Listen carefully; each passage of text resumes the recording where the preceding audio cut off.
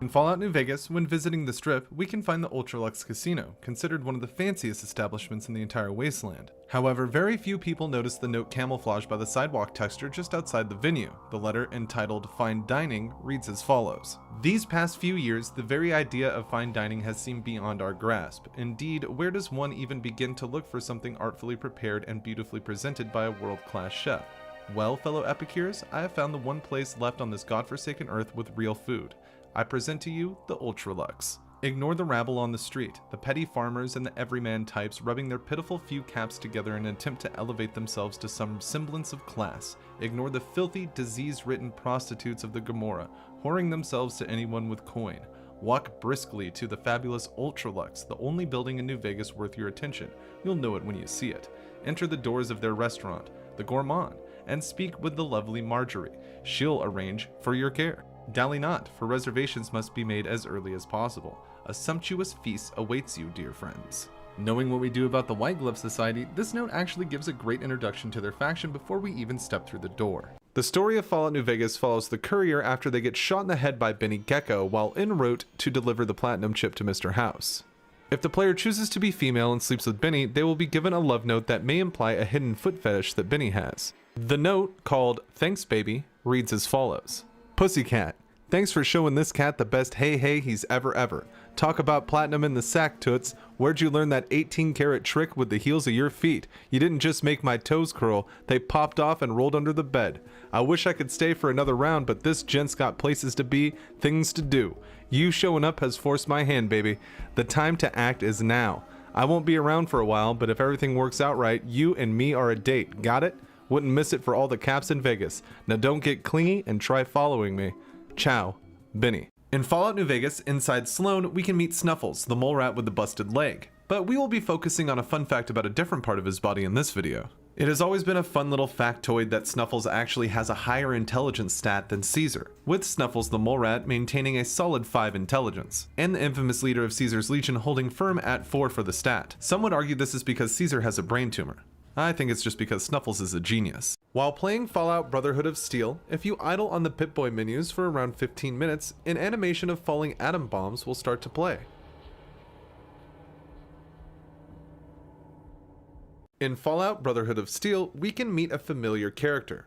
This wasteland stranger found in the bar in Carbon, Texas is none other than the Vault Dweller from the original Fallout. It's proven he is the Dweller from Vault 13 when he gives you a quest to retrieve his trusty Vault 13 canteen. He is apparently between the age of 63 and 82 in the game. While I like this insert for a bit of fan service, in my opinion, they completely ruin whatever nuance the player character from Fallout had by giving him the personality of a shallow action movie star. I'm a stranger, girl.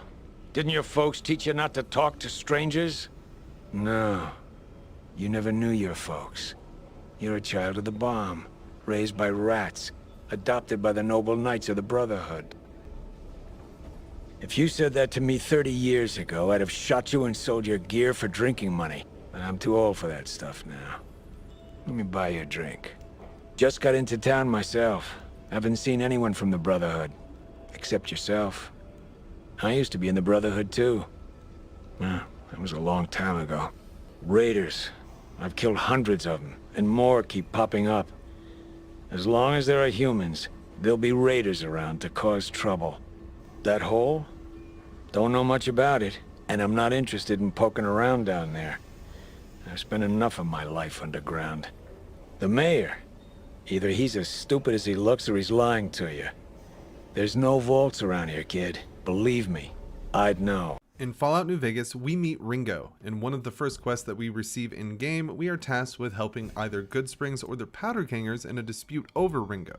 It seems the Powder Gangers from the NCRCF were charging tolls for caravans along the I-15. When they approached Ringo, instead of paying the fee, he tried to shoot his way out of the robbery. He even managed to take down a Powder Ganger or two on his way out. He made his escape to Goodsprings and held out for about a week before we meet him, biding his time before the inevitable shitstorm coming his way as Joe Cobb seeks revenge for his fallen faction mates. One small detail that gets overlooked is the fact that we can find Ringo's caravan just down the road from Goodsprings, right outside Gene Skydiving and the NCRCF.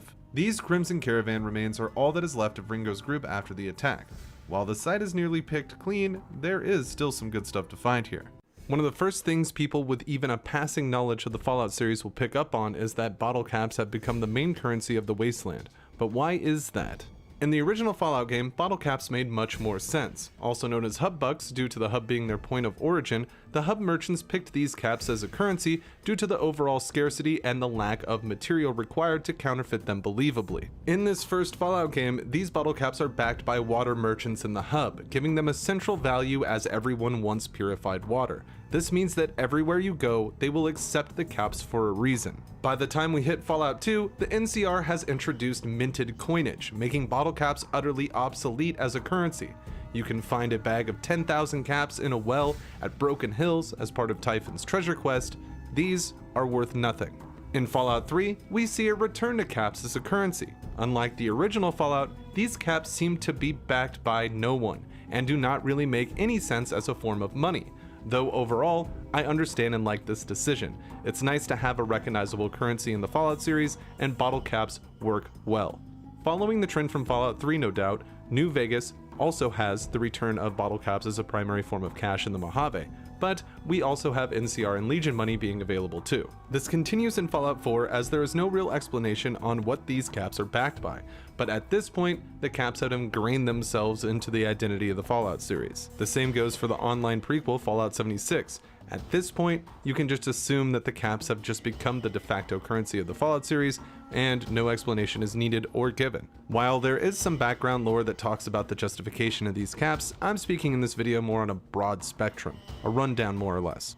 In Fallout 2, we can find a special encounter called a Tin Woodsman. Inside this encounter, we can find an Enclave soldier who seems to have rusted armor to the point where he can't move anymore. All he can do is cry out for the oil can that is merely feet away from him. If the Chosen One picks up the oil can and uses it on the Enclave soldier, it will lubricate the armor and open up dialogue. After expressing his gratitude, the Enclave soldier will give the Chosen One 150 microfusion cells and then run off into the wasteland, never to be seen again, because he probably fucking killed himself. We can find two unique map objects when it comes to this encounter as well, including the cola fridge and the circular stove.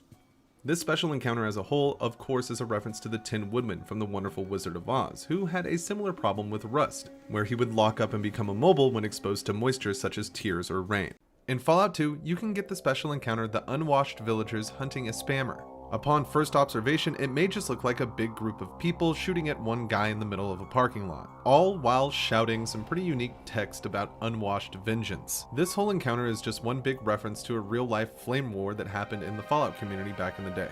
This stemmed from a spammer and general ne'er-do-well named Grim Reaper who hit the forums at the time.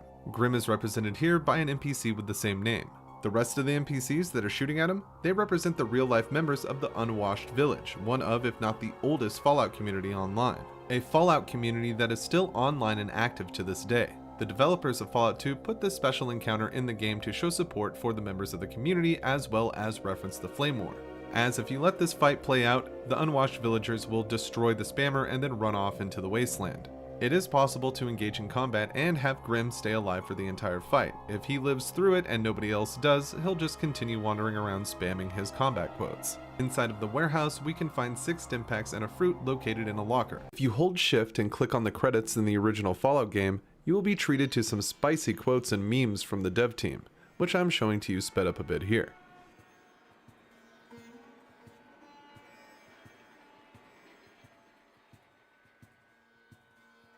This would also be carried over to Fallout 2 by doing the same thing. Holding shift and clicking on the credits button, we can see some more spicy memes.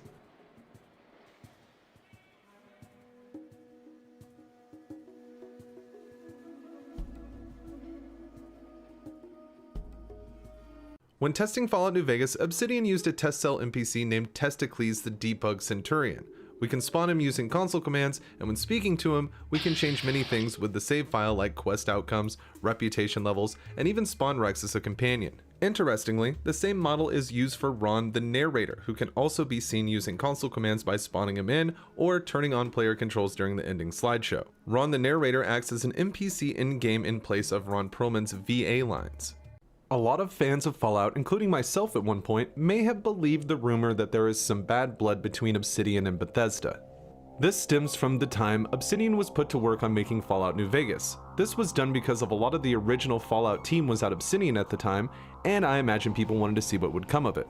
The rumor took off due to an issue with the proposed bonus. If the game was to receive an 85 plus on Metacritic, the team would receive a financial reward on top of their flat rate. New Vegas would receive an 84 and the team would not get the bonus, leading fans to believe that Obsidian was somehow cheated by Bethesda and that there must be bad blood because of the classic Fallout fans' reception of New Vegas. This isn't the case, as multiple tweets from Chris Avalon show. Yep, Bethesda offered the bonus in the contract, we never asked for it. I don't feel Bethesda ever mistreated us, and there was a number of instances where they went above and beyond. The reward for completing the Operation Anchorage DLC for Fallout 3 is access to a pre-war sealed bunker that holds relics from the period of the Resource Wars. The centerpiece is a pristine set of winterized T-51B power armor. Due to the DLC also rewarding the player with the power armor training perk required to wear the gear, this is a great way to start any playthrough, especially since the armor is indestructible, or at least it would appear that way. This is actually a misconception and a bug on Bethesda's part, leading many who played the DLC at the time of the release to think that perhaps the label of winterized was a way of saying unbreakable, when in fact that is just referring to the snowy texture. Citing the wiki, we can see the truth behind the mishap. The version given after completing the Anchorage reclamation simulation is the sim version, rather than the intended wasteland version. Among other issues, the sim version has abnormally high health, close to 10 million hit points, and as a result, will likely never become noticeably damaged. The armor can only be repaired by merchants. Every fan of the Fallout series has seen this Vault Boy pose, arm extended, winking with a joyful thumbs up. Many people are under the impression that this is a reference to an old wives' tale that says if you see a mushroom cloud and hold your thumb up, and your thumb is larger than the cloud, you are out of the radiation zone. Not only is this not true, as you would still feel the effects of a nuclear blast for more than 3 miles from ground zero, but Vault Boy is not doing this during this pose. One of the Fallout series creators and Wasteland series lead, Brian Fargo, has confirmed this in a tweet saying, "The Vault Boy simply has a positive attitude." I had an interesting bug or glitch happen in Fallout 3 after I completed the main quest and went to start Broken Steel. President Eden just kind of showed up at the Citadel, and though I couldn't talk to him, it was nice to see him again. I'm not quite sure how common this glitch or bug is, but if you've had it in your game, let me know, and if you have any other glitches or bugs from Fallout games, tell me in the comments. At the Tops Casino in New Vegas, we can talk to Tommy Torini inside the Aces Theater. He will ask the courier to recruit acts for the casino. The quest will lead us to the comedians Billy Knight and Hadrian, and the musicians Bruce Isaac and the Lonesome Drifter. While recruiting the boys, we can see that the marquee for the Tops is starting to fill up with these names. An excellent small detail, but it also offers a hint at a bigger reward for completing the quest. We can watch these acts once they've settled at the Aces Theater. I told my wife, she's good looking for a ghoul. It's just too bad she's not a ghoul. Ay, ay, ay. The most interesting of which is the Lonesome Drifter, who will play reimagined folk songs that will fit into the Fallout universe, such as singing Streets of New Reno based on Streets of Laredo, which was first published in 1910 in John Lomax's Cowboy Songs and Other Frontier Ballads, but was made famous by Marty Robbins. These songs were recorded by Fallout New Vegas lead Joshua Sawyer.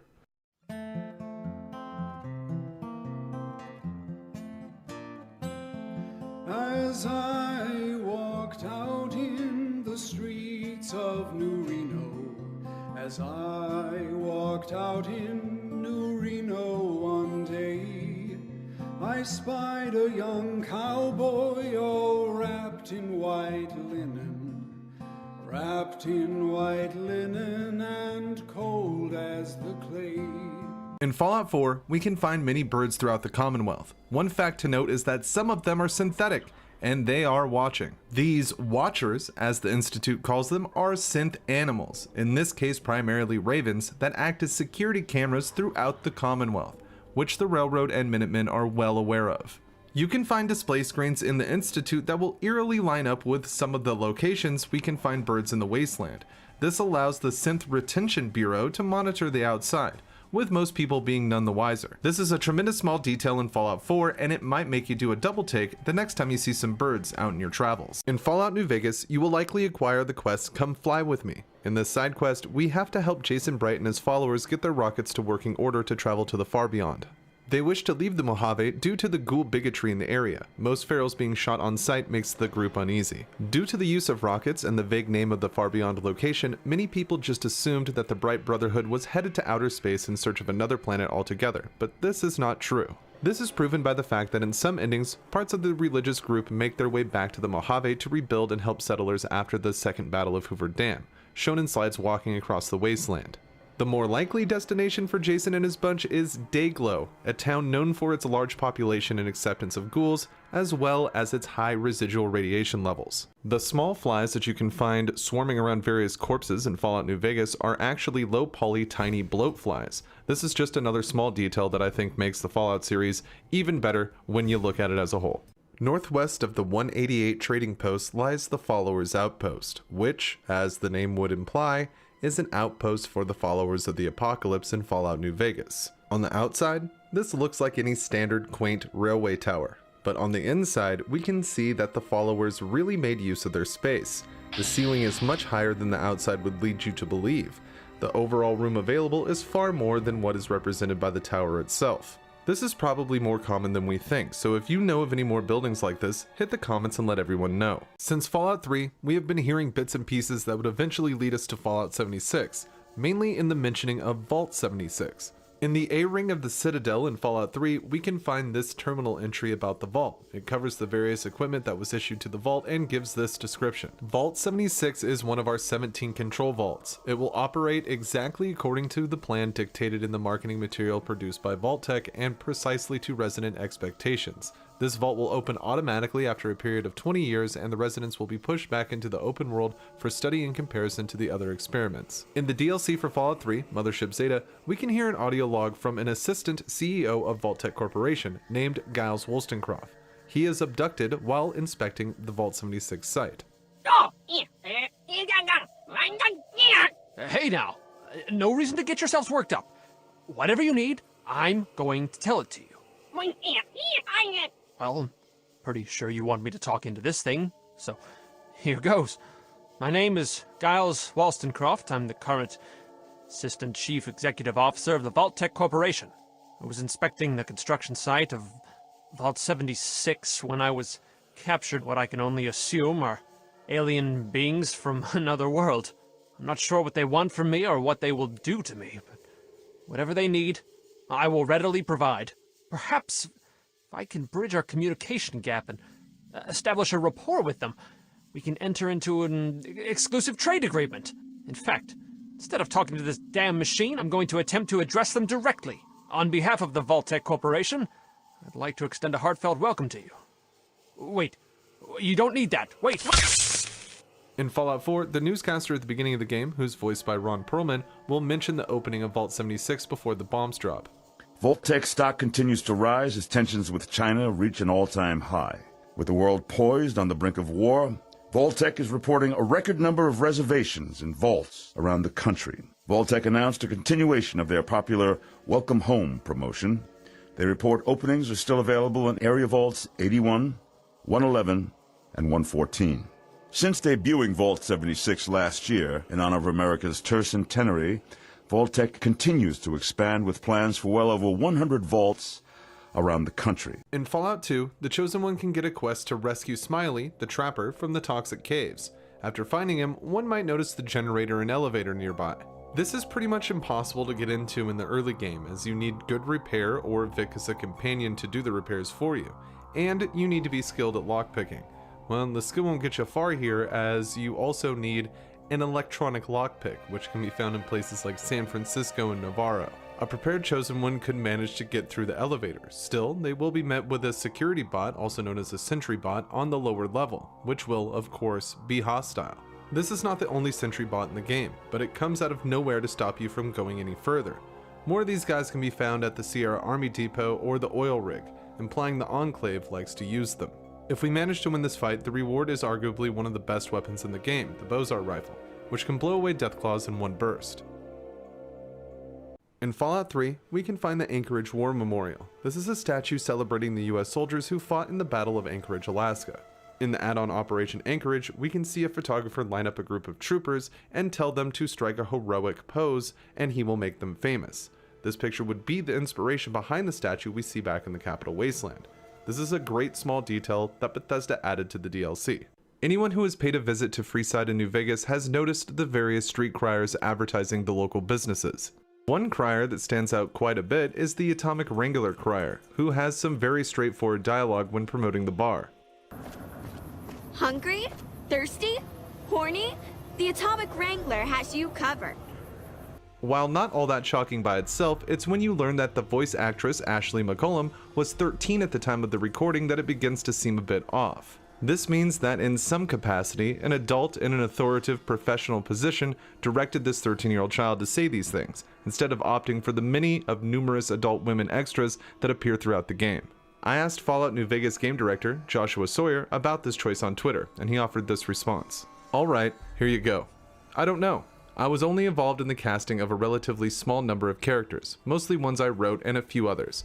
When FNV was made, it held the record for the largest number of recorded lines in any video game, about 65,000. All lines were recorded within a few months by 4 studios recording concurrently every workday, which is unreal. I attended a total of maybe 5 or 6 voice sessions out of hundreds.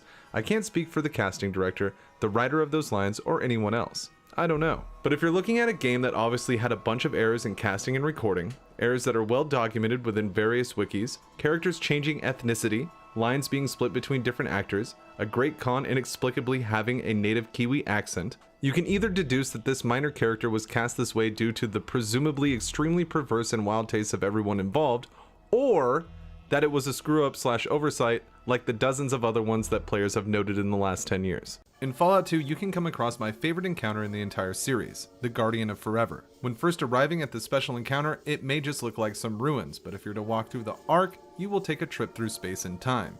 On the other side, the Chosen One will find themselves inside Vault 13, but not the Vault 13 that appears in Fallout 2. This is Vault 13 from before the events of the original Fallout. You're able to explore this level of the vault, but there's no NPCs to interact with. The Chosen One can loot a bunch of Vault 13 water flasks and even some weapons they may find in the locker. And also, don't forget about the Solar Scorcher that lies on the floor here. There's one terminal inside the main frame of the vault that seems to be making noise, and if you interact with it, that's when the fun really starts. It seems the Chosen One pressed too many buttons or didn't exactly know what they were doing, because upon messing with the computer, it breaks the water chip for Vault 13, putting into effect the events of Fallout 1, which in the log says gives you some kind of strange comfort. The core of this encounter is a reference to the City on the Edge of Forever, which is a Star Trek episode that saw Kirk and Spock take a similar portal, named the Guardian of Forever, to New York in the 1920s. The most likely special encounter you're going to get in Fallout 2 is a man guarding a bridge. In this encounter, the Chosen One will break the fourth wall by telling the player in floating text to save the game in a new slot. And their concern is well placed because this encounter can lead to quite a horrible death.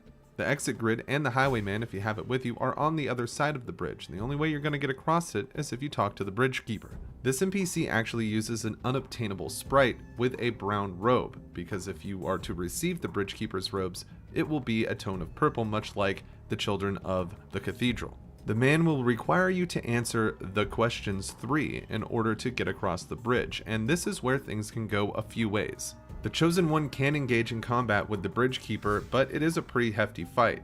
It will reward 7,500 combat XP, and of course you'll get the bridge keeper's robes, but you'll also lose a bit of karma. If you engage with the man's questions and answer them incorrectly, the Chosen One will explode into a million pieces. If you are to answer the questions 3 accurately, then the bridge keeper will walk back across the bridge, allowing you passage into the exit grid or your car.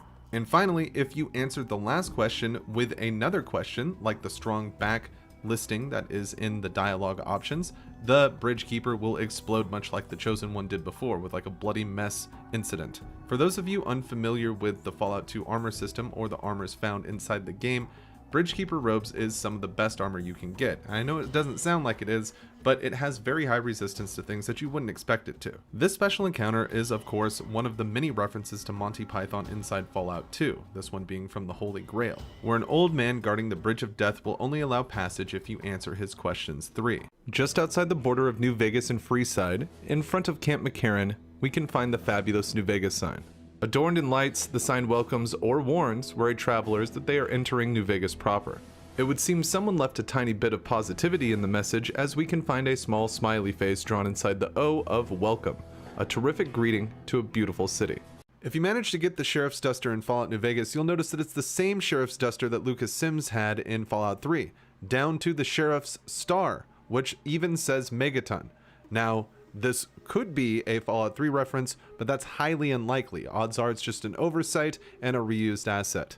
Boy, I really hope somebody got fired for that blunder. In the original Fallout game, you could come across an alien ship that seems to have crashed in the middle of the wasteland. You can find the alien blaster at this encounter, but you can also find an item called Fuzzy Painting. This is a portrait of music legend Elvis Presley and is modeled after an actual painting of the star.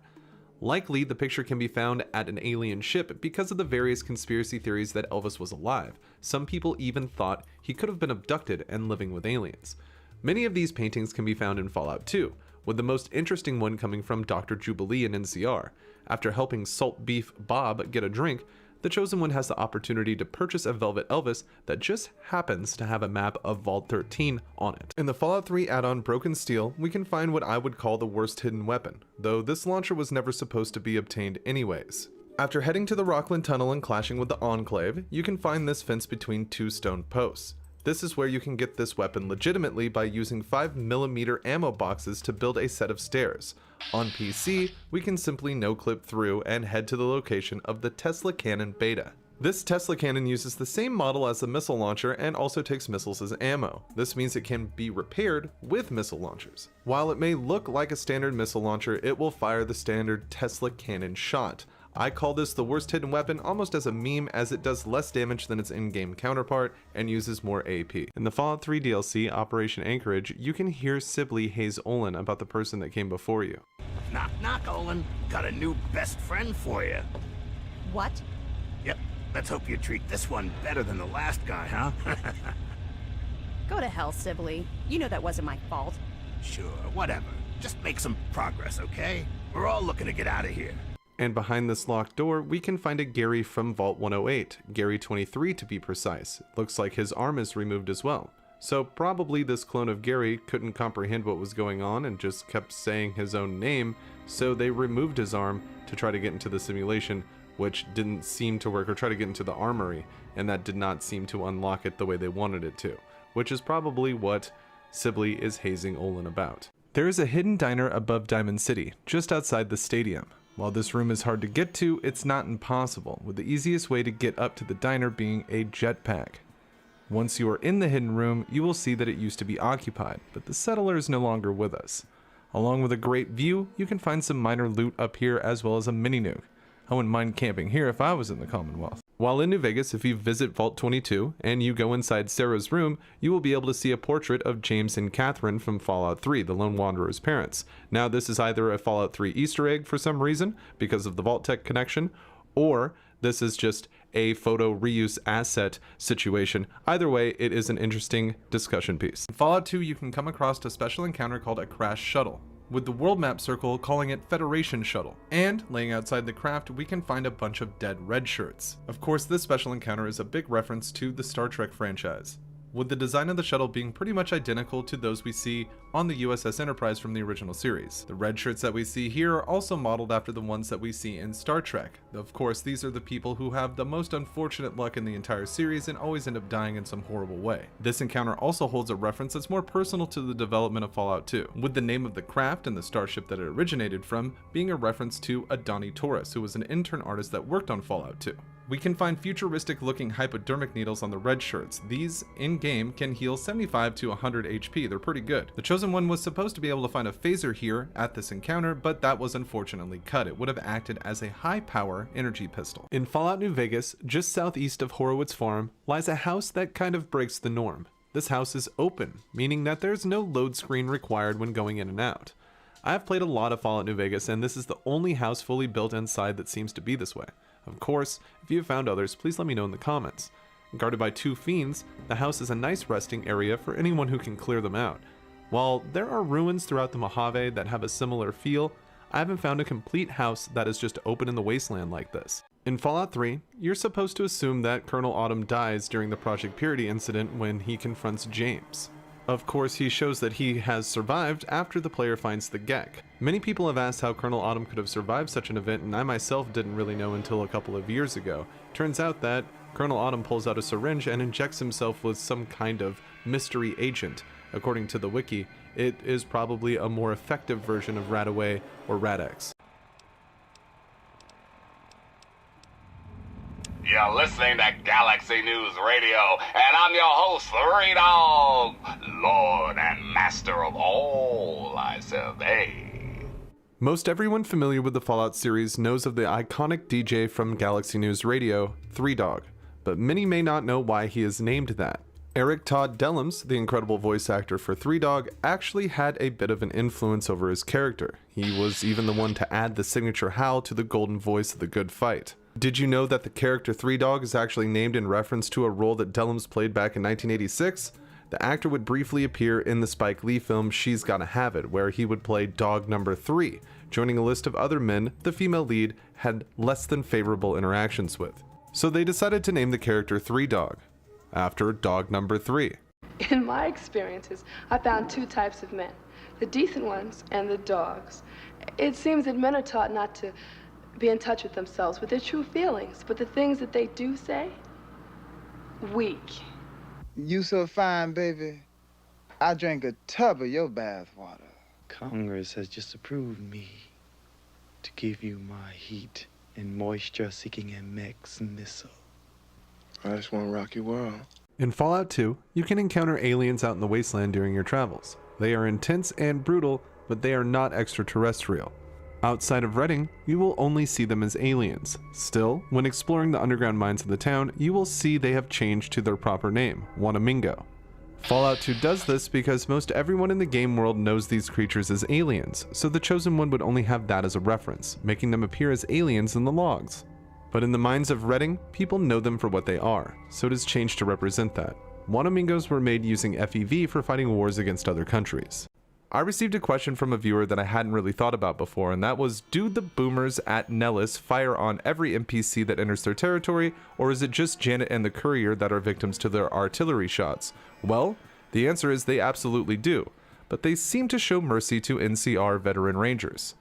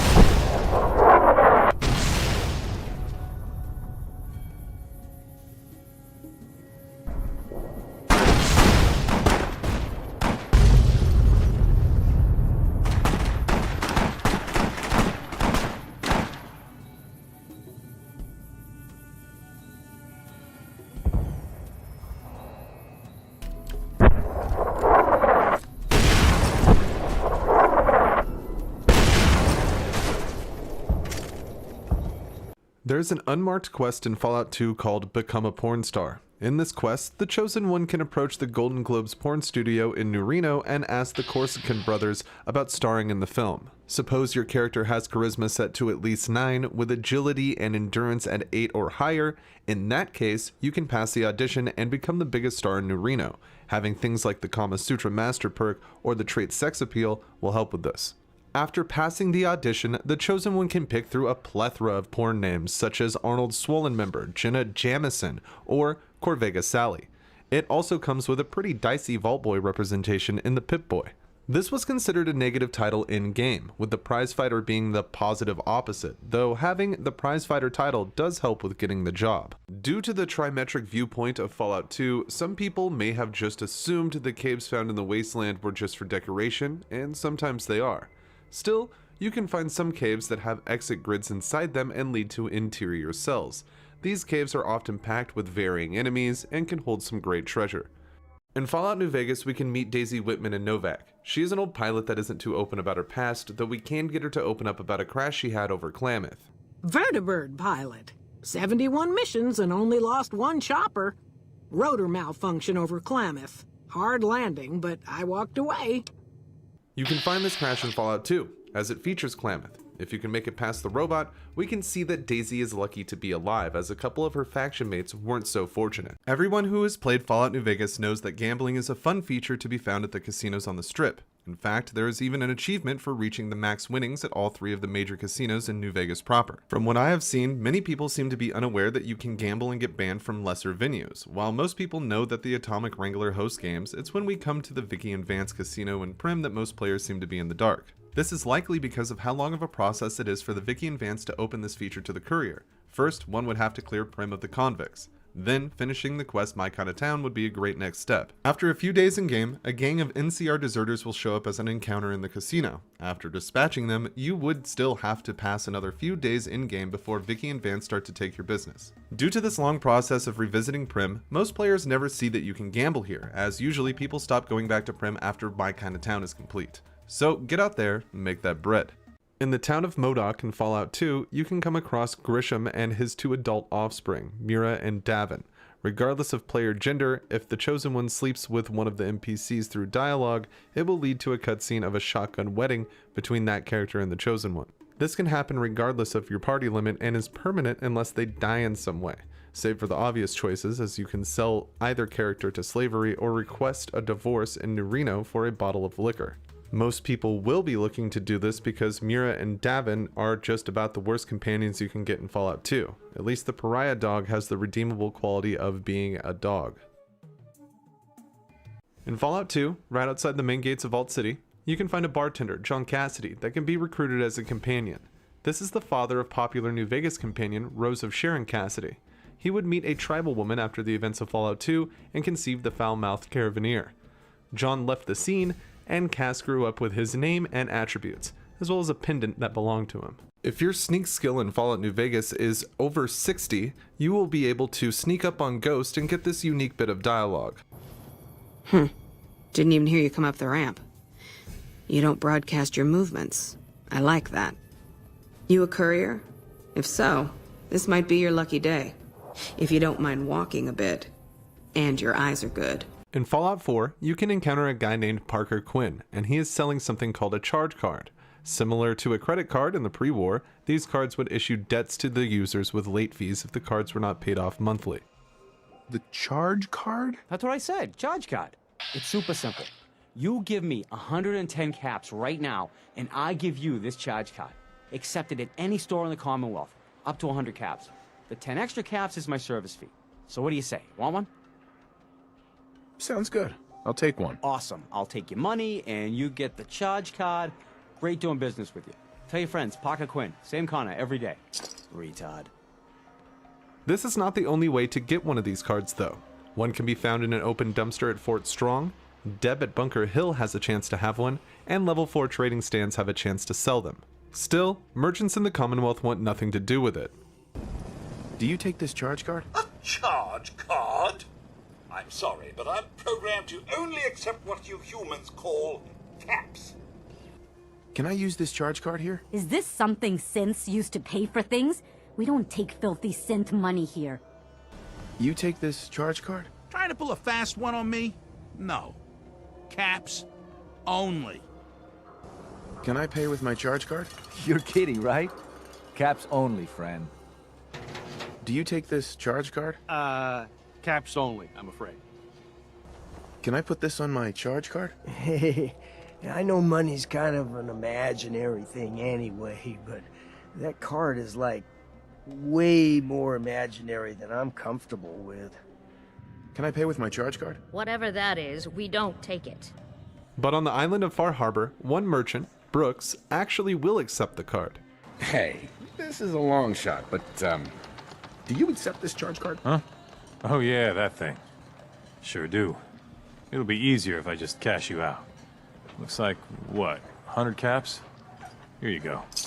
A stunning reference to the famous painting Boulevard of Broken Dreams exists in Fallout 2 as a special encounter. The Cafe of Broken Dreams is a copy of the Maltese Falcon from the original Fallout, but that isn't the only callback we find here. There are player models from the first Fallout that were not playable here, like the red-haired female and black male.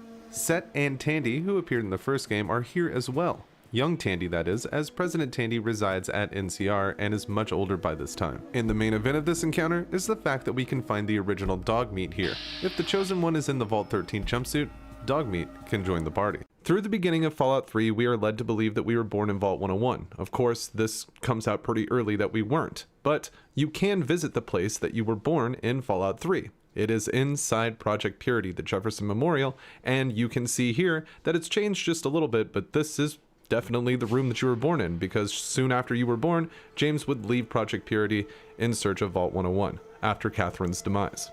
If you head to the Junkyard in the Nuka World DLC for Fallout 4, you can find this Porta Diner. Your past experiences might cause you to walk by every Porta Diner you see because you never feel like you're going to get the pie. But this one is different. It has a 100% chance of giving you the perfectly preserved pie. Now, you can find some laying around the wasteland, but this one is guaranteed fresh, so whenever you have that itch for a little pre-war snack, now you know where to find it. Shout out to Bees from the Discord server for showing me this one. Link to the post is in the description. In Fallout New Vegas, if you have the Wild Wasteland trait, you can find this group of aliens to the north of the city. While most players go in blasting, if you remain hidden and take out just the alien captain, the other two aliens will remain non-hostile to the player. It's always nice to have some friends in the Mojave, especially when they're from out of this world. In Fallout 4, there are various clothing options, armor sets, and headgear that we can find and wear.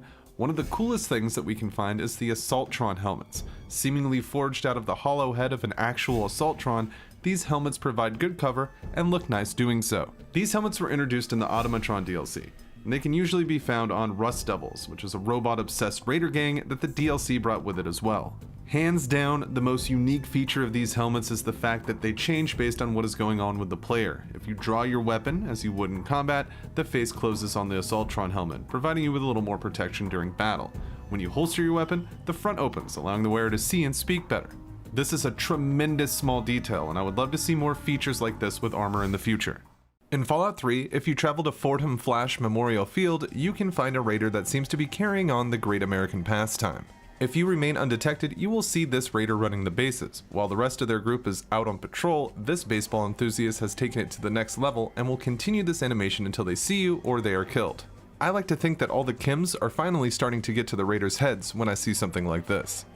In Fallout New Vegas, at the Ultralux Casino, we can get the Beyond the Beef quest. During this quest, we will learn that the White Glove Society has kidnapped Ted Gunderson, a wealthy Brahmin baron's son. Through the course of events, we will learn that the White Gloves used to be cannibals. Though they claim not to partake in this dark act anymore, we find out that's not the case with a bit of speechcraft or by having the cannibal perk ourselves, which leads to why we're talking about them in the first place. During a recent stream, many audience members claimed they did not know that you can replace Ted Gunderson with one of your human companions, like Boone, which is what I like to call making Boone burgers.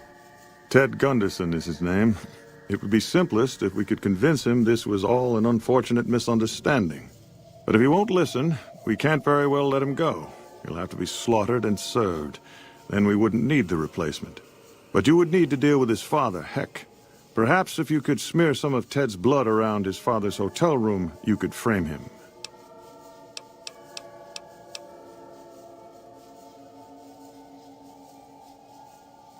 Perhaps a little rugged, a little gamey, but he's in good shape and looks healthy. Very well. If you're able to convince young Mr. Gunderson to return to his father, replace him in the freezer with your friend, and we'll have a deal. Once you confess to Mortimer that you are a cannibal, all you have to do is lock Boone in the freezer and return Ted to his father. After the reunion, we can report back to Mortimer, who will invite you to dinner, where he informs the rest of the society about what he just served. In Fallout Tactics, you can come across a special encounter that will show a group of Brahmin huddled around a table. If we take a minute to see what they are saying, their dialogue would suggest they are involved in a rigorous poker game. While this is not the first time Brahmin have shown the ability to talk, this is undoubtedly the most we have ever seen them say.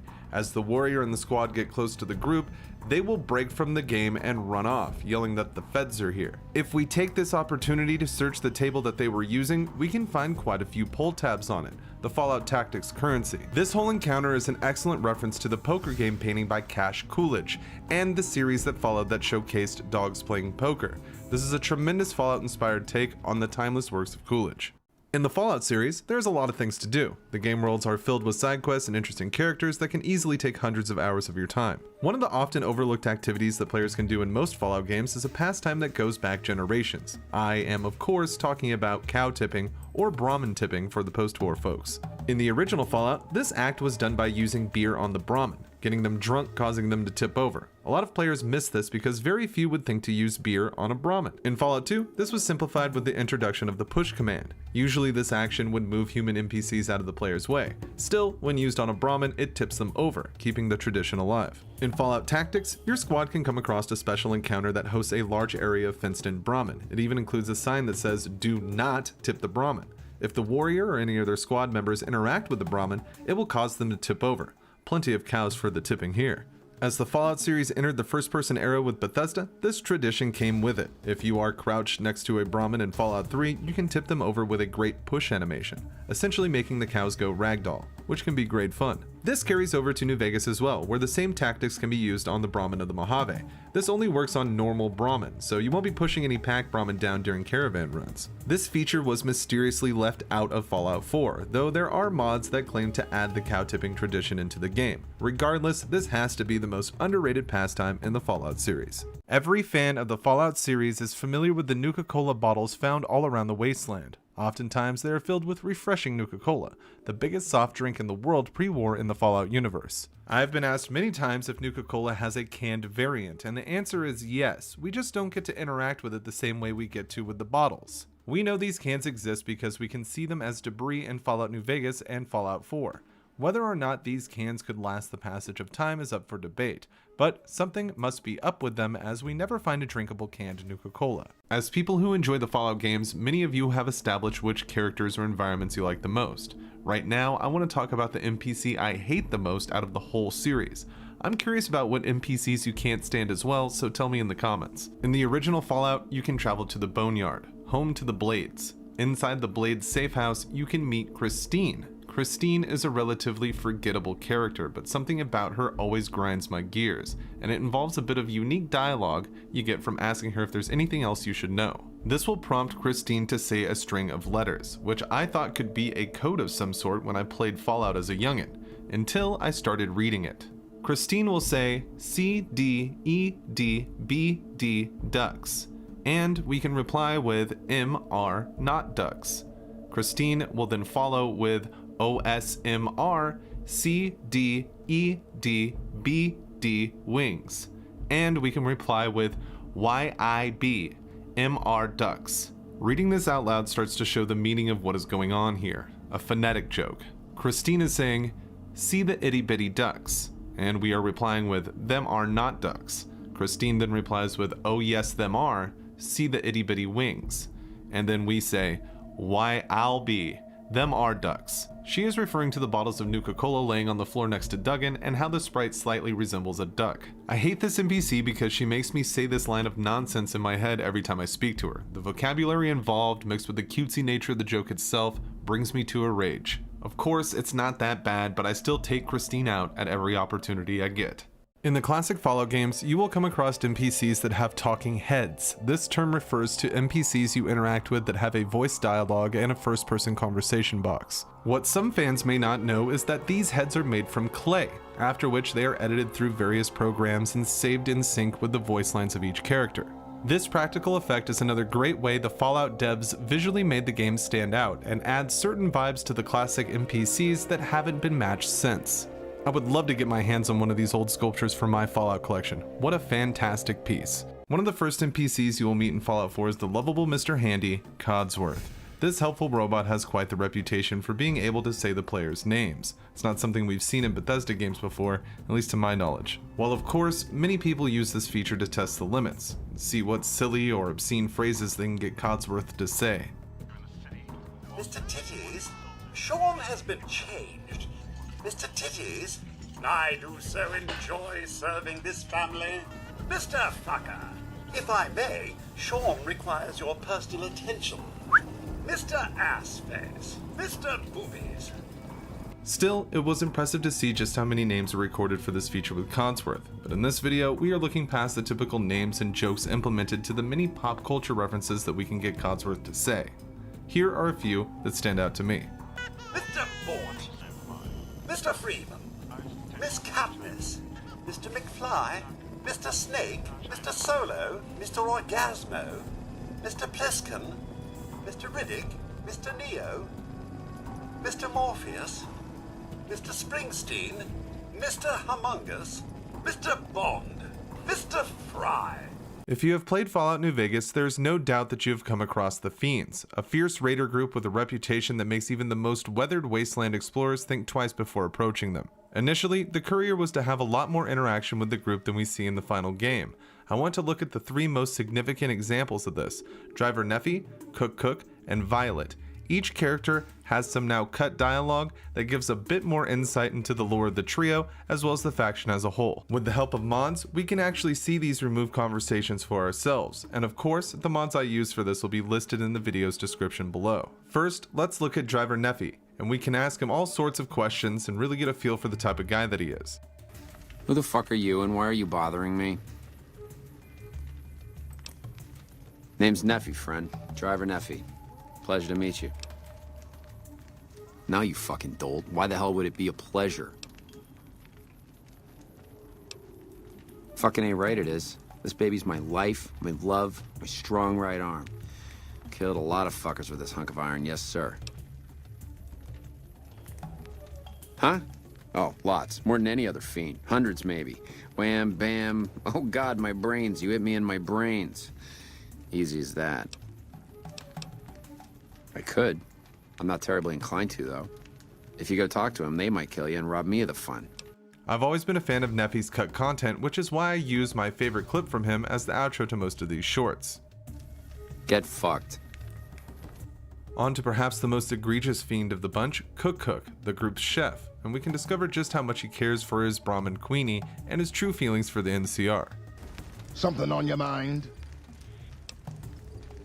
NCR. Bunch of soft little bitches. They got no stomach for life in the wasteland. Got some choice strains, though, I'll give them that. Yeah, I'll give them that, all right. Who am I?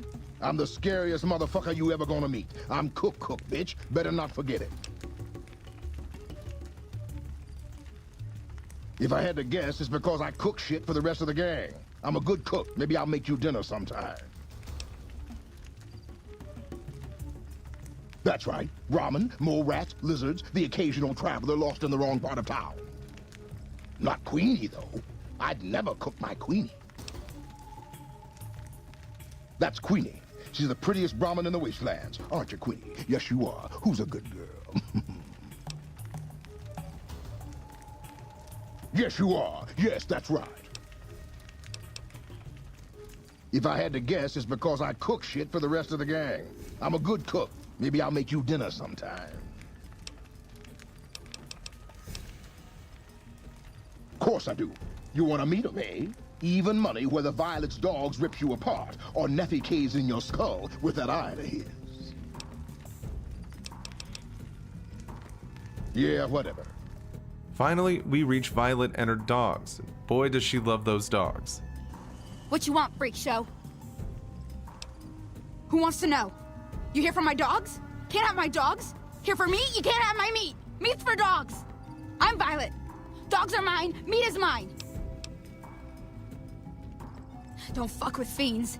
Driver Nephi will brain your skull in. Cook. You don't even know what he'll do. Good shit. Psycho. Top quality. You want? Might know a guy who knows a guy. No. More for me. Dogs? Good dogs. My dogs. Fiend dogs. Tear you up. Arf, arf, arf! Arf, arf! Sell my dogs? What part don't you get? Mine! Lucky to don't you alive for that. Piss off! Fallout New Vegas has a haven of cut content that would have made the game even better. If you want to hear more about all that was cut from the game, check out one of my favorite channels, Triangle City. He covers everything he can find that was cut from Fallout New Vegas, and the videos on the channel are top tier. He doesn't know I'm shouting him out or anything, I just love his stuff. Cut content like these fiend dialogues makes you wonder what all they had in store for New Vegas and how it would have made an already great game that much better. In Fallout 3, if you're exploring Foggy Bottom Station, you can find a pretty useless unique item called Danielle's Book. This faded old world text has no use and shows up as junk in the Pip-Boy. Doing some research, I found that some have speculated that this book belonged to Danielle Fay, who's listed in the impound computer at the Germantown Police Headquarters. The terminal reads as follows: Department Recovery. Vehicle ID 8746352034578 C237. Offenses: abandoned car. Other: not yet determined.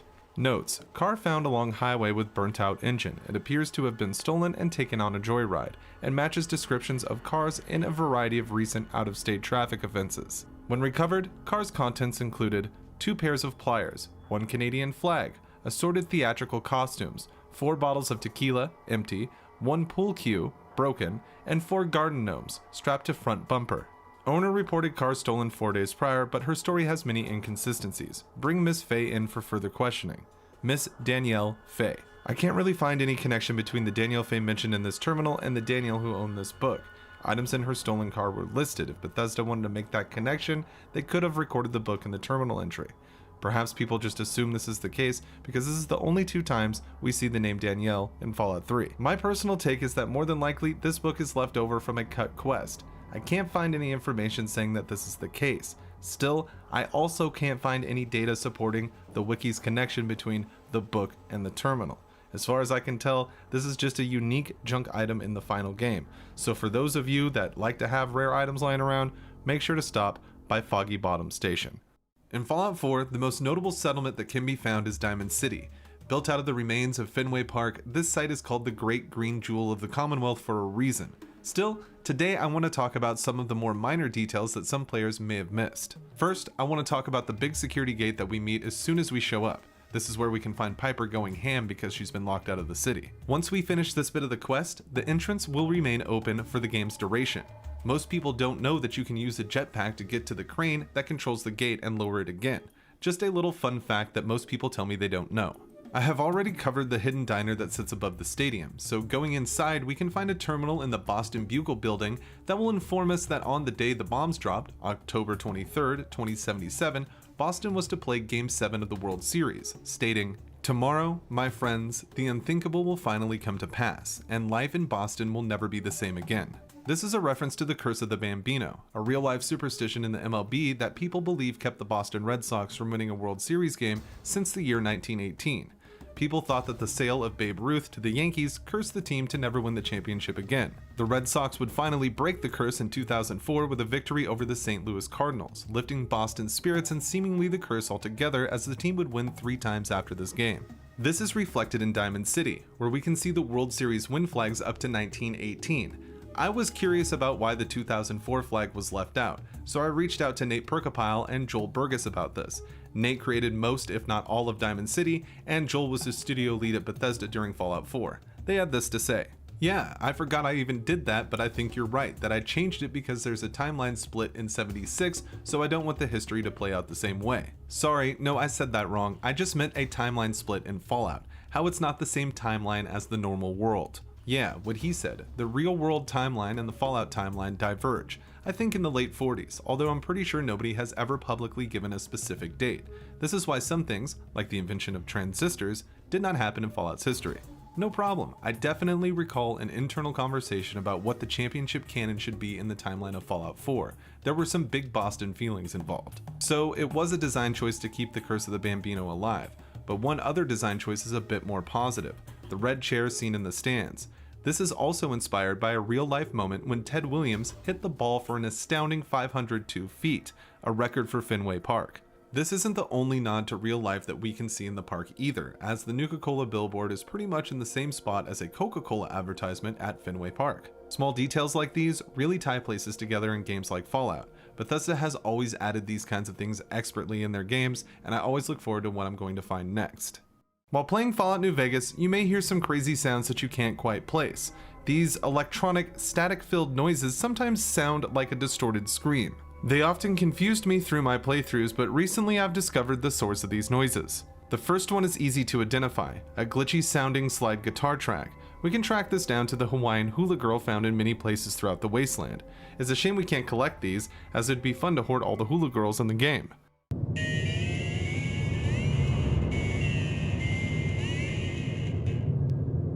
The second noise that escaped me for quite some time actually comes from a pretty obvious source. The distorted scream, or roar, is generated by the dino toys that litter the Mojave.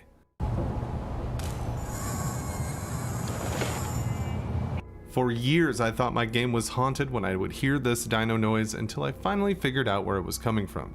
Good to know it wasn't just some spooky glitch. In Fallout New Vegas, you can find many slabs of meat. Brahmin steak, dog meat, and even human flesh are just some of the different kinds you may encounter when out in the Mojave. One stands out quite a bit due to rarity, and that is the doggy treat item that can only be found in 2 known places in Fallout New Vegas. The first place we are looking at is pretty close to where the courier starts in Good Springs, right outside the Yangtze Memorial in an unmarked abandoned shack. This rundown old shack can actually act as a player home. It's safe to throw your items on the ground or store them in any container you can find inside. More relevant to this video, we can find one of the doggy treats here on the floor. The other doggy treat is a bit further away, at Big Mountain. We can find it in the X-13 research facility. This is where we would get the Stealth Suit Mark II armor. There are a lot of dog-heavy themes here, including a Night Stalker haven. This is why it makes perfect sense that we find a doggy treat in one of the dog bowls here. This makes the item a bit rarer, in my opinion, as the first one we can find is laying in a shack that most players would likely never see, and the only other doggy treat in the game is guarded by a group of Night Stalkers in the basement of a Big Mountain facility. This has to be one of the rarest items in Fallout New Vegas. Too bad you can't give them to Rex or any other dogs, but they will act as a good conversation piece. In Fallout 2, if you travel to New Reno and make your way over to New Reno Arms, you can lockpick the back door to get into Eldridge's room. His dogs want none of that action, so quickly make your way to the basement entrance behind the metal shelves. Down in the basement, we find Algernon. This is his personal hell. We aren't looking into all that in this video. Instead, we're making our way down to the bottom right corner of the map. Here, expertly hidden among unsearchable clutter, is a pot. Inside the pot, we can find an actual Easter egg. The in-game description reads, "This is a hard-boiled chicken egg painted with colored dyes." This is just a silly, well-hidden item that has no use in the final game other than to act as a trophy in your inventory. Fallout 2 developer Chris Avalon stated that the egg was planned to hatch a chicken that would serve as a companion, but this idea was clearly not implemented. I must say, I do wish we could see this in-game. The most obvious reason is that it would be pretty funny to see an actual chicken travel the waste with the Chosen One. Though I am curious, did Avalon mean that a legit chicken would spawn from the egg, or would it possibly be another Deathclaw companion, as we can find one in Modoc, owned by Rose, that's referred to as a chicken by the townsfolk. This is actually referenced in Fallout New Vegas, where we can meet Rose's grandniece, Joss Wilkins, who will task the courier with finding a Deathclaw egg for her great-aunt Rose's original Deathclaw omelet recipe. My great-aunt Rose ran a bed and breakfast back in California, in a town called Modoc. She's the one who created the recipe in the first place. I don't know how she managed to get a hold of a female Deathclaw, but she kept it in a shed. Aunt Rose had a steady supply of eggs for her omelets. At least, she did until some stranger came along and killed the Deathclaw, shot it right in the eye. I like to think Avalon meant a real chicken because I like that visual. Either way, it would have been one more thing that made Fallout 2 such a fantastic experience. The Fallout 2 guidebook has been one of my favorite books since I was a kid. I would regularly check it out from my local library to the point where I ended up just keeping it. I would eventually buy my own, and it remains in near mint condition today. This book actually makes an appearance in Fallout 2. Once you've destroyed the Enclave's oil rig, if you go to New Reno and speak with Father Tully, he will gift this softcover book to you. The in-game description reads, "Well, this would have been good to have at the beginning of the goddamn game. I have always loved this type of thing in video games. Fourth wall breaks can be super fun and humorous when done correctly, and I think Fallout 2 nails it here." A member of my Discord pointed out an Easter egg that YouTuber Bears798 had found, linked to their videos in the description. At the Galaxy News Radio Plaza in Fallout 3, you can find this sculpture of a rocket ship orbiting the globe. This is a reference to Interplay, the creators of the Fallout series, and their opening scene that shows the same logo. This is made more apparent and matches more closely in the Capital Wasteland Creation Club add-on for Fallout 4, which features the same Easter egg but modified to have one ring around it, like the original Interplay logo. This is a terrific small shout out to the original creators of the series that Bethesda decided to pay homage to in a beautiful way. In the game files for the Fallout 4 DLC Automatron, there exists a consumable brain that seems to have been cut from the final game. On the PC with console commands, we can place it in the inventory. Not much is known about this brain, but we can find it in one of the test cells for Fallout 4. Much past that, it's a real mystery on what the purpose of this item would be. Eating the brain grants +2 to intelligence and a -1 to endurance, but we cannot see an icon for the brain in the Pip-Boy or when inspecting it. But if we drop it on the ground, it will give us a great look. My best guess and top theory for why this brain was planned to be in the DLC is perhaps it would have been a component we needed to make robots like the Robo-Brain. Bethesda likely made it consumable to play into the Fallout vibe and offer a fun new food item to collect. Whatever the case may be, Bethesda ultimately decided to cut this brain from the final game, leaving us to wonder what exactly it was doing there in the first place.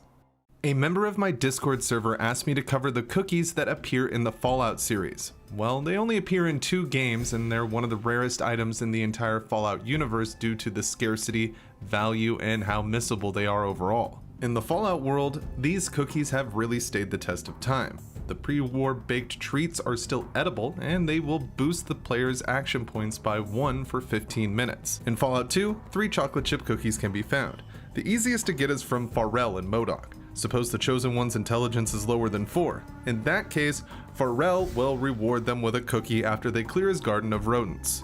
Another cookie can be found here, but it will cost $1,000. Rose gives the cookies out with a glass of water, which is why the price is so high. The hardest one to obtain lies at the Sierra Army Depot. You have to complete quests in New Reno for the location to even show up on your map, and after that, you still have to find a way into the damn place. Once inside, down on level 2 of the facility, we can find a cookie in the break room, along with some other snacks and drinks. There was going to be a 4th location to find a cookie in Fallout 2, at the EPA map, down in the lower levels of the structure. This location and its content were cut from the final game, but they have been restored in Killapp's restoration project. Fallout Tactics is the only other game in the series to host this item. After reaching Bunker Gamma, the warrior and their squad will go through St. Louis and eventually get a mission for the town of Jefferson. In Jefferson, we meet Thelma, a super mutant commander. After a confrontation, we can loot a chocolate chip cookie from her corpse. It's hard to pinpoint how cookies have avoided radiation and have remained edible after all these years, but they are for sure a fun thing to hunt and a great addition to your inventory. In the classic Fallout games, you can find special messages on the Pip-Boy on the in-game dates that host holidays. Days like Valentine's Day, April Fool's, Halloween, and Christmas will prompt a celebratory greeting on the Pip-Boy 2000's main screen.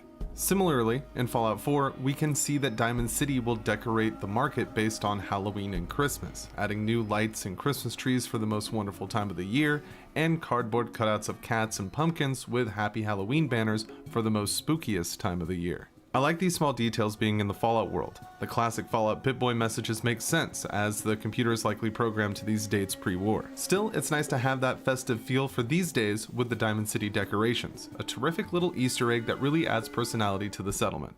Fallout New Vegas follows the events of the Mojave after the courier is shot and left for dead in Good Springs. The bulk of the game is about deciding the fate of the Mojave by taking one of 4 paths. The courier can side with major factions during the upcoming battle at Hoover Dam, such as the NCR and the Legion, or they can fulfill the dreams of Mr. House by securing New Vegas under his guise.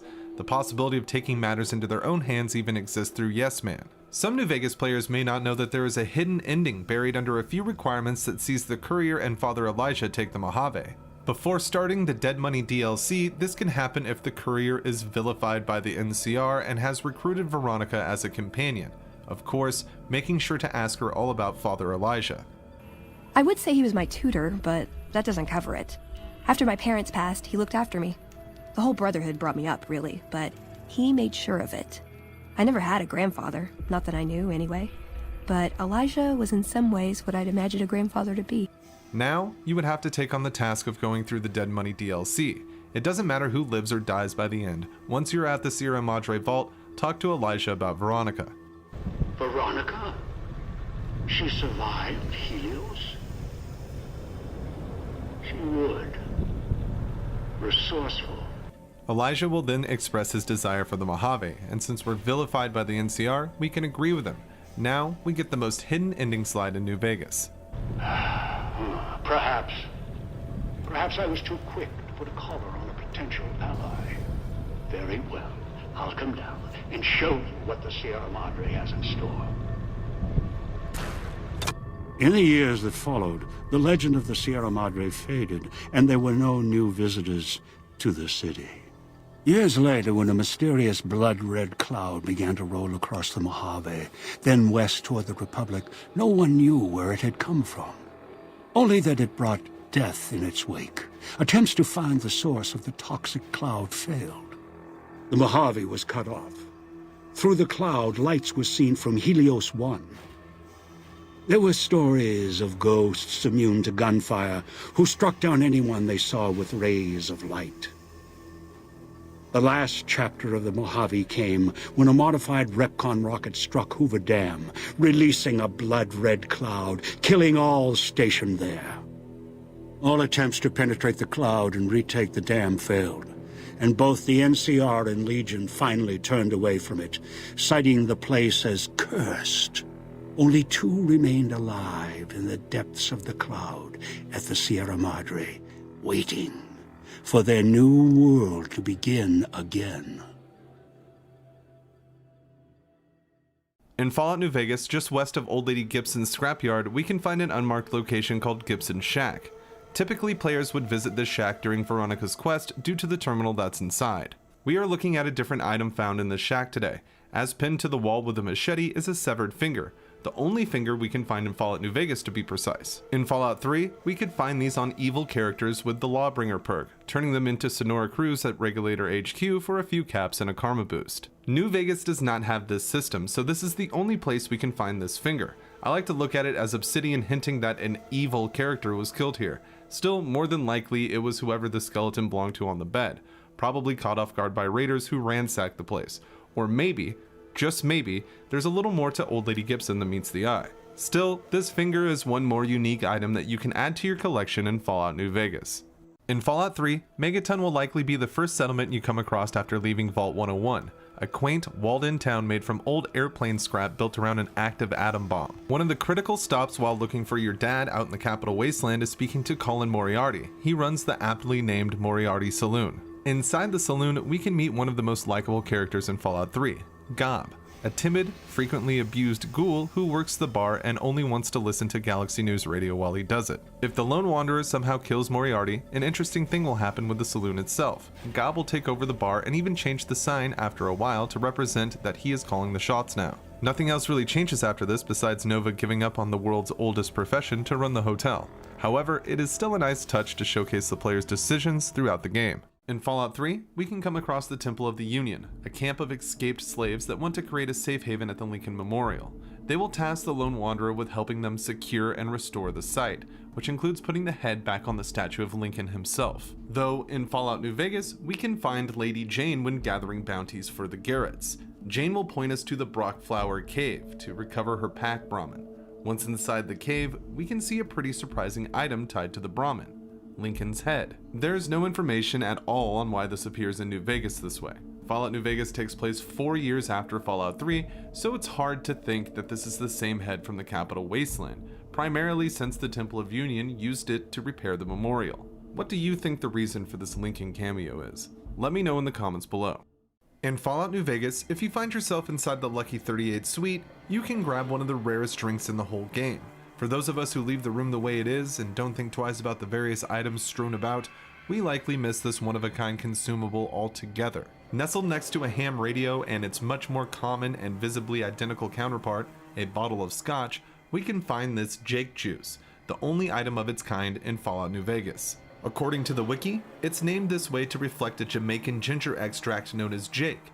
This medicine was used in Prohibition times and often held 80% of its weight as ethanol. So, in reality, this Jake juice would knock your dick in the dirt faster than most things you could find in New Vegas. In game though, it's identical to scotch. I think it's best to leave it just where it is due to its rarity, an excellent conversation piece for Cass. In Fallout New Vegas, the big dust-up between the NCR and the Legion happens at Hoover Dam. If you don't align with Caesar, one of your final tasks will be to confront Legate Lanius at his camp. You can get some unique dialogue here if you change into Legion armor and disguise yourself as a member of the faction. Not only will the Legion not attack you, but Lanius will have this to say. And who is this before me in the colors of the Legion? An envoy, dressed as an insult to all that carry out Kaisar's will. I love when games do this. Changing the encounter based on small things like what you are wearing is such a great touch. Many people familiar with Fallout 2 know the beauty of a low intelligence run. Stumbling around the wasteland with nary a thought in your head can be quite an enjoyable experience, and it changes the game in many ways. This conversation with Tor, found in Klamath, is my favorite, so I wanted to showcase it in a video. If the Chosen One has an intelligence stat below 4, they will be able to communicate with Tor on his level, opening up complete sentences for both you and the humble tribal. I have always liked small details like this in the Fallout series, and many more can be found by playing the game this way, one of the many things that makes Fallout 2 stand out beautifully. In Fallout New Vegas, we can come across all kinds of bugs in our travels. Obsidian added a small detail that I really enjoy, and I have noticed that some people on my live streams do not seem to know about it. When we come across the smallest variant of the giant mantis nymph in New Vegas, because of their size, we can simply walk over them, thus stepping on them and killing the bug instantly. We can find a gang of these creepy crawlies inside the Nevada Highway Patrol building, a great place to brush up on the Bug Stomper challenge. Of course, we wouldn't get away with this with the larger variety of mantis that inhabits the Mojave and Zion. A group large enough could take over places like Camp McCarran or the Strip. The mantis might be the most varied bug in the Fallout series, coming in so many different shapes and sizes. So, if you really don't like my videos, you can go out and stomp on small mantids in the Mojave to take out your frustrations. In the Far Harbor DLC for Fallout 4, we come across an island filled with thick and often toxic fog. The locals don't like traveling on the island due to everything you can run into while lost in the dragon clouds that cover this coastal wasteland. This is why the citizens of Far Harbor will tell you to look to resident badass, Old Longfellow, to help guide you through the hellscape to find Acadia. There is some unique dialogue with Old Longfellow that many players don't see due to how the quests are laid out in Far Harbor. Suppose we find and travel to Acadia before meeting the old boy. If that's the case, he will be very impressed and offer this bit of dialogue. I heard you made it to Acadia by yourself. That takes some stones. Is it rare for someone to travel to Acadia alone? You're damn right it is. There's all manner of nastiness in the fog. Most folks are content to cower behind the hull in Far Harbor, but not you.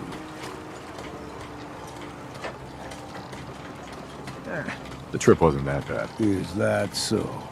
You've got more spine than most of the folks living here. Maybe we can help each other out. I'm tired of waiting around for something interesting to happen. Ain't getting any younger, that's for damn sure. Thing is, I was born and raised here. I know this island front to back. I know what's in the fog and how to deal with it. Let me run with you. I could help you find your way around. Teach you what I know. Best of all, you won't have to drink alone. Sounds like a good offer. I accept. All right, then. A little over a year ago, obviously going by the time of this recording, I was gifted a ring in Fallout 76 by a fan. I had never seen an old ring in-game before, and I certainly had never seen a 2-star legendary old ring. The stats on this are +1 to strength and 50% less falling damage. During streams, viewers told me that the ring probably wasn't a legal item. While I do have quite a few hours into Fallout 76, I don't really follow it enough to know what is possible and what is not. Regardless, I figured most people probably hadn't seen a ring like this either due to what people were saying. I thought it'd be fun to show you guys, and I can't wait to read your comments on what you think about this legendary old ring. The Operation Anchorage DLC in Fallout 3 sees the Brotherhood outcasts trying to access a secured bunker. Most players on repeat playthroughs hit this DLC first because of the Unbreakable Power Armor reward. But if you happen to show up in some Outcast Power Armor, you will receive some unique dialogue for doing so. The Outcasts are standoffish to outsiders, but they're pretty welcoming when they think you're a part of the group. About damn time the reinforcements showed up. Fall in, soldier. We got multiple hostiles between here and the base camp. We're sweeping the area to secure it. Let's move. Nice work out there, soldier. Thanks for the backup. But where's the rest of your detachment? That'd be Protector McGraw. Sir, he's inside. Go ahead, Abe. Thank you for responding to our distress call. All right, follow me. I'll take you to Protector McGraw. So you're the one Marill sent down. Except you're not one of us, are you? I'll have to have a little chat with Marill about that. But you do have that computer there on your wrist. I can see now that Marill made the right call. Maybe you can be useful after all. In the game files for Fallout 3, there's a set of power armor that really stands out above the rest. This absolute beauty of a set of armor is commonly referred to as the Heartbreaker power armor. It is all pink, including the helmet, and it is emblazoned with a white heart on the chest. Interestingly, it also features the Brotherhood of Steel markings on the shoulders. I couldn't find what the original plan for this armor was. Still, the developers of Fallout 3 decided to cut this PA set before the final game was released. This has to be my favorite cut armor in the Fallout series. Throughout the Fallout series, we can find many television sets. Going back to the original Fallout, these TVs are Radiation Kings. This is a trend that continues to this day with Fallout 76. We can even visit locations related to these TV sets, like in Fallout 76 with the converted munitions factory, which used to act as a Radiation King assembly plant, and in Fallout 3, where we can visit one of the storefronts for the Radiation King brand televisions. While it may seem like a clever way to name a company in a post-nuclear apocalypse setting, it does go a tad deeper than that. The name Radiation King refers to the Simpsons TV with the same name that we see in a season 6 episode titled Grandpa vs. Sexual Inadequacy, where we see Homer getting hit with tons of rads while sitting in front of a TV as a child. There she is, the old Radiation King. You'd park yourself right there and watch for hours on end. While this is not the only reference to the Simpsons in the Fallout series, it is for sure the most significant. The Simpsons have a special place in my heart as I grew up watching the first 10 seasons and loving them. Still, with Fallout being my favorite game series, for me, this was a match made in heaven. In Fallout 2, you can come across a giant stone head in the wastes, along with a beautiful waterfall. This stone head represents the Vault Dweller from the original Fallout. Interacting with the stone head will prompt it to tell you to keep your damn hands off of it. After telling the head that you are the chosen one, an argument will ensue. That will last 12 hours. Ultimately, the head of the Vault Dweller will give up and accept that you are the chosen one, rewarding us with a monument chunk. The in-game description reads, "This is a piece of the disgruntled stone monument you found out in the desert. Although many of your village would no doubt regard it as a sacred relic, somehow you suspect that you have been cheated. Consuming this chunk will give a +3 boost to strength and agility with +50 damage resistance as icing on the cake, but this lasts only an hour. After that time has passed, it will actually debuff the chosen one, taking 3 points from strength and agility, but this will also only last an hour. If you feel brave and have a high steal skill above 95%, you can steal 3 more of these monument chunks from the head. It won't be pretty if you fail the skill check though, as the sacred head of the Vault Dweller deals impossible amounts of damage and will gib you instantly. This is an incredible special encounter to come across in your travels, as it adds some humor from the lore of the series and it's just as outrageous as it needs to be. Fallout 2 players have a permanent wild wasteland trait due to all the wacky stuff in this game, and I love it. In Fallout New Vegas, you are dug out of a shallow grave by Victor and treated by Doc Mitchell in Good Springs. Doc will have you go through a few different tutorials as you build your character, but have you ever noticed the hidden one involving the Brahmin skull? Walking over to the fireplace and using the grab command, pushing in the right stick on consoles and the Z key on PC will issue the prompt for this cut part of the tutorial. This is a small detail that is easy to miss for both new and veteran players of New Vegas, as most would see you can't loot it and move on. In Fallout Tactics, you can get a special encounter that places you in a bazaar. The area looks great, as does most of Fallout Tactics. One of the biggest strengths of the game is the environmental art, in my opinion. One of the merchants here can sell the warrior a piece of armor called the Devil Thorn Jacket, though it will cost a pretty penny, bringing in a higher price than a suit of advanced power armor. This armor is a reference to the unique Demon Spike coat from Diablo.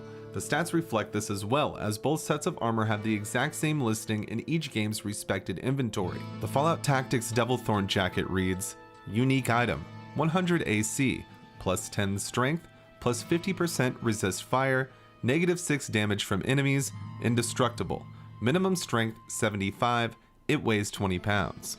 Yes, that's correct, you must have a strength stat of 75 to wear this armor, meaning the player can't equip it in Fallout Tactics, though one could wear it through cheats. Still, it would remove all agility points, making the player unable to move. This is an excellent way for the devs to show some love to one of the greatest games of all time, Diablo.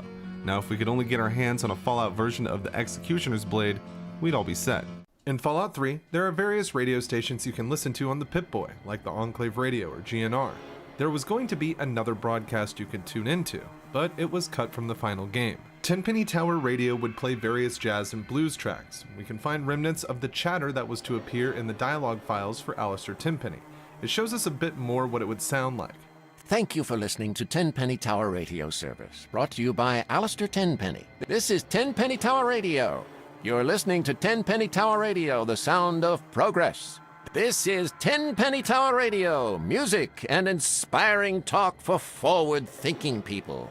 Tenpenny even had a segment referred to as Tenpenny Truisms, which featured various quotes and reflections from the Wasteland mogul. The poor man wishes for prosperity. The rich man makes his own. We must turn our thoughts away from that which is imperfect and impure.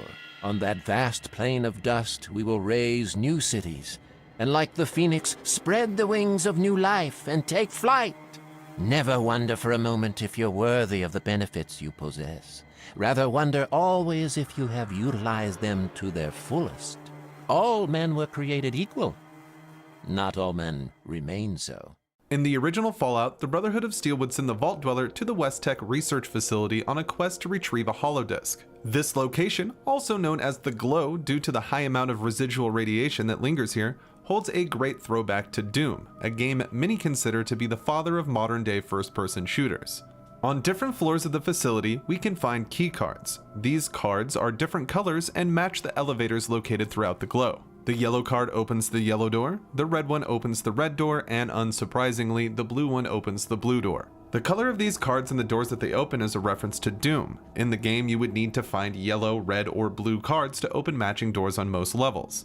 The setting of the Glow can be compared to Doom as well, as before turning on the power, it is a dark, cramped, cursed location with robots instead of demons. Vault Boy is the lovable mascot, for lack of a better term, of the Fallout series. Always the fan favorite, Vault Boy is featured in every Fallout game as a way to illustrate the different perks, skills, quests, and pretty much anything else that could be found in the Pip-Boy, as well as a pre-war icon for Vault Tech. This video is about the spicier side of the Blue Suit Wonder, as we will be looking at the more controversial appearances of Vault Boy and his Vault Girl counterpart. First, let's take a look at the Child Killer reputation title in the classic Fallout games. The player would get this title obviously after killing a child in combat. This depiction of Vault Boy running from a mob dressed as a dastardly villain was used in the skill decks. The same image used for the hated reputation. For Fallout 2, an updated image was considered that saw Vault Boy kicking a pregnant Vault Girl with the word baby written on her shirt. This image was ultimately cut from the game, and Brian Menz, the artist behind the picture, had this to say. This image was unused and the only Vault Boy image to ever be cut from Fallout 2. I'm sure you can figure out why. I remember when I got the request to do the perk illustration for Child Killer that there would be no way to keep it from being offensive. I mean, really, how do you make an illustration of Child Killer and keep it from being offensive? Anyway, for some reason I thought this was the least offensive way to do it. I have no idea what I was thinking. Even the designer who requested it realized it was a bad idea, so we fixed it. Looking back on it now, I can't believe I drew this. Another version of Vault Boy we would never see in today's Fallout landscape is the classic Fallout version of the Kim Reliant trait, which depicts Vault Boy tied off and hunched over, looking much like a heroin overdose scene. This seems to be the case, as the trait itself does not appear past Fallout Tactics. Vault Boy is no stranger to adult overtones either. Suppose the Chosen One has a great rating after a sexual encounter or just sleeps with a few people. In that case, they will be granted the Gigolo reputation title, which has one of my personal favorite versions of Vault Boy. If the Chosen One has 10 sexual encounters, it will unlock the Sexpert reputation title, which shows Vault Boy and Vault Girl in bed with some notches on the headboard. Kama Sutra Master shows a similar scene that reflects the perk's name, with Vault Boy and Vault Girl tied up in a precarious position. These are relatively tame, but you won't be seeing them in any of the new Fallout titles. Still, they only get more provocative from there. The Porn Star reputation title, unlocked in New Reno by acting in one of the Golden Globes films, shows Vault Boy getting some treatment from 3 Vault Girls in revealing underwear. Certainly not the Vault Boy we know these days. Finally, the lewdest of the Vault Boy artwork, the cut version of the Waste reputation title. The Chosen One would begin with this reputation and only lose it by sleeping with an NPC. While this was ultimately cut, this title can still be added through a save editor. In the Old World Blues DLC for Fallout New Vegas, we can explore Big Mountain. The location is one of the most advanced in the Fallout universe. It holds many surprises, secrets, and exciting characters in its midst. One of my Discord members pointed out that we can find a dead followers doctor on the sink roof. The overwhelming amount of technology and scientific experiments could be why we see this poor follower here. The followers are passionate about many forms of research, including human longevity, which could be what brought this cursed soul to their doom. You can actually get to this doctor and loot him by expertly jumping up the ramps by the entrance. On his corpse, you can find a doctor's coat, a super stim pack, and a few regular stim packs. Still, the most interesting thing about this person is wondering just what brought them here and how they met their end. My best guess is they were trying to find a way into the sink but got stopped fast by the advanced security measures. Or got shot by a lobotomite. A cruel fate. Shout out to the Wanderer for suggesting this one. A link to his YouTube channel is in the video's description. One of the things I like most in the classic Fallout games is how the artist transcribed signs, graffiti, and posters into the game world. With an almost tilt-shift look, the trimetric point of view allows for some very charming takes on small details like these. One poster, that appears in both games, stands out due to the subject of the photo. We can find this poster in places like Junktown in the original Fallout and MODOK in Fallout 2. While it looks a little creepy to the uninitiated, this is actually a photo of Maynard James Keenan, frontman of the band Tool. The photo originally appeared in the booklet for the band's first album, Undertow, among other unsettling imagery. It's safe to say that the devs at Interplay and Black Isle were Tool fans and felt like it would be an excellent way to show their love by plastering this picture of Maynard all over their wasteland. So this begs the question, does this make Tool canon in the Fallout universe? In Fallout 3, when doing the Wasteland Survival Guide quest, if you're wearing the Mechanist costume when you get to the robotics bit, you will actually get a bit of unique dialogue. We're in the last stretch now, so let's finish it up strong. What's first?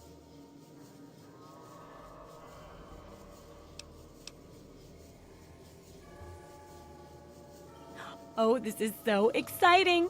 I feel like I'm sending you out on some sort of super assignment. Okay, give me a moment to calm down. Now then, after some searching, I got this Robco processor widget. Supposedly, if you connect it to the mainframe at the Robco factory, you can get access to an army of robots. Seems like it's right up your alley, huh? And it'd be a great example of how to harness technology, wouldn't it? In Fallout 4, there are several vaults that we can visit, most of which we can find the corresponding jumpsuits for in our travels.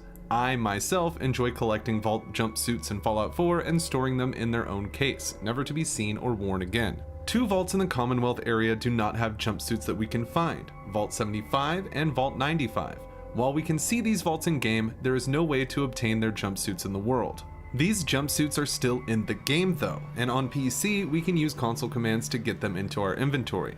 While rather unremarkable by themselves, it makes you wonder why these vault suits were cut from Fallout 4. The only other cut vault jumpsuit is from Vault 101. This, of course, is the vault that the Lone Wanderer left in Fallout 3, but it obviously does not appear in Fallout 4. I like to think that this Vault 101 jumpsuit was originally going to be an Easter egg that we could find in the Commonwealth, making an unmistakable reference to Fallout 3 with a slight nod to the main vault from the game. For whatever reason, the devs decided to cut these jumpsuits from the final game. We may never know what the original plans were. Still, I would love to hear what you guys think the original idea for the Vault 101 jumpsuit was going to be in Fallout 4 in the comments below.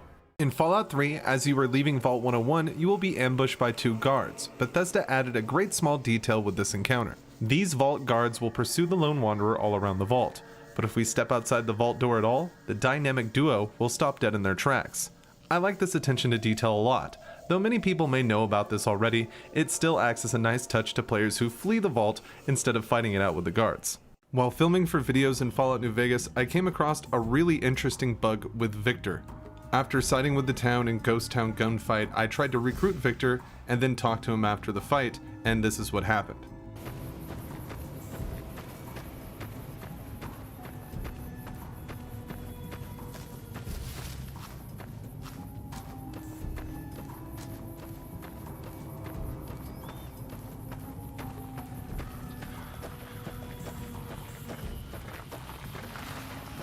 Let me know down in the comments if this has happened to you. It's a pretty crazy bug, and I just want to know if anybody else has experienced it. Howdy, partner.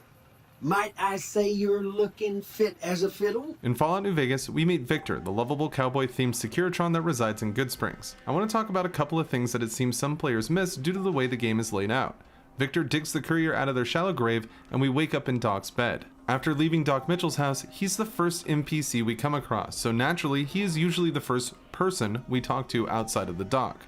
During the first real quest that shows itself to us, Ghost Town Gunfight, we are tasked with mustering up as many townsfolk as possible for the upcoming raid from the Powder Gangers.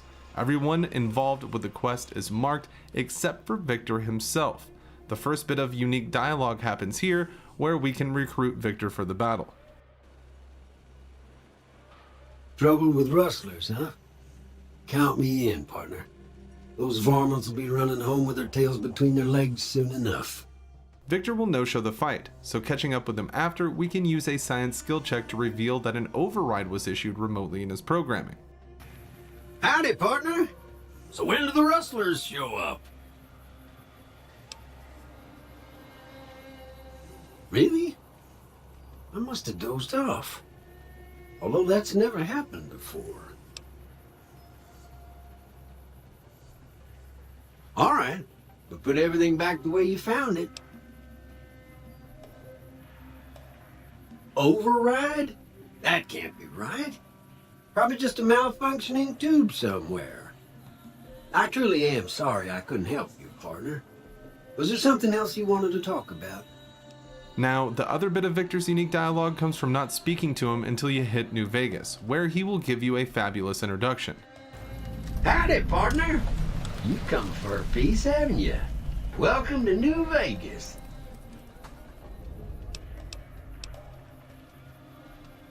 Allow me to introduce myself.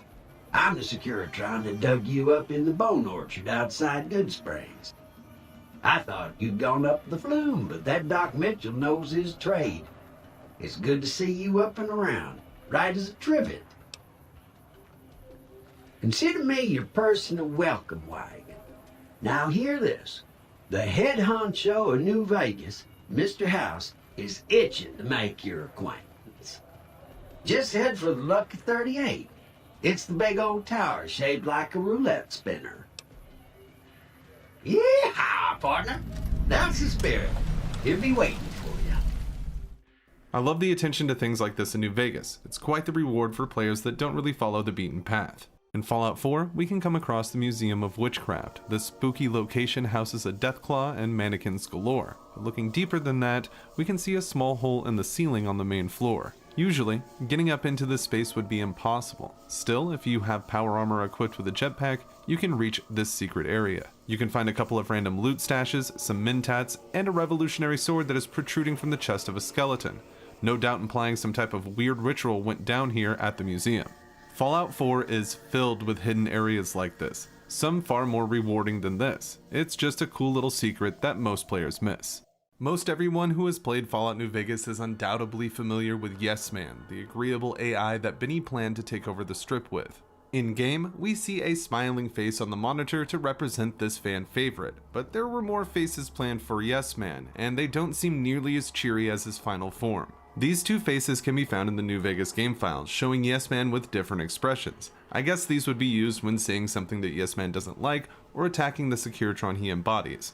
Perhaps showing on the Lucky 38 monitor if the courier was to somehow betray the AI. These were likely left out due to Yes Man's personality. He is supposed to always agree and be happy with whatever choice you make, and these expressions contrast to that. Only the devs of New Vegas genuinely know what these were going to be used for, but I would love to hear what your ideas are in the comments below.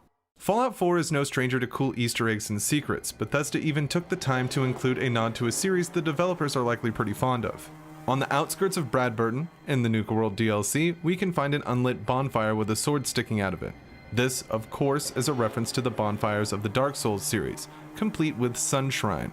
Kindling the fire will net you a handful of stimpaks and ignite the fire. This is a great shout out to a beloved series, and these types of Easter eggs always bring a smile to my face. This was suggested by Squinty Narwhal on the Discord server. In Fallout 3, back at the 10th birthday party for the Lone Wanderer, when the festivities close, if we follow the Overseer, we can hear him talk quite roughly to the Vault Guard about the player. Enjoy the party, sir? Bah!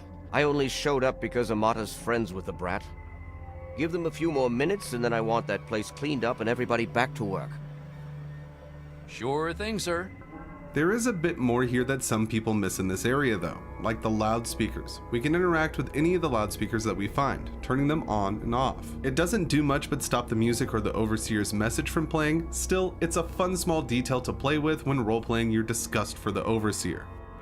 Do not interfere with Vault security personnel. This was suggested by Max on the Discord. In Fallout 3, we start our adventure around the time James, our father, leaves Vault 101, plunging the entire community into chaos and putting everyone in danger in the process. Amata will wake us up to tell us about what has just happened and ultimately offer the lone wanderer a 10mm pistol. Most people aren't going to turn down a free gun at the start of the game, so you likely took it for yourself. This leads to Amata being terrorized by her father, the Overseer, and a Vault Guard. Probably nothing, which is why you need to tell me where he is, so I can talk to him. Go ahead, officer. You need to learn some respect. Stop it! If, however, you choose to refuse the pistol, claiming Amata will likely need it more than you do, this scene changes, and Amata isn't the pushover she once was. What does he have to do with any of this anyway? Probably nothing, which is why you need to tell me where he is, so I can talk to him. Watch out, sir, she's got a gun. Amata, where did you get that gun? Just get away from me! I don't want to shoot you, but I will! I swear I will! How dare you threaten me? And with my own gun! I'm your father, damn you, and you'll show me some respect. Officer Mack, don't just stand there! Don't make me take that gun away from you, girlie. Just hand it over. Nice and easy now. No! Get away from me! Oh my god, Amata! What have you done? Shout out to Nostalgion on Discord for suggesting this one. In Fallout 4, we can come across the Cabot House, an out-of-place pristine mansion just outside of downtown Boston. We learn that the Cabots have access to a mysterious serum that has some pretty radical health benefits, keeping the family in a semi-immortal state, halting aging, and purging all radiation from the subject. It's quite impressive. We can get our hands on a few doses of the mysterious serum after the Cabot quest is completed, so now we should take one of these to Far Harbor. The island is covered in thick fog that leaves the inhabitants incredibly rad-sick. One such person is Andre. Andre is in the bait shop under the watchful eye of the town doctor. Still, we can offer our own help here without meeting the standard checks to do so, if we have the mysterious serum in our inventory. It's nice to see things get called back into DLCs and late game content. Someone playing Fallout 4 might think, well, the serum solves this type of problem, and having that be an option in game is an excellent example of attention to small detail, which Far Harbor has in spades. Many fans in the Fallout community are having a fit right now, claiming they have a Mandela effect when it comes to A Moment in the Pit, the DLC for Fallout 3. People claim that you could eat Marie, the baby that has immunity to radiation, of course if the player has bad karma and the cannibal perk, resulting in the lone wanderer being 100% resistant to radiation. This was never the case. It's actually a mod called Acquired Immunity. Just wanted to clear this up, and a link to the mod will be in the description below.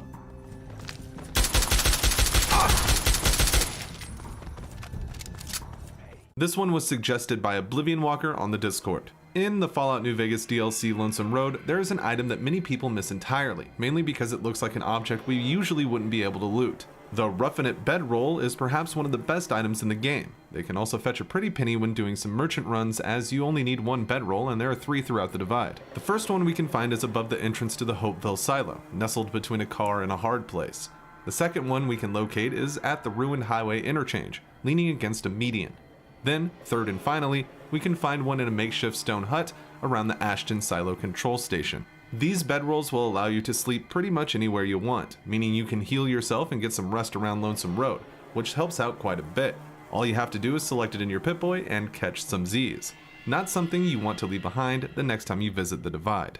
Shout out to Aloha from the Discord for suggesting this one. In Fallout New Vegas, there are a few ways that we can confront Benny. It's safe to say that the majority of players will simply walk up to the checkered Lothario and speak to him on sight, so some may find any alternatives to this as a surprise. First, talking to Swank and either giving him some evidence like Benny's lighter and cigarette butts or passing a few speech checks will see the courier get their weapons returned inside the casino. Swank even informs us that he will tell the staff to look the other way about us carrying heat. This can lead to the courier confronting Benny in his own room, which will grant some different dialogue options and choices when it comes to dealing with him once and for all. What in the goddamn? You? How could you be? Oh, Swank, you finky bastard. You got a crazy drop on me, baby, but you don't want to kill me. We should be working together. Still, if we talk to Benny on the main casino floor and meet him in the presidential suite after passing his speech check, we will be allowed to forgive him. Let's take him out after making this choice. We get a rather unique set of circumstances to see an area that will not be open during any other part of the game. When Benny starts to leave, New Vegas sees this as him fleeing, as he will be making his way to the fort after this and ultimately will get captured by the Legion. Because of this code in the game files, the elevator door to Benny's secret escape tunnel will be unlocked to allow him to use it to make his way into the Legion's loving embrace. By killing him before he leaves the presidential suite, he never reaches the door, which is coded to remain unlocked during this script until Benny passes through this door, which will immediately relock and require a key that doesn't exist to open it. So by doing this, we have the only way to see and visit this tunnel without console commands or any special tricks. This means this is the only way on Xbox and PlayStation to go to this location. The tunnel is pretty bare as it really was never supposed to be seen, likely cut with the myriad of other things that lie in the cutting room floor for New Vegas. Still, this is a small detail that many people will likely miss, as the drive to kill Benny in other ways is strong, and the game encourages us to follow a different path. Thank you to Kitty from the Discord for suggesting this one. In Fallout New Vegas, while at Boulder City, we can find quite a few clues about the previous Battle of Hoover Dam and the standoff that happened here. On the top floor of a building here that is brought to our attention by a trail of skeletons, we can find the remains of Ranger Teresa Lutz, and next to her is a holotape that reads, "We're cut off from the rest of the platoon, and there are legionaries all over the place. There's no chance that we can get out of here before they blow the town, so we're going to hold out against them as long as we can. If anyone gets this, I'd like to make sure that Private Jeffrey Hoy and Corporal Marcus Christensen are commended for their valor and sacrifice. Both have upheld the ideals and honor of the New California Republic with distinction. Ranger Teresa Lutz out." We can find the names of Marcus Christensen, Jeffrey Hoy, and Teresa Lutz on the war memorial outside, and Private Kowalski even sheds some more light on the events that took place. You here to pay your respects too? It commemorates the Battle of Hoover Dam. The Rangers lured the best of Caesar's Legion into Boulder City and blew the whole town up.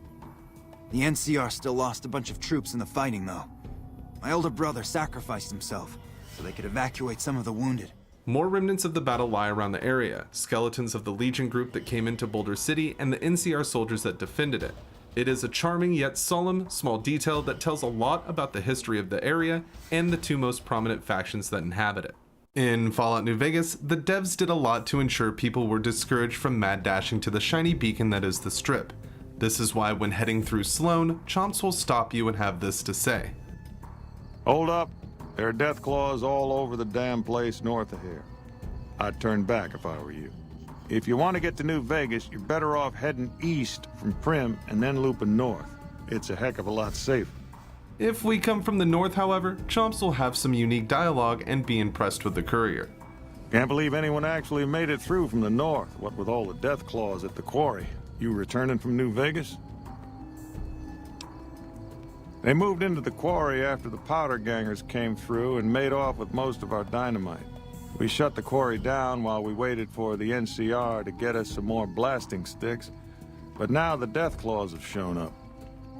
The NCR's a no-show, and my men and I have got nothing to do but sit on our asses all day. It's damn frustrating. In Fallout 4, one of the first things we are directed to do in the Commonwealth is investigate Concord. The small town seems to be dealing with a raider problem, so Preston and the gang take shelter in the Museum of Freedom. Most players will hit this place right out of the vault and will have little in the way of gear when they arrive.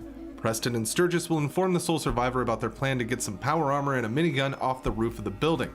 Fallout 4 does know how to deal with you showing up prepared though, as we can get some unique dialogue here if you show up in a suit of power armor. Thanks. Nah, that ain't It's good to meet someone who really cares. Anyway, we figured Concord would be a safe place to settle. Those raiders proved us wrong. But God damn it. Well, we do have one idea. One good idea can make all the difference. Sturgis, tell him. I had a whole fancy plan about fixing up a suit of power armor. And here you are, walking in like some kind of metal miracle. There's a crashed vertibird up on the roof. Old school, pre-war. You might have seen it. Well, it's got a minigun, and it seems to be intact. Wearing that armor, you could rip it right off.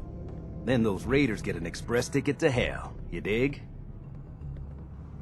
Can't be too hard. I'll see what I can do. While it's not as much of a change, if we show up with a minigun, Fallout 4 accounts for that as well. Well, it's got a minigun, and it seems to be intact. Wearing that armor, you could rip it right off. Then those raiders get an express ticket to hell, you dig? Actually, I got a minigun right here. We're set. Well, all right. Maybe our luck's finally turning around. Once you, that power armor, and that minigun show up outside, those raiders will know they picked the wrong fight. Good luck.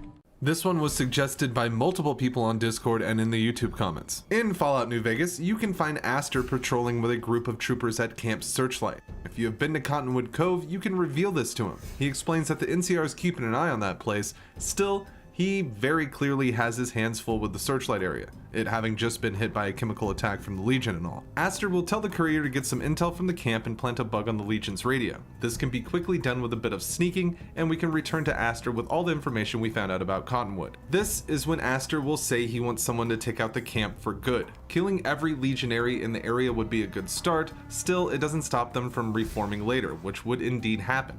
Luckily, there is a way to prevent Cottonwood from hosting Legion or anyone else ever again. On Cottonwood Overlook, we can find this truck teetering off the edge, door facing the camp. We can open this hatch during the quest and let all of the toxic waste barrels fall into the settlement, killing every Legion guard who gets close. Let's hear it. What? How did you pull it off? That's exactly what we needed to put a cork in that camp. The Legion won't be moving through there anytime soon. Fitting that the camp was taken care of in a way similar to Searchlight. Thank you for taking care of that place for us. One of the best parts of doing the quest an eye for an eye this way is how the devs handled going to the fort afterwards. If you still wanted to play a Legion run after this, you could, so they give Lucullus a radiation suit to protect him from the barrels. A good tactic indeed, but this also comes with some unique dialogue. I warned them about that truck weeks ago. Always be prepared for any hazardous radiation, I said. Those headstrong fools should have listened. Are you ready to head upriver? This is just another excellent example of New Vegas giving the player creative options to finish their goals. And if you have a favorite alternate way to complete any Fallout quest, make sure to tell me about them in the comments below. In Fallout New Vegas, there are weapons you can only get with console commands. Being on PC certainly has its perks. Regardless of standard cut content you can find this way, we can also come across some absolutely ridiculous guns that can be a lot of fun when you're stomping around the Mojave. First, we are looking at the Federator, a debug automatic Gauss rifle that can be found in the TKs-Mantis cell, or by using console commands to spawn it into your inventory. This Gauss rifle has infinite ammo and fires automatically, making it just a killing machine. No matter what's in front of you, it's game over. But the same can be said for the other two. Like the debug mega pistol. You can get this by using console commands to spawn it into the game world, and it looks and functions just like a regular 9mm pistol. The big difference is the insane amount of damage it does. You're gonna be one-shotting anything with this pistol, period. Finally, for the laser buffs out there, the disintegrator. This, much like the previous guns, looks just like its in-game counterpart, the laser rifle. Still, it does one-hit damage to anything, disintegrating it on contact.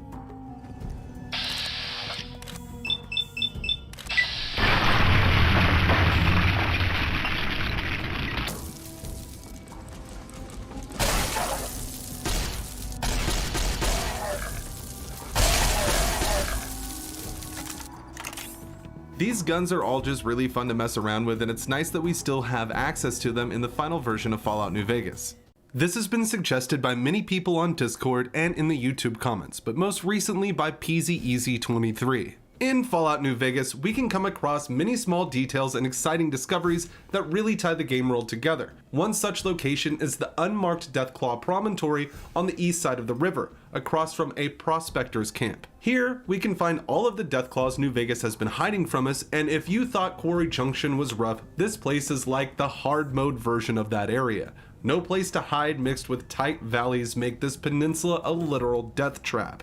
But if you can manage the Deathclaws, there is quite the reward waiting for you. We can find two prospectors here, each wearing power armor, with one wearing quite possibly the best and rarest in the game.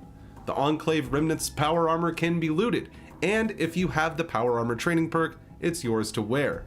With the OP jury rigging perk, you can even repair this armor with the T51B you find here, but now we have to find the helmet to make this complete. That journey will bring us to Silver Peak Mine, which lies on the road to Jacobstown and is pretty close to the Remnant's bunker itself. This place is no walk in the park either, as the mine is dark and filled with the shadows and noises of cazadores, which will make short work of any explorer foolish enough to breach the entrance. After working our way through the flying killing machines, we can find an unlocked gate that will have the helmet we are looking for lying next to the skeleton of an assumed Enclave member who spent their last days here. Looting it, we can use jury rigging again to repair the helmet with the T-51B piece that we found at the promontory. And now, we are rocking the best armor in the game, at least in my opinion. This is not the only way to get this armor set in the game either, but it certainly is the fastest, as Arcade's quest can take quite some time, and the Remnants will only really have this towards the end game. An interesting fact about the Enclave Remnants armor is that game director Joshua Sawyer had planned to make every NPC in the game hostile to the player if they were wearing this, taking from the Fallout 2 story of the Enclave being vilified by most everyone in the area. I imagine this would involve people being surprised to see a set of this armor out in the wild. This was cut and changed because Sawyer believed it took away from the player's experience in game, and I can see why. But it would be a fun trade-off. Either way, to me, this is the most iconic armor in the Fallout series, being modeled after the advanced power armor from Fallout 2. Not only is it great to see it in Fallout New Vegas, but it's a must-have for item collectors in any playthrough. Shout out to Kitty from the Discord for suggesting this one. In Fallout New Vegas, if you travel to Camp McCarran, the courier can speak to Private Christina Morales inside the concourse here. Doing so will reveal that she has recently lost her husband, an NCR ranger, during a firefight with the Fiends. This starts a semi-unmarked quest to retrieve the body of Esteban Morales. I say semi-unmarked because the quest itself is considered unmarked, but we get a map marker to see where Esteban wound up. An NCR trooper will stop and warn us about the Fiends on our way up to the scene. Seems Esteban is in between a group of buildings, and the raiders have the area surrounded. We can find Ranger Jackson's body here as well. Nothing happens if we recover him though. Picking off the Fiends, we can bring the fallen trooper to his brothers in arms, and they will promise to send him back to California. I don't believe it. Who the hell are you, man? How did you just walk right up and pull him out of there? Oh, bullshit. What anybody else would have done is get their asses killed. You're leading some kind of charmed life. We'll make sure Ranger Morales' body gets sent back home. You don't have to, pick him up on your shoulder and haul him to California. Even though I believe you would if you had to. You should go tell Private Morales the news. I know she'll be relieved. Though the dialogue will change if we take an extreme amount of damage during the mission. Oh my god, are you okay? You've got to get to a medic. Doc Kemp can patch you up back at base. How could you sacrifice your body like that? You never even met him. If the NCR doesn't have a medal for this, they should make one up. Returning to Christina puts her at ease, and the whole quest just feels nice to do. This is pretty easily missable, as one could not visit the concourse at all in a playthrough, let alone talk to Morales. It is undoubtedly one of the saddest quests in New Vegas. In Fallout New Vegas, while in Freeside, you may see a kid or group of kids chasing a giant rat around the old Mormon fort.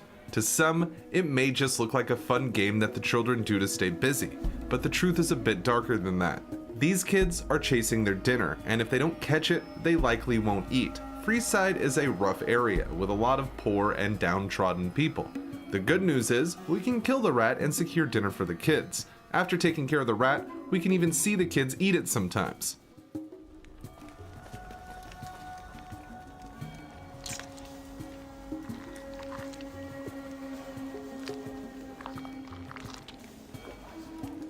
Thanks, mister.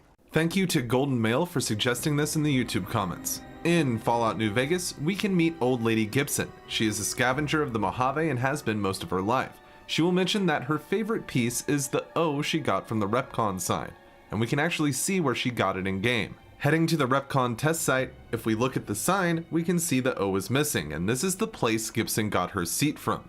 The Fallout series is filled with small details like this, and it makes the game worlds feel that much more alive. Big thanks to NIL8R79 on the Discord server for suggesting this one. In Fallout 3, after we've done the quest Take It Back and engaged Project Purity, we will find a sleazy ghoul named Griffin outside of the Museum of History who will be shilling his own version of Aqua Pura, cleverly named Aqua Cura. One of the first things people notice about Griffin is his unusually full head of hair, as ghouls often lose most, if not all of their hair during the ghoulification process. It looks like a somewhat out-of-place wig, and it turns out that it is, though he claims his locks are due to the healing properties of Aqua Cura.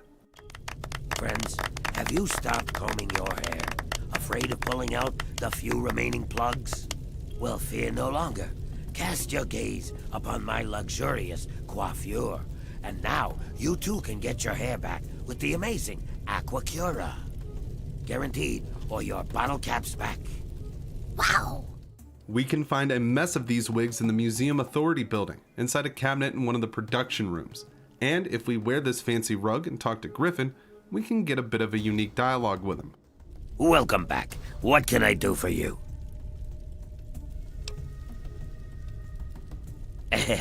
Yeah, look at that. We practically have the same haircut. What are the chances of that? Big thanks to Rocked from the Discord for suggesting this one. In Fallout New Vegas, we can find Jacobstown, a quaint little settlement outside of downtown Vegas, inhabited by Marcus and his super mutant family. On the outskirts of town, we can find Charleston Cave. This cave is a nightmare, filled to the brim with Night Stalker and enough twists and turns to get most people lost fast. Deep in the flooded chambers at the bottom of the cavern, we can find something that many explorers miss. Most people are here for the quest Guess Who I Saw Today and might have missed it altogether due to the confusing tunnels here. This bunker lies hidden in one of the corners of the underchambers and is both a nice find and a disturbing one. The shelter looks sturdy and has held up well for over 200 years, and we can find some ammo, purified water, and some first aid chems on the rack. There's even a bed on the floor. We can also find an audio log that seems to be from the person using this bunker from around the time the bombs dropped, and it has some disturbing overtones to say the least. So the Reds finally hit us, just like I always said they would. Vegas is still there as far as I know, but that probably won't last long. Didn't get accepted into one of the vaults, so I did the next best thing and had this place built.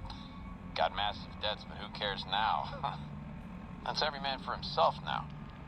Had to take care of the Paulson boy since he knew about this place. These supplies are for me and nobody else. There's a woman and her daughter up in one of the rooms of the lodge. Might go pay him a visit tomorrow. The man's got needs. Suppose you manage to make it to the fort in Fallout New Vegas before going to the strip and speaking to Mr. House inside the Lucky 38. If that's the case, he will have a few unique dialogue lines reflecting that you blew him off. Quite an honor you spurned my invite. You would be the first person to set foot inside the Lucky 38 in over 200 years. But you still wound up here, right where I wanted you. I knew I could rely on Caesar to return the platinum chip to you. But that's not going to happen, because you're going to work for me. Thank you to Spymaster66 for suggesting this one on the Discord server. In Fallout New Vegas, we can find a broken howitzer cannon when doing a Legion run. If we talk to Lucius, we can get a quest to fix this bad boy, leading us to the Boomers. We will want them to help us, so becoming friends with the group is a good idea. After the questing at Nellis, we can grab a firing mechanism to fix the cannon at the fort, which will then aid the Legion in the battle at Hoover Dam. Speaking of big guns that can be used that people miss, as suggested by Craftwork on the Discord server, we can go to the X7A left field artillery and fire the giant gun at the Boomtown target zone.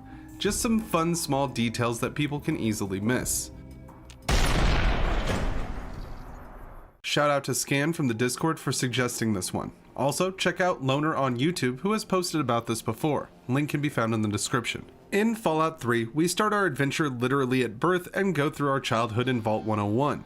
A tradition of the Vault is to bestow each dweller with a Pip-Boy on the day of their 10th birthday.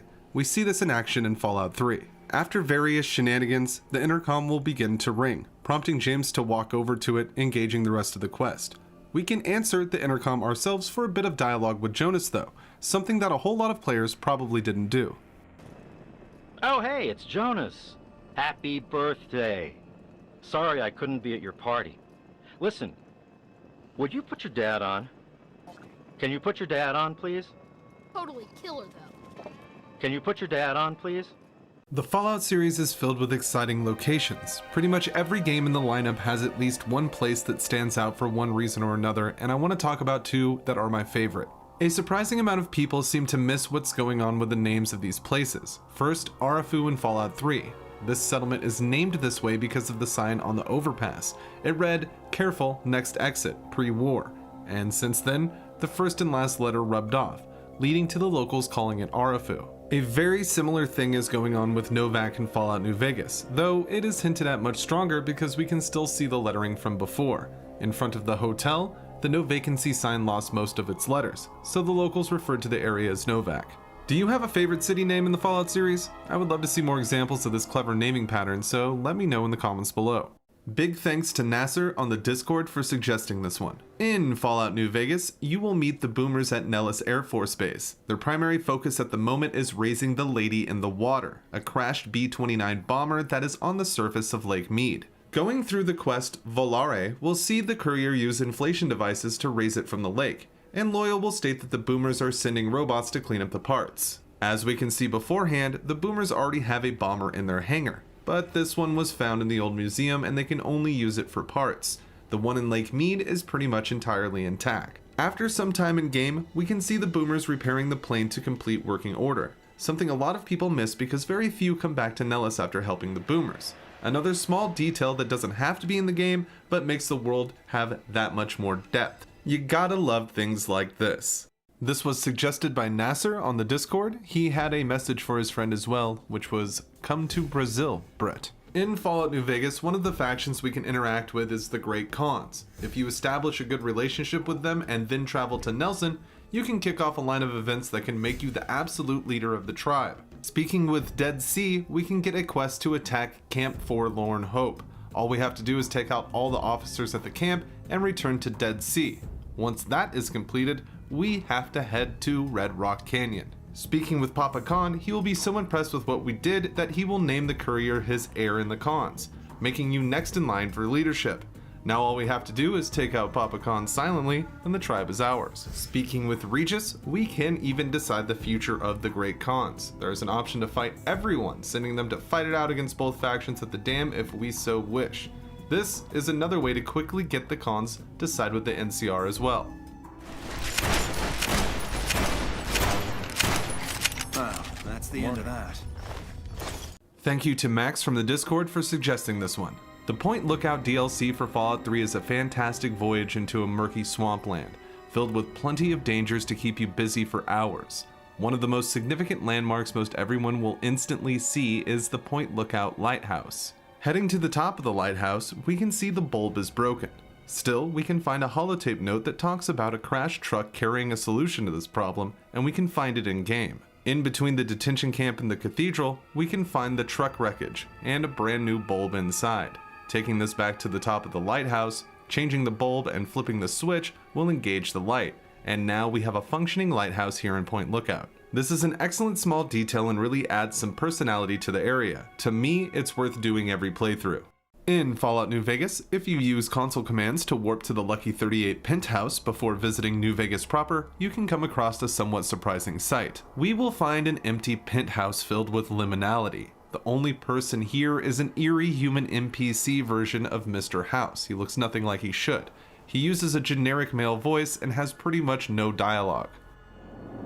What do you need? Bye.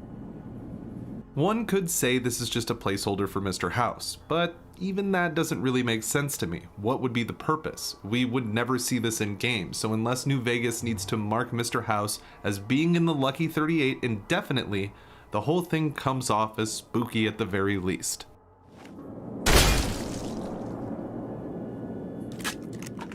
In Fallout New Vegas, we can come across a disgruntled bounty hunter named Little Buster. He will be punching his cares away at Camp McCarran with his unique unarmed weapon, the Cram Opener. Hey, yeah. Next time you see me, maybe I'll be rolling in a shitload of caps, right?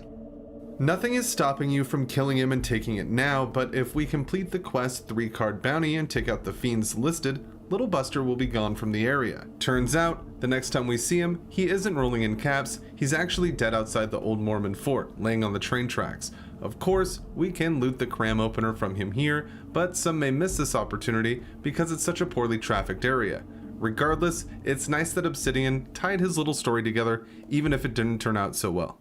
Shout out to Drod from the Discord for suggesting this. In Fallout 4, you can come across Vault-Tec lunchboxes. These boxes will give you random rewards when you open them, maybe some Nuka-Cola or perhaps a dirty mute fruit. But one thing about these Vault-Tec treasures seems to go unnoticed by a good amount of people. When the lunchboxes are opened, you can see some crudely drawn faces if you take a look inside. Not too sure what they are supposed to be or why they're even there, but it's something you could easily miss if you didn't know they were there. And now, you won't be able to not see them. This video was suggested by a user on Discord. In Fallout 2, when you find yourself in Broken Hills, make sure to pay the scientist and his rad scorpion a visit. While we are in here, we need to steal the spectacles from the scorpion. Now, we make our way to New Reno, heading over to Renesco's pharmacy on the west side of town. During a conversation with Renesco, we can give him the glasses, and there are a couple rewards for this, including a discount at his shop, but if we turn these down, it opens up the path to an incredibly rare item. What we have to do is ask Renesco 20 times about the glasses after giving them to him. Once we do, he will get frustrated with the line of questioning and thrust the Pip-Boy Medical Enhancer into our faces. The in-game description reads, "The Pip-Boy Medical Enhancer consists of a storage holodisc, microfilament cord, headgear, and an optical sensor that is placed over the user's left eye. When used, an optical flash transmits a dictionary of physician skills and know-how into the user's memory, permanently improving the user's doctor skill." Due to this being an unmarked quest and the NPCs involved being so out of the way, most people who play Fallout 2 miss this item entirely. Once used, the Chosen One will proclaim, "Whoa, the doctor is in," and the log will read, "You have used the Pip-Boy Medical Enhancer. A vast amount of medical knowledge floods your brain. It will increase the Chosen One's doctor skill by 10. Thank you to Uji in the Discord for suggesting this one. In Fallout New Vegas, while in the town of Novak, we can visit the Dino Bike gift shop inside the giant T-Rex. Behind a locked door, we can find a ton of Dinky the T-Rex souvenirs, that gun, and more importantly for this video, toy rockets. Most people make a habit of grabbing these toys before doing the Come Fly With Me quest, which sees us use them as rocket fuel. They do have another use in New Vegas though, and it will take us to Nellis Air Force Base. The boomers that inhabit this base are not used to outsiders and have little to no trading with the Mojave. Pearl, their leader, will request you get on the good side of the tribe, and these rockets can help with that in a great way. We can find mini boomers, the children of the tribe, running around, playing, going to school, and pretty much doing anything else you would expect a kid to do in the post-apocalypse. If you have a charisma 7 or higher, the courier will get unique dialogue options. Each kid has some type of game they are playing, seemingly based on skill magazines, and if you have some of these rocket toys in your inventory, the courier will be able to gift them to a lot of the mini boomers. Most people likely miss this as charisma is widely considered a dump stat in Fallout New Vegas, leading many to set it to 1 and use the points on other parts of their build. Regardless, if you have the stats, it makes dealing with the boomers that much easier. In Fallout 4, when wearing a mining helmet, if you try to use the Pip-Boy flashlight, the lamp on the hat will turn on instead. This will give you a front-facing light like when wearing power armor. Also like power armor helmets, these mining hats can be customized, changing the color of the shown light. If you aren't a fan of the wrist-mounted one, this is an excellent way to get a better flashlight in Fallout 4. This is just a tiny detail that makes the world of Fallout 4 a little more immersive. Shout out to Scooter on the Discord for suggesting this one. In Fallout New Vegas, if you head to the tops and confront Benny, Vulpes will engage you as you leave, giving you the mark of Kaisar. If you do this before you go to Nipton, Vulpes will have some unique dialogue. "Oh, I don't know if you recognize me from the strip, when I handed you the mark of Kaisar. I wasn't wearing a dog's head at the time. Don't worry, I won't have you lashed to a cross like the rest of these degenerates. It's useful that you happened by. I want you to witness the fate of the town of Nipton, to memorize every detail. And then, when you move on, I want you to teach everyone you meet the lesson that Kaisar's Legion taught here, especially any NCR troops you run across." This has been suggested by quite a few people, but most recently, the Pro Game Freak on Discord. In the Fallout New Vegas DLC Lonesome Road, we can find an extremely rare item. In fact, this is the only time that we can find this at all. After exiting the Hopeville silo, if we head to the back of the Solitaire gas station, we have a 1 in 10 chance of a Nuka-Cola Quantum spawning in this crate. If you miss it, you miss it. You would have to reload a save before you leave the silo in order to reroll the contents of this crate. This is the only Nuka-Cola Quantum in the entire game, so if you're a collector of rare items, this will be a must grab for you on every playthrough. In Fallout 3, the largest slaver encampment by far is Paradise Falls. The location acts as a veritable Garden of Eden for scumbags, but it also has a cool feature with its entrance. You can actually open and close this gate, much like the entrance to Diamond City in Fallout 4, which I covered in a past video, just on a much smaller scale. The gate itself should look familiar, as we can see the tall boy statue is missing an arm. This appendage has been used to make a sturdy gateway into Slaver Country, USA. Small details like this are what makes the Fallout series so great. Each little thing adds up to one of the most immersive universes in gaming history. In Fallout 4, we start out in Sanctuary Hills, based on the real-world Minuteman National Park. While in this pre-war world, we have limited time to interact with things before the game wants us to go to Vault 111. I want to take a look at a couple of things I found interesting about this area. First, the Vault Tech salesman has a clipboard, and we never see what is on it usually, but taking the camera over to behind the man shows that it has paperwork that features the special system from Fallout. This relates to him having you set up your stats at the door. Another thing I have noticed about pre-war Sanctuary is that it is missing a lot of things that seem just to appear after the bombs drop, most notably the Sanctuary Hills sign. Other items include the bunker that can be found outside one of the houses and the playground equipment by the riverside. While it's strange that these things show up later, it makes sense that Bethesda didn't add them to the pre-war, as the player would never usually see these areas following the path of the game, especially since trying to leave will cause the bombs to drop. In Fallout New Vegas, after you have made a name for yourself and got some levels under your belt, while walking around Freeside, you may get stopped by a thug. Now, Freeside thugs aren't anything rare or unique, but this one seems to have a change of demeanor once they recognize you, and it makes for a pretty funny encounter. Give me all your cap. Whoa, I'm sorry. I didn't know it was you. Please don't hurt me. I've got a wife and kids and pets and stuff.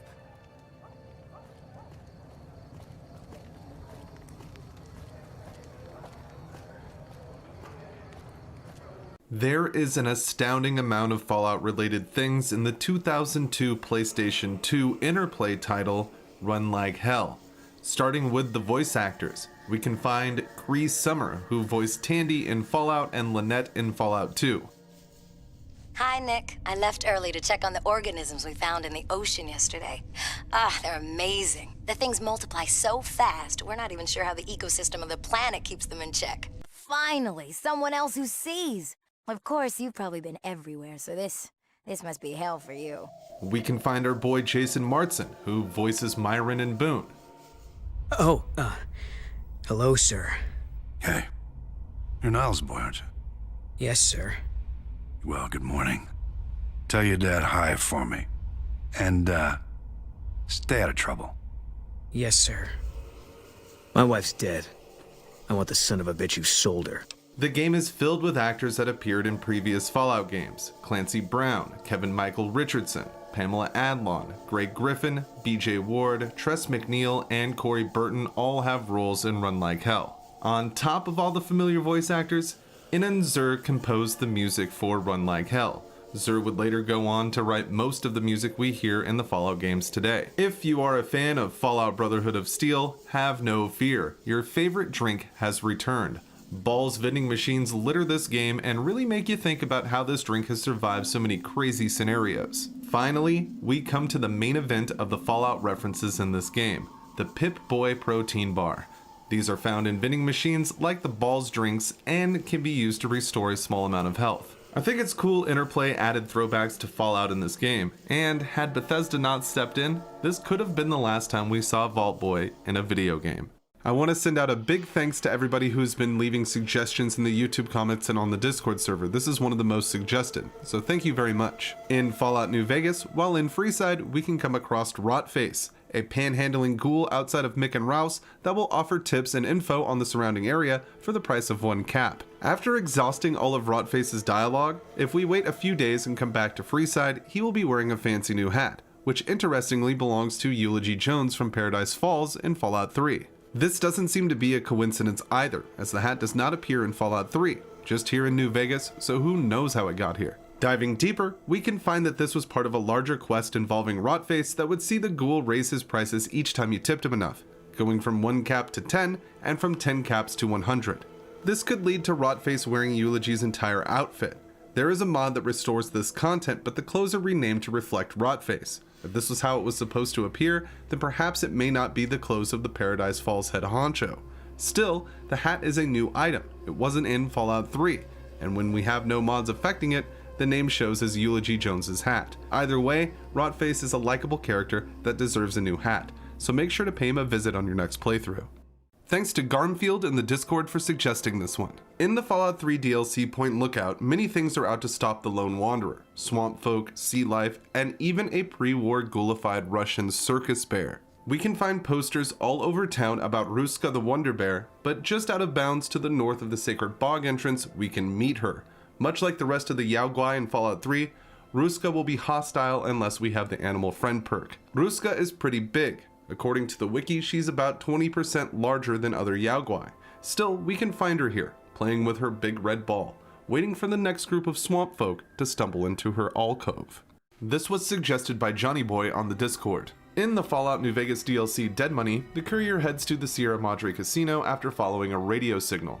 Once there, we learn quite a bit about the area and the people who inhabited it. This whole place was built to protect a woman named Vera Keyes from the war. Her voice fills the hallowed resort and holograms of the starlit litter the area. We can find her final resting place next to the elevator that leads to the vault. The man who built all of this can be found as well. After learning Vera planned on robbing the casino with Dean Domino, Sinclair planned on locking her away with her own greed. Still, once he found out that Dean was blackmailing Vera, he tried to roll his plan back. This is why we can find a holotape that has been ripped out of the vault terminal, and not too far away, we can see the founder's remains in Sinclair's bag. Just an excellent little detail that ties the whole story together. In Fallout 3, you should locate the Capitol Post if you find yourself around La Enfant Plaza. This is an easily missable office complex that acted as a newspaper publication before the war. Inside, on a lower floor, we can find the body of Gibson. He has been decapitated. It almost looks like his head has been twisted off and placed in front of him. He's carrying a few things on his person, but most importantly, he has a key and a scrap of paper. The note reading, "Search the house." Moving to Minefield, we can find this house among a few others, but this one stands out. Blood is splattered on the ground and there's a handprint left behind as an aftermath to some sort of grisly scene. The door is locked, but the key to this door can be found on Arkansas, an old-timer with an itchy trigger finger that carries a sniper rifle. Once inside the Gibson house, we can find a perfect model home, replicating the very house that we are in. The model is also locked, but the key we got from Gibson will open it. This whole scenario is a giant reference to the fantastic Hideo Kojima game, Snatcher, a cyberpunk thriller that sees Gillian Seed investigate humanoid robots known as Snatchers. After having his head twisted off in the game, Jean-Jacques Gibson will leave a memo that says, "Search the house," after which Gillian and Metal Gear will investigate Gibson's house. Inside the home, we can find a model described as a perfect miniature of the home. In Snatcher, this model is a music box, but there's nothing inside, while in Fallout 3, the Gibson model is locked at very hard and has some random food and junk in it. This isn't the end of the references to Kojima here. Remember when we started this adventure at La Enfant Plaza? Well, this is a real-world location, but I believe the devs chose to place Gibson's body here to further the connection to Kojima, as the La Enfant Terrible project is one of the main plots of the Metal Gear Solid series. Just some devs showing some love to Kojima. You'll love to see it. As we are all familiar with in Fallout 4, we wake up in a cryogenic tube and start our Commonwealth adventure after a brief pre-war segment. The first enemies we come across are rad roaches that have infested the dank vault underground. During the fight with these bugs, we can use VATS to target them more accurately. The problem with this is, we haven't picked up a Pip-Boy yet, meaning the sole survivor is capable of using VATS without one. And there's a terminal in the Institute that reads, "In select Gen 3 units, the synthetic brain is indeed capable of accepting specific enhancements to the visual cortex, basal ganglia, and right parietal cortex. The result is substantially improved combat effectiveness due to two factors. An increased understanding of weapon accuracy to the extent that the combatant can actually visualize the percentage of effectively hitting targets, or smaller areas on those targets. And two, an altered sense of perception that mimics the effect of slowing or even stopping time." Using this info, mixed with the myriad of other hints in Fallout 4, I can safely assume the sole survivor is a synth replacement made to take Father's place once he passes on. Many people have said that the courier in New Vegas can use VATS before getting the Pip-Boy as well, but this is not true. The sole survivor is the only player character that has this ability. In Fallout 4, sitting right next to the combat zone in downtown Boston, we find the Warren Theater. This pre-war building actually exists in real life and shares the same name, but it's what's inside that interests us the most when it comes to this video. Going through the lobby of this rundown theater and into the elevator will bring us to the actual performance area. We can see various mannequins set up on the stage, almost looking like they're putting on a play, but one of these figures stands out the most. In the back, a lone synth keeps a vigil, and if you're not aligned with the Institute, this guy will attack on sight. This is a nice little wake-up call from Bethesda for people exploring the area who might have gotten too comfortable, though I believe the Whispering Hills mod pulled the trick off a little better. This is good. Oh, okay, of course.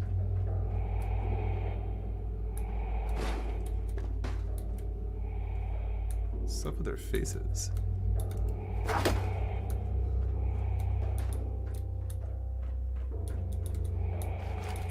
What the fuck? Okay. Okay.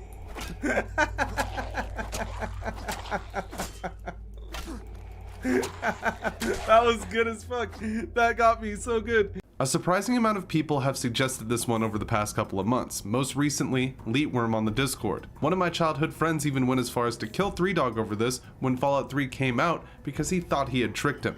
In Fallout 3, if you start the quest Galaxy News Radio after finding your dad, 3Dog will offer the location of a military weapons cache as a reward for helping with the good fight. You can get this option with a speech check before you find James, but you run the risk of being locked out of it entirely if you fail. After going to the museum and grabbing the Virgo 2 dish, we take it to the Washington Monument and boost the signal of Galaxy News Radio.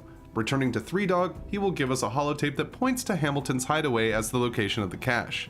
The hideaway can be a bit confusing to navigate, and the location of the stash can be hard to find as well, nestled in a hole in the wall in the northwest corner of the concrete tunnels. Inside, we can find some pretty basic things: leveled armor, ammo, a mini nuke, an assault rifle, and even a stealth boy. The only way to get this key that unlocks the room is by completing the quest this way. If you kill 3Dog, the required key will not spawn on his body. So no, 3Dog isn't lying. Still, some people probably wouldn't consider this that exciting of a reward. Regardless, these things can help out quite a bit, and it's nice to hear GNR without the static. Shout out to Garmfield on the Discord server for suggesting this one. In the Fallout 3 DLC, Point Lookout, we enter a murky swamp filled with loads of things to discover, and one of the most impressive lies underwater just off the shore of the coastal grotto. Marked by a buoy, we can find these enormous skeletal remains of a T-Rex. The Fallout series has a fun history with the prehistoric, with devs even considering making the original game about time travel and dinosaurs. This massive dino skeleton may or may not be referencing that, considering we can find a human frame here as well with a lever action rifle and ammo boxes. A safe nearby contains a bunch of loot and adds to the mysterious story being told here. This could be trying to make a reference to the original changed plot of the Fallout series, if it implies these two beings coexisted, especially with such an advanced rifle present, as there's no way guns were around at the time of dinosaurs, perhaps hinting at time travel. We can find a pretty much intact but far less mysterious Tyrannosaurus Rex bone collection in the Museum of History as well. Just more small details that make the world of Fallout that much more fun to explore. In the Fallout New Vegas DLC Lonesome Road, we travel to the Divide and learn a lot about ourselves along the way. One thing about Lonesome Road that gets overlooked quite often is the fact that Ulysses, the courier we meet here, watches us from the jump. In at least 2 locations we can see this for ourselves, though I have heard rumors of other places to spot Ulysses. These are the 2 I can confirm. First, we can see Ulysses while heading towards the Crow's Nest. He will be overlooking the broken highway and staring a hole through us while doing so. The second time we can see him is by the Sunstone Tower. After he speaks through Eddie, we can see him walking off in the distance. This is an incredibly cool small detail that really drives the character of Ulysses home. If you know for sure of any other places we can spot him, let me know on Discord in the video suggestions with a screenshot or something like that, and I will update the video. As far as I know, these are the only 2 locations to see him. In Fallout New Vegas, the quest There Stands the Grass will send you to Vault 22. Before heading out, you can hear about a scientist named Keeley who's been doing work there. After speaking to Keeley, we learn that spores in the air are behind the wild plant life surrounding Vault 22. We can see these spores under Keeley's UV light on level 2 of the vault. After helping her purge the area, we can see that the spores are no longer in the air if we come back to the light. A terrific small detail most players would likely miss that adds to the immersion of Fallout New Vegas. In Fallout New Vegas, we can find Vault 34, protected by hordes of golden geckos and mass amounts of toxic waste that seep radiation into anything nearby. Not to mention, once inside, we have the crazed vault dwellers turned ghoul and the copious levels of water that have plunged a lot of the vault into murky darkness. It's a hellscape. The NCR can point us towards this vault with the Hard Luck Blues quest, but you might want to enter the surrounding cave away from the group of geckos. If the courier comes from the north of this area, a top entrance can be found. I have seen people avoid the hole thinking it would lead to instant death, but that is not the case. It just acts as a small shortcut to the vault that allows you to skip some geckos if you want. New Vegas has a ton of alternate entrances and exits, so if you know of any the viewers might not know about, drop a comment on the video to let us know. In Fallout New Vegas, we can come across The One, an undetonated nuclear bomb in the middle of the desert. The thing I want to talk about is the branding on the side of this particular doomsday device. Looking closely, we can see what looks like a simplified, low quality, or even modified Vault-Tec logo. While this encounter requires the Wild Wasteland perk and thus shouldn't necessarily be taken as canon, it's still interesting to see this on the side of the bomb. It has been a long time theory that Vault-Tec, in hand with the Enclave, kicked off the Great War to get their missions in motion. This was to be confirmed in the cancelled Fallout movie, where it would have been revealed that Vault-Tec launched the first strike. While the placement of this bomb can be easily explained with the Wild Wasteland perk, the bomb's design doesn't have to be held to those same standards. I like to think that this is the one that started the war, hence the name of the encounter. That is why it's branded with a logo resembling Vault-Tec, perhaps a nuclear division we haven't even seen. I have seen a lot of comments on my channel and discussion elsewhere about what happens if you take out Vulpes before you get to Nipton or before you hit the Tops Casino. Both locations have a spawn point for Vulpes in which he will engage the player. In Nipton, Gaben will show up in his place and offer pretty much an identical speech. Don't worry, I won't have you lashed to a cross like the rest of these degenerates. It's useful that you happen by. I want you to witness the fate of Nipton, to memorize every detail. And then, when you move on, well, I'd like you to move west towards the Mojave outpost, to let the profligates there know about the little sermon I prepared for them here. I am Gaben, of Caesar's Legion. I serve my master as the one of his Frumentari. We Frumentari are soldiers of a different stripe, capable in battle, but skilled as infiltrators and agents as well. At the Tops, Illyrio shows up and gives us basically the same rundown, though he will mention the death of Vulpes. The eyes of the mighty Caesar are upon you. He admires your accomplishments and bestows upon you the exceptional gift of his mark. Your crimes against the Legion, including the death of the fearless Vulpes and Kulta, are hereby forgiven. Caesar will not extend this mercy again. My lord requires your presence at his camp at Fortification Hill. His mark will guarantee your safe conduct through our lands. Incidentally, it will interest you to know that the man you seek has fled the Strip, and is likely making haste for Caesar's camp as we speak. Shout out to Max on the Discord for suggesting this one. In Fallout New Vegas, you can encounter quite a unique home if you travel to the northern part of the map. Brooks Tumbleweed Ranch takes its name quite seriously, as inside we can find the tumbleweeds that call this place home. One in the living room and one in the bedroom, seemingly taking a nap. Interestingly, the items in the shack are owned, likely implying that the tumbleweeds own the property, though outside there is one living creature to find. Amongst the free-range tumbleweeds, we can find a Nightkin that will turn off his stealth boy when we get close. You want to buy Windbrahmin? Right here. Where did you come from? What's? Crazy with low prices on Windbrahmin. You buy one. All. They are very good, Windbrahmin. All caps. Ha ha! Stupid human. Obviously, this is a bad deal and we can kill him and take our caps back after the deed is done. If you refuse the offer, it will lead to him being hostile anyway, so this is the best way for it to pan out. This is a fun location to find and, to me, shows signs of the classic Fallout humor. In Fallout New Vegas, just outside of Novak, we can find Gibson's scrapyard, along with the owner, Old Lady Gibson. Gibson has become a fan favorite over the years, and her services are often used to sell off the copious amount of junk found in the Mojave. If the courier was to take Old Lady Gibson out for some reason though, they would find quite the nice reward waiting for them, as we can loot a unique sawed-off shotgun called Big Boomer from her person. This gun has a one-of-a-kind design with the words Big Boomer emblazoned on the grip, and the shotgun has more damage than its standard counterparts. It's actually a pretty decent weapon to use. We can also find some in-game files that show an unused texture for the Big Boomer, making it look more similar to Fallout 3's sawed-off shotguns. Whatever the case, many people don't kill Old Lady Gibson to grab this piece, but this is the Wasteland. You will need all the help you're gonna get. Thank you to Isole and Appius for suggesting this one on the Discord server. In Fallout New Vegas, we can go to Sunny Smiles in Good Springs for a nice rundown of life in the Mojave. During this, a few opportunities for unique dialogue will show up. First, the Good Springs settler being attacked by geckos will raise our rep with the town and gift us water after saving her. This is a nice little boost to have so early in the game, especially if you plan on helping Ringo. Holy moly. If you hadn't come here like you done, I'd be a goner for sure. I came up here to draw water, but here, you should have what I got. You look thirsty. As for the topic of the video, if Sunny's dog Cheyenne dies in combat, we will receive some understandable unique dialogue from her. Confound it, Cheyenne. Why'd you have to go running in like that? You were supposed to stay. I'm sorry, you shouldn't have to see me like this. I'm not gonna be very good company right now. I did have another thing to teach, but I'll understand if you'd rather I just pay you so you could be on your way. Okay. Well, good luck to you. I'm heading back to the Prospector. I could use a drink about now. In the Fallout New Vegas DLC, Old World Blues, we find ourselves at the mercy of mad scientists turned post-apocalyptic robots in the Big Mountain facility.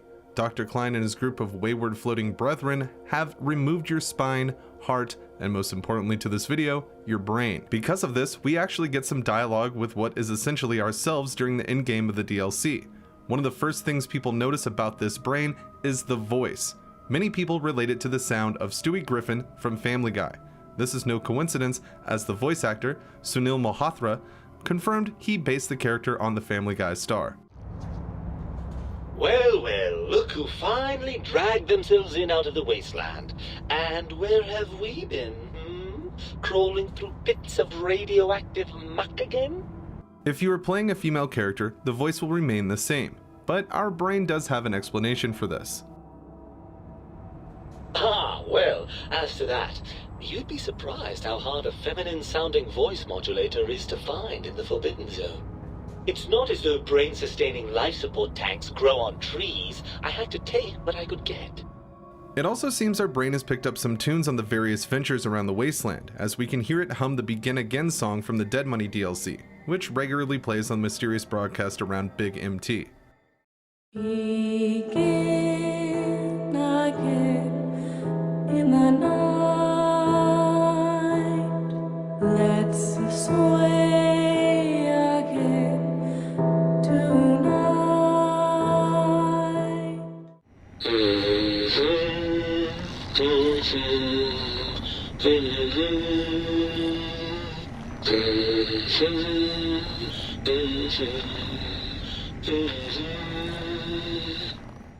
Thank you to Lee Relo from the Discord server for suggesting this one. In Fallout 3, we can hear the amazing adventures of Herbert Daring Dashwood and his manservant Argyle. The old school broadcast on GNR sets a great scene and is very interesting to listen to.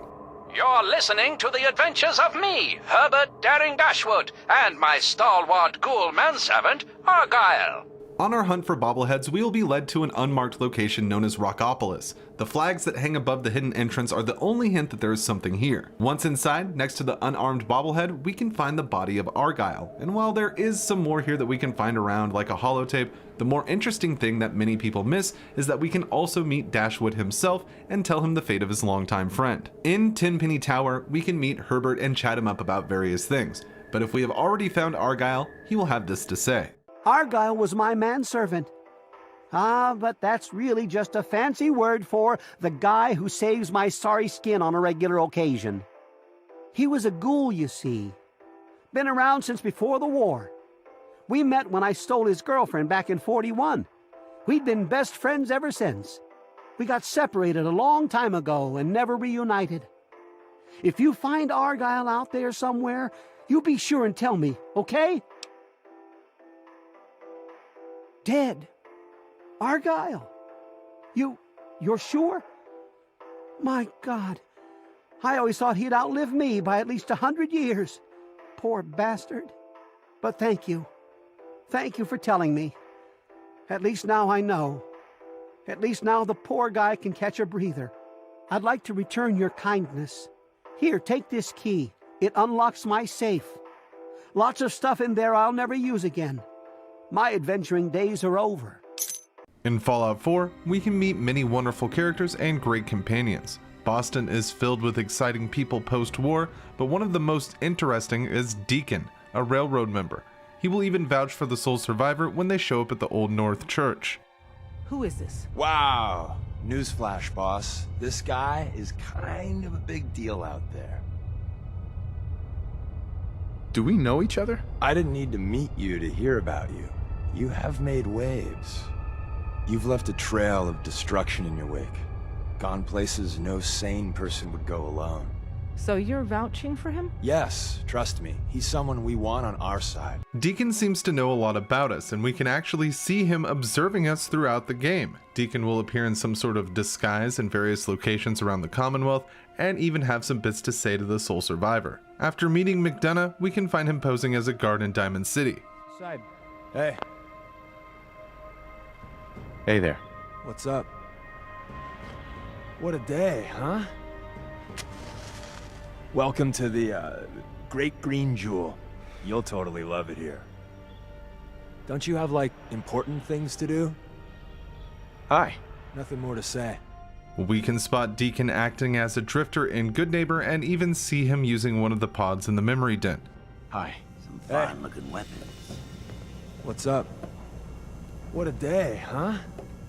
Everyone's welcome in Good Neighbor. Even me. Don't you have, like, important things to do? Nothing more to say. And finally, we can see him pretending to run for the caravans at Bunker Hill. Hey there. What's up? What a day, huh? Sure love trading here. For trade stuff. Don't you have, like, important things to do?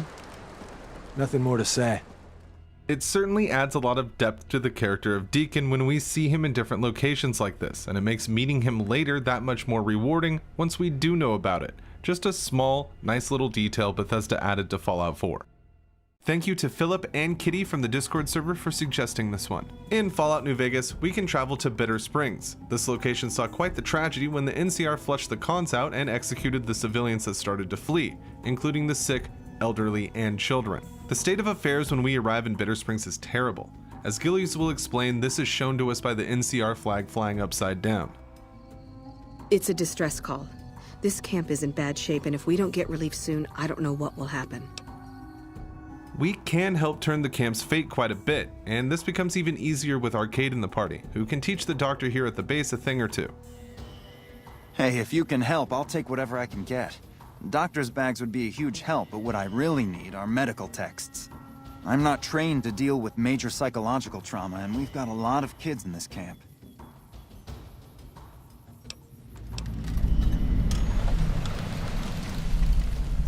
Yeah? Hey, sure, that would be fantastic.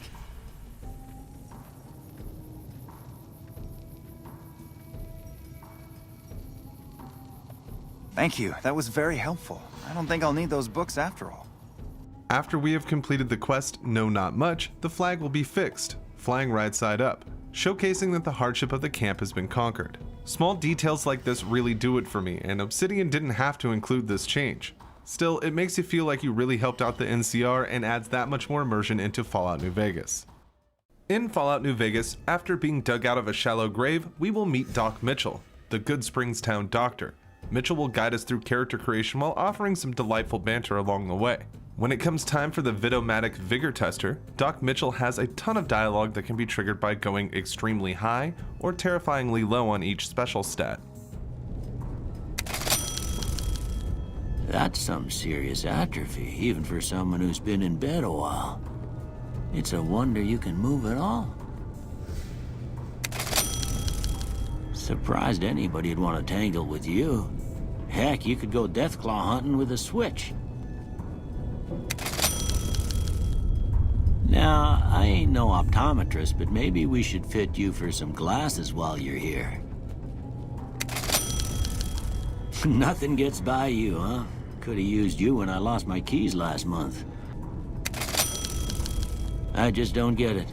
A stiff breeze would tear you in two, but a couple of bullets and you're right as rain. I guess that explains how you're still alive. You're built solid as an oak. Huh.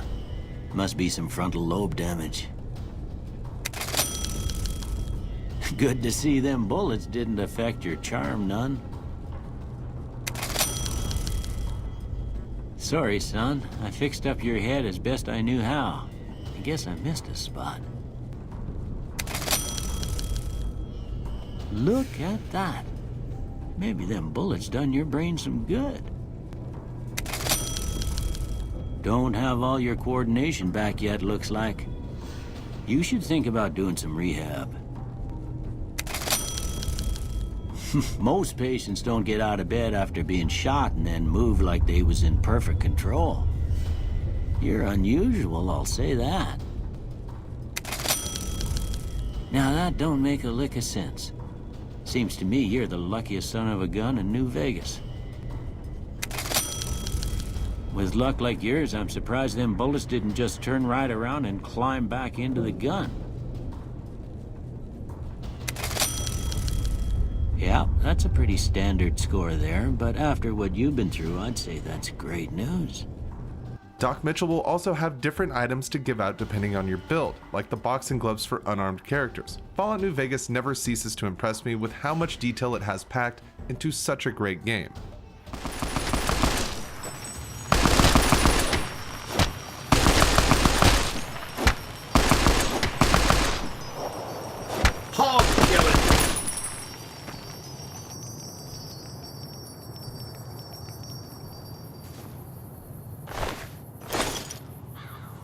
Big thanks to Ted from the Discord for suggesting this one. In Fallout 2, consider heading to Broken Hills when you are looking for something to do outside the main quest and want to earn some money. This is where we can meet Bill, a caravan master, and he has a couple of jobs for the Chosen One. You can shovel Brahmin dung for $100 or bump up to the $200 mark for a caravan protection gig. We will be paying more attention to the former in this video.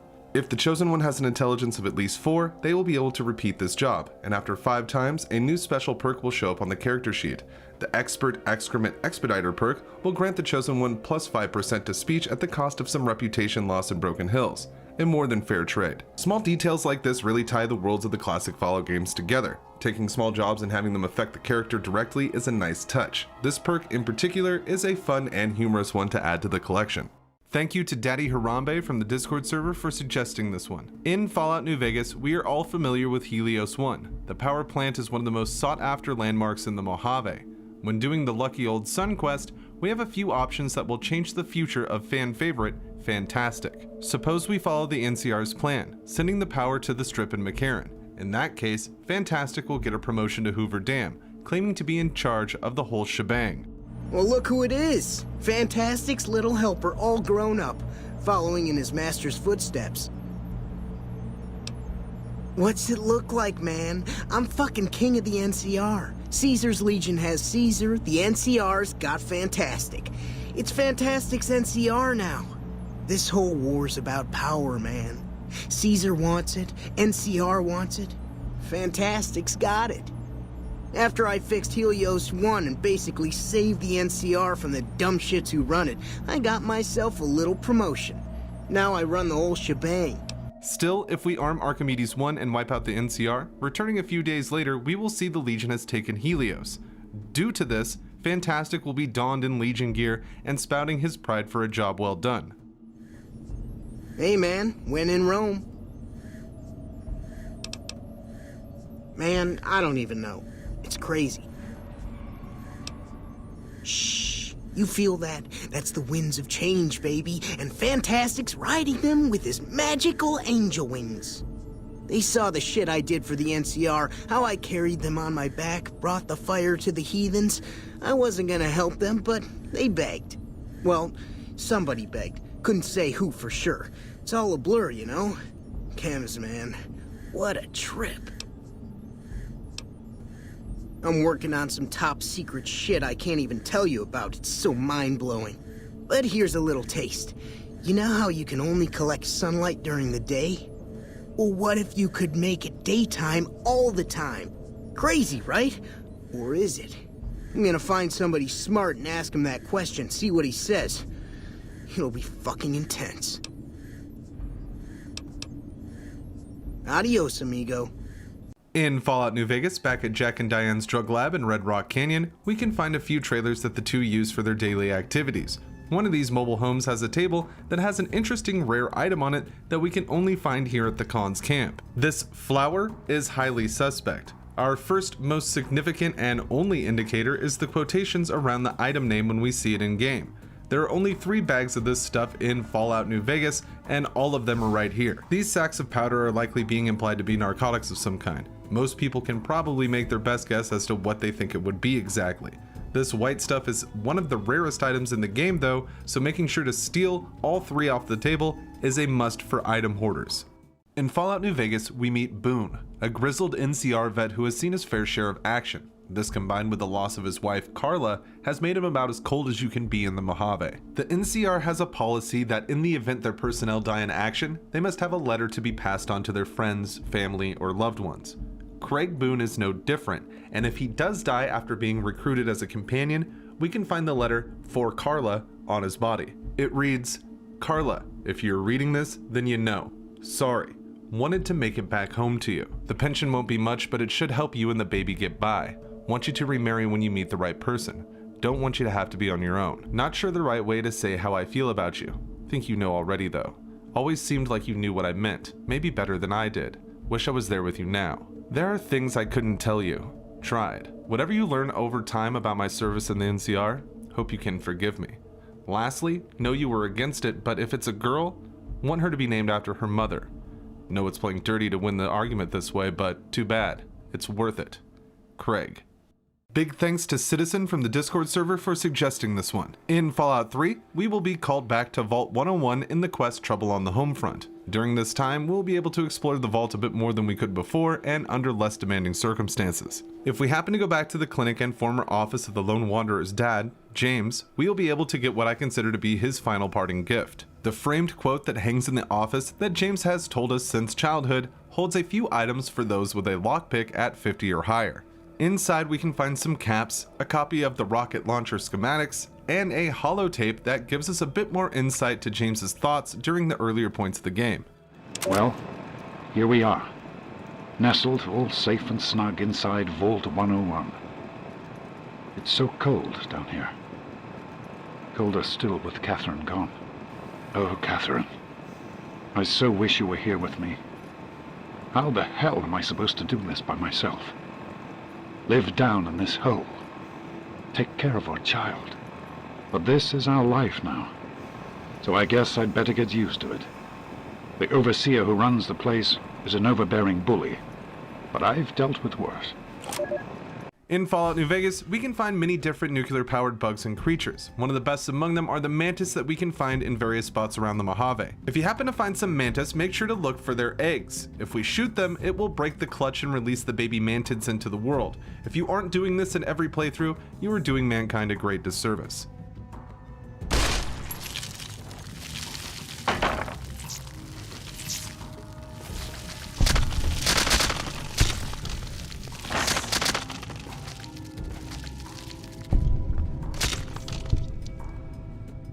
In Fallout New Vegas, we can find a ton of items that do not really serve much more of a purpose other than just being a good find, and the King's School of Impersonation hosts a good chunk of these. We can find a small putting setup on the second floor complete with a 9-iron and golf balls. Usually we wouldn't think too much about this, just a cute little environmental story being told, but these golf balls are actually quite rare, this being one of only 2 locations they can be found. The other spot we can find these is the X8 Research Center's Institutional Test Facility, a school set built to host different tests we can find in the Big Mountain Complex. The golf balls we find here seem to be a bit larger than they should be, which is quite interesting. Regardless, these are the only places we can find these balls, with a total of 7 being present in the game. You never know when half a dozen golf balls will come in handy, and you will be prepared. In Fallout 4, one of the tallest buildings in downtown Boston is Mass Fusion, and if we find ourselves on the roof of this majestic skyscraper, there's quite a view to take in. Once you are done soaking in the whole of the Commonwealth from above, there is quite a fun way to get down that I use almost every time I find myself up there. If you have to go to Good Neighbor, it's my favorite way to get there. Simply jump from this corner and you will be hurtling towards the settlement. Before we hit the ground though, the loading screen will act as an amazing net, catching us before we actually hit the ground and causing no damage. In my opinion, this is the absolute best way to enter Good Neighbor. Thank you to Wisefield from the Discord server for suggesting this one. In Fallout 4, you will inevitably come to Diamond City, the settlement built out of the remains of what once was Fenway Park. They don't call this place the Great Green Jewel of the Commonwealth for no reason, as this is one of the largest towns you can find in any of the Fallout games. It seems over 95% of players seem to miss one of the most straightforward achievements while here at Diamond City. Seriously, look at these numbers. Out of nearly 500,000 players, depending on the platform, as low as 4% have unlocked this incredibly easy achievement. It could be due to mods, not being interested in achievements, or just not knowing about the home run achievement that could lead to these low numbers. But to unlock it, all you have to do is run the bases in Diamond City. Start at the home plate and move counterclockwise until we're back at home. Then the achievement will unlock. So make sure to go out there and raise the numbers for this really easy achievement.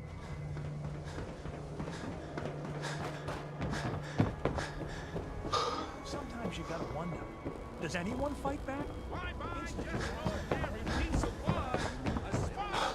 Anyone is one of those things.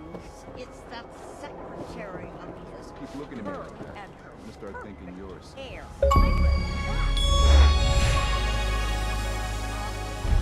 Myself, and I know human hair. That's just it, Johnny. Big thanks to Wishes Valentine from the Discord server for suggesting this one. In Fallout New Vegas, we will meet the Happy Trails caravan when it's time to head to Zion. Based on how we interacted with Alice McLafferty from the Crimson Caravan, Happy Trails leader Jed Masterson will have different dialogue, thanking the courier for getting rid of his competition if you take her out, or being starstruck by seeing Alice's bread and butter walk through the door if you've helped the Crimson Caravan. Howdy, friend. Heard my little broadcast, did you? Yeah, you look the type. Hang on. Ain't you the one that wiped out the Crimson Caravan's Vegas branch not too long ago? Ought to thank you for that. Knocking McLafferty out of the running gives Happy Trails a market to expand into. Howdy, friend. Heard my little broadcast, did you? Yeah, you look the type. Wait a minute, I recognize you. Yeah, you're Alice McLafferty's rising star, ain't you? You sure you want to be here? McLafferty's non-competes are pretty rigid. In Fallout New Vegas, we can travel to Red Rock Canyon and meet the Great Khans. Two of these Khans, Jack and Diane, will have a quest for the courier running various packages around the Mojave and allowing us to teach Jack some recipes if we pass the proper dialogue checks. The Khan's reward for doing this bit of work is quite a practical unarmed attack called the Khan Trick. With all of the grace of a spry Dale Gribble, the courier will now be able to reach down and throw a handful of dirt at their enemies. This is supposed to only work when you are on dirt and sand, but when it does work, it can be one of the best attacks you can learn in New Vegas, as any of the unarmed weapon effects transfer to the dirt, so it can be pretty devastating. Not to mention the absurdity of groups of people falling to pocket sand. Thank you to Arizona Ranger from the Discord server for suggesting this one. In Fallout New Vegas, once you gain the favor of Caesar's Legion, you will be offered the key to a safe house for the faction.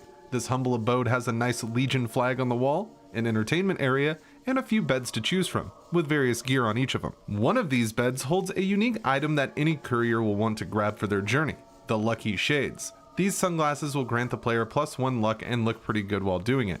While these shades aren't in the best condition when we find them, they can be easily repaired with other glasses, so make sure this is one of your stops before you hit the casinos on the Strip. Thank you Nerb from the Discord server for suggesting this one. In Fallout 3, just southwest of Tenpenny Tower, we can find Lucky's, an unmarked store in an unmarked location. This small shop has seen better days, but that hasn't stopped a scavenger from making it into a home. We are looking into this small store today because of a couple of unique items that we can find here. First, we can find a miniature damaged garden gnome. Fallout 3 has many hidden things that are smaller or larger than they should be, and it has been great seeing so many of them recently. The main event here are the sunglasses that we can find on the mannequin holding a hammer. These are the Lucky Shades, and we can only find them here at Lucky's. They look identical to regular sunglasses, but they grant a +1 luck and damage resistance, making them not only stylish, but completely worth stopping here on your next playthrough. Thank you to Ulysses from the Discord server for suggesting this one. In Fallout New Vegas, when you find yourself on the Strip, it is easy to get distracted by the many neon-soaked temples of debauchery that can be found here. One thing a lot of people overlook, perhaps because of these temptations pulling them every which way, is the magazine vending machines that occupy the center block of the Strip.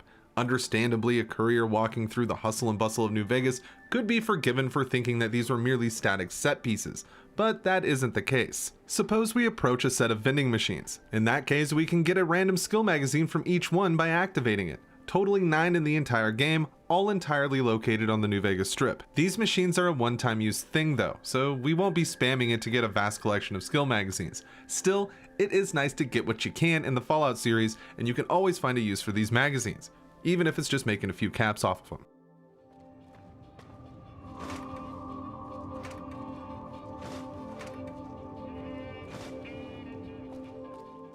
In Fallout 2, one of the best side quests we can engage in is become a prize fighter. This involves boxing in the jungle gym and working our way up to the championship. Of course, this is Fallout 2 we're dealing with here, so there are pop culture references aplenty here.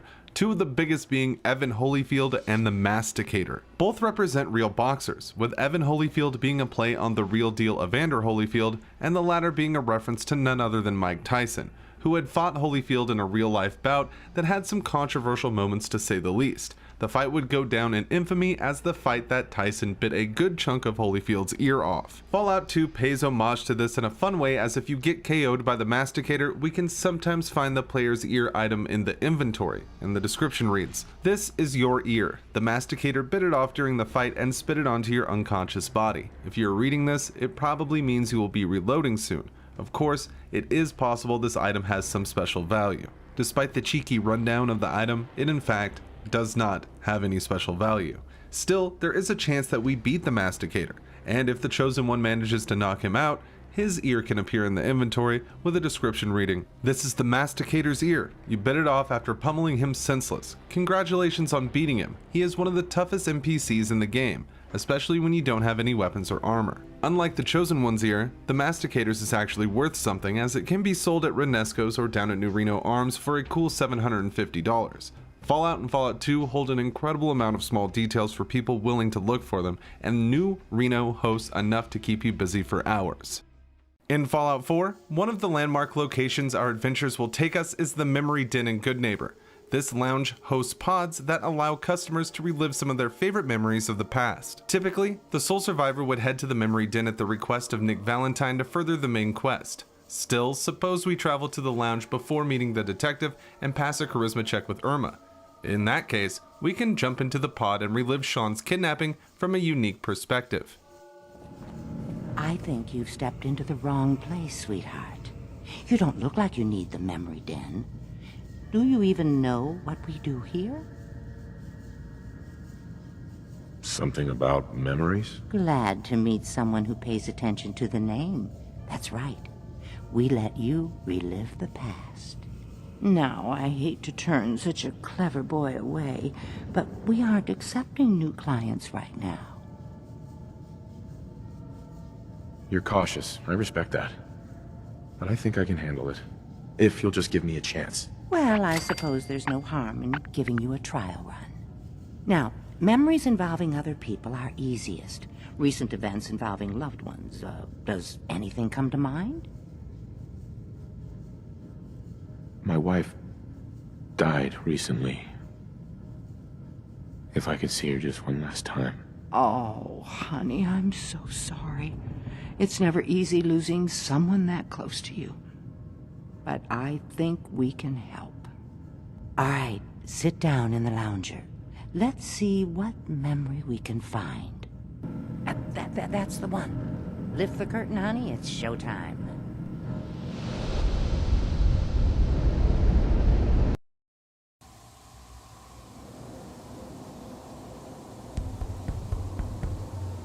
Manual override initiated. Cryogenic stasis suspended. Oh my god. Both computers are still working. I can't watch That's this it. again. Checking through the logs. Hopefully it's all... It should have been me. Pod C6. Why didn't they take me? Down the hall near the end. How could you be a part of this? Who are you? How could you be a part of this?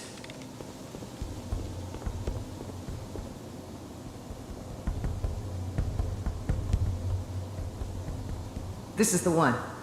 Here. Open it.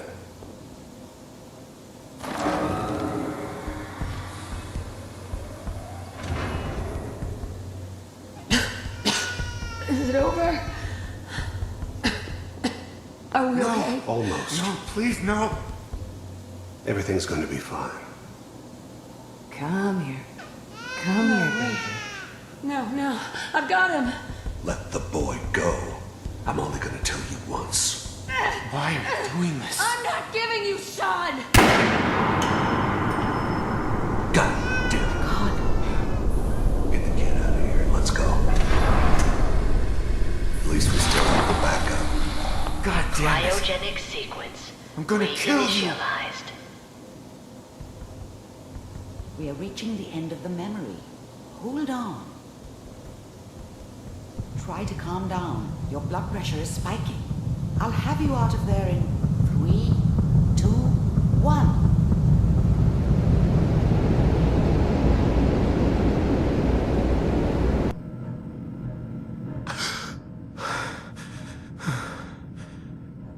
Easy there, sweetheart. Easy. I'm so sorry. If I had any idea that we were going to put you through that again, I would have said no. I will not be recommending this place to my friends. I'm sorry we couldn't help you, honey. But I know someone who might. His name's Nick Valentine. He's a detective. Works out of Diamond City these days. Oh, if anyone can help you find your missing child, it'll be him.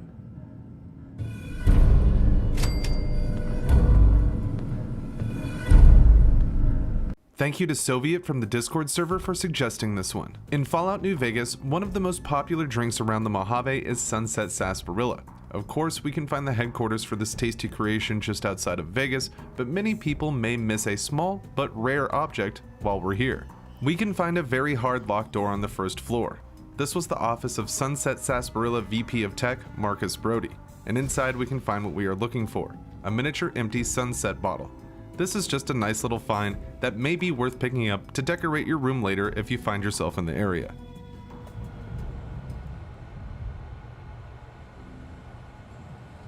Thank you to Kevin the Dragon and W6B from the Discord server, both of which really wanted me to cover the Mojave Express drop boxes in a video. In Fallout New Vegas, there will be multiple times you can come across these Mojave Express containers, and they can be used to ship different items to each location they appear at. In total, there are 5 throughout the Mojave, located outside the general store in Goodsprings, inside the Nash residence in Prim, next to the door in the Dino Delight Motel in Novak, right outside the Old Mormon Fort in Freeside, and inside the LVB station on the New Vegas Strip. Most people I have talked to ignore these drop boxes entirely, but they can be of some use. If you're planning a route to sell some items or take them back to your player home, you could send thousands of pounds of gear to any of these boxes and pick it all up whenever you want. These mail drops don't mimic traditional containers though, so you won't be able to just store items in the one that you're currently interacting with. Still, you can send some items off to another drop spot and everything will remain there until it's picked up, so these are underrated as a stash for items. While often overlooked, this is an excellent feature in Fallout New Vegas that ties nicely into the story of the courier.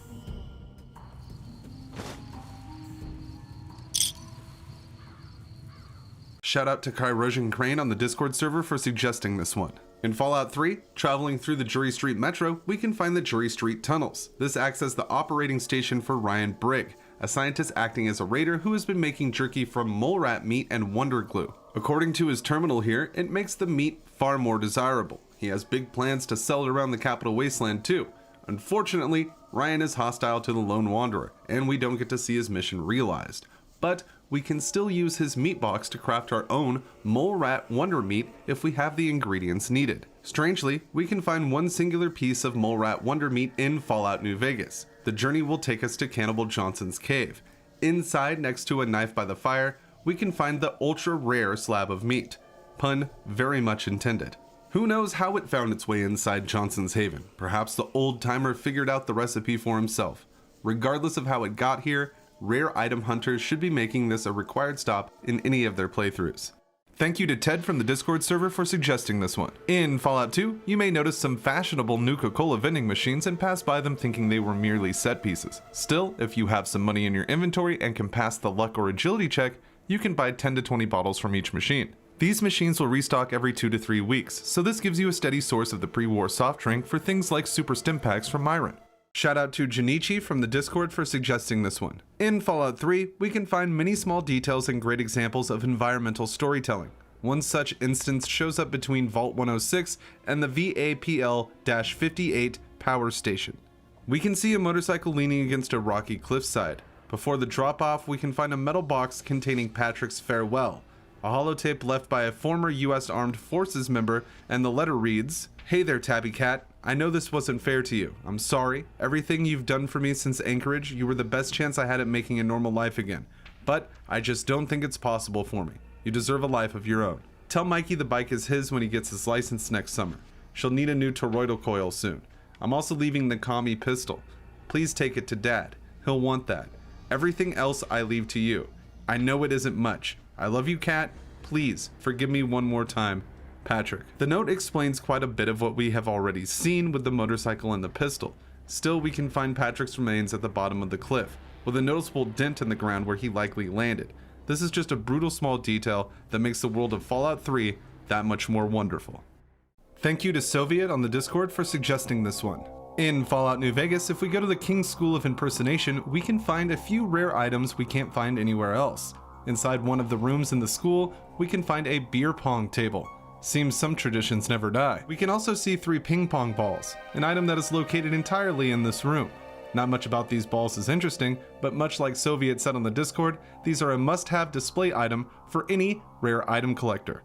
Thank you to Kairuji and Crane from the Discord server for suggesting this one. In Fallout New Vegas, one of the most devastated areas we can come across is Camp Searchlight. The site is ground zero from a nuclear attack perpetrated by the Legion to the NCR troops stationed here. One such trooper is Private Kyle Edwards, who has ghoulified and taken up hiding inside one of the open houses in Searchlight.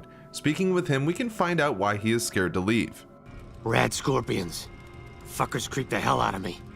I'm not going outside while they're still crawling around. This starts an unmarked quest called Arachnophobia. We need to take out the 3 giant rad scorpions that will spawn outside the door once we talk to Edwards. When the smoke has cleared from that nonsense, we have a few possibilities on where to send the ghoul soldier. Edwards could join Aster, explore the wasteland, or my personal favorite, take up shop at Ranger Station Echo. The NCR camp has plenty of other ghoul soldiers, and to me, it seems like the best place for Edwards to realize that he will be just fine in the NCR. Ranger Station Echo has some background radiation that makes it more accessible for ghouls. This could be due to the craters we see outside, which most people attribute to dropping atomic bombs, which makes sense due to the subject of the Fallout series. Still, I have always thought that they were meteorite craters, though they are a tad smaller than what you would expect for that. Craters left by meteorites often have the same pattern, with a large hole surrounded by a couple of smaller ones. Whatever the case may be, this, to me, seems like a perfect home for Private Edwards, and it sure beats the hell out of being stuck in Searchlight. A user in the Discord server posted a few pictures of the Ranger Station Charlie sign and was wondering about the meaning behind the back of this sign, which seems to have some unique textures. We can see the NCR salvaged some planks from this location and painted the blank backside to make the Ranger Station Charlie sign. This actually paints a detailed story that the devs certainly didn't have to put the work into, as many people will likely miss it. At the bottom of the mismatched planks, we can see it says Trailer Park Pines. This was the name of the location pre-war. As we can see, the NCR used these trailers to build a nice ranger fort outside of Novak. This is just the kind of little attention to detail that really staples the Fallout series. Something so hidden and obscure, easily missed, but it tells such a simple story, giving us that much more immersion into this great game world. Thank you to Sniper65615 from the Discord server for suggesting this one. In Fallout New Vegas, one of the first things you will deal with is the Goodsprings tutorial, which ends with a quest that sees you either protect the town from powder gangers or help the gang take the settlement. One thing many people don't do is take out Joe Cobb before anything is said and done. In fact, it's looked down upon by the townsfolk to do so. But if we do, we will get this unique, nervous dialogue from Ringo. Thanks, I guess. Cobb wasn't the problem, though. I could have handled him if he ever found me. Cobb's friends are the bigger problem. And when he doesn't get back, they'll be coming here for blood. There's no way I can fight them all. I'm gonna lay low for as long as I can, assuming the town doesn't throw me to the wolves. I've got no chance against the gang on my own. Big shout out to Zogun on the Discord server for suggesting this one. In Fallout 3, one unmarked location, Gold Ribbon Grocers, holds not only a classic Easter egg, but some good loot as well. When entering the shop, we can find arrows leading us to a pressure plate, and once we activate it, we see that the store has been turned into a Rube Goldberg machine.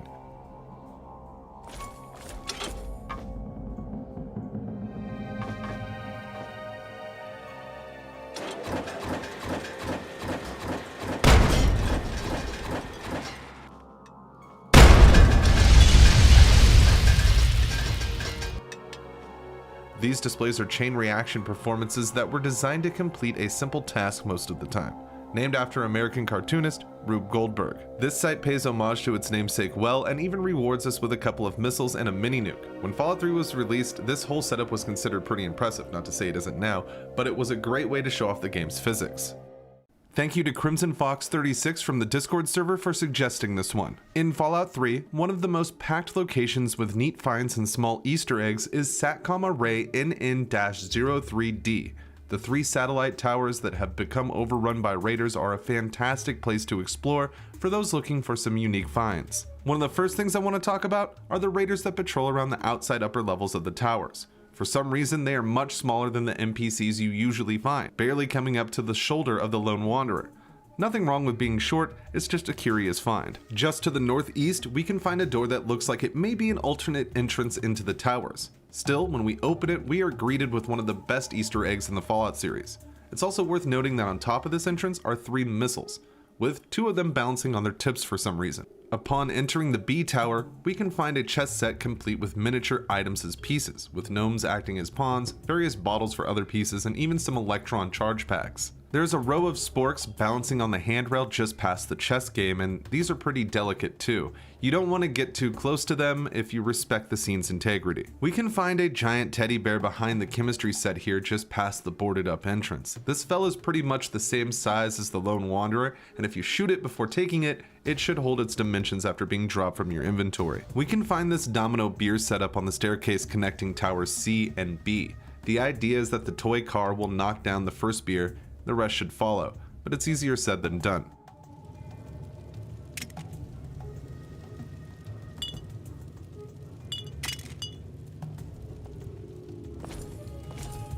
There are coffins with skeletons inside of them here as well, presumably from the grave sites outside. Next to this scene is a ton of empty whiskey bottles, so there's nothing too out of the ordinary for a raider hideout. Finally, if we go to the top of Tower C, on the edge of the dish, we can see a scarecrow dummy holding 2 mini nukes, and the view from here is a type of reward as well. Fallout 3 is filled with small details and exciting secrets, but this place takes the cake with how many appear in such a confined area. You don't want to skip this charming post-war playground on your next playthrough. In Fallout New Vegas, near the Nipton rest stop and past the plane crash, we can find a location many players miss during their playthroughs, the Scorpion Burrow. Up top, we can find a bunch of rad scorpions, and below it's not much different. Among those in the burrow itself, we can find a rad scorpion queen. This is one of 2 locations where we can find a queen, the other being the Searchlight Fire Station.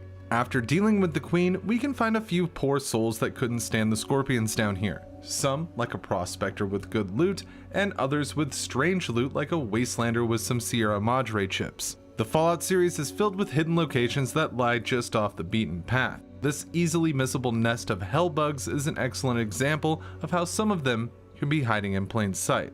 Thank you to Jimmy261 from the Discord server for suggesting this one. In the Fallout New Vegas DLC, Lonesome Road, we find ourselves in the ravages of the Divide. The adventure will take us through blown out buildings and forgotten caverns containing many small details and secrets. My all-time favorite example of this is the fossilized dog we can find in the Cave of Abaddon.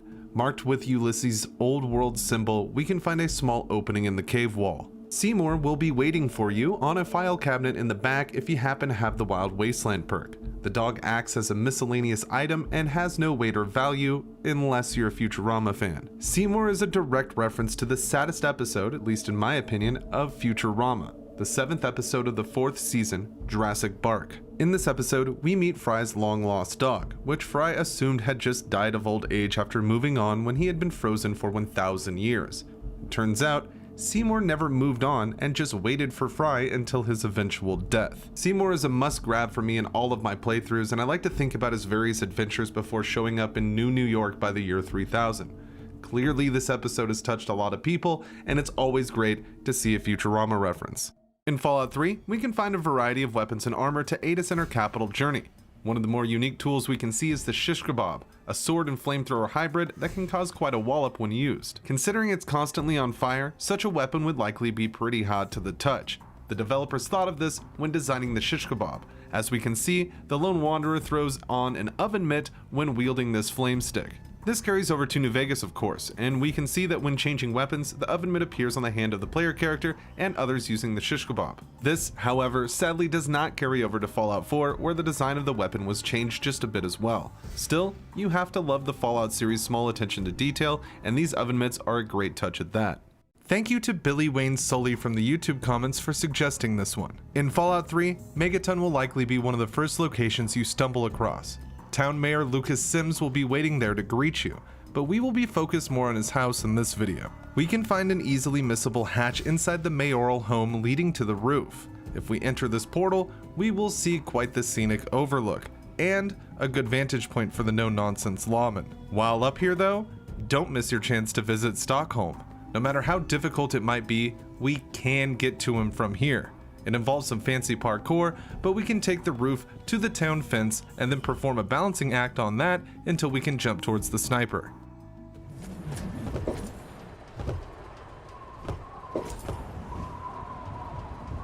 The more time I spend talking to you, the less I'm spending watching for raiders. How the hell did you get up here anyway?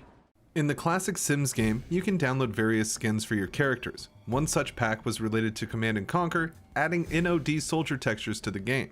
Though looking back on these textures once they're actually in-game, the helmet bears a striking resemblance to the veteran ranger armor from Fallout New Vegas. Of course, this is designed to give off the look of an NOD trooper. It was still fun to see these days as it looks so much like my favorite helmet from New Vegas. This is just something I thought was neat and I wanted to share with everybody.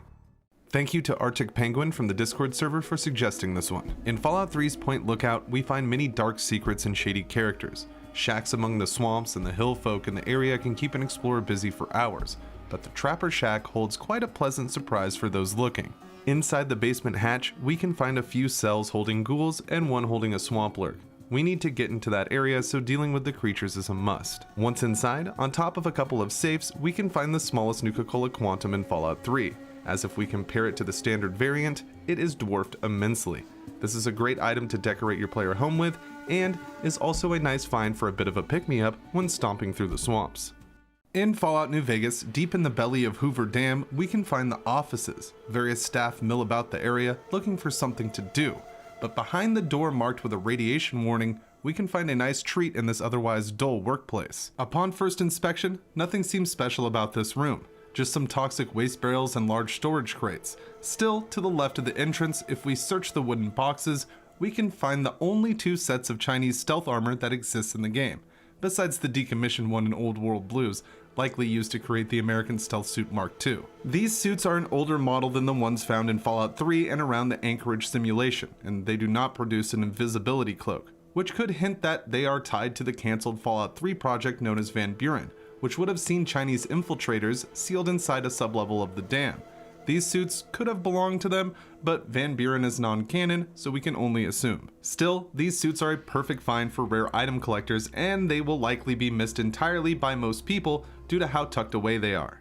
Thank you to Detective Comison from the YouTube comments for suggesting this one. In Fallout 76, we can find the Torrance House, a rather large but passingly uninteresting mansion that's close to White Springs. Horror movie fans may recognize the name of this house as the surname of Jack from The Shining, the 1980 Stanley Kubrick film that was adapted from Stephen King's best-selling novel. And it's no coincidence either, as we can find several more references to the movie here at the Torrance House. Before we jump into the significant Shining Easter eggs here, I want to bring up the skeletons on the roof that are joined with a lovely teddy bear and some blocks that spell out Hubba Hubba. While we are up here, we can spot a tricycle that one could miss if they weren't looking for callbacks to the movie. The blocks that spell out Red Rum make this an excellent reference, which is a phrase made famous by the film. Of course, we can find a hedge maze here as well. Inside, many Protectrons patrol the area. Still, we can discover presumably a woman skeleton next to some mannequins, and, for the main event, a skeleton representing old Jack Torrance himself, complete with fire axe. The Shining is an all-time classic, and I highly recommend anyone who hasn't seen it to go find a way and watch it when you have some free time. Seeing such a big homage being paid to it in Fallout 76 is a treat, and I look forward to checking out what more Appalachia has in store. In Fallout New Vegas, one of the more striking locations that we can find is the Searchlight area. Searchlight proper was victim to a chemical attack from the Legion, which has decimated the NCR in the small city. One of the more exciting things we can find is at the fire station, lying between the two parked fire trucks. The training dummy looks like a dead NPC. In fact, I'm not entirely sure it's not, since we can use the cannibal perk on it and even resurrect him. Most people believe this to be a pre-war model used to train the firefighters in the area. But who's to say it's not just a dead NPC named Training Dummy that managed to get caught up in the attack at Searchlight? Either way, the damn thing has always creeped me out, but make sure to pay our boy a visit during your next playthrough. Shout out to Arctic Penguin from the Discord server for suggesting this one. In Fallout 3, when we get to Canterbury Commons, we will see the antagonist and the mechanist gearing up for a battle. If we take them both out right here and now, Uncle Ro will bless us with some unique dialogue. Whew. You wouldn't believe how much trouble those two have caused in this town. We've been looking for someone to get rid of them for a long time. But you just walked in and cleaned up the town. Easy as you please. We're in your debt, that's for sure. I'm Mayor of Canterbury Commons. Think of me as your own Uncle Ro.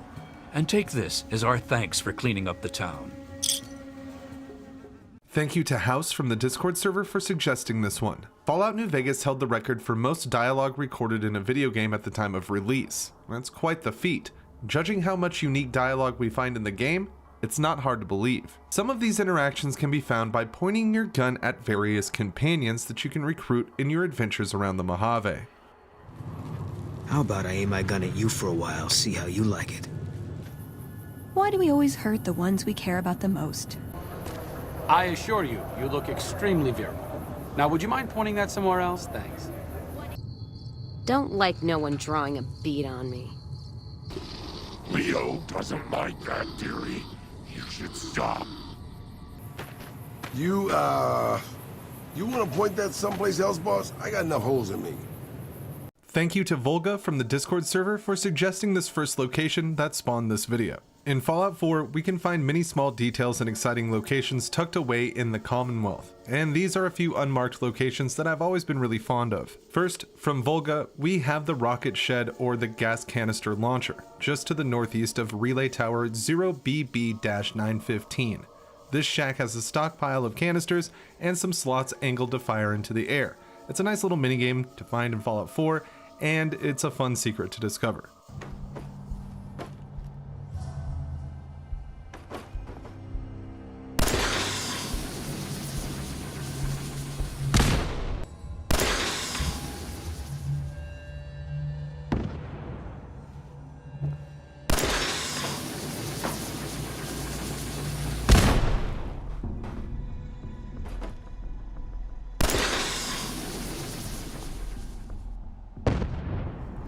Next, we look at the Car Tree Camp, just southeast of Recon Bunker Theta. The only thing to really find here are a few dead settlers, some with their legs sticking out of the ground, but I've always found it fascinating. How did these cars get up there? Were they blown up there by the bombs into the trees? Who knows? Either way, it's a fun thing to stumble across while exploring. And last, we find ourselves at Madden's boxing gym, just around the block from the Old North Church. This easily missable location in Boston's North End holds a lot of interesting and unique things. Seeing a rundown boxing gym in the post-war city, it just speaks to me. Something about it really drives a larger story home. We can find a boxing glove here as well, but I never like to pick it up as it feels just right at place, just right here. These are just a few locations that I think really stand out in Fallout 4. If you have any favorites that you want to share, make sure to hit the comments and let me know.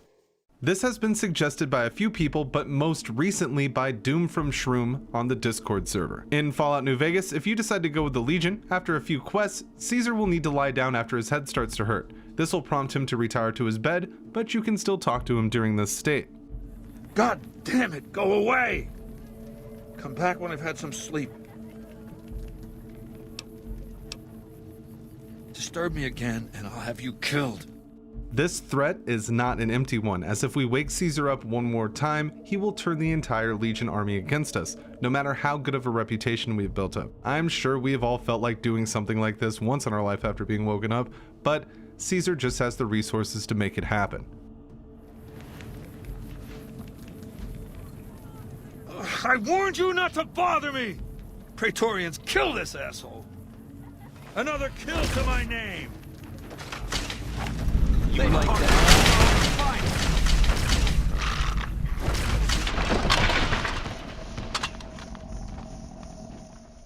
While filming for some videos this morning in Fallout 3, a bizarre thing happened to me that I had never seen before. I loaded a save right before leaving Vault 101, and as I waited for the DLCs to load in, what looked like a raider ran by at an incredible speed. I quickly hit the record button and attempted to follow him to see if he was going somewhere interesting. Still, due to his speed, I couldn't keep up. This isn't the weirdest part, as when I turned the corner, the game crashed, which is pretty standard for Fallout 3, but this crash was different. The task manager would not close the game. Even shutting down the computer wasn't closing the game.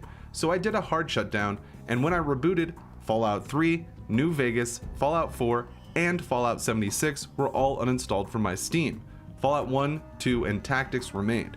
Keep in mind, these are all on different drives, some being on my main C drive. After this, I did a standard reboot on my PC, and everything was back. And the man didn't show back up in front of Vault 101. I suppose if you see this guy run by in your game, watch out. Thank you to Lettuce Man from the Discord server for suggesting this one. In Fallout 3, if you find yourself around the Museum of Technology, you can start an unmarked quest that leads to one of the best guns in the game, and it all begins with carefully checking the terminals that we find around the inside of the building. Selecting the string of zeros, we can start the minigame that Fallout 3 hints to the solution of with the name of the guy we are seeing the message from. Prime. Selecting the prime numbers on the terminals with this option will unlock what we need to continue.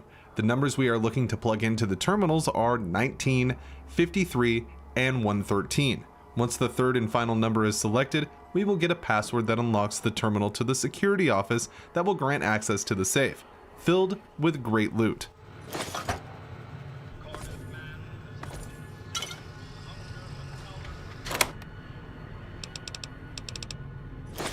The main event comes from the message we get from Prime here, leading us to Jury Street Metro Station. Inside the diner, we can find Prime's body and in his inventory, the Shuanglong assault rifle. This is a unique Chinese assault rifle that is the most powerful of its kind. However, it is pretty fragile, requiring repair often. Much like every special weapon in Fallout 3, there are no appearance differences with the Shuanglong assault rifle. Many people miss this fantastic unmarked quest if they aren't looking for it, as if you fail the number sequence, you get locked out of the quest and Prime's body will not spawn. The hunt is a small price to pay to add this gun to your collection, and it's worth it to do every playthrough. Thank you to Bubble, a supporter from the Discord server, for suggesting this one. There are loads of things to find in Fallout 3's Mothership Zeta DLC. Scouring the alien spaceship can be pretty rewarding, but it can lead to some somewhat perplexing finds as well. Deep in the waste disposal area of the ship, we can find a military locker that is hidden pretty well within the rubble.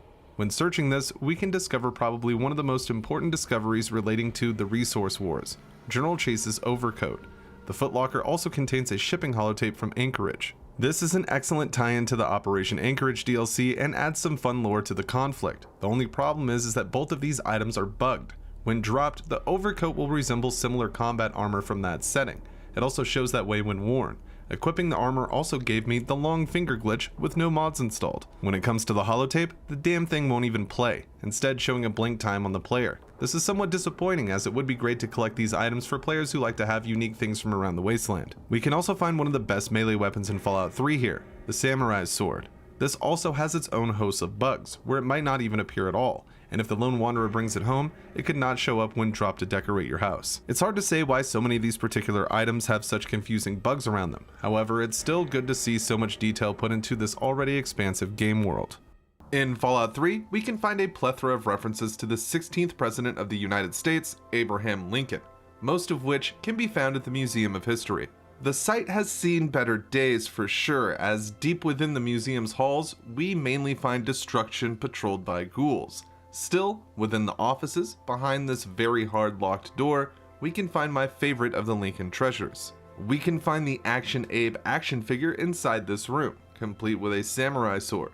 While some NPCs like Abraham Washington will pay up to 20 caps for such a find, I still find it best to keep it at home and decorate my room with it. While unused in the game, Action Abe can be found in the files of Fallout New Vegas and can be spawned using console commands, meaning you can have Abe with you throughout the Mojave as well. What a time to be alive. I have always assumed this was a reference to the show Aqua Teen Hunger Force, specifically where Meatwad wants to join the circus and show off his talents in Season 1. Check out my new shape. It's a little weird, but I think you're gonna like it.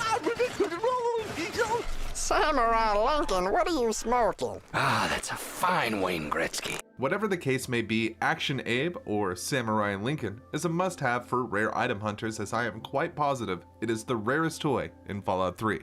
Thank you to Ted from the Discord server for suggesting this one. In Fallout 2, our quest for the Gek will lead us to Vault City, a gated authoritarian settlement outside of Vault 8 that used the Gek device once leaving their vault to form their own version of paradise. Outside, alcohol and chems are strictly prohibited inside of the city. Because of this, the taverns around town serve synthetic drinks. At the parlor room in Vault City, we can partake in some Alcohol Z, which has some amusing side effects. There is no inventory item for Alcohol Z. When purchased, the drink is consumed, but it is connected to an unmarked quest called Drink Your Weight in Alcohol Z. This requires the Chosen One to drink 100 bottles of the synthetic liquor, which will open up a fourth wall breaking dialogue option. Depending on our luck stat, the bartender will ask if the Chosen One is okay, in which we can reply, no, I feel great, I'm just going to pop out of dialogue for a second and check my max hit points.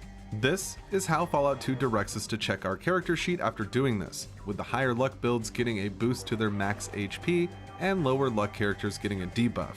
This is just one of the many fun ways Fallout 2 breaks the fourth wall, and it's always nice to come across them in-game. In Fallout 3, we are thrust into a wasteland filled with horrors around every corner. Something as simple as a bottle of water can seem like a timeless treasure. Still, wanderers should check the liquids they decide to drain into their bellies. Towards the end of the main quest, we will get an audience with the president of the Enclave, John Henry Eden. President Eden will propose that the Lone Wanderer take a vial of modified FEV to put into the water supply when starting Project Purity. Eden promises this concoction will purify the waste by eliminating mutants and ghouls, purging them from existence. Still, people like the Lone Wanderer will be immune to the FEV's effects. This, however, isn't exactly the case. If you choose to spike the water and you have broken steel installed, you will be able to find boxes of Aqua Pura out in the Capital Wasteland. If we drink it, the game will warn us that it will be fatal. Continuing consumption, the Lone Wanderer drops dead from the effects. This is terrific attention to detail that drives home the consequences of the choices we made at Project Purity.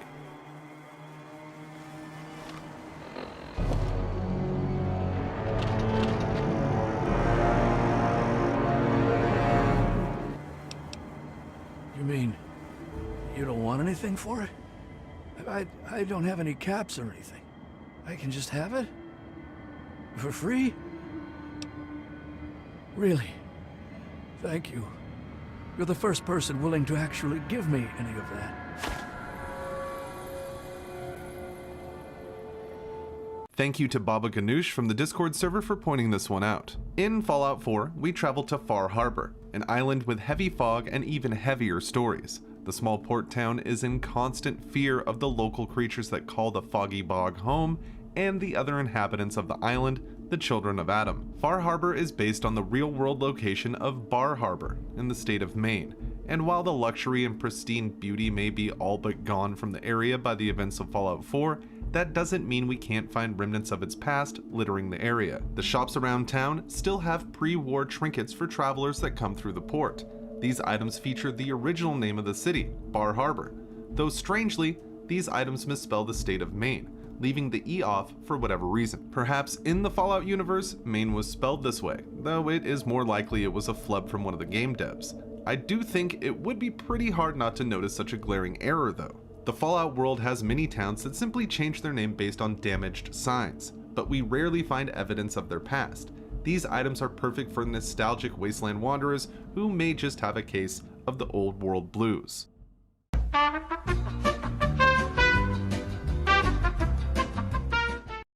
Are you enjoying watching this TKs-Mantis Fallout Fact video? Do you want to support the channel more directly? Want to find out where your father went all those years ago? If you answered yes to any of these questions, consider checking out the Mantis merch shop through the link in the description or the shelf below the video. Also, I'm sure your dad will come back eventually. With such a wide variety of options, you will be sure to become the next fashion icon amongst your friends. So what are you waiting for? Check the link below to get your Mantis merch now and become the man your neighbors want to be and their wives don't want to leave. And again, sorry about your dad. Mantis merch, available for money. Thank you to Arctic Penguin and many others for suggesting this on the Discord server. In Fallout New Vegas, the first location the courier will land is Good Springs. Typically, the player would talk to the people around town and find out what they can do to help them start their Mojave journey. The settlement has a ton of skill checks, making it a fun way to test your early build in the game, but we can have some fun if we are more prepared. One of the things that can be easily overlooked in this area is a chemistry set inside Doc Mitchell's house that can be interacted with. If the courier has a high enough science skill, various chems or a handful of stimpaks can be crafted, which is an excellent boost at any point in Fallout New Vegas. Inside the Good Springs store, Chet runs a tight ship. He is perhaps the least interested in getting into a gunfight with the powder gangers. Of course, there is a skill check to convince the shopkeep, but if you happen to have Chet's suggested amount of caps on you, you can offer that to him as well. New Vegas is filled with small details and alternate ways to approach quests like this, making it fun and interesting to try new ways to handle things in each playthrough. Now just hold on. I never voted to take on the powder gangers. That's a 1,000 cap investment you're talking about. That's more like it. The people can pick up their extra ammo and leather armor when they're ready. Was there anything else? In Fallout 4, one of the best companions to have is Dogmeat, the German Shepherd we find at the Red Rocket gas station just outside Sanctuary. Our canine companion is essential to the story, and Fallout 4 has a hilarious way with dealing with the player missing that first encounter with him. In order to progress the main quest, we have to find Nick Valentine and search for Kellogg. I learned while filming this video that if you haven't been to Diamond City before you head there with Nick, the door will be open. Piper won't be locked out like usual, she will instead already be in an argument with McDonough. Once inside Diamond City, we inform Nick about what happened at the vault, and he gets a raging clue to go check out Kellogg's house. After searching through the home, Nick will say he needs to bring his best man on the case, and what happens next is a pretty funny way to force the player to meet Dogmeat. Interesting brand. Won't lead us anywhere on its own, though. What? The great Clockwork Dick is stumped? It's synth detective, jackass. If you're gonna be that way, you might as well get the make and model right. Joking aside, I got an idea. I need to call someone in. A specialist. Who's this friend of yours, Nick? Worked with him a few times, but he only likes certain people. Got a feeling you'll get on, though. You'll meet soon enough. Gonna send out the signal. It's a special frequency, so you won't hear it, but he will. Okay, I called him. Let's wait outside.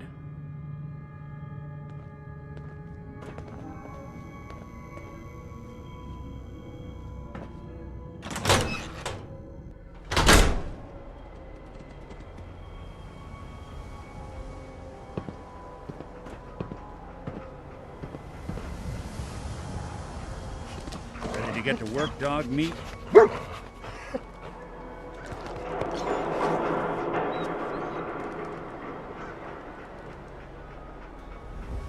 If all I needed was a dog, why'd I bother saving you? Just consider getting me out of that vault a finder's fee. Give Dogmeat a whiff of that cigar, see if he picks up the trail. In Fallout 2, the Chosen One is tasked with finding a Gek and then rescuing the Arroyo tribe from the Enclave oil rig, blowing it sky high on the way out, destroying the Enclave. The game allows you to continue to roam the wasteland after doing so, but that doesn't mean that this can last forever. In fact, Fallout 2 has a hard-coded time limit whether you complete the main quest or not. After 13 in-game years, on July 25th, 2254, Fallout 2 will abruptly stop, no matter what the player is doing, and it will show this end screen. Afterward, the player will be booted to the main menu. This was done due to coding restraints. At the time, the developers figured it was such a long time frame that no one would hit it unless they tried. Regardless, the Chosen One's journey must come to an end, even if it's the rarest screen in the entire game. In Fallout New Vegas, in the remains of Boulder City, we can find the Bighorn Saloon. The owner, Ike, sits behind the bar, hopeful of getting even one customer these days. NCR troopers that occupy the area are discouraged from going to Ike's saloon, so if the courier wears NCR gear when speaking with him, we can get some unique dialogue that puts this into perspective. Hello. Howdy, Trooper. I thought the Bighorn was off limits to you guys, but who am I to complain? Customer's a customer. The workers here don't much like the military. After too many fights and broken noses, the NCR doesn't allow troops to spend time here. That doesn't stop a few people like yourself, of course. Don't worry, I won't say a word. In Fallout 4, when we encounter ladders, they usually lead to a new area with a loading screen, or they are just a static decoration, with no real way to interact with them. Still, while in the Mechanist layer, we can find a ladder that seems to break this rule. Around the RoboBrain area, we can find a ladder in front of some filing cabinets next to the brain storage room. Walking into this ladder will allow us to ascend it, unlike any other in-game, as far as I know. Of course, if you know of any similar ladders in Fallout 4, hit the comments with their location. Strangely, this isn't a feature in the Fallout universe, and it only shows up once in a Fallout 4 DLC. Still, for whatever reason, this seems to be the only climbable ladder in Fallout 4. Thank you to channel member Edgy and Azzy from the Discord server for suggesting this one. In Fallout New Vegas, we find Alpha Team from NCR's first recon at Camp McCarran.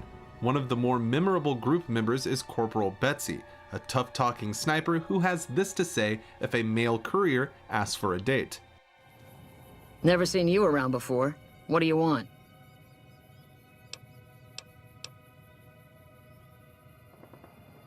Yeah, right. You're sniffing up the wrong skirt.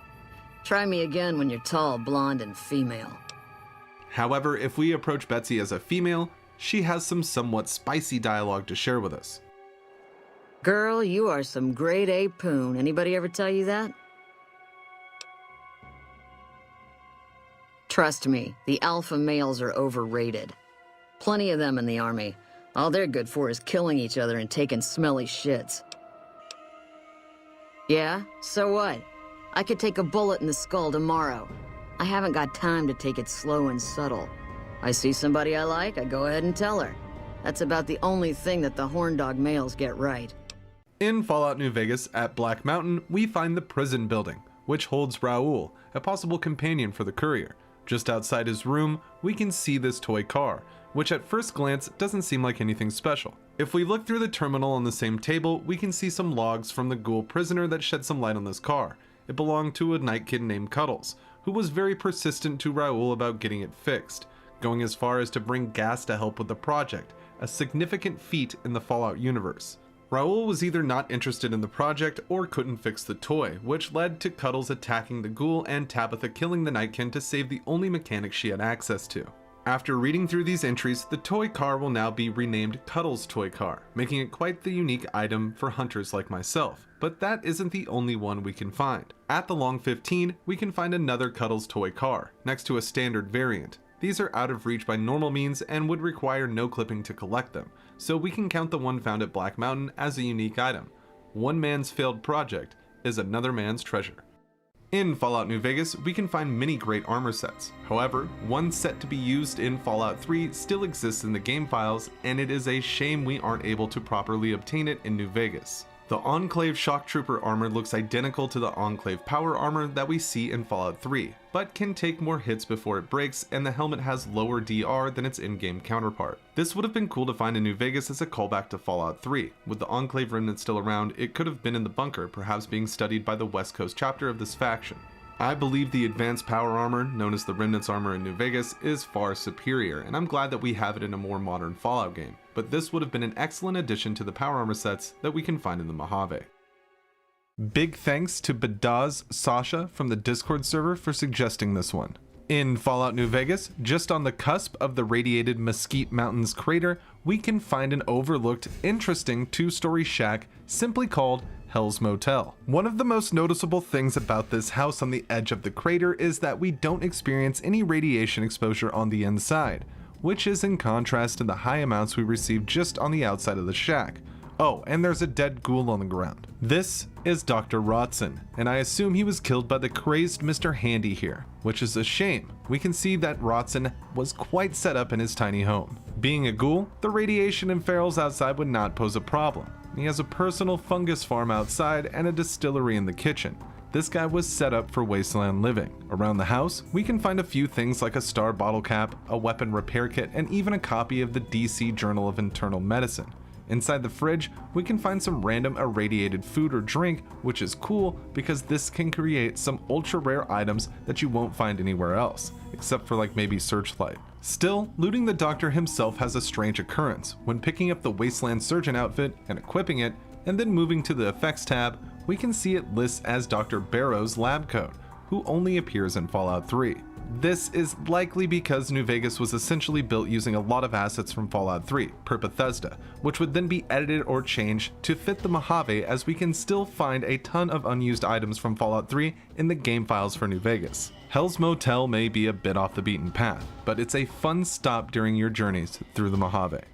In Fallout 4, one of the most fun experiences for some is building and decorating the settlements in the Commonwealth. Still, we can have some fun with items outside of this as well, and Fallout 4 is a little shy about it. First, holding down the interact button will grab whatever item you are looking at. While that could be pretty well known, maybe even rotating the object using the aim and the fire buttons you know as well. But you can also change the direction of the rotation by tapping the sprint button, making it easier to set things down the exact way you want them to be. Fallout 4 also has a built-in throw command. If you press and hold the reload button, it will charge up a throw, leading to some fun scenarios. Fallout 4 doesn't inform the player in a reliable way about some of these features, and they can be pretty helpful throughout the game. Thank you to Azzy from the Discord server for suggesting this one. In Fallout New Vegas, we can come across Lily Bowen, a delightful nightkin in Jacobstown that can be recruited as a companion. New Vegas is praised for the overabundance of spoken dialogue it has, and we can hear a rare line from Lily if we take her to Black Mountain. After speaking with Neil and getting the quest Crazy Crazy Crazy, if we have Lily with us when we meet with Tabitha, we can hear this unique dialogue regardless of how it all pans out. Tabitha, you naughty, naughty girl. Leo remembers what you did. Thanks to Kevin the Dragon from the Discord server for suggesting this one. In Fallout New Vegas, while at Camp McCarran, we can find many things to get up to that will bolster our rep with the NCR. One overlooked NPC is Corporal William Farber, located in the mess hall inside the concourse at the pre-war airport. Helping him out will boost morale for the NCR through better meals, and we will be able to buy quite a nice bit of fresh food and water from Farber directly as well. We learn that he needs the food processor fixed, some spice to perk up the spirits, and a steady meat delivery. While there are a few ways to get these things done, you can pass a repair check for the food processor and speak with the Crimson Caravan to get a good meat run going with higher speech and barter. The only thing left is a little something to perk up the troops. This will take us to the infamous Vault 22, where we can find this food additive in the food processing area. Bringing this back to Farber will complete his unmarked quest and open an excellent selection in his inventory, which is well worth it every time you are going for an NCR run. In Fallout New Vegas, while in Freeside, we can come across Mick and Ralph's, a humble store on the edge of town that deals with guns and general items. Mick and Ralph know how to deal and are pretty in tune with the rest of Freeside, so they are an excellent place to go to get some things moving when in the area. If we speak to Mick, we can find out that the Omertas in Gomorrah on the Strip have no longer been buying weapons from the store, which is hurting business. So Mick asks you to keep an eye out, which can lead to one of the best rewards in the game, especially for unique item hunters. This will involve starting the How Little We Know quest, and the easiest way to favor Mick and Ralph here is to just side with Big Sal and Nero over Caccino and help the bosses with their plans. Afterward, we can convince Big Sal to start buying from Mick and Ralph again. When we return to the store, Mick will be happy to hear the news about the Omertas and offer us a new and improved Pip-Boy. The Pimp-Boy 3 Billion. It's a pimped out version of the wrist device with a fancy coat of gold paint and shiny studs throughout the body. This is the only place we can get the Pimp-Boy, and it is the only one we can find anywhere in the Fallout series, making this quite possibly one of the rarest items available, especially since the quest can be buggy, locking players out if they don't follow specific paths to a T. If for some reason you wanted the old model of Pip-Boy back around your wrist, all you would have to do is talk to Mick again to switch the device. Personally, I feel there is no better way to show off your wealth in the Mojave than wearing this beautiful piece during the rest of your playthrough.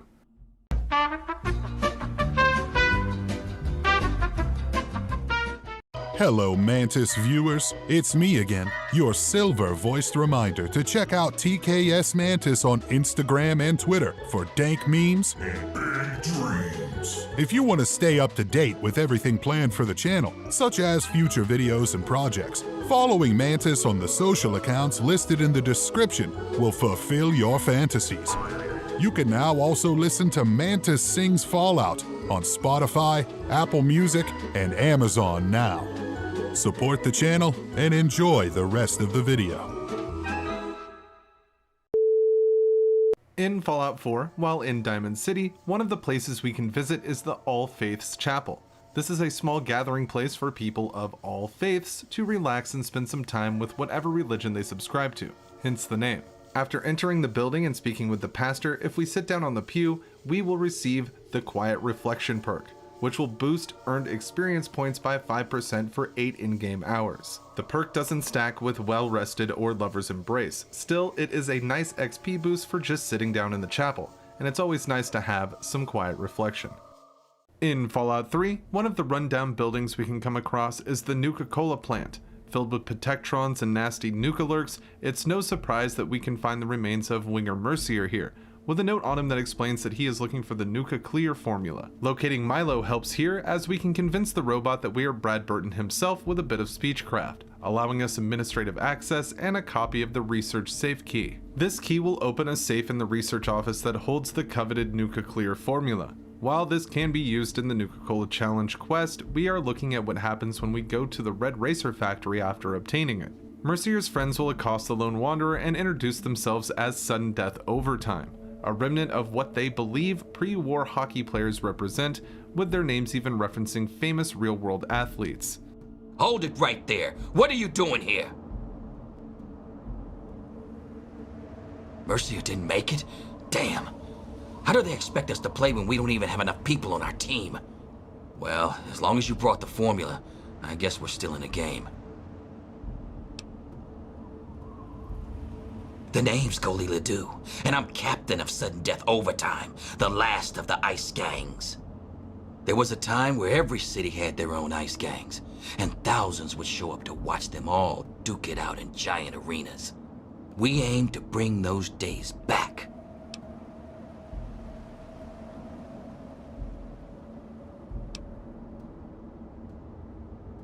That's up to you. We can make a deal, or we can face off. I'm putting 250 caps up on the scoreboard. What do you say? Nicely played. And I know talent when I see it.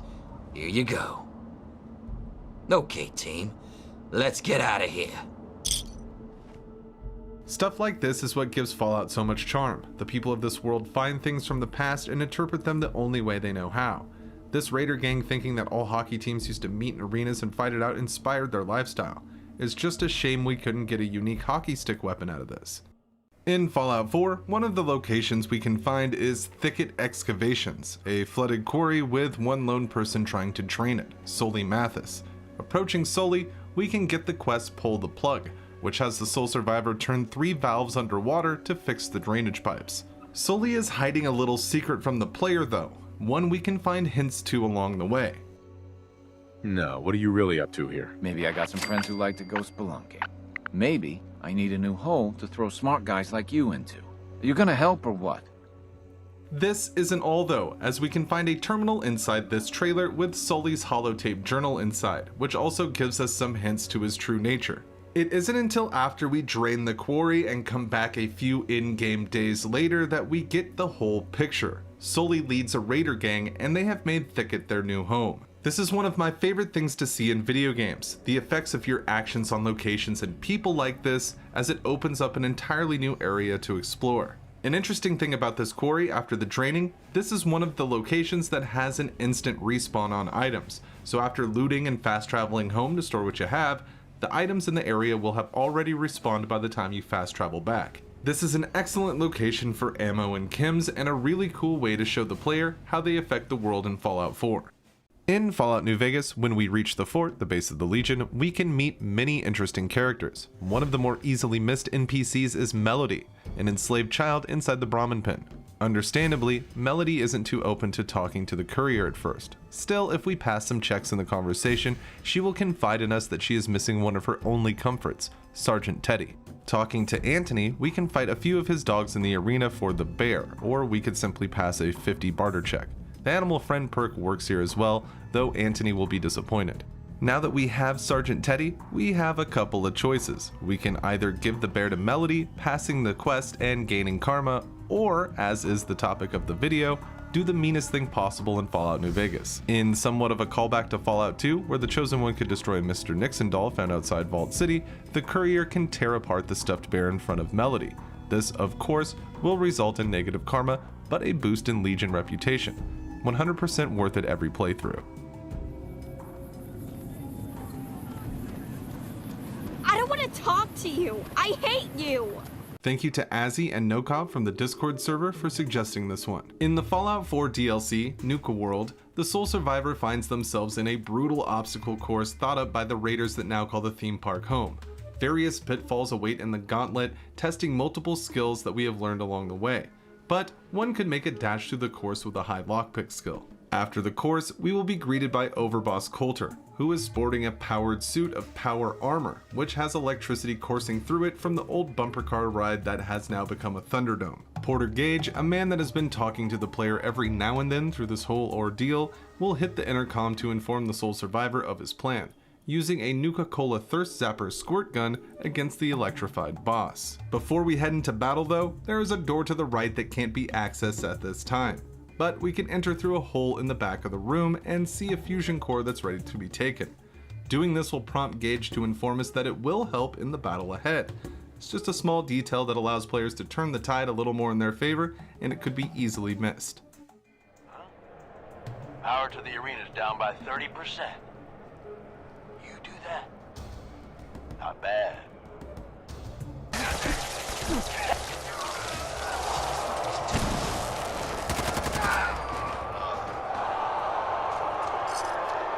In Fallout 2, there are many things that the developers were planning on including but ended up cutting from the final game for one reason or another. One of the most exciting pieces of cut content is the cut location known as the EPA. This multi-layered facility was set to hold a ton of objects and secrets that would have added some great experiences to Fallout 2. Killap's restoration project adds most of, if not all, the cut content back into Fallout 2, allowing us to explore the EPA and find the various items removed from the final vanilla game. One of the unique items we can see is a bag of Pop Rocks. The in-game description reads, an unopened bag of tasty carbonated candy made of sugar, lactose, more sugar, corn syrup, even more sugar, and flavoring. It is rumored that when mixed with Nuka-Cola, one's stomach would explode. This refers to the real-life urban legend that replaces Nuka-Cola with its real-life counterpart, Coca-Cola, and we can test this out in Fallout 2 to see if there's any truth to the rumor.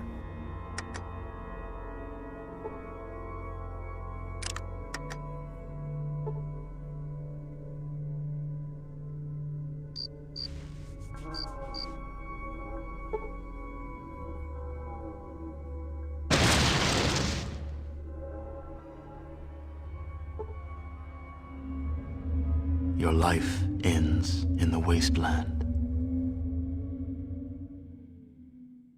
In Fallout 4, new grenade mechanics were introduced to the series, allowing players to equip throwables and use them as secondary weapons without switching out of their primary weapons. This is a tremendous improvement on combat for the Fallout series. We can find a weapon in the game files for Fallout 4 that takes up the grenade slot but doesn't function like any other throwable in the game. The Lucky Rabbit's Foot. The only way to get our hands on this beauty is through the use of console commands, as it was cut from the final game, but having the charm equipped in your grenade slot will boost your earned XP by 10% and add 3 to your luck.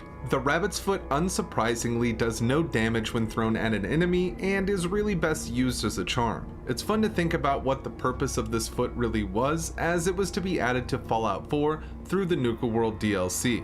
So I would love to hear what you think this could have been a reward for, or where you think you could have been able to find it in the DLC, down in the comments below. In Fallout New Vegas, we can find many unique items tucked away in the Mojave.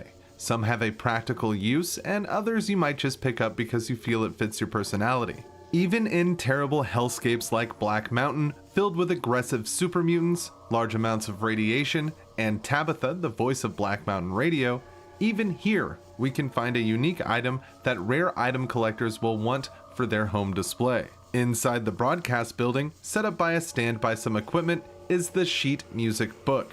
While this item has no use in-game and a value of 100, it is still the only sheet music book we can find in New Vegas, meaning that anyone who has a connection with music or just one-of-a-kind finds will want to add this to their inventory. In Fallout 3, the Capital Wasteland is filled with pitfalls for wary travelers, whether it is the mutated life forms that call the area home or dastardly traps set by raiders. The post-war Washington DC area is far from safe. It would seem you can't even use the bathroom without a chance of getting caught up in one of these traps. This leads to possibly one of the most hidden dangers of Fallout 3, the electrical traps placed on some toilets we can find in the Capital Wasteland. We can find one here in the Museum of Technology, and this pulse can give quite a shock to any lone wanderers who may be a little too thirsty for their own good. Powered by microfusion cells, wires are then fed into the toilet bowl, sending a charge through the water and anyone who gets too close to it. These traps are helpful for getting a handful of microfusion cells for players who have the skill to grab them without being electrocuted, though the presence of these toilet traps will undoubtedly make you think twice before taking a refreshing drink or relieving yourself before inspecting the bathroom thoroughly. Thank you to Joe Splash from the Discord server for suggesting this one. In Fallout New Vegas, one of the factions we have to deal with is the Brotherhood of Steel, a now hermit group living in Hidden Valley. After helping the underground dwellers significantly, we will have the option to join the faction outright, which offers the power armor training perk, allowing the courier to wear power armor. This isn't the only place we can get this perk though. If we have done work with the Enclave remnants, they will offer the same reward. This lets us know how to use power armor before getting the training from Elder McNamara, who will be pretty surprised about an outsider having this know-how. Would you like to tell me where you learned such a thing? No, don't bother. A person as well-traveled as yourself is bound to pick up all kinds of skills, I suppose. Luckily, that's not all I have for you. I've also given the order that all of our equipment be made available to you, not just the more mundane arms. You're a member of the Brotherhood now, and your gear should reflect that. Lastly, you will be allowed to come and go as you please. You've done so much for us that to do otherwise would be a crime. I just ask that you keep the Brotherhood's interests at heart in all your dealings. Remember that you will always have a home here. This doesn't give us the option to tell the Brotherhood about the Enclave forces that still remain. Still, it is a cool, unique dialogue that can be triggered. Not all power armor in New Vegas requires this training though, as we can see with the NCR. We can find NCR salvaged power armor on heavy troopers. Even in the Ranger's safe house, these armor sets do not require this perk because they no longer count as powered armor after being salvaged by the NCR. With the jury rigging perk, we can even repair these with sets of heavy armor that are more common, like metal armor. In Fallout 2, anytime the Chosen One returns to the Den, they will see this world map, which is an aerial map of real-world Phoenix, Arizona from 1885. It's here that we can choose how to enter the Den, from the east or the west, but there is another option that Fallout 2 doesn't show us, as it was ultimately cut from the final game. Pressing the number 3 on your keyboard when over this map will spawn the player in the cut Den residential area. It holds a few houses, a bunch of generic NPCs, and even a copy of Smitty that we can't interact with. The plan was to use this area for a quest that would see Mom, from Mom's Diner, organize an orphanage in this area. The Chosen One would be tasked with clearing out a suitable building and helping the children along the way. This quest was included in Killap's restoration project, which adds a ton of cut content back into the game. So while this remote area in the original game is cool to visit, it's nice we have a chance to see what the final plan was with the restoration patch. There are a lot of things that were cut from Fallout 2, whether it be from time restraints or just the developers changing their minds. Fallout 2 is a goldmine of cut content for fans of the games to discover. Luckily, thanks to Killap, we have the restoration patch, which includes pretty much every piece of cut content for Fallout 2. Playing through the upgrade often feels like you are playing a new game altogether, and some of this has to do with not only the new locations, but the items we find in them as well. The EPA, or Environmental Protection Agency, is likely my favorite of the cut maps from Fallout 2. It is a massive facility filled with mystery and exploration. Still, it has a rare item that we can only find here at the site. We can find preserved pre-war marijuana on the surface here, and a locker inside the storage shed. This isn't the only way to find the devil's lettuce here either, as if we travel to the violet level, we can interact with Mr. Kimmy, a large computer on this floor of the facility that has the ability to make various chems.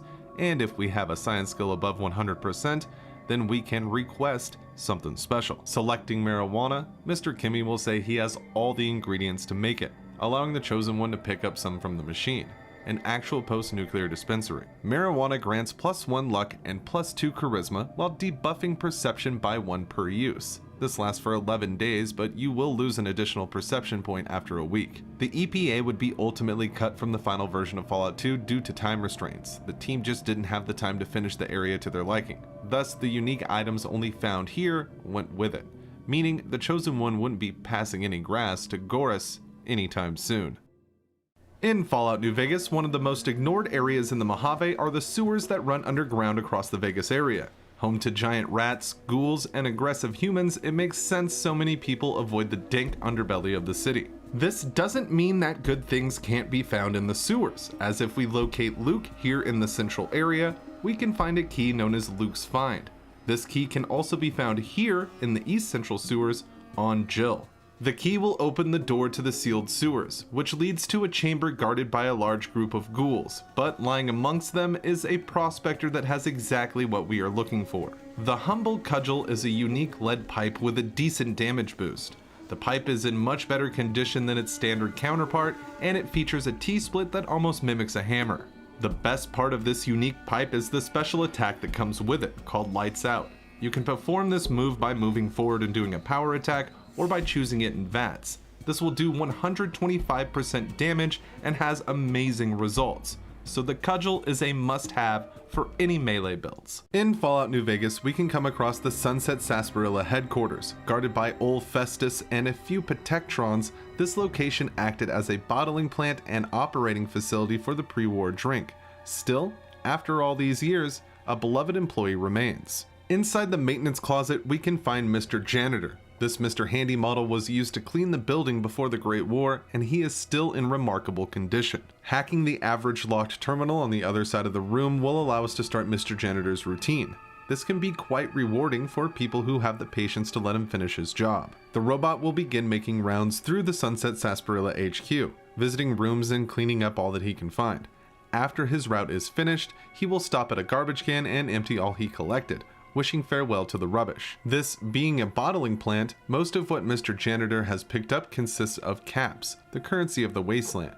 He will deposit a random amount of caps into the trash can. Still, the number is usually decently high, so this is a great way to get a nice boost when you make it to this area, and Mr. Janitor is happy to do the heavy lifting for you.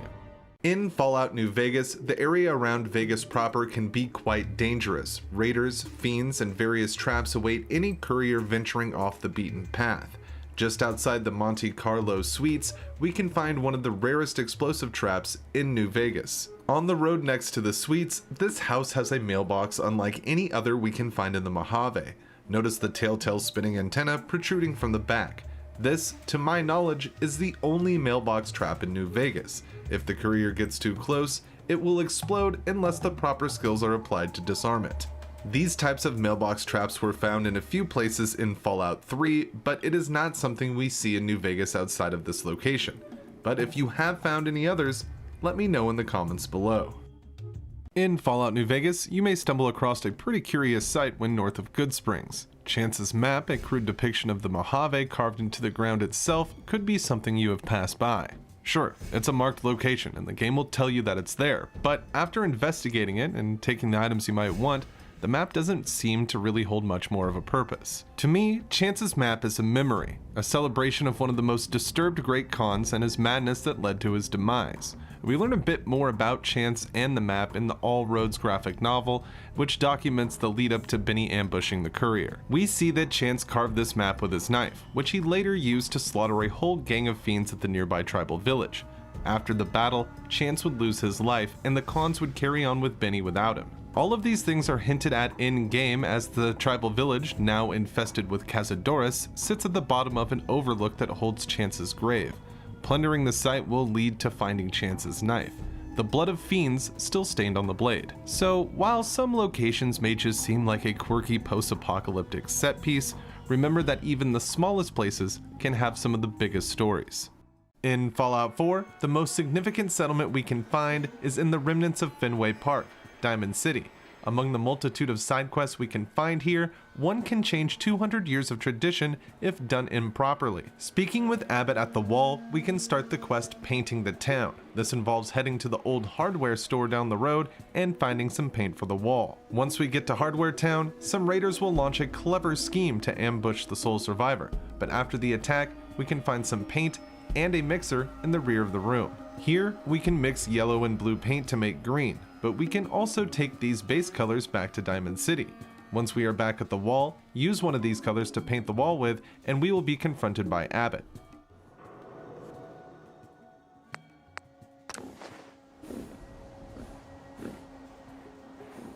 Hey, Abbott. Blue? You know what you're doing there? The wall ain't blue.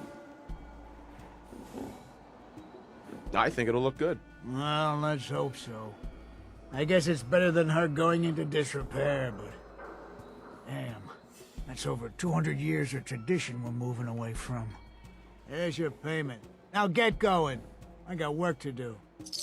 Returning to the wall a bit after doing the quest, we will see that Abbott has painted the entire thing to match whatever color we have used, blue or yellow. We can't use the blood can or the red paint added with the DLCs in the quest, so these are the only colors we can change the wall to. This is just an interesting small detail that people tend to miss due to using the correct paint during the quest. Still, if you want to change up Diamond City, this is one of the biggest ways to do it. Big thanks to Draker the Heartbreaker from the Discord server for suggesting this one. In Fallout 3, we can find Evergreen Mills, a rundown factory turned luxury raider hideout. If the kimmed out raiders and super mutant behemoth wasn't enough to ward you off, diving a bit deeper, we can find even more things that make this area unique. Evergreen houses 3 raiders that only appear in shacks outside the main factory. The southern shack, which lies just past the entrance to Evergreen proper, is home to a raider wielding a flamer. This is a unique model, and he has his own ID in the game files. The same is true for the northern shack on the opposite side of the factory. We find 2 raiders inside, with the female noticeably wearing the sexy sleepwear attire. We don't normally see raiders wearing this in the wasteland outside of this location. Inside the bazaar, there are a few entertainment areas. We can find a bar with a couple of stages set up towards the back. We can see what is presumably a stripper pole on stage, which would fit the area just fine.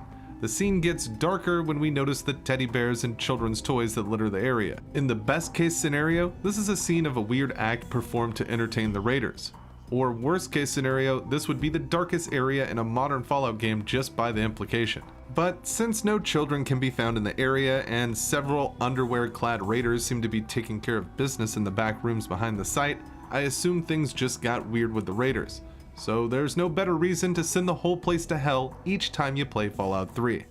Thank you to Draker the Heartbreaker from the Discord server for pointing me in the right direction on this one. In Fallout 3, the decimated capital wasteland hosts many things to discover. Broken streets, shattered buildings, but every once in a while, something in the waste can still function the way it used to. The fire hydrants that stand guard on the once busy suburban sidewalks fit this bill perfectly. As in Fallout 3, these hydrants can be activated, which will cause the lone wanderer to drink from them, a task that doesn't make much sense considering what is needed to produce water from one of the pre-war devices. You would need a wrench or something similar and a working water supply. But this is a video game, so it can be overlooked as a fun source of HP at the cost of some rad levels. New Vegas, however, isn't buying into this idea. If we try to drink from the hydrants we find in the Mojave, the option will no longer be there. It's hard to say why the devs ultimately decided to cut this feature. Still, it could have been what I mentioned before, that the interaction just didn't make a whole lot of sense. So while you may be used to the flowing water of the capital hydrants, be wary in the Mojave. If you want a quick drink, a toilet would likely be a stronger candidate. In Fallout New Vegas, the Honest Hearts DLC will take us to Zion and introduce the conflict between the tribes that call the area home. We will also meet one of the most memorable characters in New Vegas, Joshua Graham. The burned man spends his time reading the Bible and preparing guns for his tribe. The courier will have the option to side with Graham at the close of the DLC, which sees the courier and Joshua mow through hostile tribals to secure Zion. Suppose the player asks Joshua Graham to use melee combat in this sequence. In that case, he will start using his trademark 45, a light shining in darkness, as a melee weapon, smacking enemies with the butt of the gun. This is an actual in-game item called Joshua's Pistol Whippin' 45. Through standard gameplay, the player can never obtain this weapon. Still on PC, we can add it to our inventory with the use of console commands. The Lights Out special attack does tremendous damage to anything in front of you when using this weapon. While it may not be the strongest melee weapon in the game, it is by far one of the most satisfying to use.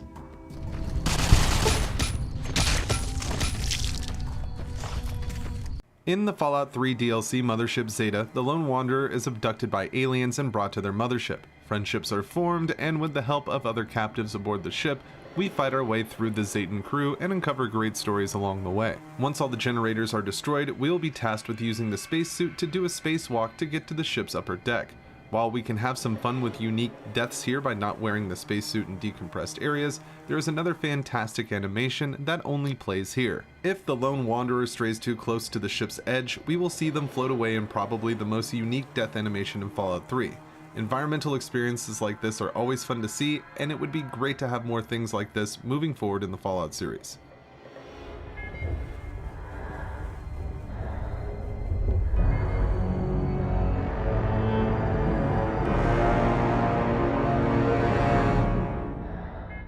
In Fallout New Vegas, Freeside is by far one of the most active areas. Being the gateway to Vegas, the area is home to many thugs and con artists, so naturally, people new to the city may want an escort through the rougher parts of town. One bodyguard that hangs around the north gate of Freeside has caught the attention of the Kings due to how many repeat customers he gets. The King will have the courier investigate this. Still, there are ways we can disappoint the Elvis impersonator when dealing with Oris. First, if we take out Oris before speaking to the King, we can get some unique dialogue from the less than thrilled leader. So, it went down like that, huh? I guess it can't be helped now. Even though you lack subtlety, you've shown me you can get the job done. So maybe you can help me with something more important. Suppose we take the quest and hire Oris the way the King wants us to. In that case, we can ignore the bodyguard's instructions about the group of thugs, which leads to some unique dialogue from Oris. Howdy. Impressive work fighting off Benny's thugs. I guess they weren't harmless after all. I'm not often mistaken, you know. I know I wouldn't have survived that.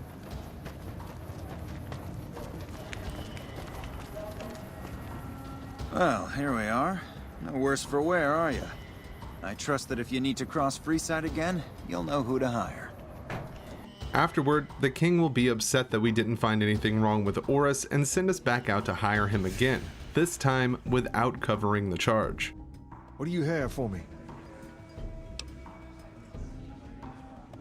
Oh, he did he? Well, that just ain't good enough. Get back out there and hire him again. Hire him 100 times if that's what it takes. And before you ask, I'm not gonna cover the cost this time. It's bad enough I'm giving the man more business. In Fallout New Vegas, the main quest ultimately leads to the second Battle of Hoover Dam, with the main factions involved being the NCR and Caesar's Legion. Once this battle is complete, the story of New Vegas ends as well, and so does the gameplay. But this wasn't always going to be the case. Fallout New Vegas, at one point, had planned for the player to continue playing after the Battle of Hoover Dam. This is proved by the cut lines of dialogue that we can find in the game files. These bits reveal a bit of what the game world would have been like after the main faction's victory, and make us wonder what the scope of New Vegas would have been if a post-game section had been included. With the Legion defeated, things are great now. All those NCR troops should see me to celebrate. Come one, come all. I'm not letting the Legion make me a slave. Even I have standards. Intense fighting erupted on Hoover Dam as tensions between NCR and Caesar's Legion boiled over. Reports indicate that NCR forces emerged victorious and the Legion scattered amidst the defeat of its most feared military leader. Preliminary word is that Caesar's Legion has taken control of the dam and that the NCR presence in Nevada is severely crippled. While it initially appeared to be an NCR victory, we're receiving word that our own Mr. House may have been the one to secure the dam for himself. But in a shocking turn of events, the dam has been rendered useless, and both sides have taken heavy casualties. Neither faction appears to have won. But in a shocking turn of events, an army of Securitrons has seized control of the dam, preventing both sides from claiming it. Now, sources of the dam are telling us that the involvement of one key person appears to have heavily influenced the outcome. Welcome to Vegas, capital of the sixth state of the new California Republic. True to Kaiser.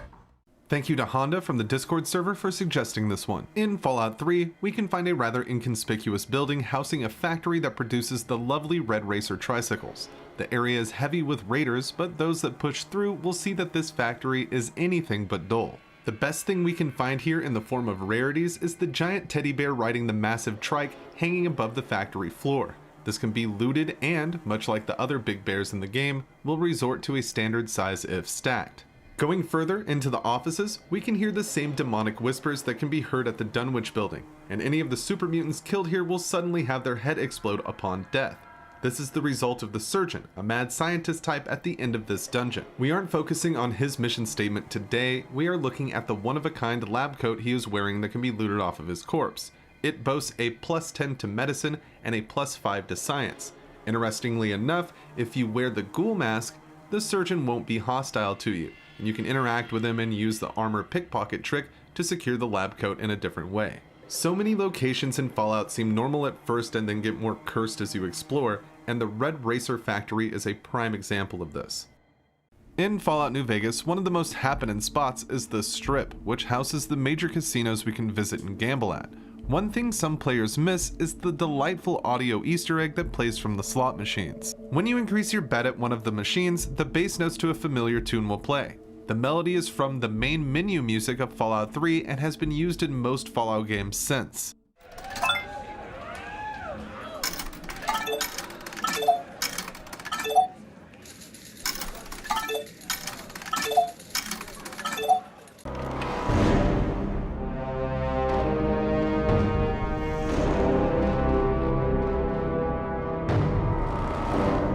In Fallout New Vegas, one of the casinos we can visit is the Tops. This is where Benny and his chairman can be found, so I'm sure most, if not all of you watching this video have been here at some point during your playthroughs. One area that many people miss due to no real quest objectives or loot being present is the rooftop courtyard that houses a swimming pool found by going through the equally less traveled diner or by going around the back of the main casino floor. This lush paradise is the perfect spot to relax after dealing with Benny or just after a long day of patrolling the Mojave.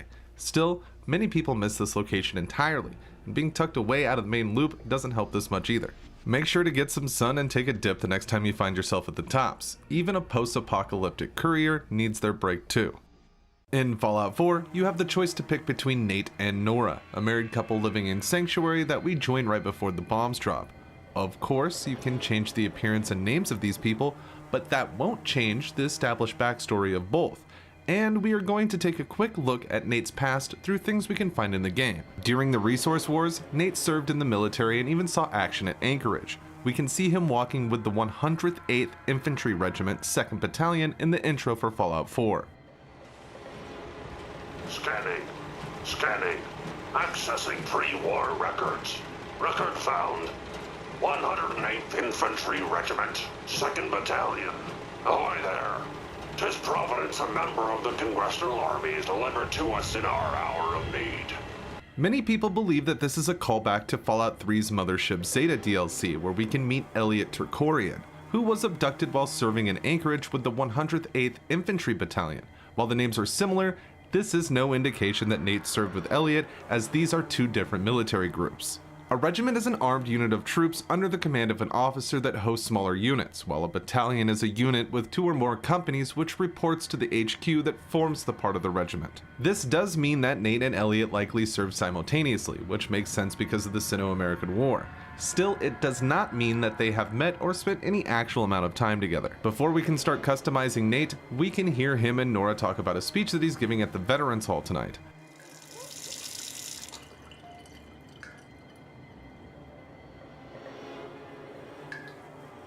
War never changes. You're gonna knock him dead at the Veterans Hall tonight, hun. You think? Absolutely. Now get ready and stop hogging the mirror. Right. This is further referenced when we head to Fraternal Post 115, where we can find note of his speech using whatever name the player has chosen. While I believe Fallout 4 may be a bit lacking in the main quest department, I really enjoy finding callbacks and references to a backstory like this, especially when it's more subtle and we can fill in the blanks ourselves. In Fallout 3, there is much to do in the capital wasteland. Whether you are chasing down your runaway dad or just taking a stroll through the vast wasteland Washington, D.C. has become, there's always something a wanderer can do to pass the time. One of the most useless interactions in the game comes from an object most people just run right past without thinking twice about it.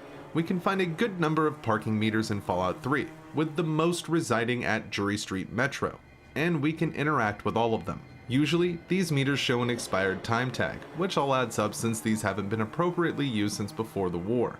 Still, approaching the meters and interacting with them will start a timer and cause the machine to lower the expired tag. This is perhaps the most useless interaction in Fallout 3.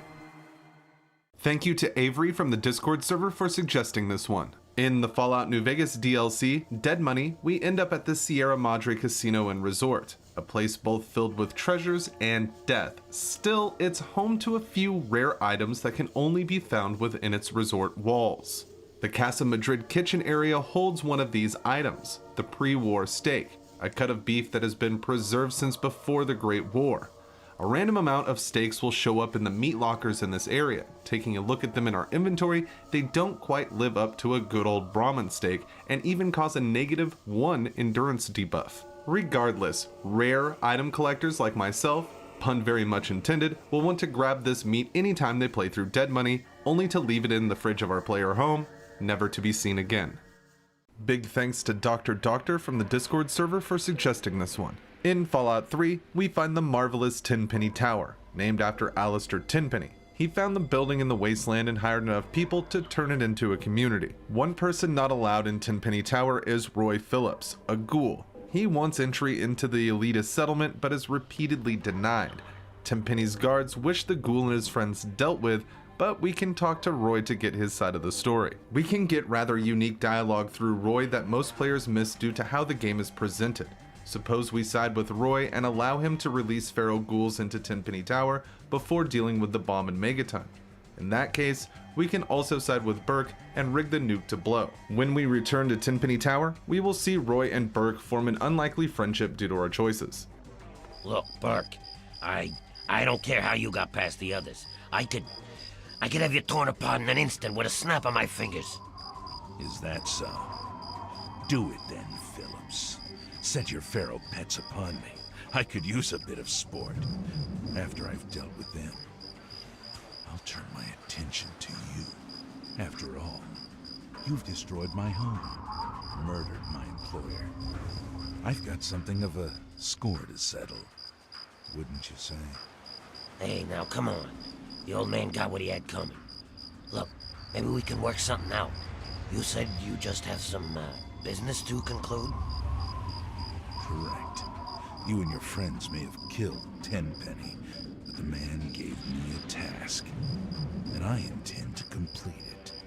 There's a detonator on the balcony. When that switch is activated, the bomb at the center of Megaton goes boom. That will conclude my business. Holy shit.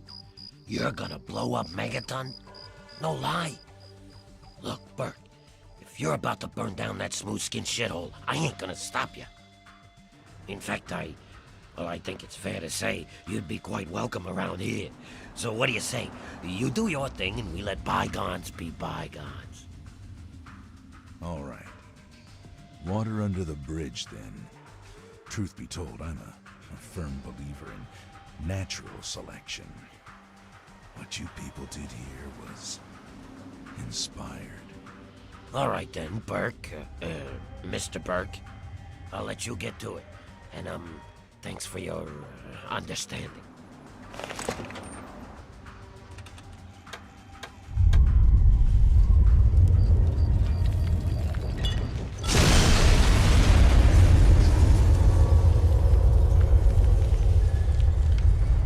In Fallout 2, one of the first companions you are likely to meet is Solik, an angry tribal who is now being held at the Buckners in Klamath after busting up the bar.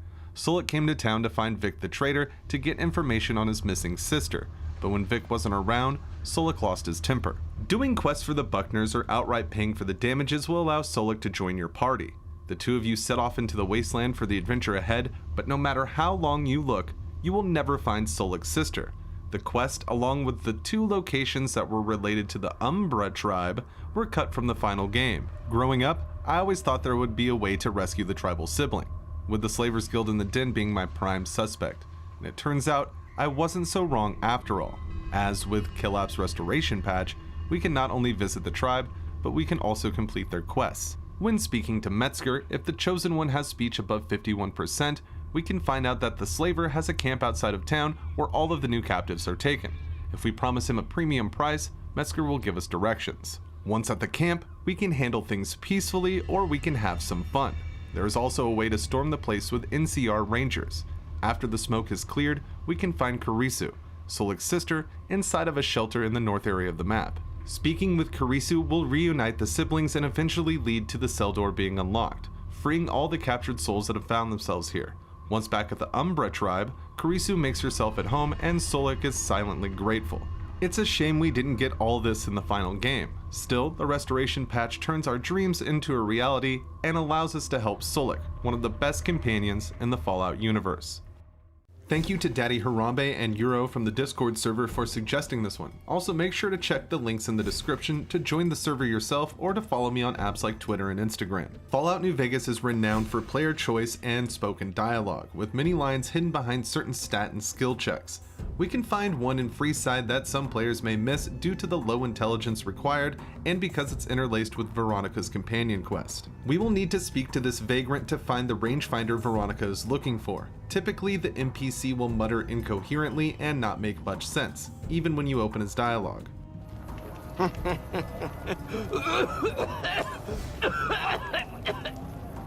Huh? Kids run by sometimes. With a low intelligence character, we can find some unique dialogue here. The vagrant will now be speaking very well and with an enhanced vocabulary. Friend, not a few minutes ago I chanced upon a pair of destitute orphans grappling over just such an item. If you cover the area methodically, I'm quite certain you'll happen upon them with only the most insubstantial of delays. Be well, and do try and avoid the tragic path of the sot that led me to my present infirmities and spiritual woes. Fare thee well. This is likely a callback to Fallout 2, where a low intelligence Chosen One could get similar dialogue once they meet Tor and help the tribal guard his Brahmin from Rad Scorpion attacks. The dialogue will change to show that these two smooth brains can understand each other much more than someone with average or above average intelligence. This is peak Fallout humor, and moving forward with the series, I would love to see more dialogue changes based on intelligence stats. In Fallout New Vegas, some lost souls that we find in the Mojave can join the courier on their wasteland adventures, like Veronica, a Brotherhood scribe with quite a storied history, and while she has an in-depth companion quest, I find her personal goal much more charming. If the courier asks Veronica what she wants, the scribe will start gushing about pre-war dresses. I want a dress. Yeah, a good one. Something elegant and classy, you know? But still stylish. Something that's eye-catching and sexy, but also says, don't fuck with me. I keep hoping I'll come across some old-world designer gown when I'm scavenging, but it never happens. Maybe I should move back to California. Hey, you try getting a date wearing scribe robes. Might as well be wearing sweatpants. I just like them, you know? They make you feel like a woman. Those ladies, before the war, they knew what they were doing. This starts the unmarked quest, You Make Me Feel Like a Woman, that involves finding a suitable dress for Veronica and placing it in her inventory. A few clothing items count for the quest, even Vera Key's gown from Dead Money. However, I only got Veronica to engage the final part of the quest with the formal wear. Once we place it in her inventory, Veronica will be beyond excited about the new fit and teach the courier the Scribe Counter Unarmed perk, allowing a decent counterattack after blocking in combat. For me? Do you mean it? No, it's too much. Well, okay, but it's too much. Oh, it's perfect. Thank you, thank you. I wish I had something to give you. Wait, what about punching? That's the gift that keeps on giving. I could work on your punching with you, if you like. Show you how to counter like a scribe. All right, put him up. Let's see what you got. The perk is a great reward, but nothing beats how genuinely excited Veronica gets just to have a lovely dress to wear when she's roaming around the Mojave. Thank you to Mick the Ghoul from the Discord server for suggesting this one. In Fallout 2, the Chosen One is met with the harsh, unforgiving wasteland and its people. One of the more deplorable towns is New Reno. While the rest of the wasteland seems to struggle and strive, Reno seems to manufacture it, almost as if the city was trying to emulate its former glory from all the wrong angles. Inside the Shark Club here, on the second floor, we can find a hidden item that can help more than you might think. In the bottom right corner of the main room, we can find a pool table, and if we search it, inside, we can obtain the magic 8-ball, the only one of its kind in Fallout 2. Shaking the 8-ball, much like in real life, will display fortunes and answers to various questions that you might have. With a luck stat of 9 or higher, the 8-ball will even give us small clues about various happenings in the wasteland, such as telling us about a cat's paw magazine thrown away in Broken Hills. The 8-ball even references some developers of Fallout 2, claiming that Fergus didn't want it to be included in the final game. The fortune teller will even bring up other Interplay projects, mentioning, yes, we know Descent to Undermountain was crap. This is another great example of the humor in the classic Fallout games. They are filled to the brim with fourth wall breaking jokes and inside gags that add continuous charm to each playthrough. In Fallout New Vegas, we can find many different items that have somehow stayed around after 200 years of a post-nuclear apocalypse. Some, of course, are more interesting than others, but the fact that we see anything intact from before the war is pretty impressive. One of the things I was surprised to see the most was that a couple of musical instruments had survived out in the wastes. We can find a small number of harmonicas in our travels, and it makes sense that these still litter the area. While they are rare, they still appear enough to have a decently sized collection of mouth harps. However, only one other instrument appears in Fallout New Vegas, and it is far more rare, the acoustic guitar. The courier can only obtain 3 of these throughout the game, and 2 of those require stealing from a well-liked NPC. We can take the first one from the stump the Lonesome Drifter sits on. After doing so, if we complete his part of the talent pool quest by recruiting the Drifter as an act, a second acoustic guitar will spawn in his inventory. We can pickpocket this from him with good enough sneak, bringing our count to 2. Finally, in the Sierra Madre Villa, we can find the only other acoustic guitar in the game, across the street from the police station, next to a music stand. These are the only 3 guitars we can collect from the entirety of Fallout New Vegas, and I love collecting them. It's worth noting that these musical instruments serve no actual purpose as we can't play them, and that there is some writing on the bottom of the guitar. I can't really make it out myself, so I would love to know what your theories are on what the text says in the comments below. In Fallout 3, there are many nooks and crannies that go unsearched by the vast majority of players. By the very nature of a Bethesda game, it's often a rewarding experience to look everywhere, picking up almost anything you come across. Still, some items or characters won't even appear in-game unless certain conditions are met, and this can lead to the rarest items of all. With the Broken Steel DLC installed, we can visit the Presidential Metro. Inside, just up the stairs leading to the Capitol, we can find a holotape called Sorry My Darling. If someone finds this, please give this to my lover at La Maison Beauregard Hotel in East Georgetown. He'll want to hear what I have to say. My darling, they found me. I tried to get away so we could be together once again. I know you risked your life to get it to me. Combing the ruins, avoiding the super mutants, all for me.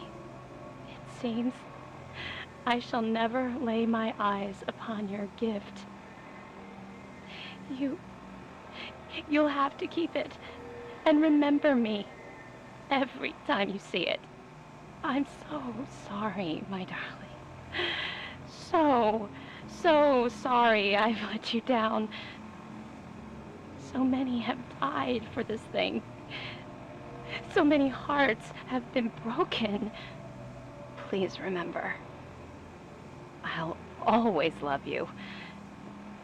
You will be with me forever in my spirit. I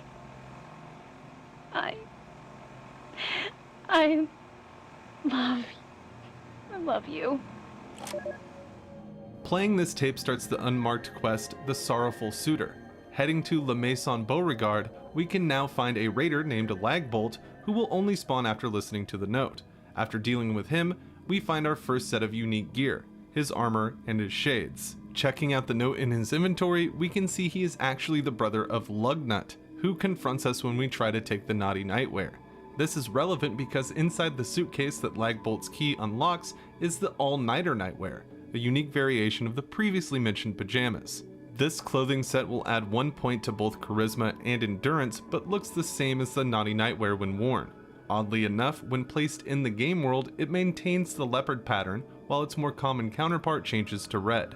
Due to the steps involved in getting the nightwear, a lot of players may have missed it entirely, so make sure to pay old Lagbolt a visit the next time you are in the Georgetown area. In the Fallout 3 DLC, Operation Anchorage, the Lone Wanderer winds up jumping into a computer simulation of the Battle of Anchorage. This change of scenery and time frame adds a fun spin to the Fallout formula. The gameplay resembles more of a first-person shooter approach akin to Call of Duty. While we can find a plethora of new weapons and armor in this DLC, there was still some cut content that, while we weren't supposed to be able to access, still resides in the game and is reachable without any tricks, except maybe being a good jumper. We can leave the playable map area by getting on top of the rocks next to this pipe. The jumping is exceptionally tricky, so I recommend PC players just no-clip to the top. Once up here, if we travel west of the field HQ, we can find 6 smoke grenades cut from the final game.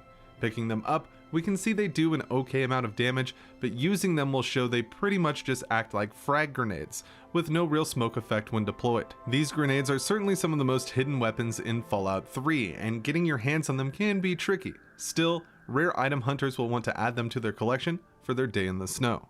In Fallout 2, the Chosen One leaves their tribe and stumbles through the wasteland for years looking for the Garden of Eden creation kit.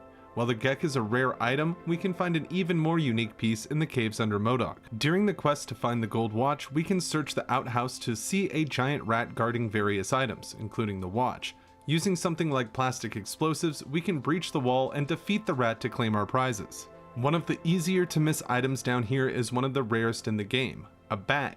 This bag can help with organizing your inventory and can hold up to 20 pounds, but it won't be able to hold any more significantly sized things like armor sets. This is the only bag that we can find in Fallout 2, so it's a must for rare item hunters and people looking to add more organization to their inventory. Let me know in the comments below what you plan to put in your bag. Thank you to Azzy from the Discord server for suggesting this. Make sure to check out the channel Atomic Media, whose video was used as a reference for this fun fact. In Fallout New Vegas, we can visit the various casinos on the Strip for some much needed rest and relaxation. One casino houses the man who shot the courier in Goodsprings and left them for dead, Benny. His tribe runs the Tops Casino. While most people will want to handle things as soon as they see Benny, this can be difficult due to the casino confiscating any weapons they find upon entering. We can still get access to our guns though, and doing so will prompt Benny to say some unique dialogue. Once inside the Tops, if we head up to the locker where the weapons are stored, we can sneak our way past the cashier. We can lockpick the container and get all of our weapons back. Now going to Benny, we can tell him what we are up to for some humorous reactions. What in the goddamn? Let's keep this in the groove, hey? Smooth moves like smooth little babies. You want a reason? How about 4? They're called bodyguards, and every one of them is packing. Me too, so baby makes 5. Add to that, every chairman in this joint is armed, and not with some holdout pea shooter like maybe you smuggled through security. Anything I needed to worry about, baby, got confiscated at the door. You're bluffing, baby. Except maybe you're not. Sweet little caper getting your weapons back, but let cooler heads prevail, hey? No need for violence. We got a problem, boys. Whoa!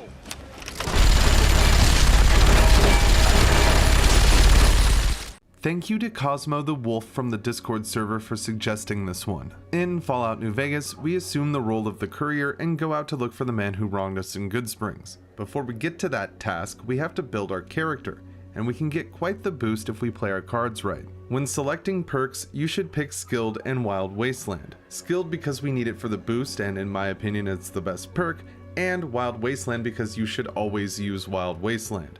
The Skilled perk will boost all of your skills by 5 points. After this, we want to walk away from Good Springs until prompted to finalize our build. Now, we go back into the character creation process, and when we get to the perks, select Skilled again. And we will see it has stacked, giving us a total of 10 points in every skill, making the first Good Spring quest a breeze. Also, the negative XP does not stack. This can be repeated with the Auto Dock and Old World Blues as well, which will make a total of 15 skill points when everything is said and done. Most people just confirm their character and move on, missing this boost altogether, but it can really help out, especially so early in the game. Thank you to Crimson Fox 36 from the Discord server for suggesting this one. In Fallout 4, we can find General Atomic's Galleria. This is a small neighborhood of shops run by robots. This means that these robots continued their duties long after this was built, waiting for customers to service until they rust out. It is here that we can find Back Alley Bowling, home to Tinpin, who will greet the sole survivor as they enter the alley. Heading towards the lanes without the permission of the robot will cause all 3 robots in Back Alley Bowling to become hostile. While we may be able to convince Tinpin to let us in, if we come prepared, it won't be an issue. It seems before the war, it was $5,000 to get a lane going in this bowling alley. So if we happen to have $5,000 pre-war money on us, we can give this to Tinpin, who will continue to treat us like a customer. We can even go bowling, as one of the lanes still has 10 pins set up. There is nothing like an ice-cold Nuka-Cola and hitting the lanes to really take the edge off after a long day in the Commonwealth. Thank you to Ted from the Discord server for suggesting this one. If you like to talk about Fallout and want to chat with us, check out the link to the server in the description below. In Fallout 2, the Chosen One covers many miles looking for the Garden of Eden creation kit. One of the first locations we can come across is the Den, a city filled with shady people and a slavers guild. Still, we will be looking at Rebecca Dyer regarding this easy to miss unique reward. Suppose the Chosen One is a female named Buffy wearing leather armor. In that case, Becky has unique dialogue, as if she knows the player. The Chosen One can play along, and eventually we will be rewarded $1,000, 5 stim packs, a set of metal armor, an Uzi, 5 clips of ammo, a plasma grenade, and a flower. This is quite the gear for how early we can get it in game, and it's actually a reference to a special encounter that we can find called the Unwashed Villagers, which I've covered more in depth in another video linked here in the card. The encounter pays homage to the first Fallout fan site that is still active today. It is always great to see developers put in a bit of fan service in their games, and the classic Fallout titles are full of fun things like this. Thank you to Ghost4079 and Garmfield 2.0 from the Discord server for suggesting this one.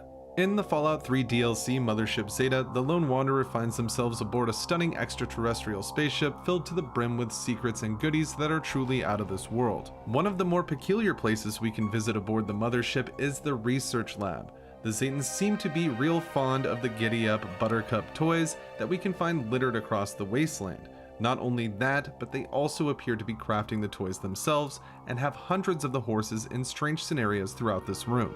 Some players may miss the small variation of the famous children's toy. One sits on the shelf amongst some of its larger counterparts in the research lab. Still, we can find 3 more of these Buttercup toys throughout the ship as we progress through the story. 2 will be displayed in the engineering core once we have destroyed the 3 generators, one resting next to a bed by the teleporter and the other one keeping Kashiro company. The final one can be found in the weapons lab on the shelf above the atomic pulverizer, making a total of 4 that we can collect. There is a ton of stuff to find in Mothership Zeta, but the rare item hunter in me has to retrieve all of the small Buttercup toys just so I know that I have them. What rare items do you like to collect in Fallout? Let me know in the comments below. In the original Fallout, some of the best experiences come from the conversations that we can have with various NPCs living in the world. Showing up to a settlement and talking to all of the locals is a must in Fallout, and one of the biggest cities we can find is the Boneyard. This is the shelled out remains of Los Angeles, and to this day it is filled with warring gangs and desperate people. The followers of the apocalypse have a library here, and in a world strangled by hardship, they act as a breath of fresh air into the wasteland. The same can't be said for a character that we can find just outside their headquarters though. Inside a small house, we can find a bounty hunter well known throughout the area, Chris Avalon. This NPC is clearly named after Fallout developer Chris Avalon, as they share the exact same name. While most things that we can say to Avalon just result in the conversation ending, he will become annoyed if we respond to him by saying a donut. Doing this a second time will cause Avalon to become hostile and attack the Vault Dweller. Of course, if the player has the Child Killer perk, prepare for a fight. And this can be quite the fight, as Chris is pretty tough and has great gear. Suppose we do manage to defeat the bounty hunter Avalon and his crew. In that case, we can get this great gear for ourselves, including a sweet set of combat armor. The classic Fallout games are filled with in-jokes from the developers, and that is precisely what this is. Moments like this add massive charm to the original Fallout games, and finding them is always a treat. Make sure to follow the account Fallout of the Day on Twitter, who gave me the idea for this video. It's an excellent account that posts daily Fallout information and facts. In Fallout 3, there was quite a bit left on the cutting room floor. Weapons, locations, and even fully fleshed out characters got the axe before the game's final version was released. Luckily, due to how the Gamebryo engine works, we can still see much of what was cut. One instance of this is the unique baseball bat known as the Cursebreaker. This cut melee weapon is visibly identical to its common counterparts, much like most, if not all, of the unique weapons in Fallout 3. The Cursebreaker does a bit more damage than the standard baseball bats and has a better critical chance as well, meaning you will swing for the fences most times you square up with this swatter. The name is likely a nod to the Curse of the Bambino, which many baseball fans believed was the curse of the championship drought of the Boston Red Sox after the team sold Babe Ruth to the Yankees, which led to New York claiming the top spot in the MLB for years. I speculate this might have been found on a named Raider at Fordham Flash Field, which has some other baseball-related happenings. We may never know how it was going to be used, but it's always nice to see the cut content of the Fallout series to see what could have been. In the Fallout New Vegas DLC Lonesome Road, the courier is regularly beckoned by Ulysses, who holds quite the grudge against us throughout our Mojave adventure. In the middle of the high road, many people know about the advanced riot gear perched high in the crow's nest, being worn by a dead ghoul NCR riot control officer. The great thing about this armor set is that it can be used to repair an even better outfit later on in the Divide. We can find another dead ghoul NCR riot control officer on the top floor of the 3rd Street Municipal Building, except this one is donned with the Elite Riot Gear version of this great armor, making it significantly better than the previous set that we found. What's truly fantastic about both of these armors is that they are faction neutral. This means that if you don't feel quite right about putting on an NCR uniform, but still can't deny how amazingly awesome the riot gear is, you can still throw it on and look your best throughout the rest of the Mojave. Thank you to Kata the Leopard from the Discord server for suggesting this one. In the Fallout New Vegas DLC Dead Money, the courier is brought to the Sierra Madre Resort and Casino, fitted with a bomb collar and forced to work with a pack of characters in order to make a grand escape. Plenty of things stand in our way: the ghost people who call the area home, various traps, and a thick poisonous cloud that can drop even the strongest wastelander in seconds. Still, one item waits for us at the Sierra Madre. An item that has no real use and is out of the player's way just enough to go widely unnoticed by those who aren't looking for it: the embalming fluid. The only 4 jars of this substance in the game can be found in Salida del Sol North, at the Campanas del Sol. This room clearly acted as a morgue and chapel pre-war, and these jars are a reminder of the good old days. Embalming fluid prevents decomposition in bodies post-death in the real world. As for Fallout New Vegas, the substance has no use. It's not used in any quests, nor can it be crafted into anything. Seemingly, the jars were placed here for the ambience and to further identify the room. Whatever the case may be, rare item hunters will want to go out of their way to collect this 4-of-a-kind find. Just don't think about what it'll cost you to get to the Sierra Madre in the first place. Thanks to Tim from the Discord server for suggesting this one. In Fallout New Vegas, there are plenty of valleys, dry lakes, and caves just waiting for explorers to find the treasures they hide. The Mojave Wasteland, though vast and open, still has a host of things to find for those who catch the wanderlust. Inside the stunning Fire Root Cavern, there is one rare item that many people miss because of the fearsome lizards that guard the cave, and the clever hiding spot from whoever left it. Among the overgrown plants and guarded by the legendary fire gecko, we can find the only evil gnome that Fallout New Vegas offers.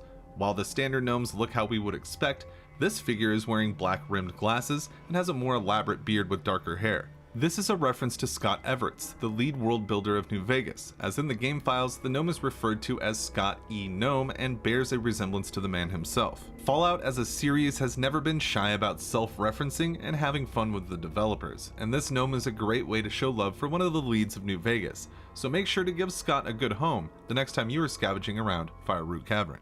In Fallout 3, drinking water from natural sources can be a great way to boost your HP at the cost of your rad count. Still, in the Operation Anchorage DLC, we can find something that we don't usually see. Outside of the playable map, there are large bodies of water. Of course, this being a computer simulation, the water isn't real, and though we have no interaction with water in Anchorage under normal means, Bethesda still accounted for this when adding water to the DLC. If we were to approach the liquid in Operation Anchorage, we would see that drinking it offers no HP regeneration, and it is also radiation free. This is not something that needed this change, as if I recall correctly, we don't get close to any water during the events of the DLC. Perhaps Bethesda had planned for us to have interaction with the ocean or some lakes and then made changes, or they just made sure that the water in the Anchorage area acted correctly due to the simulation. Either way, an excellent small detail for eagle-eyed players. Thank you to Duck from the Discord server for suggesting this one. In Fallout New Vegas, my favorite of the minor factions that we can meet are the Kings. As a lifelong fan of Elvis Presley, it was a joy to see a faction dedicated to his character and memory in the game. If we go to the King's School of Impersonation, we can find a few unique things. Some I have covered in past videos. Still, if we talk to the resident hairdresser for this group of cats, we can obtain one of the most easily missable melee weapons in Fallout New Vegas. On the first floor of the school, we can find Sergio. Sergio cuts hair for the group and is highly recommended by the king himself if the courier earns their spot with the faction. However, the gang will not turn hostile if we take matters into our own hands and attack the barber. This is the fastest and easiest way to get Figaro, the unique switchblade. While the blade itself is beautiful, it's certainly not the best weapon you will find in New Vegas, but it is often missed due to a bug within the game. On consoles, where many people enjoy the Fallout series, Sergio often doesn't spawn. Since console commands are exclusive to PC, it will lead to Figaro being impossible to obtain. So if you are a unique item hunter and you're looking for a great knife to go with your new greaser look in the wasteland, make sure to stop by the Kings and pay Sergio a visit. Thank you to Smoky Pineapple 4 from the Discord server for suggesting this one. In Fallout 4, we have looked at the connections between the Commonwealth and the Capital Wasteland. One of the most significant references to Fallout 3 that we can find in Fallout 4 is located at the fortified community known as Covenant. When we approach, the guard, Swanson, will tell us about the settlement and let us know that we can enter by taking the safe test. When he asks the sole survivor to sit, if we take his seat, he will have a unique voice line for us, though it's just one line. Take a seat and we can begin. That's my seat, bub. Once you sit on the other side of the desk, we'll start. Taking the safe test, someone who has played Fallout 3 may notice that all of the questions are from the GOAT test, which the Lone Wanderer took when they were 16 years old in Vault 101. The safe test, of course, removes any references to the vaults. I wouldn't worry. If he did that, it'd cause parabolic destabilization of the fission singularity. Yeah. Question 1. A frenzied vault scientist runs up to you and yells, "I'm going to put my quantum harmonizer in your photonic resonation chamber." What's your response? Speaking of the GOAT test, we can hear the futures of our peers in Vault 101 if we stick around after the test. This is a small detail that I think really paints a nice picture of the inner workings of the vault. Here you are, Mr. Brotch. I hope I did okay. Nothing for you to worry about, Miss Almodovar. Let's see. Very well done. Looks like it's the supervisory track for you. Thanks. See you tomorrow. Yo, Teach, I'm done. Ah, Butch. Can I admit that I've been waiting for this day for a long, long time? Allow me to savor the moment. Now then, let's see. Really? Interesting. You've surprised me, Butch. I didn't think you had it in you. Hairdresser. Ooh, what a thunk it. You're so full of it. That isn't true. I'm all done, Mr. Broch. I guess. Wait a second. Can I have it back? I think I need to change one of my answers. Just calm down a minute, Paul. I'm sure you have nothing to worry about. Let's see. Yep, just as I thought. You're slated for the engineering track. Congratulations, Mr. Hannon. You've passed the GOAT. Oh, gee. That's not so bad. Engineering, all right. Mother can't wait to find out if I'll be going into science or home economics. Science. Well, perhaps. Let's see what the GOAT says. Well, well. Maintenance department. I hope your mother will be pleased. Bye.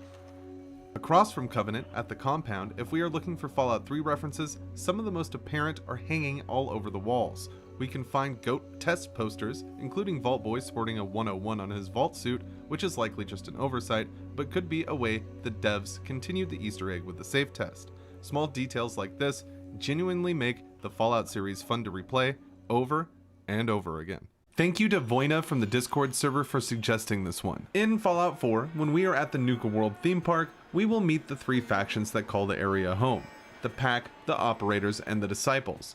Throughout the DLC, we will choose which gangs we like the most and help them accomplish their goals. Some Fallout 4 players may have missed a very well hidden Easter egg on the roof of the Disciples' headquarters. When scaling the concrete structure, if we jump from a railing to the top of Nisha's shack, we can get to the very top of this building. We will then see a one-of-a-kind sight behind a Jingles doll and a campfire. A miniature figurine that looks to be of Han Solo from the Star Wars franchise is frozen in carbonite and seems to be resting here.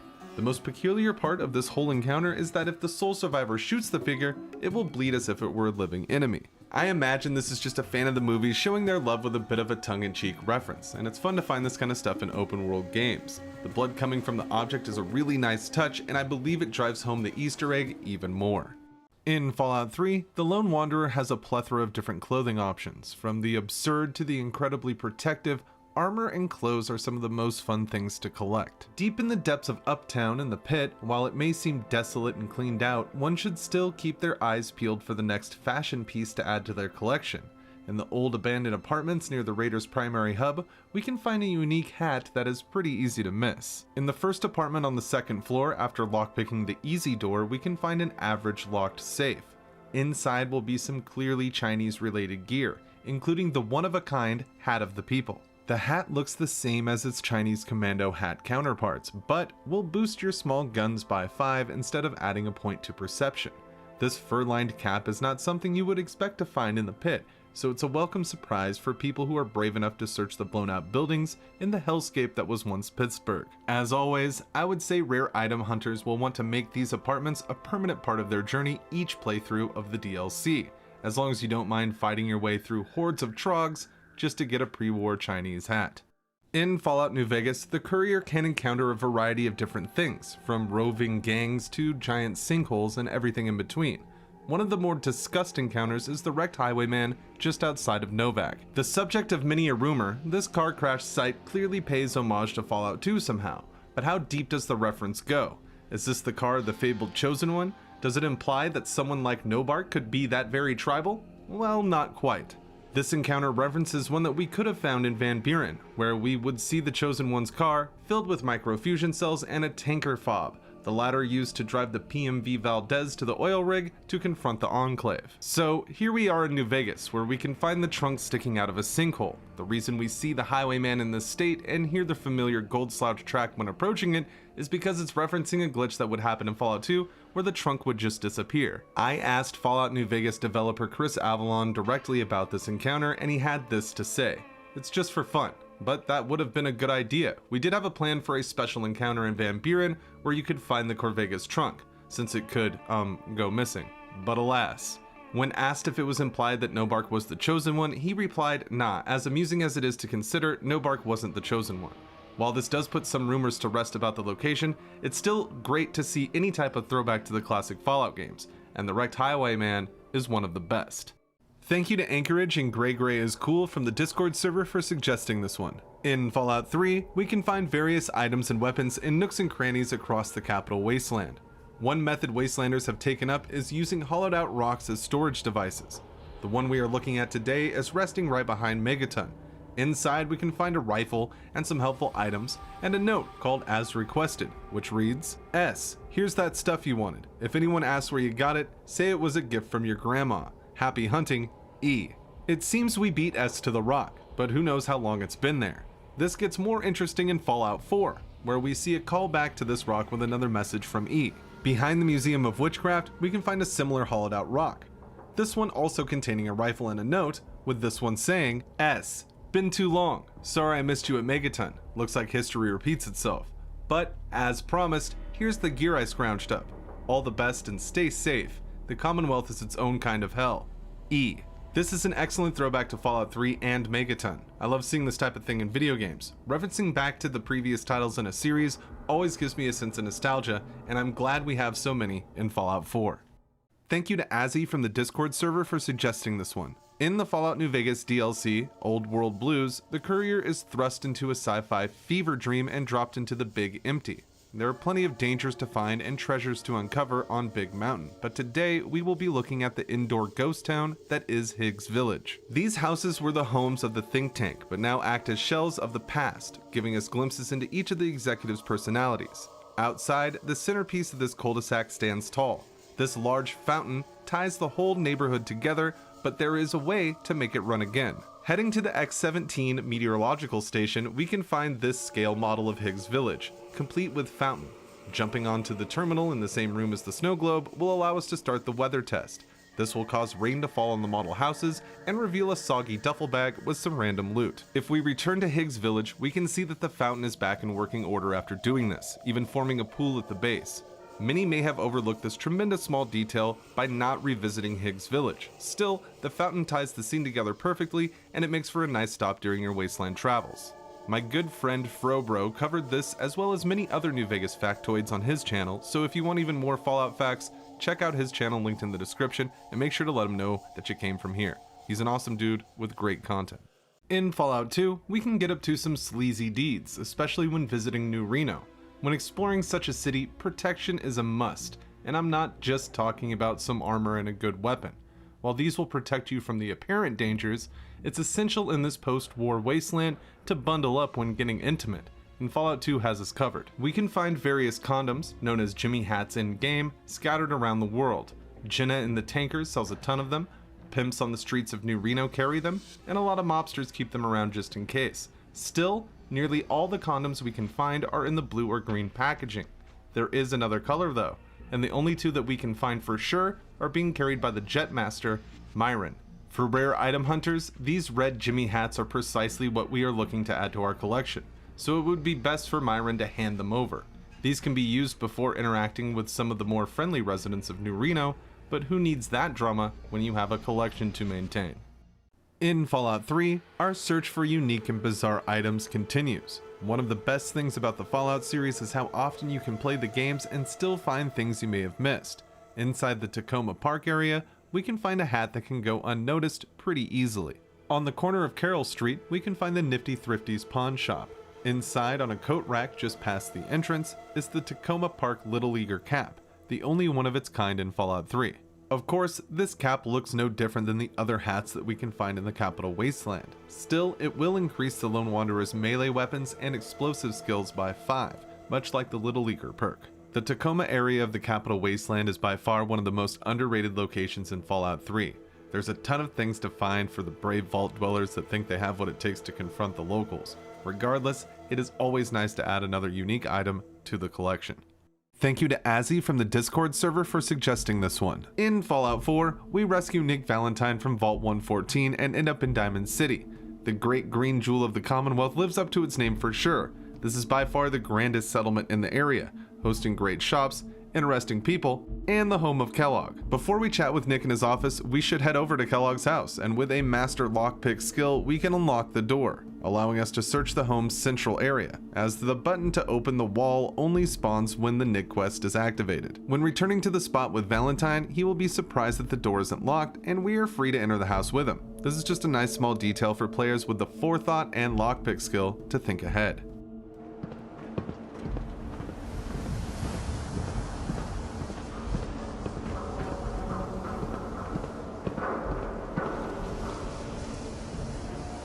Well, what do you know?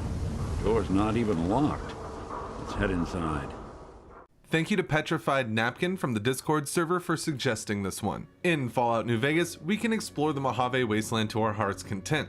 While the surface has plenty of things to worry about, there is a sub-level in the New Vegas area as well. The sewers that run under the city are home to large groups of people looking to stay safe from the all too apparent dangers that lurk above ground. They are also home to Red Lucy and the Thorn, an arena of sorts that sees the mutated creatures of the post-war battle it out for the enjoyment of the spectators. The courier can even jump into the fights themselves, earning respect and some caps for their troubles. Red Lucy doesn't have an unlimited supply of creatures though. In order to maintain them, she has to gather eggs from topside every so often, and the courier can get the quest Bleed Me Dry from Lucy, which will target increasingly more difficult to obtain egg piles. Once the courier has finished this task, Red Lucy will be impressed and take you up on the offer of going somewhere more private, her chambers.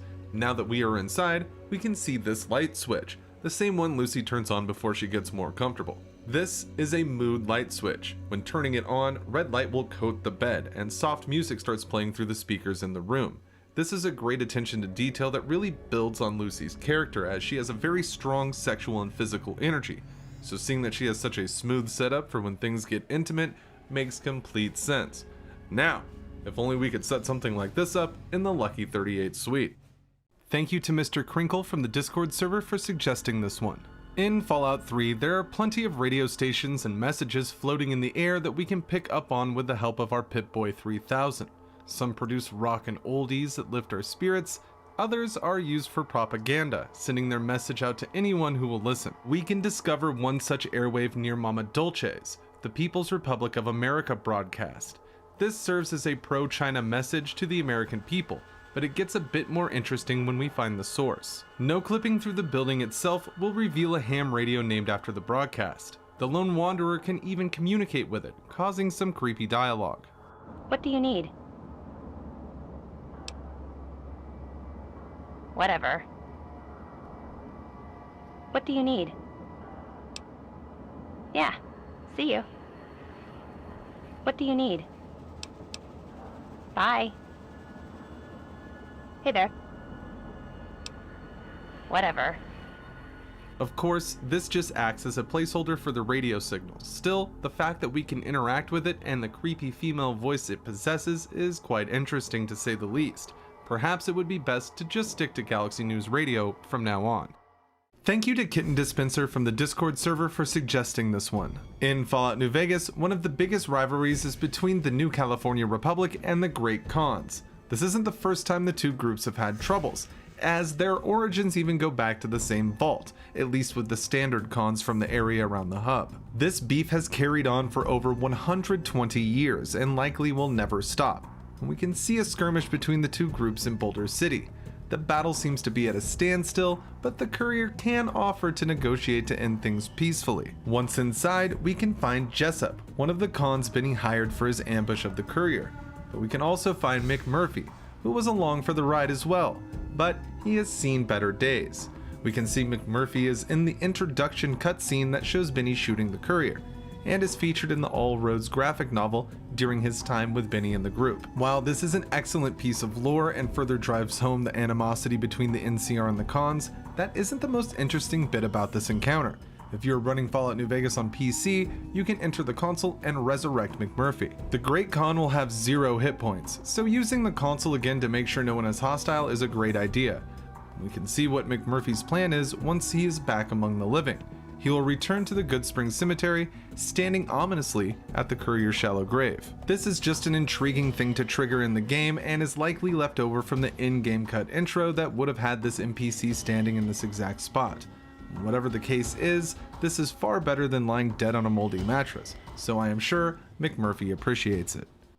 In Fallout Tactics, we traverse the wasteland, helping the Brotherhood of Steel and meeting the locals, hostile or not.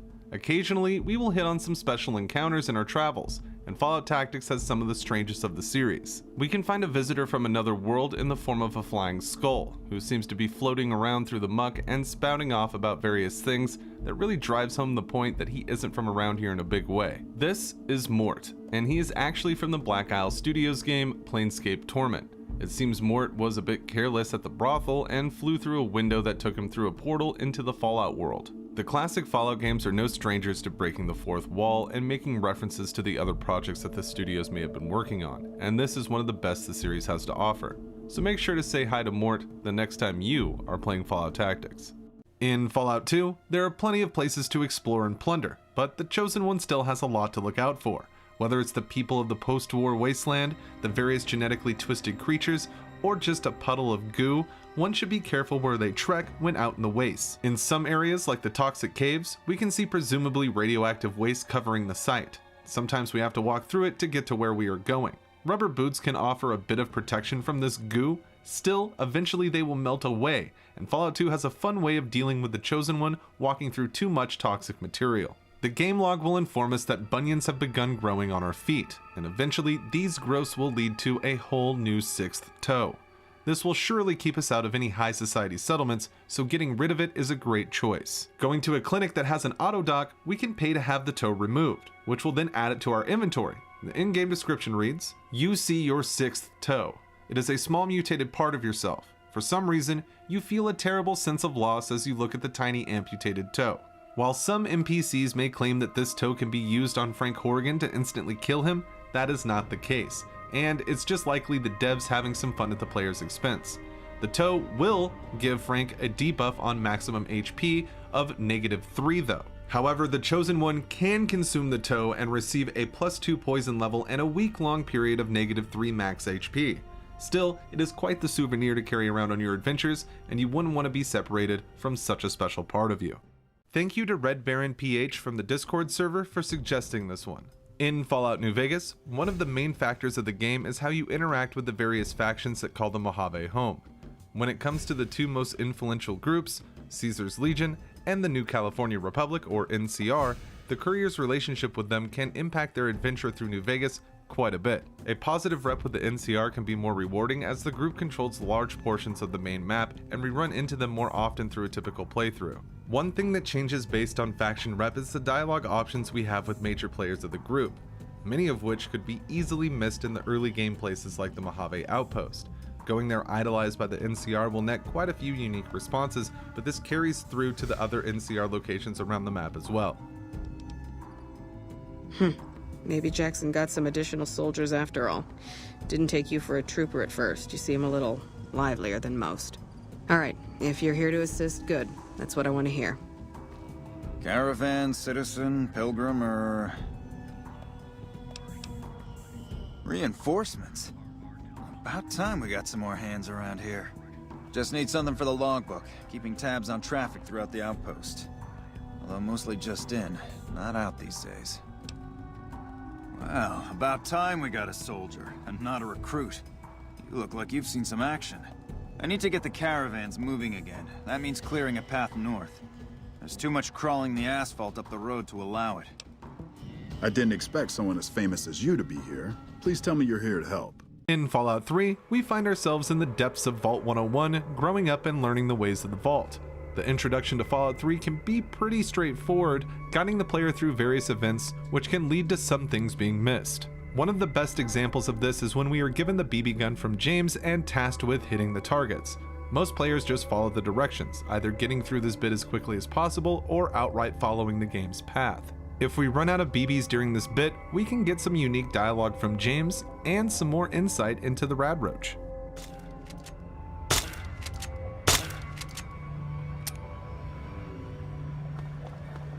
Don't worry, you'll get the hang of it. Here are some more BBs. If you're having trouble, try crouching to steady your aim.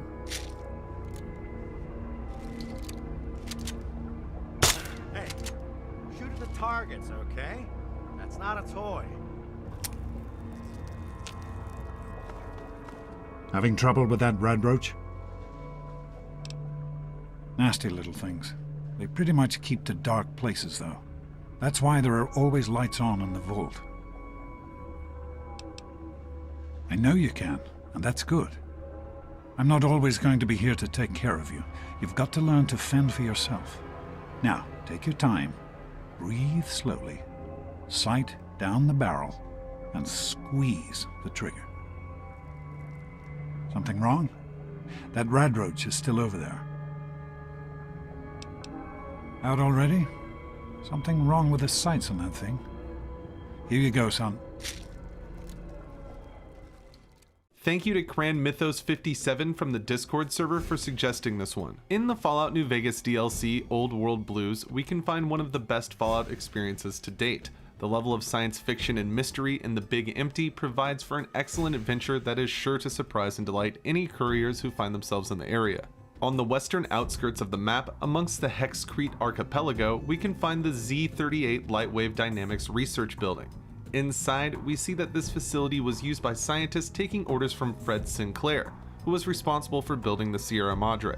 A terminal resting on the ground floor goes over the various frustrations that the team had with living up to Sinclair's expectations. And seemingly for reference, when they were designing the Vera Keys hologram, we can find a movie poster featuring the starlet hanging on the wall and a small framed portrait on the table across the room. The hardest thing to miss here is the giant blue beam that seems to be projected from both the floor and the ceiling. This was used to create and sculpt the holograms that the scientists were working on. Stepping into this light will cause the courier to faint for 12 hours, making this a great way to pass the time when needed in Old World Blues. There's a valence radii accentuator in the center of the beam that we can pick up once we regain control of the courier. Overall, something like this that adds more lore to another DLC is really nice to see. It shows that connections exist all over the Mojave and beyond, and that there is plenty of attention to detail in Fallout New Vegas.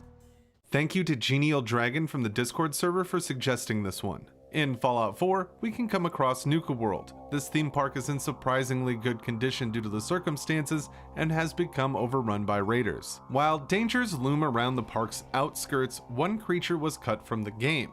However, it still exists in the Fallout 4 game files, and if you have the Nuka World DLC, you can use console commands to see it for yourself. The Quantum Deathclaw is precisely what it sounds like. A Deathclaw that has ingested so much Nuka Quantum, it is now glowing with the signature blue tint. These Deathclaw variants were going to be on par with the standard glowing Deathclaws that we have seen in the Commonwealth. Still, we can see this cut creature using console commands, and it's cool that we can spawn it in-game to see what could have been.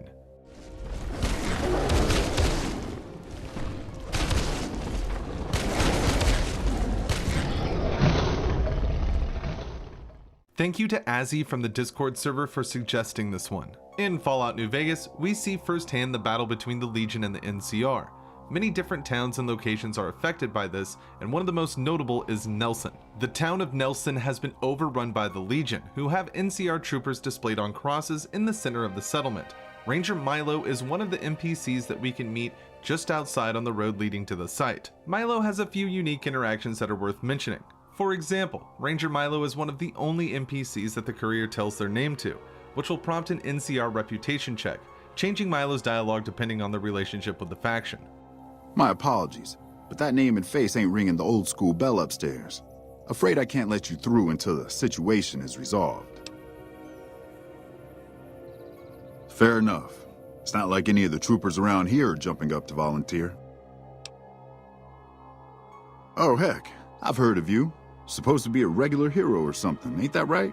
But maybe you're a little too reputable to get involved in some dirty work for the Republic.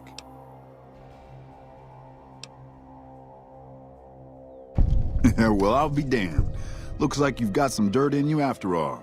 Ranger Milo will mention that some Legion snakes have taken control of Nelson.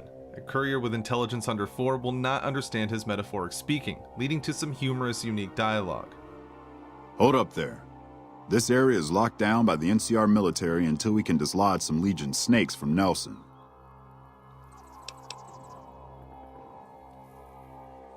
You're one of them special folks, ain't you?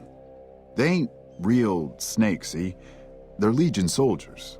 I just called them snakes because they're low down and sneaky. Like a snake. Anyway, we always have trouble with Legion around here. This time, they jumped to Camp in Nelson while the troopers were setting up. Captured a bunch of gear and took to town. Couple of troopers, too. Got them crucified down near the center of town. Finally, the ranger will joke with the courier about having a couple of dozen hits of psycho to boost the troops. Suppose we call his bluff and actually have that much psycho in our inventory. In that case, Milo will have more unique dialogue for this.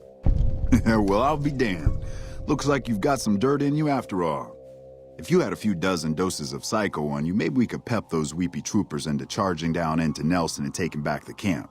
But since that's not likely, you could help me take out the Legion's trooper hostages. All right. I have to admit I wasn't expecting you to say that. I was just joking, but if it makes you feel any better, I'm impressed.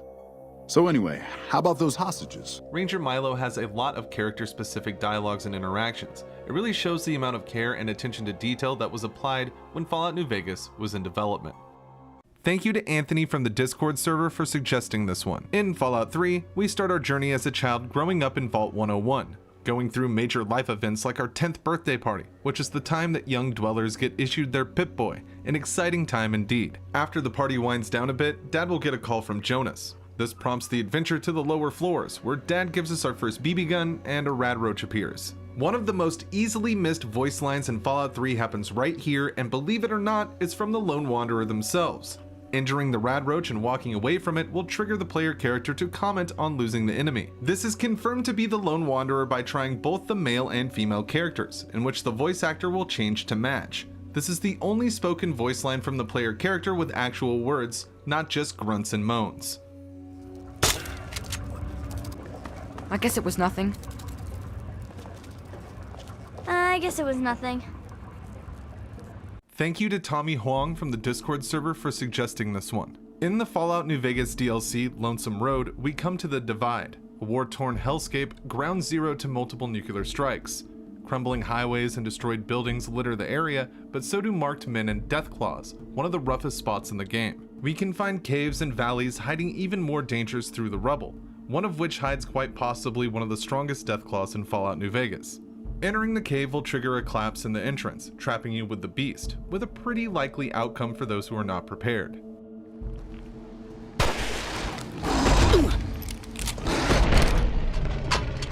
However, if we come a bit prepared, this is possibly the easiest encounter with a Deathclaw in any Fallout game. Shooting a flare at Rar will cause him to flee, as he is scared of the fire. At this point, Rar will hide under the undetonated nuke that sits in the cave. Activating it with the laser detonator will cause the rocks to fall onto the Deathclaw, killing him instantly. This is a great trick to employ that makes the fight way more manageable, and it's a terrific attention to detail from the developers. It's always cool to be able to use the environment in fights, and this is a great example.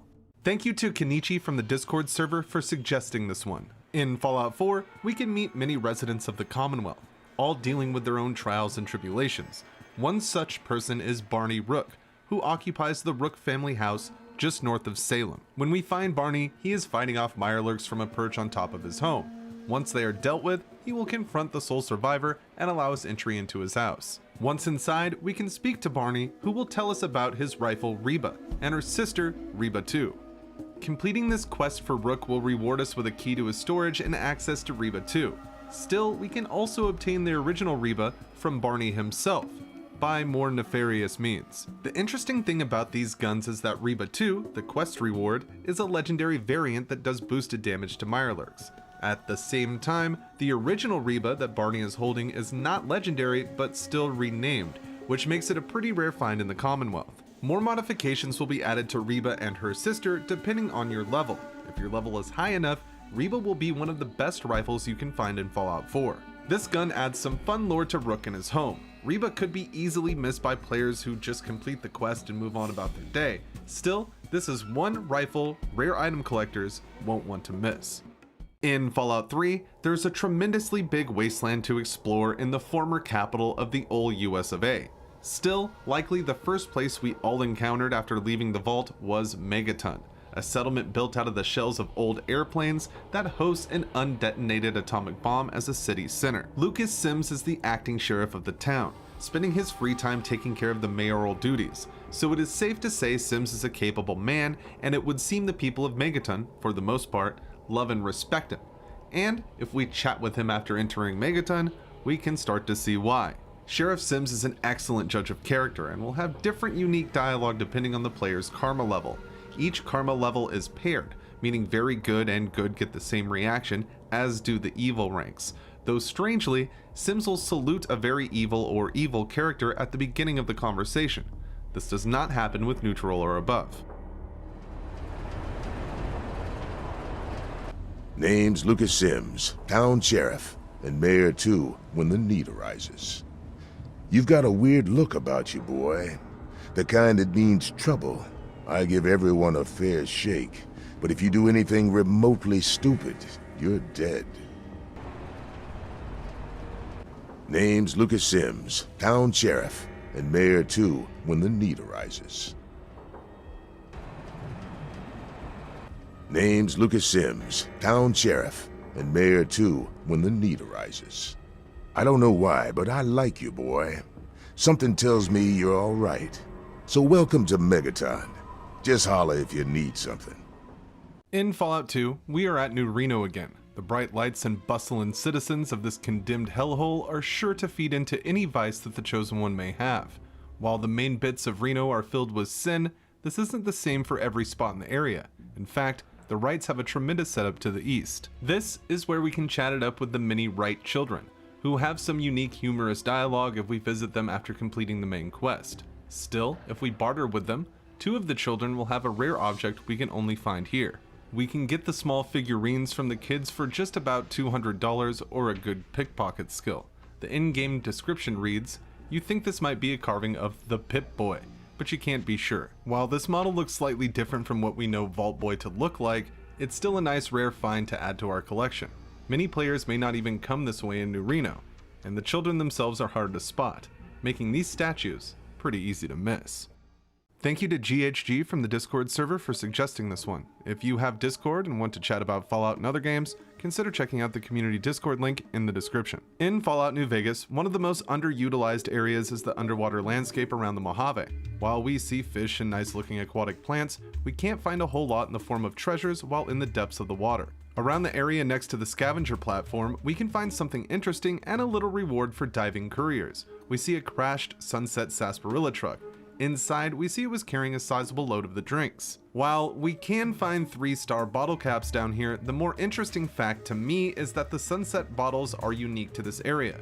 These are the only empty bottles that will sink, presumably to set up the scene for the truck. Carrying one of the bottles out of the water, we can throw it back in to see it slowly sink to the bottom.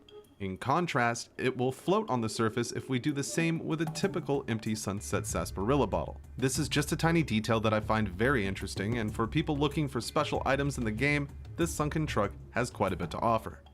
Thank you to Baba Ganoush from the Discord server for suggesting this one. In Fallout 3, traveling to Point Lookout can lead to adventure and some gritty experiences. It can also lead to the absolute worst weapon in the entire game. Deep in the swamp, south of Turtle Dove Detention Camp, we can find a box with a hockey mask on top of it, resting next to the toy knife. This melee weapon is almost certainly the worst that you will find in the Wasteland because, as the name suggests, it's just a toy. The toy knife has the lowest damage of all weapons in Fallout 3. It is also the most fragile, breaking fast when used in combat for self-explanatory reasons. Still, you can get plenty of swings and vats because the toy knife uses the least AP out of all the weapons in the game as well. I would say obtaining this knife is solely for rare and unique item collectors due to the condition that it's in and the fact that it's pretty much useless as an actual weapon. It seems someone out in the swamp was having a bit of fun. Or could this be a nod to the pint-sized slasher? Let me know what you think in the comments below. Thank you to YepKing783 from the Discord server for suggesting this one. In Fallout 4, Diamond City acts as a significant hub for the people that live in the Commonwealth. The converted baseball stadium has one of the best markets for miles, and it is in this market that we will find many people worrying about synths. Whether it's because of Piper's paper or just general paranoia, the people of Diamond City are abuzz with talks of the Institute kidnapping citizens in the night and replacing them with synths. It has gotten so bad that some can't even trust their own flesh and blood. We see this with Kyle and Riley, 2 brothers that call the Great Green Jewel of the Commonwealth home. Kyle is convinced that his brother Riley has been replaced by a synth, and this all comes to a head in front of everyone in the Diamond City market. Typically, we would see this confrontation and eventually one of the guards would stop Kyle.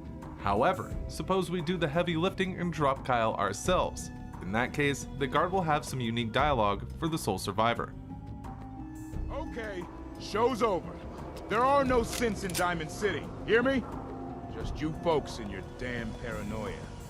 At least someone in this town did more than just stand and gawk. Nice shot. But I'm gonna have to ask you to step back. Got a mess to clean up. I understand, officer. I just want to know what happened. What, you didn't hear the shouting? Guy pulls a gun on his own brother, thinking he's a synth. It's that newspaper's fault. Got people all riled up, thinking their own family might be replaced by machines.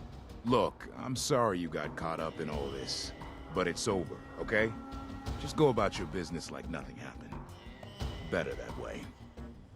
In Fallout 2, we can find many items that do nothing other than make us scratch our heads, leaving us to hold on to them just in case. Whether it's an out-of-place weapon or just some random junk, explorers have plenty to find. On the Golden Gate Bridge in San Francisco, we can come across Dave Handy, named after a developer who worked on the game. Billy in the Den has some fun things to say about Dave, but we are looking more into what he has in his pockets today. If we pickpocket or kill Dave, we can get our hands on the one-of-a-kind item, the Trophy of Recognition. The in-game description reads, a solid gold trophy with the inscription to Dave from DC's, for being a special person. The trophy has an incredibly high value of 2,000, but also weighs 10 pounds, so whether you plan to sell it or just leave it in your car's trunk for a keepsake, rare item hunters will want to visit Dave the next time they are in San Francisco. In a previous short, I showed a clip of this location and got a few questions about it, so let's take a look. In Fallout 3, much like other games from Bethesda, there are a plethora of unused areas and map cells that still exist in the game.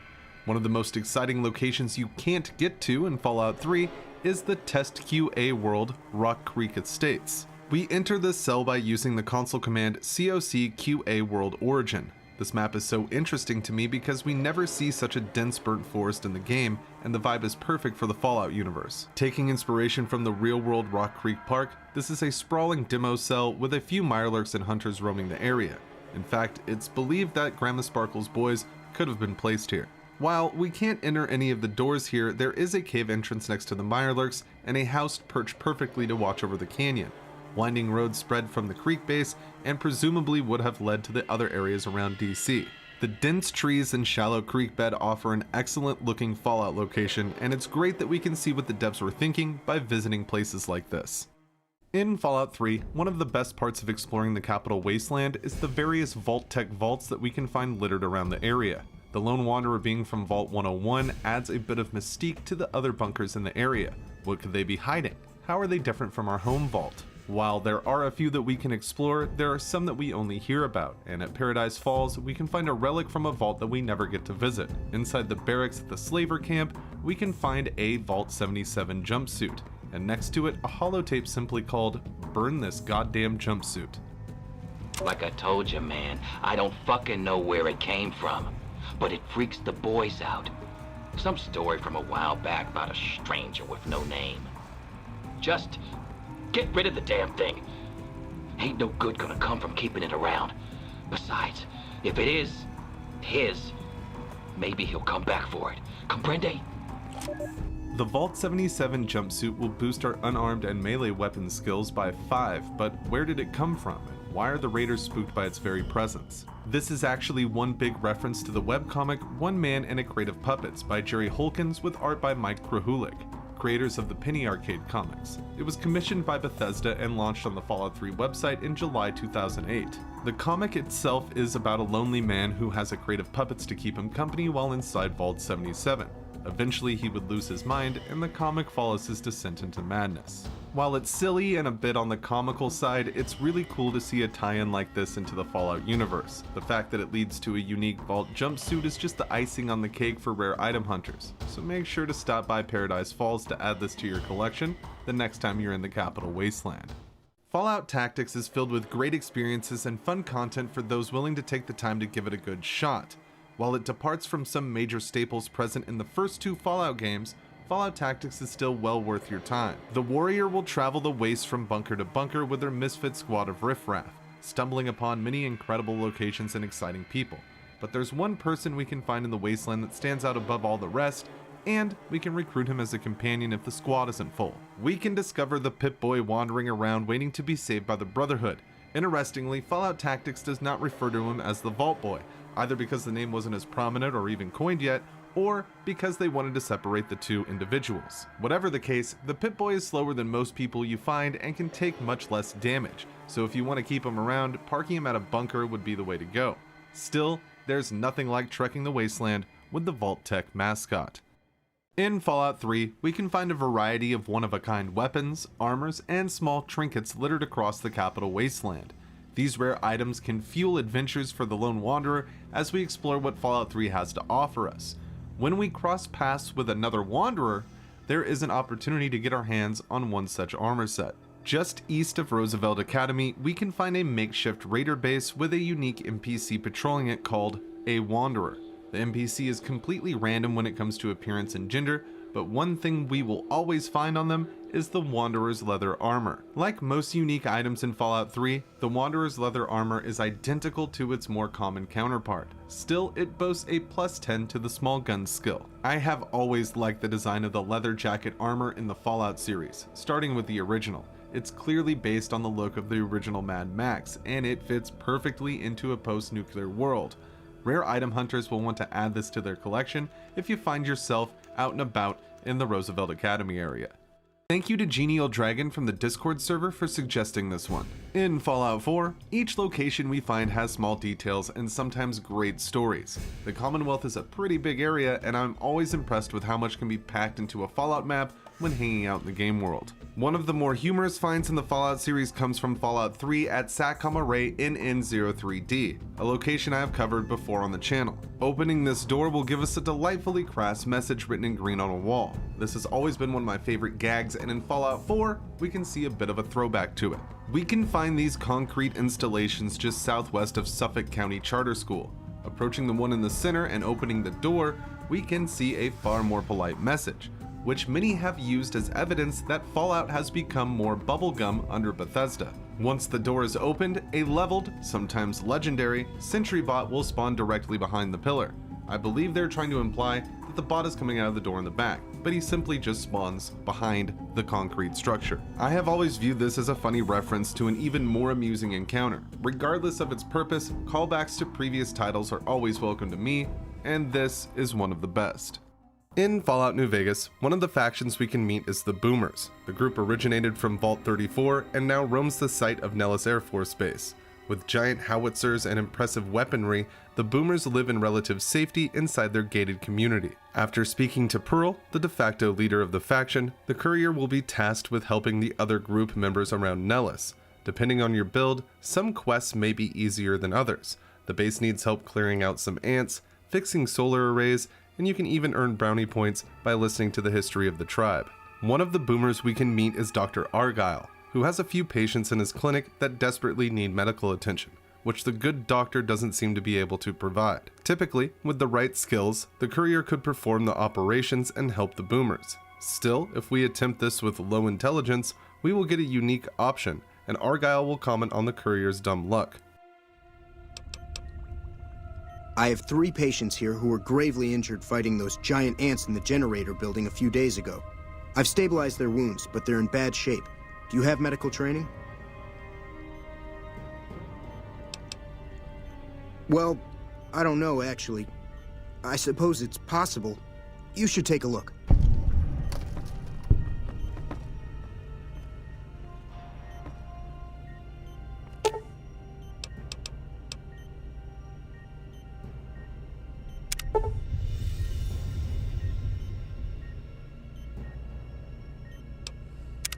Now I know what they mean by dumb luck.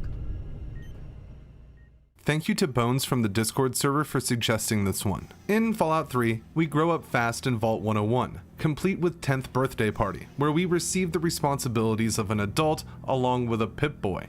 This is also the first place we meet Butch Deloria. In fact, we can get some unique dialogue from Butch if we eat the sweet roll Old Lady Palmer gave us before the robot destroys the cake. This will lead to Butch not becoming hostile after the conversation. Give me that sweet roll you got from Old Lady Palmer. What? Dang, I love those sweet rolls Old Lady Palmer makes. You just Stay out of my way, you got it?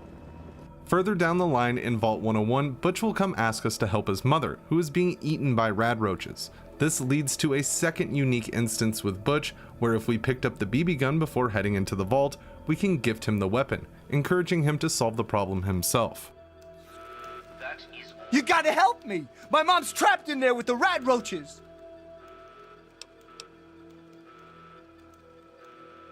Yeah, I'm asking you. So what?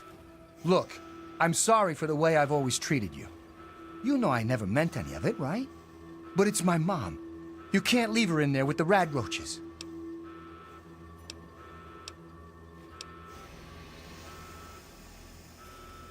Well, yeah, so I hate radroaches. So what?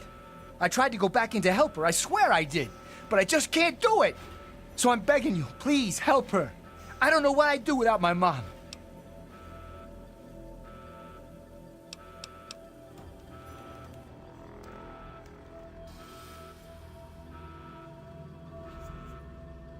Wow, where'd you get that? Okay, maybe I can do this. All right, I'm gonna go back in there and kill those damn roaches. Thanks. Butchie, help me! Ah! Butchie, help me! What's happening? Ah! Butchie, help me! Ah! Stop it! We did it! My mom's gonna be okay! You're the best friend I've ever had, man! Hey, I know it isn't much, but I want you to have my Tunnel Snake's jacket. Go ahead, take it. In Fallout New Vegas, many of the groups and factions wear identifying outfits. These clothes are suitable for showing friends that they belong or showing enemies that they never should have come here. While larger groups like Caesar's Legion and the NCR may seem like the obvious choice for would-be cosplayers, smaller groups like the Powder Gangers offer the same scenario. If we manage to get our hands on their garb, people around the Mojave will think we're a part of the group. We can use this to get some unique dialogue out of Deputy Beagle, who's being held captive at the Bison Stephen Prim. He will have this to say if we approach him wearing a Powder Ganger outfit. I told you Powder Ganger's everything I know. Please don't hit me anymore. Well, look at that. You weren't a Powder Ganger after all. I'd suggest against wearing that outfit around the townsfolk. You may get shot by accident. I don't suppose you came here to rescue me?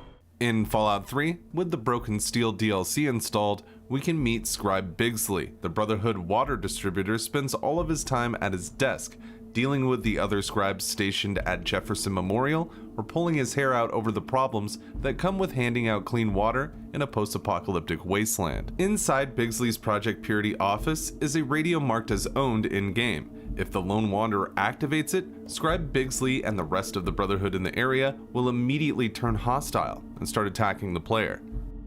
The boss is in one of his moods. Over here! Fire!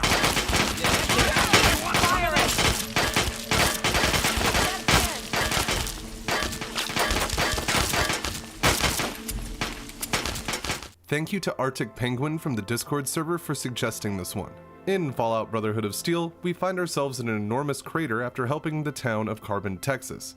The hole is rather large and holds many secrets, as well as what seems to be an entire sunken settlement and a couple of the biggest scorpions I have ever seen. In the crater upper level, we can find a little throwback to a classic movie that some people may have missed by not being very observant or because they were busy not playing this game. We can find a ruined building close to the lower level entrance, and inside we find an outhouse. If we interact with the outhouse, the player character will say, "Oh look, an indoor outhouse." This is a direct reference to the classic movie Beetlejuice, which uses the same line.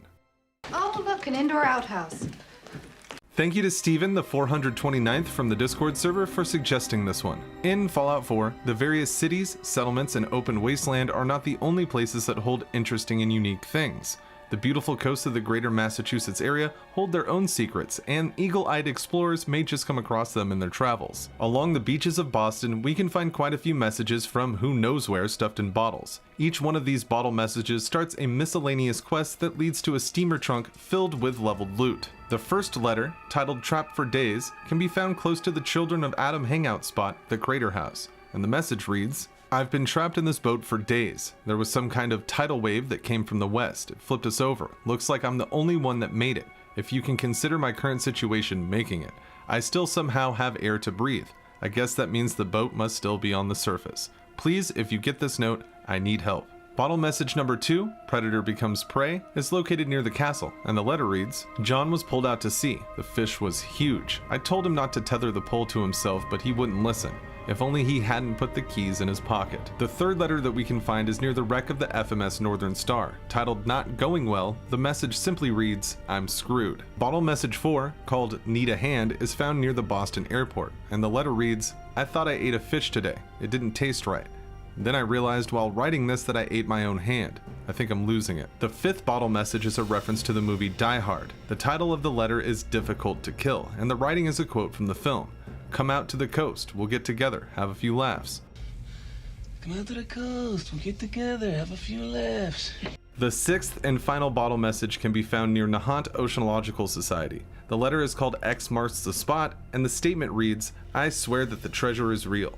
They mentioned it on the television, I must paddle faster." I love finding things like this in the Fallout universe. It's a lot of fun to think about where these bottles may have washed up from, and just who sent them. Of course, unique item hunters will want to collect these. Still, these quests are also nice for people who like to get a bit of a loot reward, as the steamer chests that the letters lead to offer decent gear for your level. So the next time you're on the beach in the Commonwealth, keep your eyes peeled for a bottle. You never know what's going to be inside.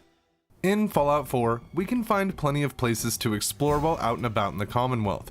From ancient storefronts, abandoned factories, and even derelict old homes, the world of Fallout 4 has no shortage of places for the sole survivor to plunder. The biggest settlement we can find in the Commonwealth is Diamond City. The town acts as a melting pot for the variety of people we can meet in Fallout 4. One person we can meet at the Dugout Inn is Edward Deegan. Deegan can be found in a few other places as well, but our primary focus is the quest that the ghoul has for the sole survivor. Following the quest, we will be led to the Cabot House. The house and the family that occupy it have a lot going on. To say they have a storied past would be an understatement, but what we are going to be looking at today is the Cabot House's generosity overall. Once we have full access to the home, we can loot the house freely. There is a thieves' ransom of pre-war items to take from the Cabot House. We can even find a mini nuke and a fat man here. The great part about all this loot is that it will never run out. If the sole survivor loots everything in the house and then fast travels away, for example, heading to Sanctuary to drop everything off, by the time we return, every single item will have respawned, allowing us to loot it all over again. This is an excellent way to farm some items and components for your settlements, and the Cabot House itself is a great place to relax. Finally, you can set up the army of Fat Man wielding raiders that you've always wanted. In Fallout 3, our search for unique items continues. While some sit ready for us to get our hands on them, others are hidden behind events that won't spawn into the game until specific criteria are met. One such weapon can be found if the Lone Wanderer targets the Citadel on the Enclave mobile platform, sealing its fate to be destroyed, leaving a crater behind. Inside the crater, we can see a door, and once we enter it, we find ourselves in some offices. One of the cubicles in the back belonged to a Harold Callahan. With a science skill of 75, we can read some of his reports and unlock the safe next to his desk, which is also locked at 75 for lockpicking. Inside the safe, we can find, without a doubt, the most valuable pistol in Fallout 3, which happens to be one of the rarest, Callahan's Magnum. Aside from being the most valuable, it is also the most powerful handgun in the game. The name Harold Callahan is a reference to the main character of the movie Dirty Harry, Harry Callahan, played by Clint Eastwood. While this gun is an excellent reference to the film, rare item hunters will want to grab it regardless due to the steps it takes to get it to spawn. A pleasant surprise for those who want to take an evil karma run all the way to the end. Thank you to Sean Eastwood from the Discord server for suggesting this one. In Fallout 4, the Commonwealth offers an amazing number of people to meet and places to go.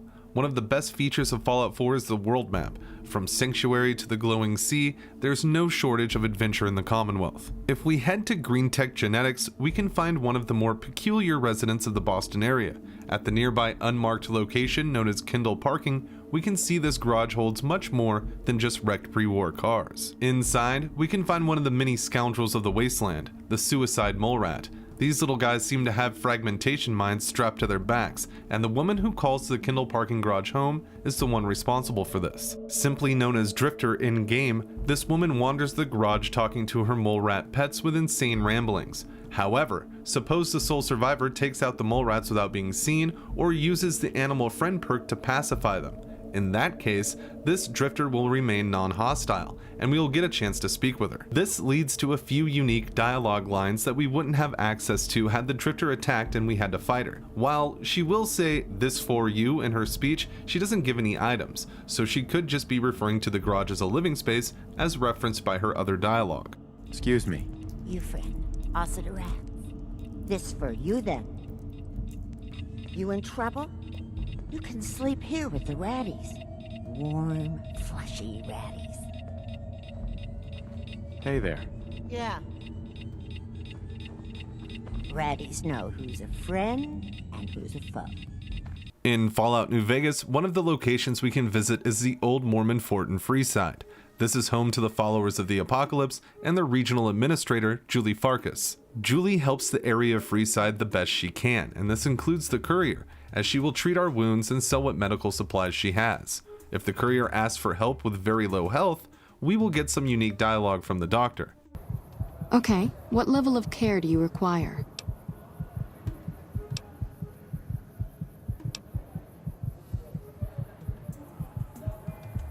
I'm amazed you managed to limp here with your legs like that.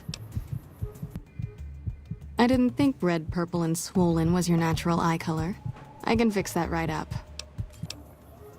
How have you been using the bathroom with your arms that messed up? Oh, forget I asked. Oof. You might want to brace yourself. This might get a bit painful. This should help with the pain. Evening. In the Fallout series, we can find many vaults throughout each game. While some are more infamous than others, the vaults are some of the most exciting locations in the Fallout universe. The Fallout Wasteland isn't the only place we can find evidence of these bunkers, and a few other game franchises have paid homage to the Vault-Tec facilities, such as Doom, where during breaks between slaying demons, if we look at some of the doors, we can see that Vault-Tec has been contributing to this base as well, with their logo appearing at the bottom of the doors. We can also find this Vault-Tec themed Doom Guy figure in the Foundry level of the game. A more direct reference comes to us from the Badlands of Cyberpunk 2077, where if we find ourselves in the Rattlesnake Creek area, we can find a few dead bodies surrounding a circular door with the number 101 on it. Investigating the area, we can find correspondence from Albert Cole and Gary Epps, which discusses the post-apocalyptic LARP game that they were trying to play. In the messages, we can see that they started a story that saw them leaving the vault to look for a hydroprocessor or water chip before all the other bunker dwellers ran out of fresh water. People familiar with Fallout will notice this mimics the story of the first Fallout game, as the vault dweller left Vault 13 to find a water chip for the same reasons. The name Albert Cole is referencing a playable character you could choose in Fallout as well, with the other name, Gary Epps, being a reference to GURPS, a character system Fallout was set to use before legal issues influenced the team to change it to the special system, though fans of Fallout 3 could say that this is a reference to the clones of Gary. The name Albert used in Fallout references the film A Boy and His Dog, a movie from which the Fallout series takes a ton of inspiration, including the name of dog meat. I'm funny enough to kick you upside the butt. I said fine, and I ain't kidding. One does not say ain't, Albert. Simply say, I'm not kidding. Fine, dog meat. And stop calling me Albert. Of course, the 101 door is an obvious reference to Vault 101 from Fallout 3. This whole Easter egg is a love letter to the Fallout series, and it makes me find the world in Cyberpunk a little more charming. I consider this a must-visit spot for anyone close to Night City. In Fallout New Vegas, keeping to himself in a cave near Camp Gulf, we can meet Cannibal Johnson. While stoically waiting for death to claim him, he seems to think back to his past a lot. Johnson was stationed at Navarro during the events of Fallout 2 and has bittersweet memories of the company drill sergeant, Ark Dornan. We can hear him think back about a blistering rant Sarge gave the Chosen One while at Navarro. There's a twitch in my trigger finger. I've lost my eagle eyes, and the other day I could have sworn I heard Sergeant Dornan chewing me out. I'm old and I'm starting to feel it. It's not pleasant, especially when you know your mind's slipping away. And we all gotta go sometime. But I was hoping for something a little more heroic. He was a drill instructor I knew. He was also the meanest bastard I've ever known. Once he caught this private out of uniform, and old Dornan went off on the most ear-blistering rant known to man. It was inspiring. This leads to one of my favorite interactions in Fallout 2, and judging by this poll, more than a few of you may not have seen it. Dornan has a few lines in Fallout 2.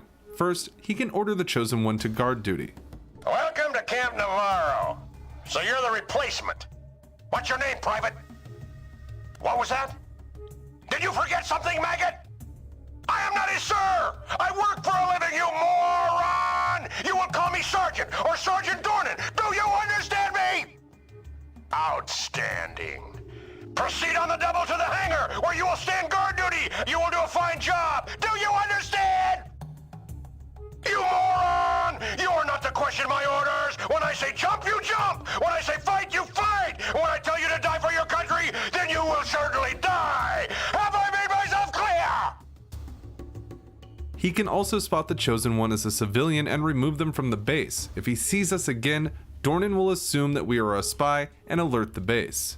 Welcome to Camp Navarro. A civilian? How in the hell did a civilian get on this base? I'll have someone's ask for dinner. Get the civilian off government property. Well, I'll be damned. I had the bunch of you escorted off this base, and here you are again. I don't think you're civilians after all. More than likely, you're spies. Sound the alarm and execute these maggots. Still, the interaction that Johnson is referring to is by far my favorite. First, we can convince Sarge that we just weren't issued any power armor, which will cause him to send us to get some from supply. Welcome to Camp Navarro. So you're the new replacement. You are out of uniform, soldier. Where is your power armor? Those paper-shuffling jackasses. How the hell do they expect me to run this unit if they keep shortchanging me on supplies? Double time it over to the armory and get your issue, then report back to me. Dismissed! Soldier, you are still out of uniform. I gave you a direct order to report to supplies and get your issue. Now get out of my face and don't come back until you look like a soldier! If the Chosen One fails this attempt, the blistering rant that Cannibal Johnson was talking about comes out in full effect. Don't have any? You expect me to believe that, maggot? The truth is, you lost an expensive piece of Army issue equipment. That suit is going to come out of your pay, and you will remain in this man's army until you are 510 years old, which is the number of years it will take for you to pay for a Mark II powered combat armor you have lost. Report to the armory and have a new suit issued to you, then report back to me, Private. Dismissed! In Fallout 4, we're thrust into the Commonwealth naked and afraid. The world has changed so much since the sole survivor first entered Vault 111, but we have to make the most of the cards that were dealt. There are plenty of items to be found all around the wasteland, but one junk item has nearly no use and weighs far too much to be worth the trouble of taking it back to your camp: the 160-pound dumbbell. Keen players will notice that this item is not a dumbbell at all, but rather a barbell. Still, it carries 160 pounds of weight, which will undoubtedly make it a chore for anyone looking to take it home. While these are a good source of lead, the dumbbells are the heaviest items that we can pick up and add to our inventory in-game. At least in this post-war world, you can still get some lifting done. But you will have quite the build if you plan on carrying these back to your stash. Thank you to Grilled Cheese and Random Gamer from the Discord server for suggesting this one. In Fallout 4, a large part of the experience is all the interesting people that we can meet throughout the Commonwealth. From vendors to scientists and even robots, the Wasteland has plenty of characters to meet in your travels. In Diamond City, at the schoolhouse, we can meet the teacher, Mr. Zawicki, and his classroom assistant, Miss Edna, who is a Miss Nanny-style robot, similar to the Mr. Handy line. If we speak to Edna, she will ask the sole survivor about love, and if it can exist between two very different people. I have one more question before you leave. It's not another quiz. I don't get to talk to many adults. This love I hear about, do you think you can have it for someone, even if the two of you are very, very different? Who are you talking about? No one. Just imagine one is tall and handsome and smart, and one is gentle but a bit metallic. If you love someone, Hold on to them. Tomorrow you might not have the chance. Thank you. You have helped me make up my mind about something. This starts an unmarked quest called Wedding Day. If we support Edna's ideas of love, we will see Zawicki and Edna in a wedding ceremony in front of the All Faiths Chapel the next time we return to Diamond City. Diamond City. Are you sure about this? I am not a normal girl. My dear, you're perfect. I only wish I had realized that sooner. Then by the power invested in me, I pronounce you man and wife. All these years, I never realized how much she meant to me until she said I know what something. this love is now. Edna. I'm so happy. In Fallout 3, a ton of items can boost our stats and make the Lone Wanderer a bit more formidable in the capital wastes. Whether it's a nice set of armor or even a pair of cool sunglasses, there is no shortage of things to find around town. In Big Town, we can find out that super mutants have kidnapped some of the residents. Before we go check that out, if we enter the clinic, we can find Time Bomb, who's very seriously injured. With a medicine skill of at least 40, we can treat Time Bomb, which will be required to obtain the item that we are after. After rescuing Red and Shorty from the mutants, we can teach the citizens of Big Town various ways to protect themselves and help them fend off another wave of the super mutants. If we make sure Time Bomb survives this attack, we can speak with him after and he will award us his prized possession, a lucky 8-ball, the only one like it in the game. It doesn't weigh much and has a pretty low in-game value, but having it in your inventory will boost your luck stat by 1, of course being capped at 10. This isn't the first time such an item has found its way into the Fallout series, and I hope it won't be the last. While the 8-ball in Fallout 3 doesn't seem to be entirely modeled after the famous toy, I believe it's implied that it's the same kind of trinket found in Fallout 2, which I've covered before. Whatever the case, this 8-ball is a great good luck charm to carry throughout the capital wasteland. Helping the kids at Big Town is always its own reward. At least they won't be such easy pickings for the next time the super mutants attack.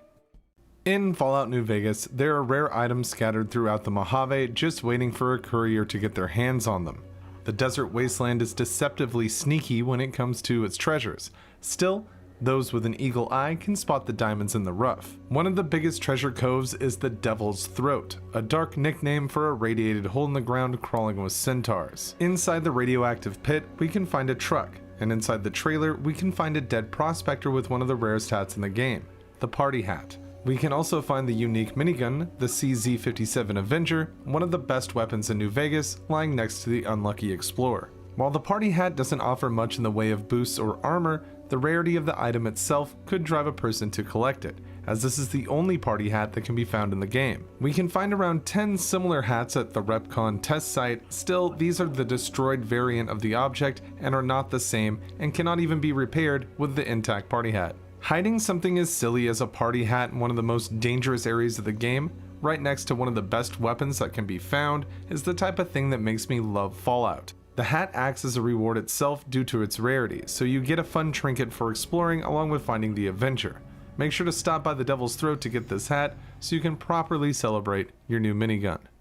Thank you to Leif Saturmo from the YouTube comments for suggesting this one. In Fallout New Vegas, one of the locations we can visit is Jacobstown, a city of super mutants that revolves around the Jacobstown Lodge. Inside the lodge, we can find a few things that can only be found here, like the Mount Charleston snow globe for example, but we can find an old pre-war game in the lodge that can't be found anywhere else in the Mojave. Upstairs, in one of the bedrooms available for guests of the resort, we can find an old pinball machine. This is the only pinball machine that exists in Fallout New Vegas, and because of that, it's worth a stop for people who like to check out rare items and objects.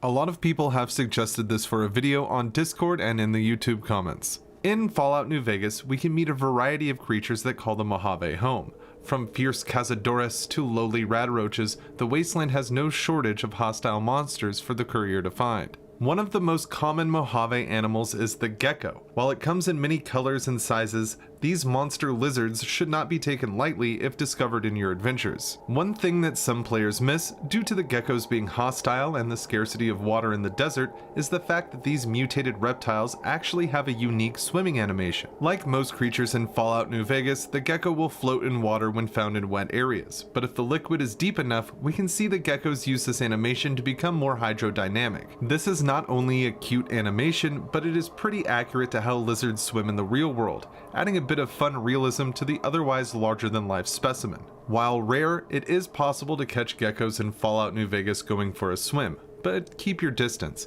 as they won't be relaxing for long if the courier decides to join them for a dip in the pool.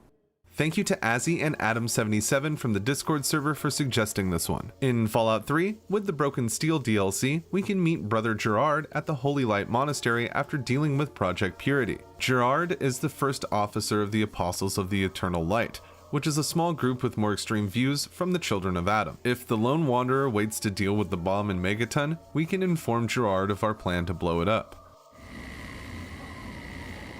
Oh, is that truly possible? Yes, that would purge all of Megaton in Adam's holy fire.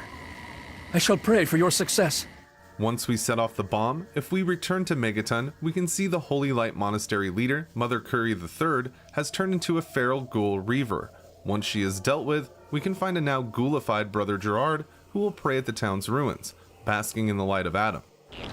We came to Megaton to preach of the eternal glow.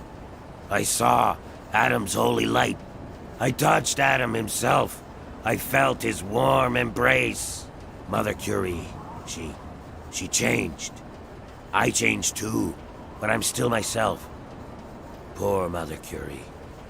She saw the face of Adam, and it drove her mad. I don't know what to do. I think I'll stay here. Pray to Adam. Pray for his guidance. For he has made me of the eternal, the undying. I am his now. In Fallout 4, many pre-war treasures are waiting for us to get our hands on them. The Commonwealth is filled with random junk and objects that, while some just pass by without a second thought, hold more than meets the eye. Inside the many buildings that call the Boston area home, some of these items have been more preserved, perhaps shielded from the outside stresses. One of these objects is the globe, for which we can find many scattered across the wasteland. Typically, we will see clean versions of this inside vaults and other high-tech facilities. However, we can still find a bunch of antique globes out in the more common areas. In Jamaica Plain, we can find a building hosting treasures and an exhibit downstairs. The showcase features many unique objects like the 2076 World Series baseball bat and a car that won a derby. Still, this room hosts the rarest globe in Fallout 4. The Classroom Globe is the only one of its kind in Fallout 4. While it shares a texture with its antique globe counterpart, it is considered a different item. You can break the globe down for components if you want, but with how rare the item is, you may just want to display it in your settlement. Thank you to LTOMXR123 from the Discord server for suggesting this one. In Fallout 4, the Gunners are some of the most fierce enemies that we can face in the Commonwealth. Taking inspiration from the pre-war armed forces of the United States when it comes to ranking, and showing nearly no mercy out in the wastes, the Gunners make raiders look like child's play. One thing that gets a tiny mention in a terminal in the ruins of Quincy that often goes unnoticed by a vast majority of Fallout 4 players is the unique branding that most Gunners carry on their foreheads. Looking closely at some of these mercs, we can see letters tattooed on their foreheads, sometimes followed by a symbol. This is actually the person's blood type and is used to offer more efficient first aid with quick response. It's no surprise that the most highly trained group of mercenaries in the Commonwealth have such a system. Still, it is a small detail that many people have missed when dealing with the group due to their love for combat helmets and their habit of getting their heads blown off when near the sole survivor. Thank you to Darty from the Discord server for suggesting this one. In the Point Lookout DLC for Fallout 3, the Lone Wanderer washes up on the shore of a mysterious swampy island and is thrust into a generational war between a ghoul named Desmond and the island's prodigal son, Professor Calvert. Calvert is now sustained by an advanced biomed gel with his brain kept alive under the famous Point Lookout lighthouse. Due to the nature of the liquid he rests in, Calvert has seemed to develop psychic powers, harboring the ability to speak to people telepathically. During the quest, Thought Control, Desmond gives the Lone Wanderer a cogwave jammer to stop the professor's influence, and we see this talent firsthand, as Calvert will begin to speak to us in our mind and try to sway the player to his way of thinking. Bethesda uses a nifty trick to pull this off in-game, and we can notice signs of it when around the Ferris wheel. Players may see a friendly NPC tick on their compass when in the area that doesn't seem to be visible by normal means. This is because it belongs to the human version of Calvert that the developers placed inside a building to allow the player to hear his dialogue. If we no-clip inside the nearby Cup of Joe cafe, we can find a Pulowski preservation shelter that cannot be opened. No clipping inside, we can find an invisible NPC known only as the Brain. This NPC cannot be spoken to directly or pickpocketed, and killing him will only result in the NPC reviving nearly instantly. This is just another cool trick Bethesda uses to make the magic we see on our screens happen. It's common for developers to use hidden maneuvers to make our favorite games more fun and immersive, and this is a perfect example of how to do it. Thank you to Steven the 429th from the Discord server for suggesting this one. In Fallout New Vegas, the city is crawling with good and bad alike. New Vegas is a city of vice and prosperity for those who seek either. With such a place, it has left a lasting influence on the groups and individuals that call the area home. One casino in particular has quite the shroud of mystery around it, the Ultralux. The residents, the White Glove Society, who wear masks to protect this mystery, have a strange appetite, and even stranger things lie around the resort. Inside the kitchen of the Gourmand, we can find a few mysterious items that do not seem to have any use in-game. The infected Brahmin meat. This meat is unique because if we pick it up and add it to our inventory, it will be filed under miscellaneous items instead of aid. This means we cannot consume this meat, and with its low value and high weight, rare item hunters will want to store it away as a trophy instead of selling it. The infected Brahmin meat was going to be used in a quest that would see the courier using it in a stew for legionaries at the fort. This meat could have been added to the mongrel's dog bowls as well, but these quests were cut from the final game. This would explain why the meat appears in our inventory as miscellaneous items rather than aid like most food in game. So if you are a fan of rare items and cut quests, these 6 slabs of Brahmin meat will act as a perfect trophy in your player home. Thank you to Memesboit and Toxic Caviar from the Discord server for suggesting this one. In Fallout 3, there are a few unique interactions we can get from the ex-raider who now calls Megaton home, Jericho. First, Jericho will have a different opening line depending on what the Lone Wanderer is wearing. He will have this to say if we are wearing a Vault 101 jumpsuit. Oh, look. Another one of your pampered Vault assholes. Look here, Vault asshole. I don't like you. Stay clear of me and we'll have no trouble. And if we wear something different, he will change his speech to call the Lone Wanderer a Wastelander. Ah, look. Another one of you wasteland assholes. Look here, asshole. I don't like you. Stay clear of me and we'll have no trouble. After we recruit Jericho, if we move a pack of cigarettes to his inventory, he will now smoke them for his idle animation, pretty much chain smoking each cigarette until you hit the road again. If we have Jericho in our party when we nuke Megaton and then fire him so he returns to the ruins, he will have some dialogue about the town being destroyed and a comment about growing a 4th arm. Yeah, I know what you're thinking. Boo-hoo, Megaton blew up. These fuckers deserve what they got. Now, can we get out of here? Or should I just keep waiting next to this stinking hole? Thank Christ. I thought I was gonna grow a 4th arm sitting next to all this fucking radiation.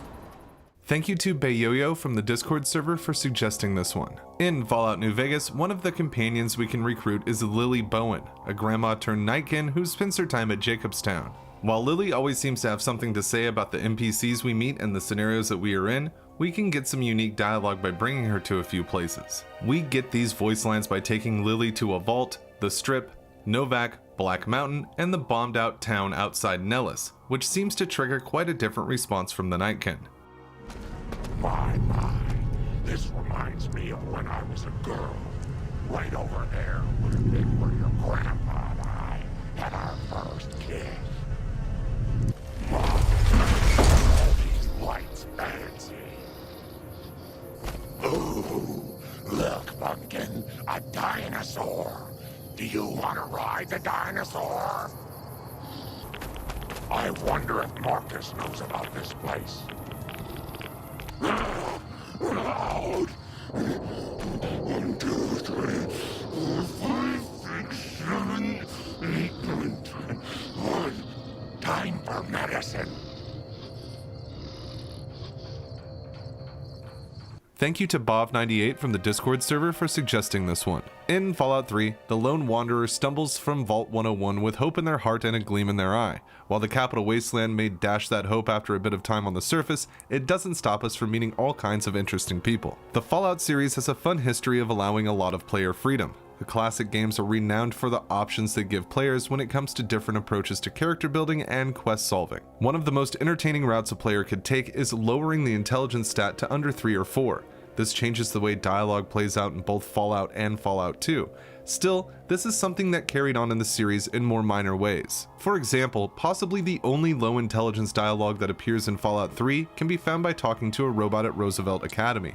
The school grounds are swarming with super mutants during the events of Fallout 3, which makes it a dangerous place for sure. One thing I want to point out about Roosevelt Academy is a scene that plays when we enter the main room on the ground level. A gunshot can be heard, and a dead NPC falls from the ceiling. This happens even if all of the super mutants are dead or if the AI is turned off through the console, so it could be referencing that this man took his own life, or it could be trying to imply that he was killed by mutants as soon as we arrive.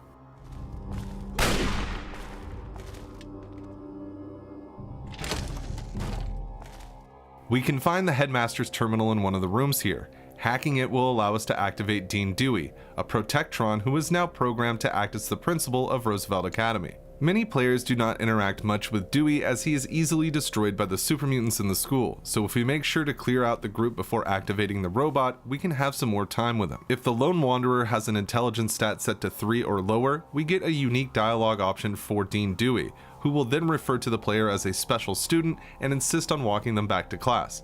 However, he doesn't lead us to any specific classroom after. No students in hall without pass. Visitors must sign in at administration. Special needs students must be chaperoned at all times. Allow me to escort you back to class, child. In Fallout 3, the main quest will lead us to Galaxy News Radio, the stage for an incredible battle between the Brotherhood of Steel and some of DC's resident super mutants. Suppose the Lone Wanderer has the Power Armor training perk and finishes the battle with the Brotherhood. In that case, you can equip the Power Armor from the downed Brotherhood Knight. Doing so before talking to Sarah Lyons will cause her to have some unique dialogue where she seems a little tense about us having the Power Armor. I guess it's my turn to thank you. Anyway, the area is secure, so you're free to talk to Three Dog if you need to. By the way, because you helped us, I'm going to let you wear that power armor, but don't you ever forget where it came from. Thank you to Vilnia from the Discord server for suggesting this one. In Fallout New Vegas, one of the best shops you can visit is Mick and Ralph's. The two have a great setup in Freeside, but if players keep their eyes open, we can find some things that may hint at the duo's past. Leaning against one of the walls are posters for the Super Duper Mart, which we do not see in Fallout New Vegas as a location. Still, in Fallout 3, the Lone Wanderer was tasked to explore one of the supermarkets for the Wasteland Survival Guide. This pairs well with a poster that we can find upstairs above a desk advertising the Museum of Technology, another primary location from Fallout 3, with a nuanced picture of the Virgo 2 lunar lander. Both of these posters were in Fallout 3, and it's interesting that we would find them here as, typically, Fallout developers leave things like this as clues. The final oddity that we can find here at Mick and Ralph's hangs above the register. We can see a bundle of those creepy dolls that the swamp folk like in Point Lookout. Perhaps whoever designed the store just thought that these items would tie the room together, using things they found fitting in the game's files. Though it is likely that these curiosities were put here to hint at Mick and Ralph being from the East Coast themselves, or having a lot of business from someone who was. Either way, this is an interesting find for anyone in the Freeside area. Thank you to Rex from the Discord server for suggesting this one. In Fallout New Vegas, we can meet the people of the Mojave. While not all of them are the friendly type, one of the most beloved can be found as soon as we start our journey. Doc Mitchell is the resident medicine man of Good Springs, and he spends his time patching people up and tending to his home. Though times seem good for Mitch now, that wasn't always the case, and if we do some traveling, we can piece together his story. Doc Mitchell is from Vault 21, and if we visit the vault on the Strip and speak with Sarah, we can get a bit more info about the Good Springs doctor. Mitch? You mean Molebutt? I hadn't thought about that name in a long time. I was just a child and he had a big mole in his rear bumper. You understand, kids and all that. Everyone knows about each other in a vault. There's no other way. I hope Mitch is doing well. If we head back to Doc Mitchell after speaking with Sarah, we can ask him about being from Vault 21. He will then reveal the saddest part of his story. Yep, he sure did. Wanted himself a hotel, and to make sure once he made the change there'd never be any going back. We didn't get a say. I don't know how you'd argue with a fella like that anyways, everywhere and nowhere all at once. So, just like that, we was all homeless. Went our separate ways, and that was all she wrote. Eventually, we made our way out here, but, well, when folks spend their lives in isolation, sometimes that ain't the best of things for learning to fight off germs. We was going to California, but Good Springs was as far as we got. After she passed, wasn't no reason to keep going. I stayed so I could keep close to her. In Fallout New Vegas, there are plenty of apparel options to suit your needs throughout the Mojave and beyond. From basic clothing to the heaviest of armors, you are sure to find something to fit the type of courier you would like to play as. All clothing is not created equally though, and some can fetch quite the price from vendors, which led me to look for the most valuable clothes we can find in the game. In regards to non-armor clothing, the search brings us to Big Mountain, where the events of the Old World Blues DLC take place. And for the most valuable clothes, we have to look at the most valuable doctor on site, Dr. Mobius. Inside the Forbidden Dome, we can find a chest that holds Dr. Mobius's scrubs. With a value of 7,500, this stands as the most expensive clothing item in Fallout New Vegas. Aside from the value, the scrubs will boost intelligence by 2, charisma by 1, and science by 15. They also host the highest damage threshold of all traditional clothing. We can find the unique unarmed weapon, Dr. Mobius's glove, as well, and pairing these items with some glasses that can be found behind an average locked door in the think tank, lying on the floor of the room, that also belong to Mobius, we will complete the Mobius Strip Challenge for a bit of XP. This whole outfit will fetch a high price from vendors if caps are what you are after, but the fact that the entire ensemble is composed of unique items may just cause you to store it in your closet. Either way, this is an outfit everyone will want to grab on the way out of Big Mountain. Thank you to Azzy from the Discord server for suggesting this one. In Fallout 3, in the town of Megaton, we can meet a very patriotic man named Nathan Vargas. When speaking with him, he will inform the lone wanderer about the wonderful group, the Enclave. Nathan will sing their praises pretty high, and this is the first bit of info in Fallout 3 that we get about the faction. Ah, look at this! New blood! Tell me, boy, you ever hear of the Enclave? The last remnant of the good old USA they are. Now, I don't know you from Adam, but I got you pegged for a patriot, and any patriot worth his salt is gonna toss his gun in for the Enclave. Any day now, they're gonna roll up here, and then this nightmare will be over for good. But listen to me, Ramble. I'm Nathan. What can I do for you? Why? Why? Look around you. This is the good old USA. Sure, she looks a little bit different these days, but you're still on American soil. And even if you were born in some underground vault, you were born under the United States, which makes you an American.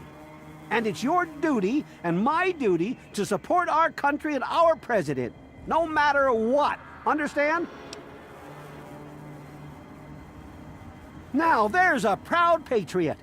After all, if they could do us wrong, we wouldn't have elected them in the first place, right? Yes, sir. Trust in the judgment of other people to know what's best for me. It's the American way. They're on the radio.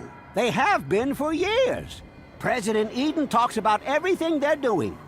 They got flying robots all around, watching everything so they know what to do when they finally swoop in and clean this place up. You'll see. People think I'm just a crazy old man. Things will be different when the Enclave gets here. In an excellent callback towards the end of the main quest, we can find Nathan at the Enclave's Raven Rock base, and his tune has changed quite a bit from his days at Megaton. They're not who they say they are. Get out while you can, before they get you too. Thank you to Ranon from the Discord server for suggesting this one. In Fallout New Vegas, we can find some of the most unique weapons in the series. The Mojave is great at hiding fun things to collect, and the various one-of-a-kind weapons are just the tip of the iceberg.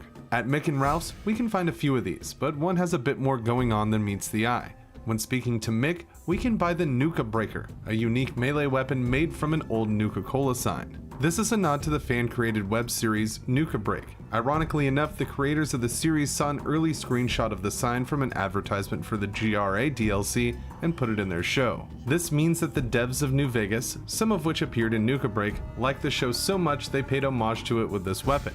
Still, before it was added to the game proper, the creative minds behind the Nuka Break series added the same sign to the show, eventually having it used in battle. It's great to see the Fallout developers adding references to fan-created media. It makes the community feel awesome to be a part of, and the Nuka Break show is one of the best Fallout stories out there.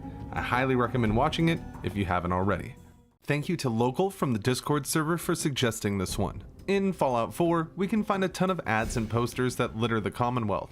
Many of them are fantastic portrayals of life in the pre-war, advertising various things that made life better back then. However, we can find a poster in Far Harbor that, while at first glance looks just like a scientific reference guide, holds a humorous message that eagle-eyed explorers could spot if they are paying attention. Inside the Children of Adam shrine, we can find this periodic table of elements, which we must study to complete the Visions of the Fog quest. If we look closely at the center text, we can see a message that reads, "Todd Howard is amazing in everything his hands touch." No kidding. This can be hard to see, so I tried to make a picture outlining the text.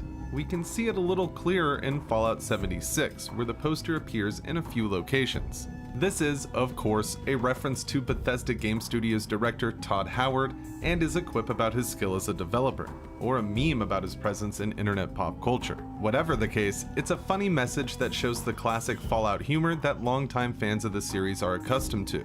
Fallout is no stranger to breaking the fourth wall and having fun with the team, and this is a great example that could be easily missed. In the Fallout 3 DLC, The Pit, we are thrust into the broken world of Pittsburgh after the devastating events of the Great War. What is left is a hellish radioactive shell of what once was. One of the most interesting sights in the pit is the twisted sculpture of a human in front of Haven. With fire exploding around it and the looming tower behind the artwork, it really sets the scene for the vibe that the pit has to offer. Nate Perkapile, the lead artist for the DLC, has recently shed some light on the inspiration for the sculpture. Nate has cited that the statue was inspired by artwork he saw at Burning Man, the annual festival in Nevada's Black Rock Desert. The following year, Nate would return to the Burning Man festival and battle Fallout 3's art director, Istvan, in the Thunderdome. This whole trip is referenced in Fallout 4 as well on a cover of Live and Love, where the developers are represented in the art. Nate has since left Bethesda and is now working on a game called The Axis Unseen, which he describes as a heavy metal horror game where you hunt monsters from folklore in an open world. Make sure to wishlist the game on Steam if that sounds interesting, and look for updates from Just Perky Games. Thank you to Get Wrecked from the Discord server for suggesting this one.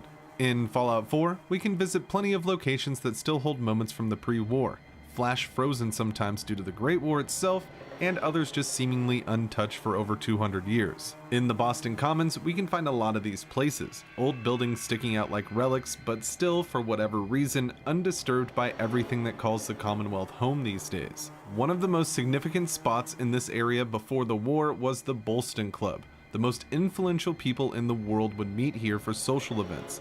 Ex-presidents and vice presidents, governors, and senators all gathering for dinners and wine tastings. The final meeting that took place at the Bolston Club was anything but festive, as 1 week after the Great War, as the world burned in nuclear fire, the members would taste their last bit of wine and poison themselves after a toast from the Bolston member Richard Bradford, which was recorded and can still be found in the club terminal. It's closing time, gentlemen.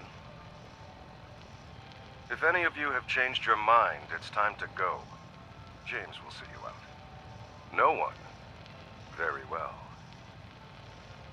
Gentlemen, it has been an honor and a privilege. Before we drink, allow me to offer a final toast. To the world that was, mankind shall never see its like again. We can still find the poisoned wine here amongst the skeletons of the former Bolston Club members. Drinking them will not affect the sole survivor negatively. We seem to be immune to the poison.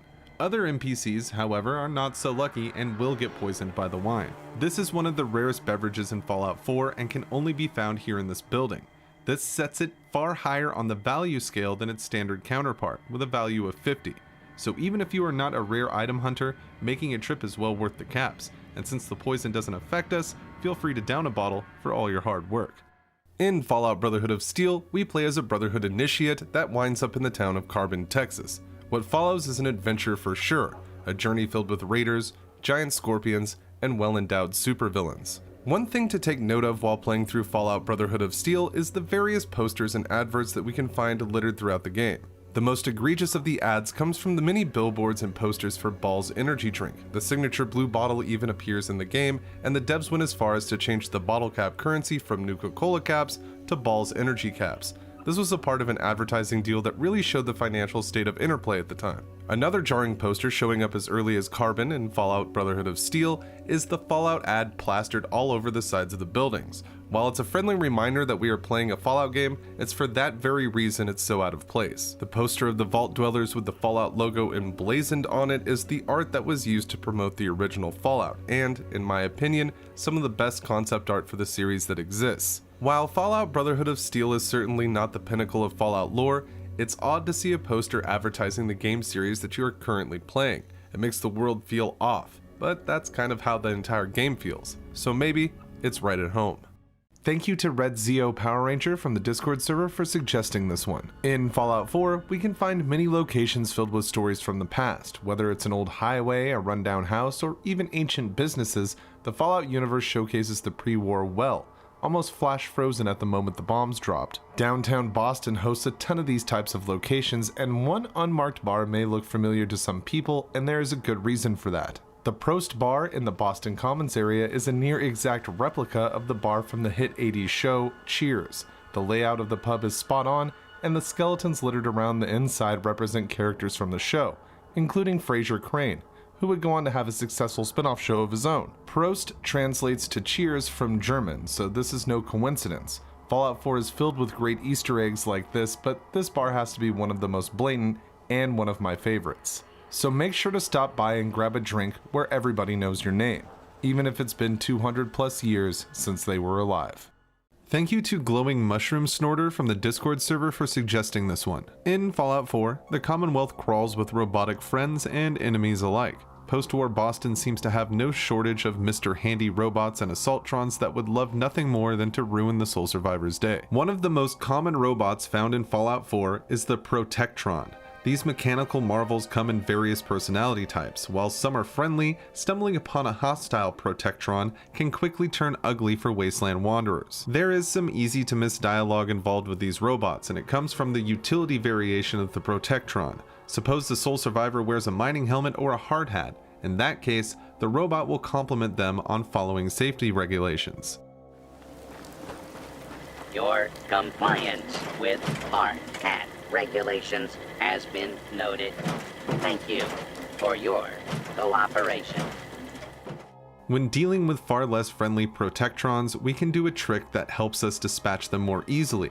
If we aim at the arms of the robot and successfully blow off the limbs, the Protectrons will enter a nuclear self-destruct mode and rush at us to deal damage with the explosion. Fallout 4 did a lot when it came to new ways to fight enemies, likely due to the work id Software provided for the combat features in the game.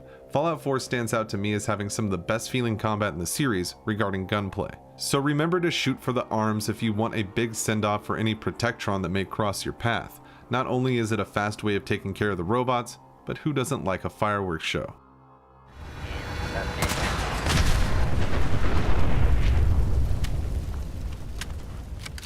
Thank you to Toasted Cat from the Discord server for suggesting this one. In Fallout 4, one of the factions we can meet is the Railroad. The group prides itself on helping escaped Institute synths find refuge and a new life out in the Commonwealth and beyond. They also have a knack for research and development. One of the projects the Railroad seems to be working on is the Railway Rifle, which has the ability to fire railroad spikes towards your enemies at an incredible speed. Railroad member Tinker Tom has a hand in most of the group's projects, including the Railway Rifle, and we can see him testing it out with another faction member. In this scenario, if we take out the Railroad agent while he is using the Railway Rifle, we can search him and find that he is using a prototype version of the gun, which will disappear after the sequence is finished. This makes the prototype Railway Rifle one of the rarest weapons in Fallout 4. This doesn't mean that it's a good gun though.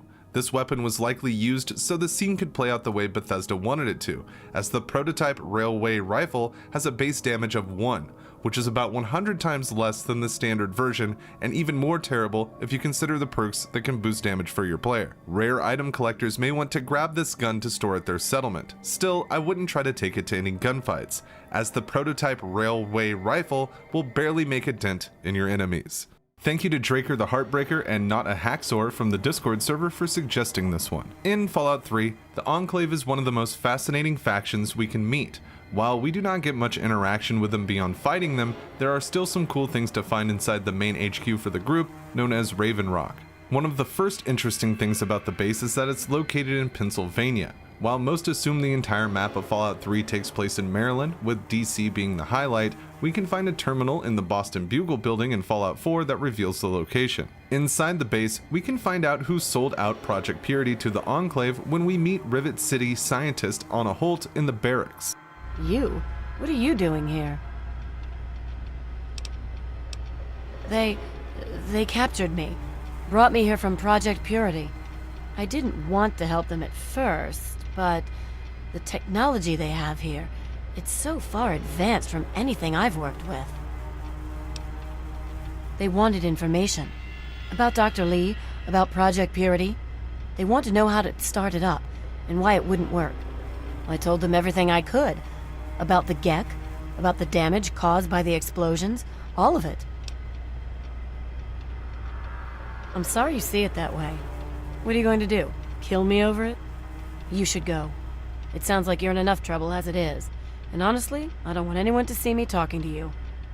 One of the base's walls has no collision detection, so we can pass right through it into the abyss, only to be respawned under the floor of the corridors. Speaking of the area under the main floors, inside the mess hall, which according to the wiki has 117 forks and thus the most we can find in any one area of Fallout 3, there is a fun attention to detail that is easy to miss. A lot of silverware has fallen through the grated floor and now rests at the bottom, waiting to be hoarded. We can also find the only laser tripwire traps in all of Fallout 3 here in Raven Rock. These traps also lie under the grated floor and will cause quite the stir-up if triggered. Raven Rock is a great location to explore, not only because of the great gear that can be found here, but because of how mysterious the Enclave can be. So make sure to check every corner the next time that you have to make your escape. In Fallout 3, the Capital Wasteland is filled with cool gear and clothes to find. While the selection is large, we can still find more when looking through the game files for Fallout 3, where we can find a ton of cut content. One of the cut armor sets has an interesting name, the Robo Thor armor, which can only be found by using console commands. While it looks identical to the Tesla armor that we find throughout the game, the stats take more after the Enclave armor. The Robo Thor armor is likely named this way due to its passing resemblance to the comic book version of Thor, with the helmet completing the look. I assume this armor may have been used for testing, and the developers gave it a fun name during production, ultimately cutting it out of the game before release. Mixing the armor with another cut item, the Discharge Hammer, a super sledge that does electrical damage, you can have your own post-war Thor fantasy against super mutants and raiders alike. And this armor is sure to put other heroes in the area like the Ant Agonizer and the Mechanist to shame. In Fallout 4, we can find a ton of clothing options that are sure to fit the style sense of any Soul survivor. From post-apocalyptic raider garb to pre-war fancy wear, you will surely find something you like in the Commonwealth. Down at Monsignor Plaza, amongst the wreckage and destruction, we can find a couple of rare clothing items. First up, lying on one of the shelves, we can acquire the bathrobe. Before the Far Harbor DLC was released, this was pretty much the only location after the pre-war introduction to find this piece of clothing. This blue cotton robe comes equipped with slippers and plus 2 points to charisma. Plus, it's nice to stay comfy in the wasteland. Next up, we can find the Stars and Stripes bandana, which features the American flag design. The interesting thing about this rare face cover is that it features the real-life 50-star version of the US flag, which makes it the only time we see the actual design in a Fallout game, to my knowledge, with the exception of these army recruitment posters. The other US flags that we find in the game show the Fallout version of the design, as the 50-star variant was relinquished in 1969 in the Fallout timeline with the introduction of the Commonwealths. This is certainly the only item we can find that has been made from the old world flag design, and Monsignor is one of the only places we can find this oddity in Fallout 4. Both of these pieces of clothing are perfect for rare item hunters and make for great conversation at any settlement you decide to show them off at. Thank you to Zachary the Mad from the Discord server for suggesting this one. In Fallout 4, one of the offered DLCs allows us to take control of Vault 88, clearing out various caves and underground sanctuaries to build the perfect vault for the human experiments Vault Tech wants to conduct. If we head to University Point Pharmacy and clear a path to this back room, we can find quite an interesting sight. There's a rather unique stone statue wearing a sea captain's hat peeking up from the rubble with a glaring red eye greeting us. The eye itself seems to be made by scaling down pool balls and stacking them in a specific way. Taking a look behind the debris, we can see that not much more of the figure is modeled in-game. This is the only spot we see such a statue in Fallout 4, and it's a strange thing to come across when sweeping a seemingly uninteresting location. In Fallout 3, one of the factions we can meet is the Brotherhood Outcasts. They left Lion's Brotherhood of Steel after the group seemed to depart from the original mission and core of the faction's motives. The first outcast we can talk to is Defender Morgan, who the Lone Wanderer can impress if they have a high enough intelligence stat by catching her Moby Dick reference. You mean apart from the fact that they ditched their mission and went native? Sure. I bet you don't mind them being cuddly with the locals. But when we came out here, we had a mission to do, damn it. But now they're wasting their time protecting yahoos like you, while Ahab Lyons is off chasing his super mutant white whale. Huh? And here I thought we had the only remaining copy of that. Anyway, I don't know if the old man's going to die from them, but he sure as hell looks like he's going to drag his soldiers down with him. But he's not wasting any of our time anymore, damn it. We can also speak to Protector Kasdan, who can give us work finding bits of tech that he will pay for on arrival. If we happen to be wearing a set of Outcast power armor, Kasdan will confiscate it and give us a snarky remark. I see you've got some of our power armor there. I'll just take that off your hands.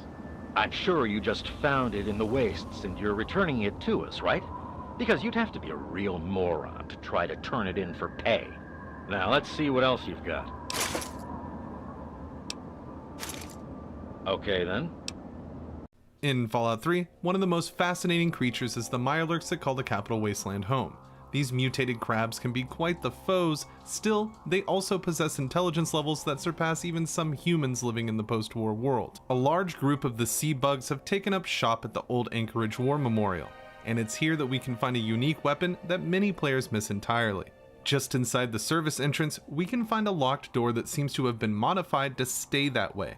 Due to the Wasteland Survival Guide, a lot of people show up here at a pretty early level and won't have the 95 repair skill needed to fix the door outright. We can locate a door component in the clinic area of the memorial inside of an averaged locked safe. Now, if we have a repair skill of at least 35, we can fix the door, which will allow us access to the storage room. Leaning against the back wall, we can find the Tenderizer, and due to the steps needed to acquire it, it may be one of the rarest weapons in the game. That isn't the only thing we can find in this closet. On one of the shelves, we can see a key and a holotape. This will point us to the freezers below for the Anchorage stash, which will reward us with a few hundred caps and the Mirelurk Cakes recipe. The unique sledgehammer, the Tenderizer, does a bit more damage than its common counterpart, and rare item hunters will want to add this to their collection anytime they find themselves in the War Memorial area. In Fallout New Vegas, the Mojave is filled with cruel raiders, vicious creatures, and superb locations that can turn any courier into a hardened warrior in no time. Amongst everything we can find, many valuable items wait to be taken, and some of the most expensive we don't even have the option to sell. The item with the most value in all of Fallout New Vegas is the disassembled weapons shipment guarded by the Fiends, which holds a value of 5,000. This is only used in a quest, but I thought it was worth mentioning in this video. Two stand out when it comes to the most valuable non-quest items. The first is virtually unobtainable due to being cut from the final game, the Mantis Scythe schematics. With a value of 800, they stand at the top of the most valuable miscellaneous items in the game. Well, in this case, cut from the game. Using console commands, we can spawn the schematics. Still, they will be added as a Deathclaw Gauntlet resource note instead of their original purpose, which was to allow the courier to craft the Mantis Gauntlet. Regarding non-quest miscellaneous items in Fallout New Vegas, the most valuable one we can find can't even be sold for its cap value. Cook's Fiend Stew Recipe. With a value of 400, this is the most expensive item in the game, not counting weapons and armor of course. The item immediately gets added as a note to our Pip-Boy, preventing us from selling it. While Cook is known for his skill in the kitchen, after defeating the Raider boss, we can harness this power for ourselves. Nothing beats a good stew, even if it's over 100 degrees in the post-war Mojave. Thank you to Corey G115 from the Discord server for suggesting this one. In the Fallout series, we can find a plethora of interesting locations. From sprawling cities to literal holes in the ground, nearly every place in the Fallout universe has something going on with it. Due to the setting of the Fallout universe, many of these locations have radiation hanging around in one way or another. Sometimes in pools of water, other times in the air itself, radiation makes up a large portion of what we can find in the Fallout series. Due to the abundance of this invisible killer, the question gets posed: what is the most irradiated area in the Fallout universe? Out of all the games released to date, where can we find the highest concentration of radiation? Some people may bring up the glow from the original Fallout as a contender, a West Tech facility that was directly hit by a warhead. Others may jump to say the glowing sea would have to take the gold, as we saw the destruction for ourselves in Fallout 4. Camp Searchlight in New Vegas is a great example, as are the nuked out remains of the Courier's Choice at the end of Lonesome Road, the Long 15, or the Legion-based dry wells. All are good choices to be the most radioactive spots in the Fallout series. One location in Fallout 3 takes the cake for sure though, with rad numbers jumping to almost 4,000 rads per second in certain areas. The Vault 87 entrance. This vault is the birthplace of the many super mutants and centaurs we find around the capital wasteland. This is due to heavy testing of the forced evolutionary virus inside, but just outside, we can experience the highest radiation count in the entire series. Cut content from Fallout 3 suggests that a terminal belonging to the Overseer would explain that the entrance to Vault 87 took a direct hit from a nuclear warhead, which resulted in heavy doses of radiation for anyone brave enough to venture outside. This wouldn't exactly explain the pre-war signs we see in front of the entrance warning of the extremely high rad counts ahead for any wasteland wanderers. I suppose these signs could be post-war, but that just seems unlikely, as they seem weathered and broken from years of exposure. Still, the direct hit lore is cut content, and the game doesn't do an excellent job of explaining why the radiation count is so high in this area. Perhaps just the presence of FEV alone is enough to boost these radiation levels. More likely, the signs were added as a game design choice to warn players of the incoming rad levels. The signs were then modeled to fit the Fallout universe and placed where they were needed. Vault 87 is, without a doubt, the most irradiated place in the Fallout series. But what's your favorite vault overall and why? Let me know in the comments below.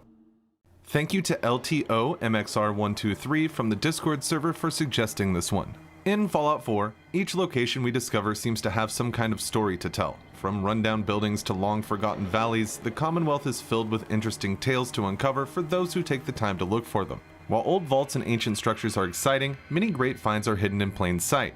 You never know what you will find when walking through a field or passing under a bridge. Sometimes, we can find references and Easter eggs to other great series in the process. Between Covenant and the Wildwood Cemetery, we can find a great reference to one of the best game series outside of Fallout, Telltale's The Walking Dead. Upon first glance, this scene seems like any other that we could find around the Commonwealth. Still, if we take a closer look, we can see that it is paying homage to a scene from the popular adventure game. At this location, we can see a tractor that seemingly has a dead settler trapped next to a broken fence. A couple of dead ghouls lay on the opposite side of the barrier, and a feral ghoul seems to have set up shop here. This mimics the scene we see in Telltale's The Walking Dead, when at Herschel's farm, Duck climbs onto a tractor and puts it in gear, which then traps Herschel's son Sean beneath it. This is made worse by the fact that walkers have started pushing through the fence, and one has its hands on the child while two are approaching Sean fast. No matter what choice is made in The Walking Dead, Sean will get chomped by the walkers, which prompts Herschel to kick everyone out of the farm. If we look at the scene, we can see now why there are two dead ghouls in the fence opening, and the settler is placed to represent Sean. The color of the tractors are even the same. This is an excellent shout out to a great series, and I love finding Easter eggs that pay homage to other titles in Fallout. The next time you're in the Covenant area, make sure to pay your respects to Sean and a great game by visiting this site. In Fallout 3, we can find many items that'll help us on our journey through the capital wasteland, and some that don't do much of anything at all. Whatever the case, there are plenty of things for the lone wanderer to collect. The heaviest item in the game is also one of the most useless, the wood chipper, found sporadically throughout the wasteland. This item uses the same model as the leaf blower, with the massive difference being its weight, sitting at an astounding 50 pounds. The same is true for Fallout New Vegas, where the wood chipper tops the scales as the heaviest item in game as well, weighing more than power armor sets and doing pretty much nothing of use. It's always interesting to find which items are the heaviest or lightest, and it's no surprise that a wood chipper would be the top of the mountain. I'm surprised that we can even add it to our inventory, but perhaps the back pain isn't worth collecting these when we see them on our adventures. Thank you to Gus and Slick Daddy B from the Discord server for suggesting this one. In Fallout New Vegas, the courier makes the long journey through the Mojave, meeting the wonderful people that call the desert home. From the factions to the mutants, we have a chance to make an impact with the various choices that present themselves on our way to Hoover Dam. One of the choices we can make is taking the Wild Wasteland perk. This adds a lot of content that would have otherwise been left out and can make the trip through New Vegas quite a bit of fun. Suppose you have this perk and finish the Battle of Hoover Dam. In that case, when the credits begin to roll, the Wild Wasteland perk will add fun tidbits from the developers from the standard text that we see.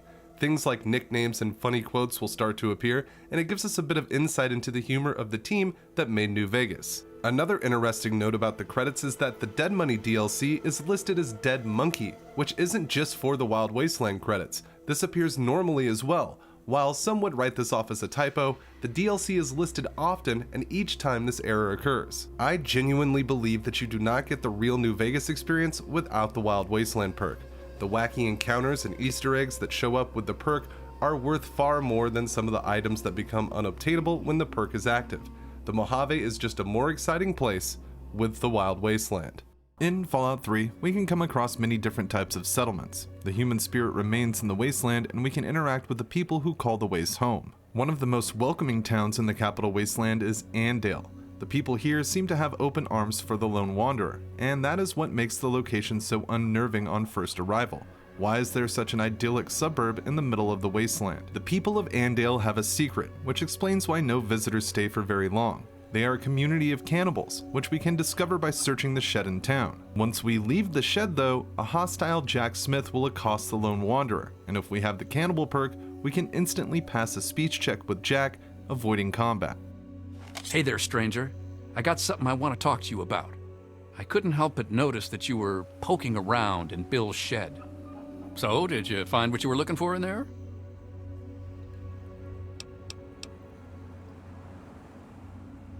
You're right, it sure would have. You know, you're a breath of fresh air. Every time someone discovers our little secret, we have to hear about it. It's always, oh, how can you do this? Or, you're such terrible people. Or, please not me, I have a kid in Rivet City. Well, I have kids too. Family first, that's the way it works in Andale from the day that the first 4 families decided to stay here. You're not bad, stranger. Stop on by anytime and ask Linda for one of her special meat pies. In Fallout New Vegas, when we reach the Big Empty, we can find many technological wonders that await the courier around nearly every corner. Still, there were a few things cut from the DLC for one reason or another that would have added some spice to the gameplay of Old World Blues. 2 rifles were cut from the final game that act quite differently than anything else we find in Fallout New Vegas. The first one we will be looking at is the Spider Rifle, which launches spider mines, as seen in Fallout 3, at our enemies. These little guys will run up to hostile NPCs and explode, causing some nice damage in the process. I consider this one the less interesting of the 2 rifles. The spider bots are a fun way to fight battles, but they are weak overall, though their explosion does handle business. The other cut gun based on arachnids is the Scorpion Rifle. This launches mini robo-scorpions into battle, much like we see with the spider mines. However, the scorpions are a bit stronger and will change between close range and laser attacks to fight hostiles. I understand completely why these rifles were cut from the final game.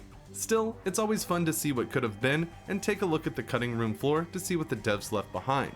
Though for some, who may not like creepy crawlies, it's probably good that these guns were cut. In Fallout 2, the Chosen One will come to many settlements and talk to all kinds of people. The game monitors your interactions and choices, adding to your karma and reputation ratings. Each location we visit has its own opinion of the Chosen One. Still, there are reputation titles we can get throughout Fallout 2 that will apply more broadly, one of which is triggered by taking out as many people as you can. Suppose the Chosen One kills at least 25 people, with the number of characters with good karma being at least double the number of bad. In that case, we will receive the Berserker reputation. This title is supposed to reward the player by making bad or evil characters react better in dialogue. Still, because no characters are actually flagged as bad in Fallout 2, the reputation just ends up making every NPC like you a little less. The classic Fallout games have a couple of bugs like this. Still, this scenario can take a little bit of the fun out of an evil playthrough, unless you just want everyone to dislike you anyways. In the original Fallout, we take the role of a vault dweller in Vault 13. The story starts right after we are chosen to be the one to exit the vault for the first time and venture into the wasteland to find a working water purification chip, as Vault 13's is defunct and they will soon be out of drinking water. The vault dweller learns during their travels that the Master has created an army of super mutants with the forced evolutionary virus, and these mutants are being actively created at Mariposa military base. Humans are dipped in vats of goo and transformed into the monstrosities that fill out the ranks of the Master's army. Now, if this all sounds appealing to you, Fallout caters to that by allowing the Vault Dweller to head to Mariposa and talk to the Lieutenant, a boss mutant who's the project's foreman. During this conversation, the mutant leader will be very adamant about learning the location of Vault 13. FEV has superior effects on clean or non-radiated humans, and a sealed Vault-Tec shelter is bound to be filled with them. With one of my favorite examples of player freedom in any game, the Vault Dweller can tell the Lieutenant the location of Vault 13, ending the game and getting the bad ending in the process. This sees the Vault Dweller dipped in the vats, followed by the mutant army ransacking Vault 13. This is great for when you want to stick it to Vault 13 after playing through the game before, because as we know, the Vault Dweller isn't exactly welcomed back with open arms after their journey. So why not bring the horrors of the wasteland to them instead? In Fallout New Vegas, one of the first settlements the courier will likely come across is Prim. The NCR has a camp right outside, but can't seem to keep order now that a group of convicts has taken the town, forcing the citizens into hiding.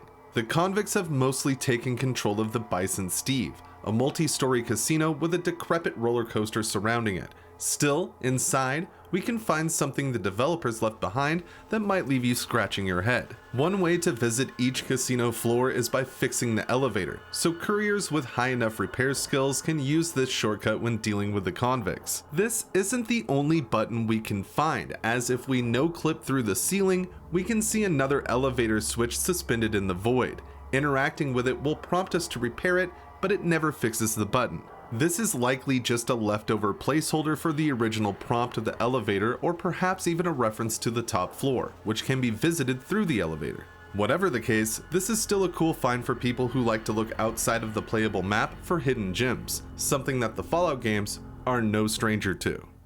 In Fallout 3, we can come across a myriad of factions that each have their own agenda. While some seem to want to clean up the wasteland, others seem more intent on controlling resources or causing chaos. One group of people that we can meet are the children that call Little Lamplight home. This self-governing cluster of kids uses the safety of caverns until they reach the age of 18, when they are exiled to Big Town. If we visit Lamplight and then go talk to another faction of the wasteland, the Slavers of Paradise Falls, we can get an unmarked quest called The Kidnapper, which sees the lone wanderer tell Eulogy Jones that he should be collecting children from Little Lamplight to sell as enslaved people. Jones recommends finding the youngest, most naive child and luring them outside so one of the slavers can take them back to Paradise Falls. This leads us to Bumble.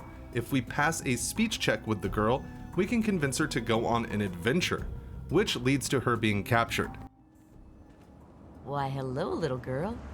What a lovely dress you have. Thank you, miss. We're going on an adventure. You bet we are. Are you ready to go on the Adventure Express? Oh boy, let's go now. Can we please? Absolutely. In fact, I want you to have this friendship necklace. It's good luck. Wear it, and you'll never get lost. Ow, it's all scratchy. Don't fuss, my little girl. You'll get used to it. Well, okay. I can't wait to tell Lucy about this adventure. I'm sure she'll be so proud of you. Now we've got a big day ahead of us, so let's get going. Returning to Jones will reward us with the Boogeyman's hood. While it looks identical to the Raider Wastehound helmet, it has a bit higher damage resistance. Just don't think about what it took to get this appropriately named headwear. I did indeed, and she was well worth the effort. I found her a nice, loving home right away. It's so nice to be able to help people who need people, isn't it? It just warms the heart. But speaking of life's little rewards, here's yours. It doesn't look like much, but this helmet's reinforced like crazy. You'll find a use for it. In Fallout, one of my favorite settlements is Junktown. The way the town is built feels just right, and there's a ton to do when we first show up, but I want to focus on an item that can only be found here and deep under the cathedral. In one of Gizmo's rooms, we can find this box of noodles, with the game letting us know that we have no idea what instant spaghetti is. There are only 2 of these boxes in the game, with this being by far the easiest to obtain. The other box of noodles is in the clutches of a super mutant guarding the cathedral. Hopefully you are not down here just for the noodles, as this item has no use in game, except of course for being sold at vendors. This follows us to Fallout 2 as well, where the box of noodles is a bit less rare, with 5 being littered around the wasteland. They still have no use beyond selling them. The box itself is actually the real-life print of the 1940 Chef Boyardee spaghetti dinner, using the same graphics and shape of the box. This is interesting because we rarely see real-life brands in the Fallout universe, and it's usually an oversight. This box of noodles may never become the food it was designed to be. Still, the glory of instant spaghetti can live on through your inventory centuries after it was created. In Fallout 3, there are many places to find and explore. The capital wasteland seems to have something neat around almost every corner, and we can see one of the more interesting areas around the north end of the map. Oasis is a lush wonderland that sticks out like a sore thumb in the wasteland, as does the settlement's resident god figure, Harold. The FEV ghoul hybrid has come a long way from the west coast and simply wants to die by the time we meet him in Fallout 3. Of course, we can help Harold with his wish, as many options are given to finish the quest he gives us. Still, one hidden option is not only the easiest way to get bad karma, but it can also be the most fun. If we have a flamer or similar weapon in our inventory, note that not all flame weapons will work when burning Harold, still, when we have one that does, we can light him ablaze, bringing him to his goal of death immediately, which is accompanied by some terrible screams from the ghoul.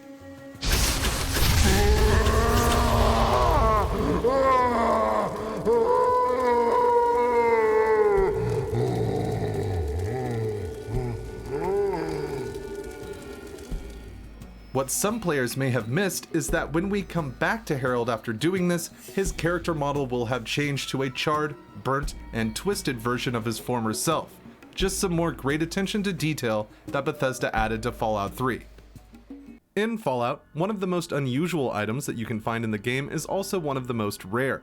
With only just a few of them littered around, one being in this shack in Junktown, the item is called You Have No Idea. And when we investigate the object, the game will tell us, upon further inspection, you still have no idea what this is. The cover says Cat's Paw, and there's a picture of a black cat on it, but that's all we have to go by during the events of Fallout. In the real world, this product is made in Canada, and the box contains anti-slip shoe covers, some cat's paws. It makes sense the Vault Dweller would not know what this is. It's only when we get to Fallout 2 that the mystery of this item in the game universe is solved, leading to one of the rarest items we can get in the game. The in-game description for the Cat's Paw in Fallout 2 states an issue of Cat's Paw magazine. This is the first time Fallout lets us know that in this universe, this is a publication of the adult variety. We get confirmation on this when we visit Miss Kitty, who is at the Cat's Paw in New Reno, a building that has the logo in neon on the side. Speaking with her, she will tell the Chosen One that this is an adult magazine, leading to some unique dialogue about how vague the description was in the past for the object. Miss Kitty will then ask the Chosen One to bring 10 copies for display at her place. If we have the issues of Cat's Paw with us, we can give them to her now, and we will be rewarded with the incredibly rare Cat's Paw issue number 5, which has a great article on energy weapons. Using this magazine is different than others. No time will pass, and unlike other skill books, you can increase energy weapons past 91%, which is capped for the others. This magazine will boost your skill by 10%. The cover is far more telling than the box art they used before, but I have always loved the cat logo on the original. Either way, rare item hunters will want to keep this around instead of cashing in on the experience, as it's a one-of-a-kind wasteland find. In Fallout 4, the Commonwealth is filled with places to discover and settlements for the sole survivor to call home. Not all areas we can build and take over are settlements though, and Diamond City can be a potential home base for the player. After hundreds of hours into Fallout 4, I only recently learned about this elevator. First off, I somehow missed this entire elevator in all of my playthroughs. Still, once we use the lift, we can talk to Geneva about purchasing a house in Diamond City. It will cost 2,000 caps to get the key to home plate, but we will find a lovely dwelling and a new fast travel location inside the city. It's important to note that home plate has far less building options than standard settlements, and that its lighting is pre-built into a fuse box, so scrapping everything here isn't recommended. Regardless, this is a nice little house right next to the Diamond City market that I only just recently discovered that you could purchase. But what about you? Did you know about this player home? Let me know in the comments below. In Fallout 3, one of the first settlements you will more than likely come across is Megaton. Built from old airplanes and inhabited by some of the nicest folks in the capital wasteland, Megaton acts as a perfect place to start our journey. One of the people we can meet in Megaton is Moira Brown. When we arrive in town, she is working on a book to help people have a better chance of surviving the wasteland.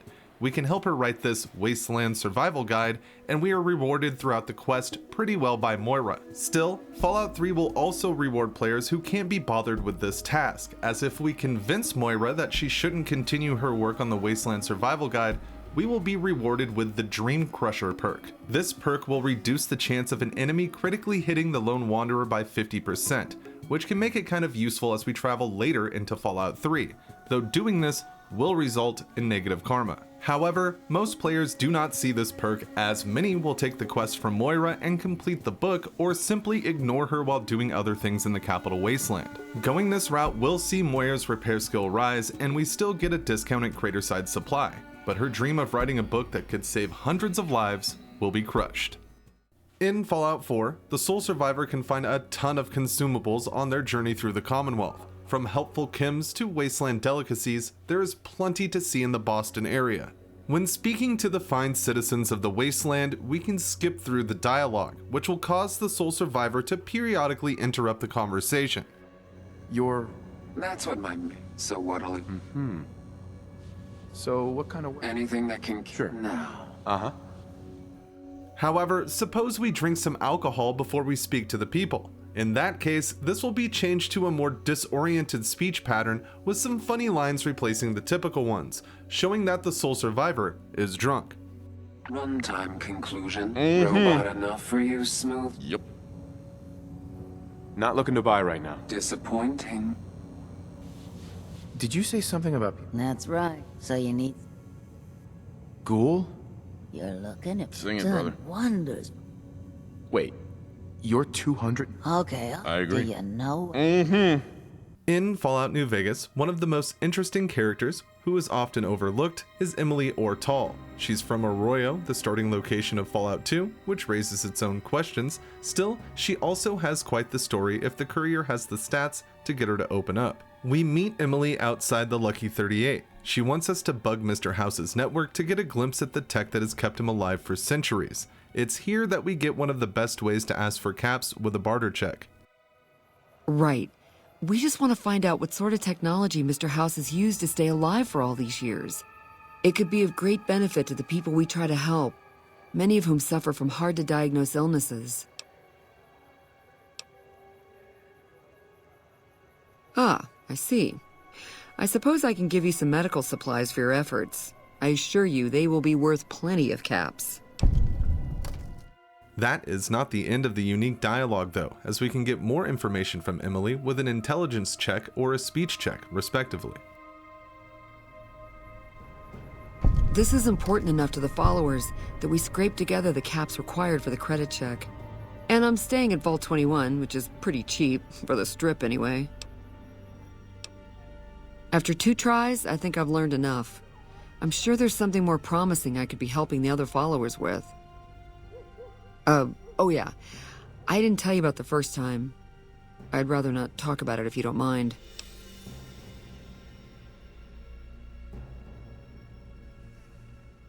True. Alright. The first try was a little less professional. Someone important on the strip had access to some of House's technology. Specifically, a Securitron. And more specifically, the someone was Benny. I know, he shot you in the head and everything. But this was a while ago. I knew he was sleazy, but I didn't realize he was so cold-blooded. Still, one line of dialogue was hidden away in Fallout New Vegas due to a developer error. After returning to Emily post-quest, the courier would have the option to pass a perception check to find out that she had slept with Benny. By normal means, this dialogue does not appear in the game, as the developers accidentally coded the game to check Emily's perception and not the player's. On PC, we can use mods or console commands to make this line appear. Ugh, so gross.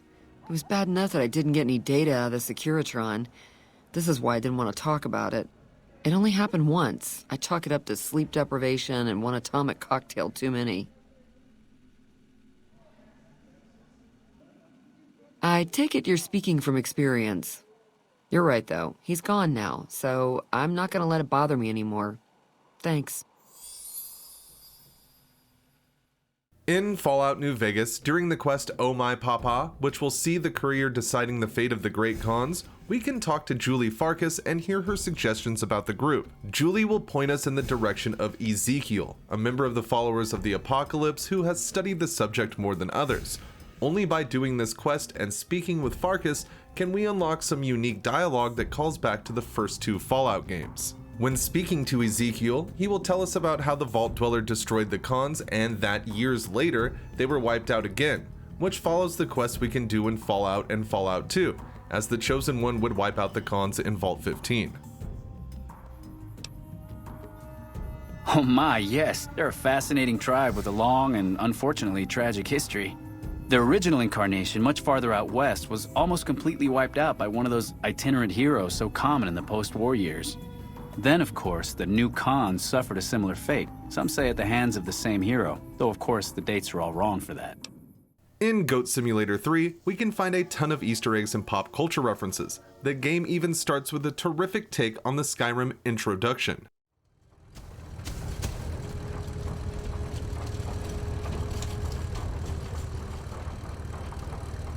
Hey, you're finally awake. I'm your new owner. I will look back at you, but I need to look at the road.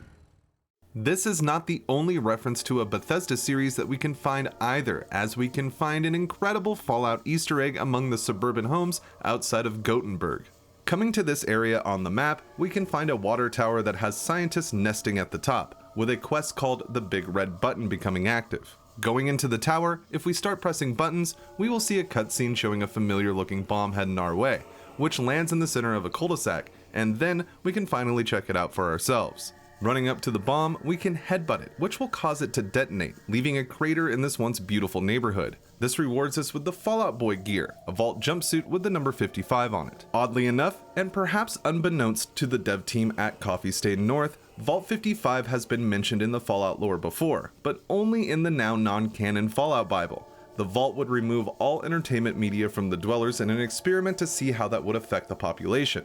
After the explosion, NPCs will mutate in the area, growing limbs randomly on their body. This is a wonderful Fallout Easter egg, and it was indeed a welcome surprise in this fun and unique world provided by Goat Simulator 3. In Fallout 2, there are so many small things to find. Out of all the Fallout games, I think Fallout 2 has some of the most interesting small details of the series. This extends to items that seemingly have no use at all. For instance, in Golgotha, we can dig up the rare gold tooth. The item description claims that it used to belong to Jules, but it's ours now. The reason it says this is because the only other gold tooth we can find in the game is in his inventory. It wouldn't make any sense to make a duplicate of the same item, so the description is the same no matter what tooth we inspect. Jules stands near the entrance to New Reno, scamming newcomers and doing what he can to survive. Still, rare item hunters may want to cut that last goal short to collect the gold tooth hiding in his inventory. The teeth have no use in-game other than to look cool in your stash or to sell to merchants. This makes this one of the rarest, most useless items in Fallout 2. In Fallout 2, the Chosen One can find themselves in all kinds of different places doing all sorts of different things, from prize fighting in New Reno to becoming a citizen in Vault City. Fallout 2 is ripe with things to see and quests to complete. There are far more nefarious reputation titles in Fallout 2 though, and one will require a shovel and a strong stomach. If the Chosen One has these things, we can find our fortune in the wastes by grave digging. Digging up a grave will result in -5 karma and also give the player the Grave Digger reputation title.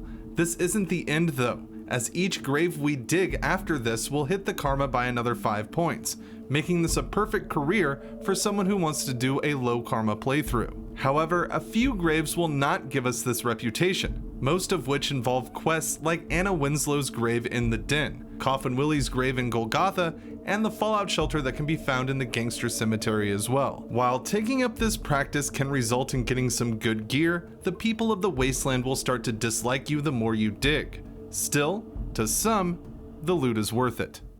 In Fallout 4, we can come across Hubris Comics. This rundown old comic shop is deceptively large inside and holds some great loot for anyone who's doing a melee build during their Commonwealth adventure. This shop is famous for chronicling the stories of superheroes, and we can still find some of their gear inside. As soon as we enter, we find Grognak's axe behind a display case with an advanced lock. A terminal with the same skill requirement can also do the trick when opening the case. The comic book icon's weapon deals bleed damage to enemies and has a boosted stagger chance. The AP required to use the axe in VATS is decently low as well, making this two-handed weapon a threat on the battlefield. Upstairs, we can complete this look by looting the lockers to find the Grognak costume. For just a costume, it has some decent resistance stats with damage at 10 and energy and radiation hanging at 15. The best part of this fit is the stat effects, with a +2 to strength and a 25% boost to melee weapons, making Grognak's axe that much more powerful when wearing this outfit. Grognak is an icon in the Fallout universe, and these references to him with in-game items are amusing to see, so go forth and smash thy enemies, and look damn good doing it. Thank you to Steven the 429th from the Discord server for suggesting this one. Make sure to check the description below for links to the server if you want to chat about Fallout. In Fallout New Vegas, coming to the Strip can be a big moment. The lights and sounds can be a lot to take in. The New Vegas Strip is filled with people to meet and quests to do, one of which brings us to the Aces Theater in the Tops Casino. Speaking with Tommy Tarini, we can get the Talent Pool quest, which sees the courier gather up acts for performances the casino provides. One of the acts that we can meet is Hadrian, a ghoul that performs stand-up comedy at the Atomic Wrangler. Once the quest is complete, we can return to the Aces Theater to watch the various performances of the people we recruited for Tommy, including Hadrian's, who will have some unique dialogue based on the courier's special stats. The ghoul will make remarks based on how low or high each stat is, with each attribute having 2 bits of commentary according to its rank, making for some funny personalized jokes during his show. Somebody told me the other day you were bright. I wasn't sure if you meant smart or radioactive. Buddy, you look tough enough to drink a pint of glowing water. Why don't you do us all a favor and try it? This guy right here, he's got an angel looking over his shoulder. If I were him, I'd get a restraining order. Hey, look at this guy. I didn't know they let Brahmin into this joint. My friend, you've got style, grace, and charm. The style of a feral ghoul, the grace of a super mutant, and the charm of a Deathclaw. In Halo Infinite, it seems the possibilities are endless when it comes to the Forge. This game mode will allow players to craft any world they can imagine and use it as a level to play with friends, and some people have made some truly amazing things. One of the best I have seen, though I may be biased, is from a user named Brian Pfaffer, who recreated the entire city of Megaton as a level in Halo Infinite. The attention to detail on this map is incredible, and you can tell Brian really put a lot of time into the creation of this map. It features all of the landmarks that we have come to love around the Megaton map, like Raiderside Supply, Moriarty's Saloon, and of course, the epic centerpiece of the atomic bomb in the middle of town. We can also find a faithful recreation of Good Neighbor from the same user. Brian has done an incredible job of bringing the Fallout series into this universe, and these Forge creations are genuinely awe-inspiring. I will include the download links for these maps in the video's description, so if you play Halo Infinite, make sure to show some love and check them out for yourself. In Fallout New Vegas, Doc Mitchell's house is the first place we gain control of the courier.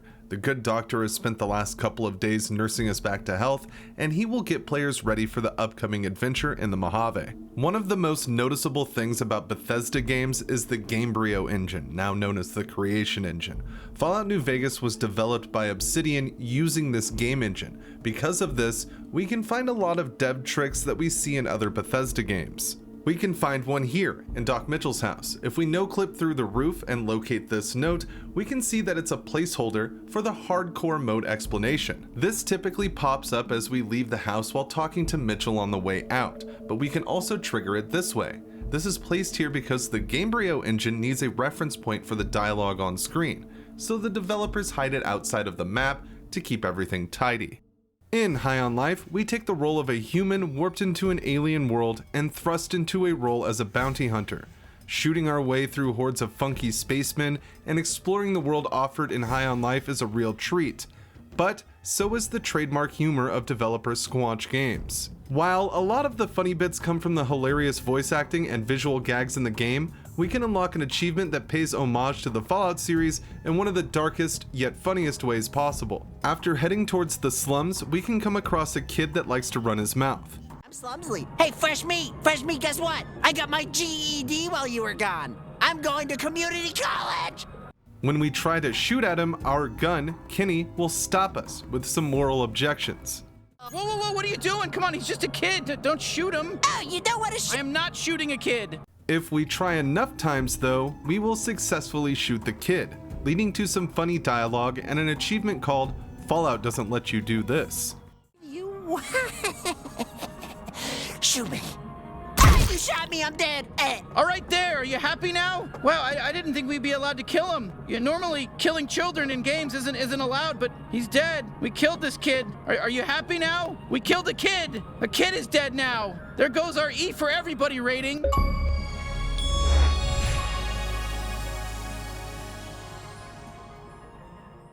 This is an excellent reference to the fact that the classic Fallout games patched out killing the child NPCs around the wasteland and further stretching into the Bethesda titles where children are immune to damage. This is a fun jab at the Fallout series in an absolutely fantastic game.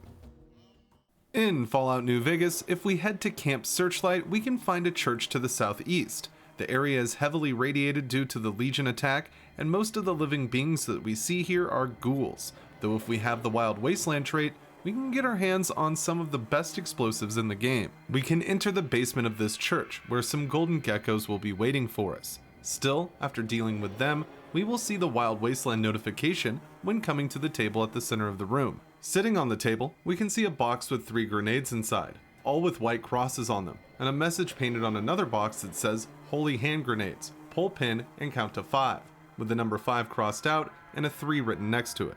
These grenades pack quite the punch, having the highest DPS out of all explosives in Fallout New Vegas. When thrown, after a short wait time, what amounts to a miniature atomic blast destroys every enemy in the area and will damage an unprepared courier as well. Interestingly enough, the grenades lose their trademark white cross when they are thrown, but most people won't mind considering how much damage these mini nukes can do. This is a weapon the devs wanted to include in Fallout 2, but we wouldn't see them officially until New Vegas. Of course, the grenades are a reference to Monty Python and the Holy Grail, which features the Holy Hand Grenade of Antioch.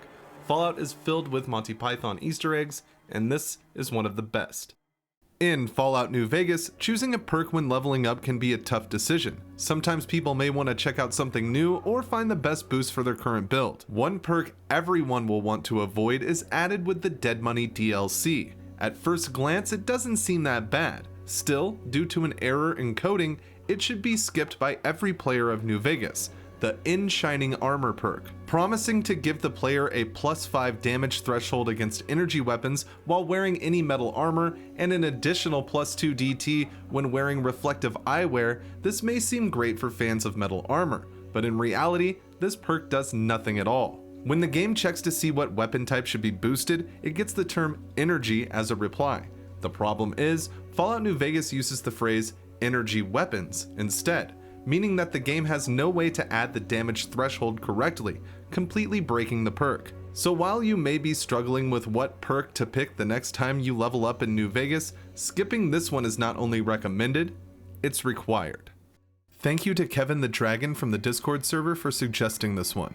In Fallout 3, one of the vaults you will have to go through on your way to finding your dad is Vault 112. Most vaults are hard to find, but 112 isn't listed in any Vault Tech terminals and is cleverly hidden under Smith Casey's garage. Inside, we will be confronted by a Robobrain and asked to put on a Vault 112 jumpsuit before taking a seat in one of the Tranquility Loungers. Unlike most NPCs in Fallout 3, if we attack the Robobrains, they will not become hostile.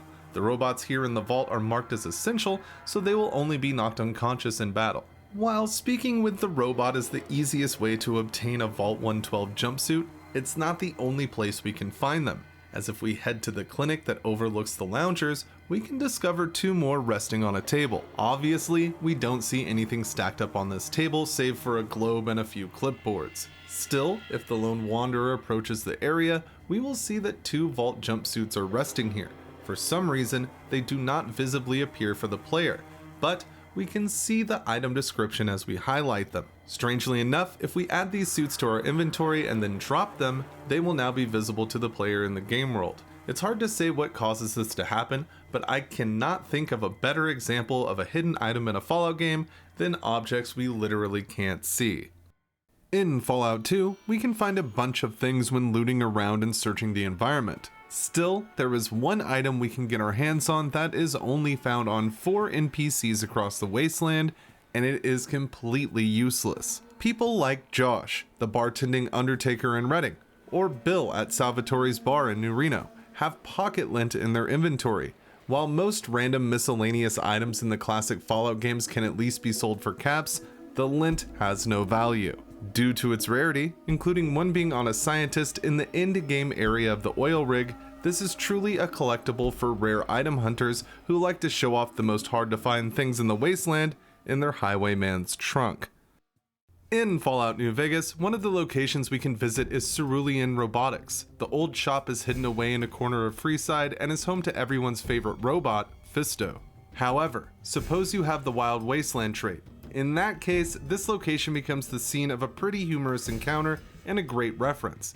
It all starts when we leave the building for the first time, where the courier will then be greeted by Maud and her gang. Lucky what we have here, ladies. Another unsuspecting Ponce. Over here!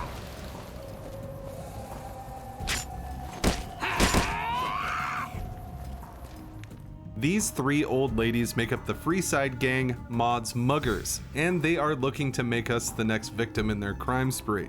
This encounter is bound to catch people off guard the first time they stumble upon it, and the ensuing battle is one of the funniest in New Vegas. This group is a reference to Hell's Grannies, a gang from a Monty Python sketch that parodied the Hell's Angels, so this reference goes pretty deep.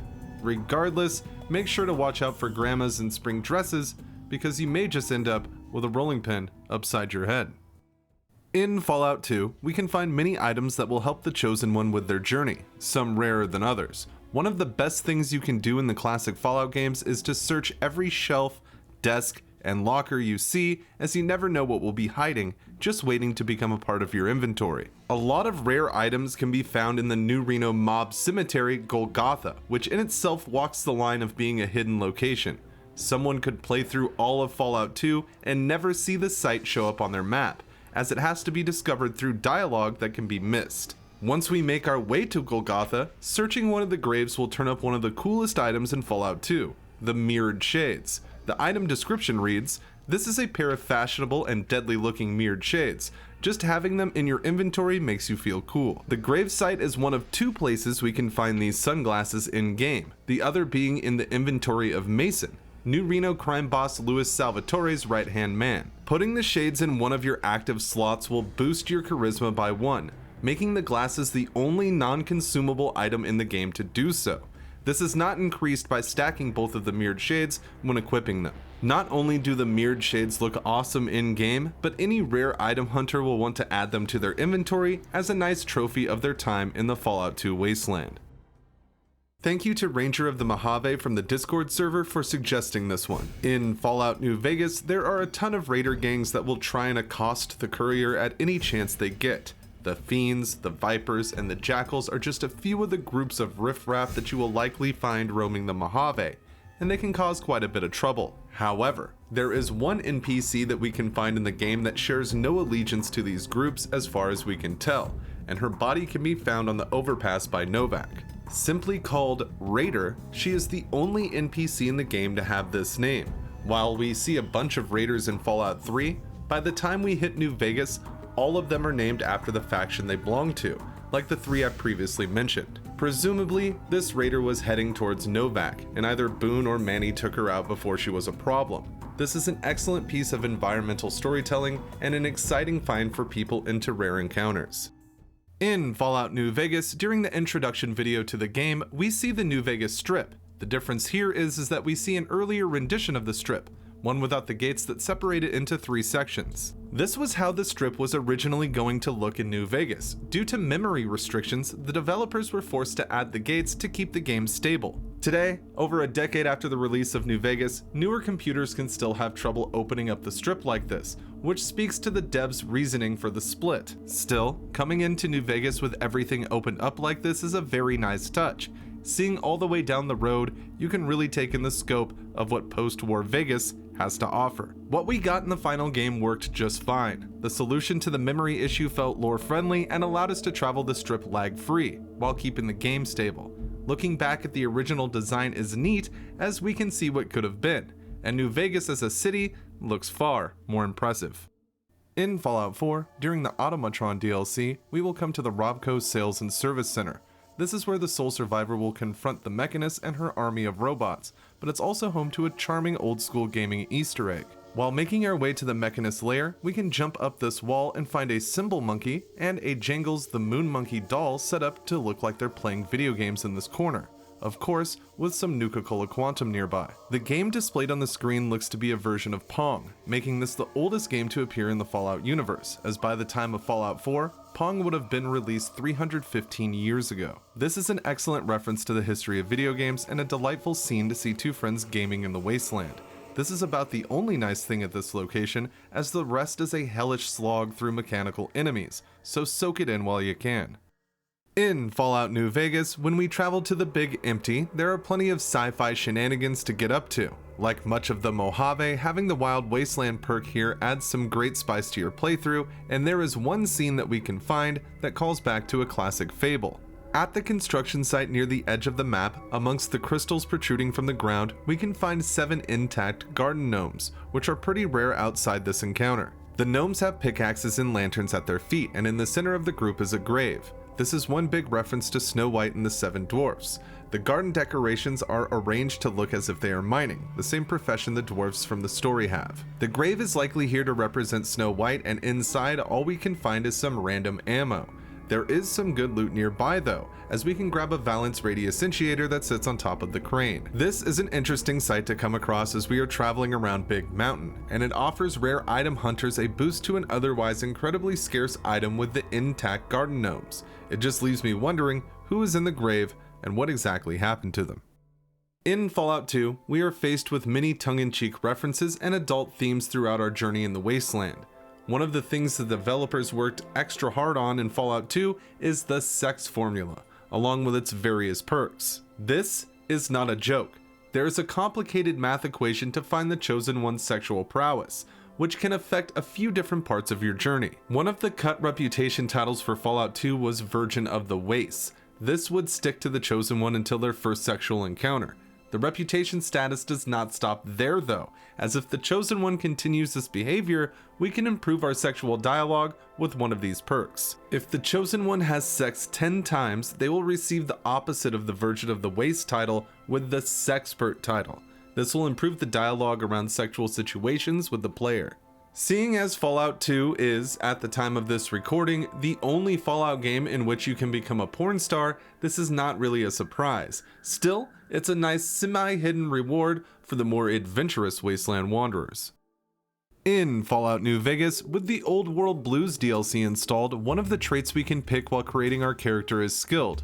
This grants +5 to all skills, but debuffs our gained experience by 10%. For me, the trade-off is far worth it as we gain experience completing quests and doing various other things. It just takes slightly longer to level up, especially the higher our level gets. Regardless, this trait becomes much more helpful when we take advantage of a bug at the beginning of the game. Traveling far enough away from Goodsprings will bring up a prompt asking if we want to change our character. It's here that we can get more bang for our buck. Going back through and remaking our character, when we come to the trait selection screen again, if we choose skilled, it will double our skill boost, adding another 5 while the debuff remains the same. We can reapply this process in the Old World Blues DLC at the Syncs Auto Dock, bringing the total to 15 bonus points for every skill. And if that 10% debuff on experience is bugging you, it's here that if we remove the skilled trait, the bonus skill points remain while the debuff is removed. This makes the skilled trait likely one of the most overpowered choices in Fallout New Vegas when following this path. This is why every time I go to the Mojave, I pick Wild Wasteland and Skilled. The pair can't be beat. In Fallout New Vegas, one of the perks we can pick as long as the courier is level 8 is Sneering Imperialist. This boosts damage against raiders, junkies, and tribals by 15% and increases our VAT's hit chance against them. This isn't the only thing the perk is good for, as occasionally we will see some unique dialogue, some of which we can find in the Honest Hearts DLC. The first time we sneer is when entering Angel Cave, where we get a new way to respond to the dead horses.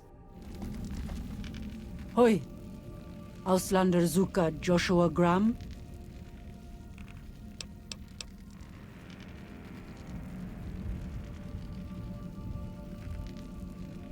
Scheiß! Would kill you myself, but Joshua says no harm to visitors until harm done to us. Go, Auslander. Meet Joshua. We see how long you talk like that.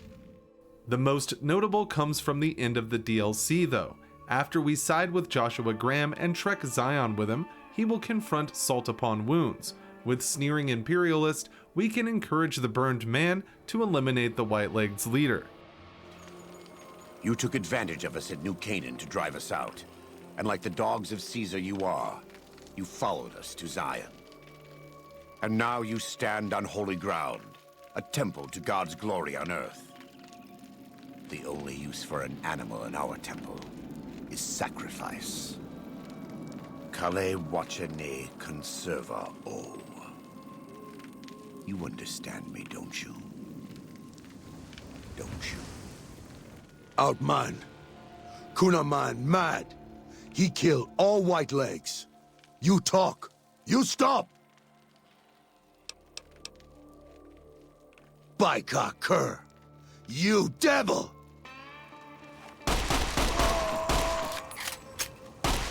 There. That's it. It's finished.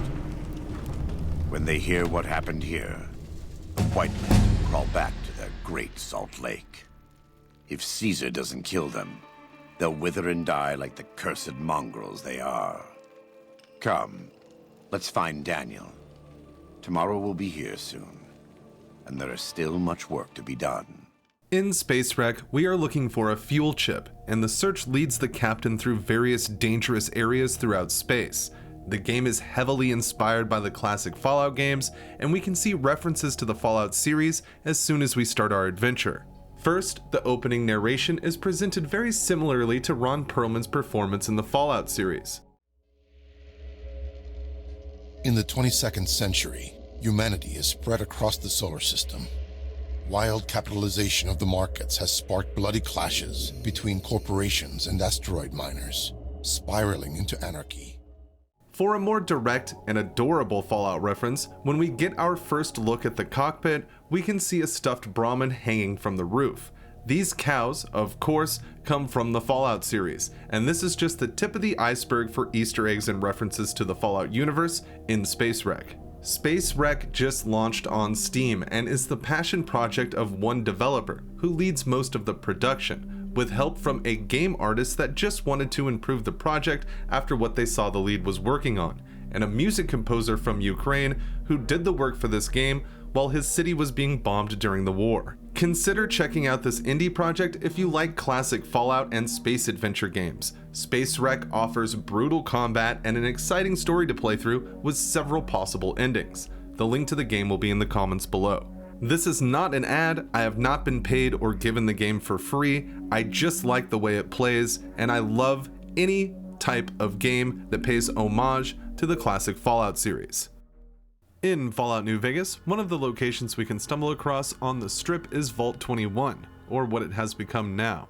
Before the war, the vault was hidden under the Strip and actually managed to keep the dwellers safe, functioning as it should and using gambling as a problem solver throughout its existence. It wasn't until Mr. House used his influence to change the location to an attraction post-war that we would see the building we see today, its neon sign fitting perfectly into the New Vegas skyline. This does cause some conflict with the snow globe that represents the Strip, as we can assume these trinkets were made pre-war, as House has been collecting them for that long. Strangely, we see the Vault 21 sign in the depiction of the globe. Obviously, the developers wanted to make the snow globe look like the Strip we see in the game, and the sign is perfect for the silhouette. Still, this does conflict with the story we hear about Vault 21. Perhaps the Strip's snow globe was made post-war by a handy wastelander. Whatever the case, these little worlds are the perfect collectible for a Fallout game, and Vault-Tec hit a home run with these promotional items.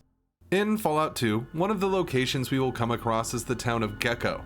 Not only is Gecko home to everyone's favorite FEV reject, Harold, but it is also the only place we can find a decently rare item in the game. Speaking with Gordon of Gecko, we can learn just a bit about the religious group that follows the Brain. If we kill or steal from Gordon, we can see a talisman in his inventory, and the item description reads, "A talisman which is worn by the followers of the Brain." There are 3 of these charms in the game, all of which can be found on ghouls inside Gecko. This item is a terrific reference to Logan's Run, where a similar necklace is featured. Before we leave Gordon, we should loot the cheesy poos from the locker. Now, we can head down the ladder to the access tunnels. Once under the city, we can make our way to the back chamber and finally come face to face with this Brain. He's the brother of King Rat, whom we met under Trapper Town in Klamath. This whole encounter is pretty easy to miss. Still, if we have the cheesy poofs in our inventory, we can get unique dialogue from the Brain about how much he loves the snack. Most believe the Brain and his less intelligent ghoul friend Zomac are a reference to Pinky and the Brain, as the giant rat in Fallout 2 has plans to take over the world. And you help him every time Gecko's problems get solved. In Fallout New Vegas, we find the diamond in the rough, the New Vegas Strip. Out of all of the post-apocalyptic settlements that we come across in the Fallout universe, the Strip has got to be one of my top favorites. As soon as we enter, we are blasted with music and lights, people milling about, and giant functioning casinos on every corner. Though, when it comes to the tops, there is some interesting artwork that we can check out inside. The casino is no stranger to unique design. The entrance is beautiful and fantastic decor art can be seen everywhere. From molded ceiling lights to sculptures on the walls, the tops is a far cry from the wasteland outside the New Vegas border. One of the paintings we can find, in multiple locations, shows Tenpenny Tower. This, of course, is a place that we can visit and call home in Fallout 3. Still, we are 2,400 miles away from the capital wasteland during Fallout New Vegas, so seeing it pictured here can be a bit jarring. A man in a cowboy hat and duster can be seen in the picture, which I assume could possibly be Lucas Sims, though why he would be out of Megaton visiting Tenpenny Tower is a different question. This is not the only time we see odd art in New Vegas that seems to come from Fallout 3, but it is one of the only landmarks that we can find from the Capital Wasteland featured in the game. Now, when you go to the Tops Casino, you won't be able to unsee it. You're welcome. In Fallout New Vegas, one of the unique weapons we can find is inside the Dinobite gift shop storage. Simply known as That Gun, it's a powerful 5.56 pistol and, by a large margin, my favorite in the game. This isn't the first time we have seen the handgun in the Fallout series, which is why it has such a strange name, as most classic Fallout fans referred to the previous version of the weapon as That Gun. In the first Fallout game, we could receive the 223 pistol from a quest, but by the time we hit Fallout 2, the gun is no longer unique. This version of the weapon uses a different caliber of ammo, but the design remains the same. That is because these guns are based on Deckard's pistol in Blade Runner, making this not only one of the best handguns in the game, but one hell of a great movie reference as well. Thank you to Bones from the Discord server for suggesting this one. In Fallout 4, one of the unmarked locations we can find deep within the city is the South Boston Church. On first look, it seems this boarded up building cannot be entered, but if we head through the graveyard, we can find an entrance to the cellar. Inside, the first thing our eye is drawn to is the beautiful altar dedicated to a cat, whom the Fallout 4 Vault Dweller's survival guide identifies as Mr. Tittles. We can find a live cat here, next to a pile of skeletons, which seems to implicate the animal in the demise of these people. At least that's the vibe I got when I saw the scene. There is a fully assembled motorcycle down here in the church's underbelly that's in pretty good shape as well. Still, more interestingly, there is a hidden portrait of a colonial-era man behind the shrine to Mr. Tittles.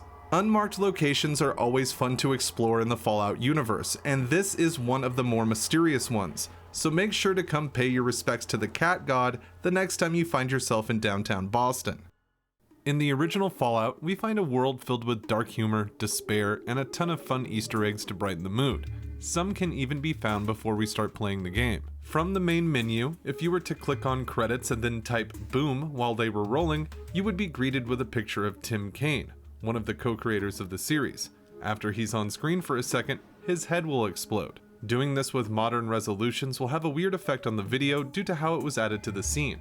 This is just one of the great secrets the first Fallout game holds, and it's always awesome to find these types of things in our favorite games.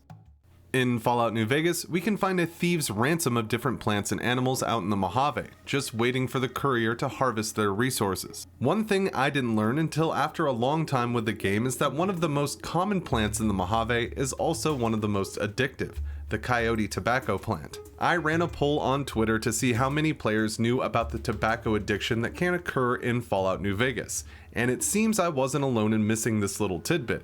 Make sure to follow me on Twitter as well for more polls like this and daily Fallout factoids. We can find a ton of these plants around the Mojave, and eating the coyote tobacco chew will increase our perception and agility by 1 for 4 minutes. Eat enough of these plants though, and the courier will become addicted to tobacco, draining the charisma and perception stat by 1 until cured.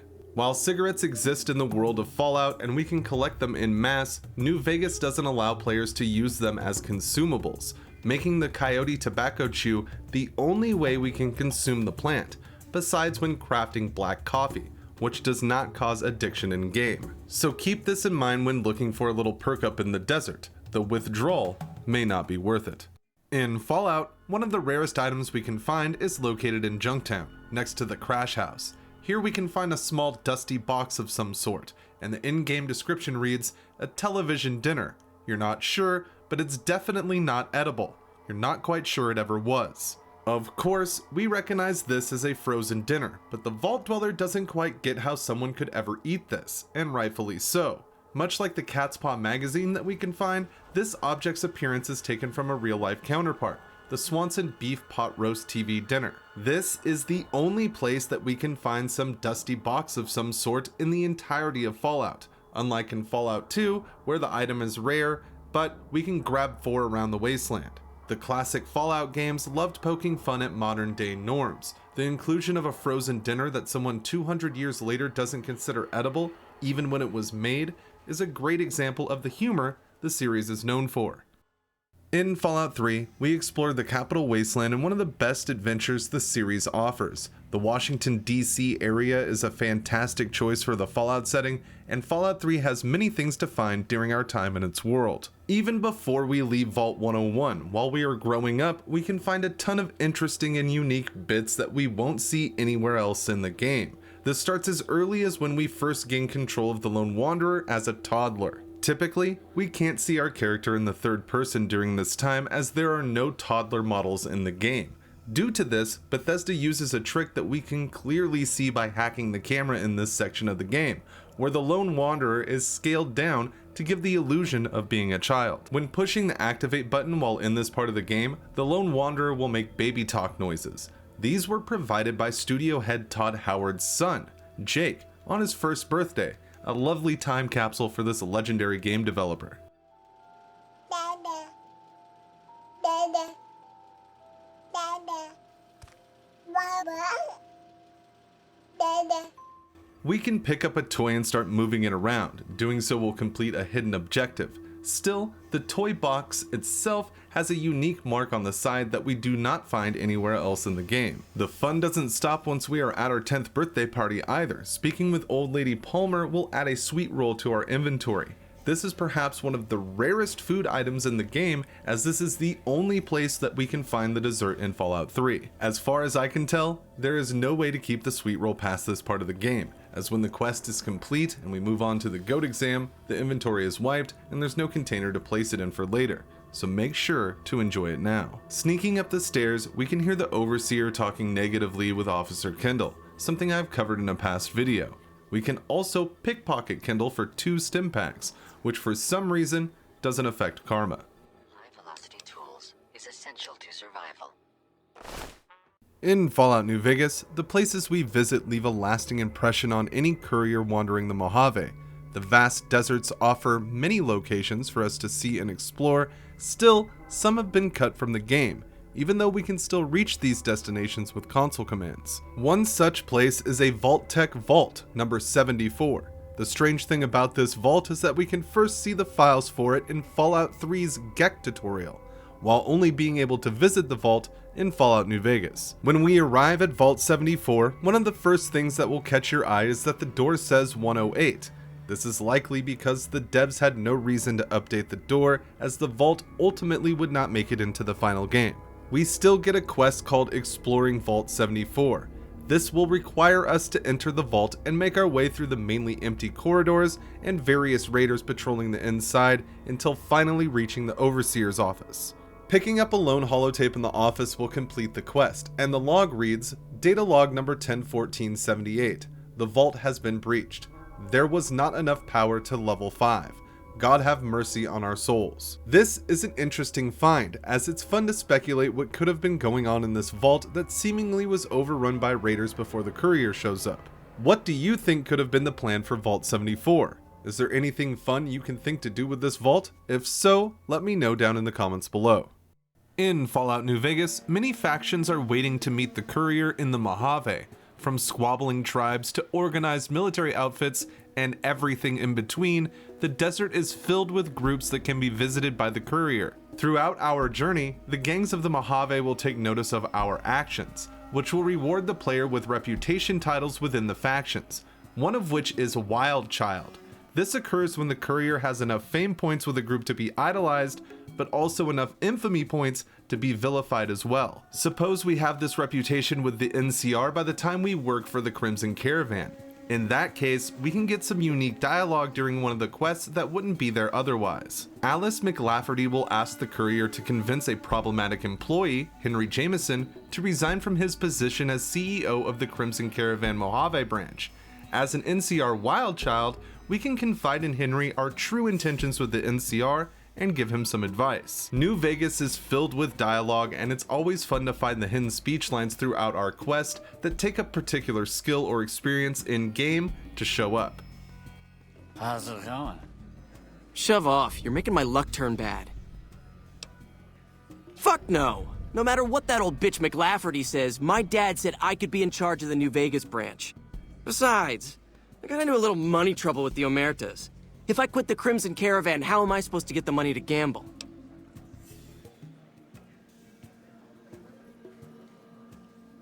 Yeah, all right.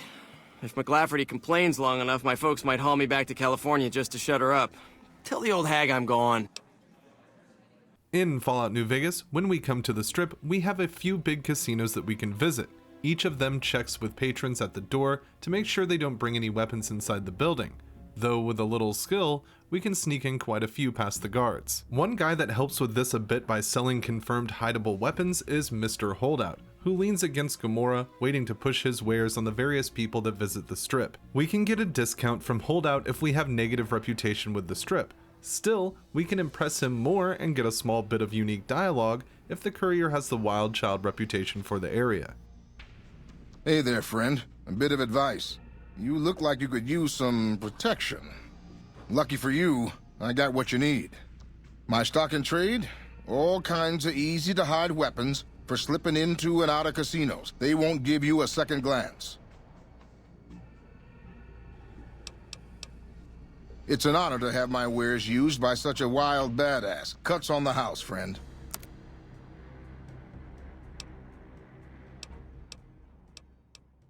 In Fallout 3, the Lone Wanderer can find a ton of ways to boost their skills and stats.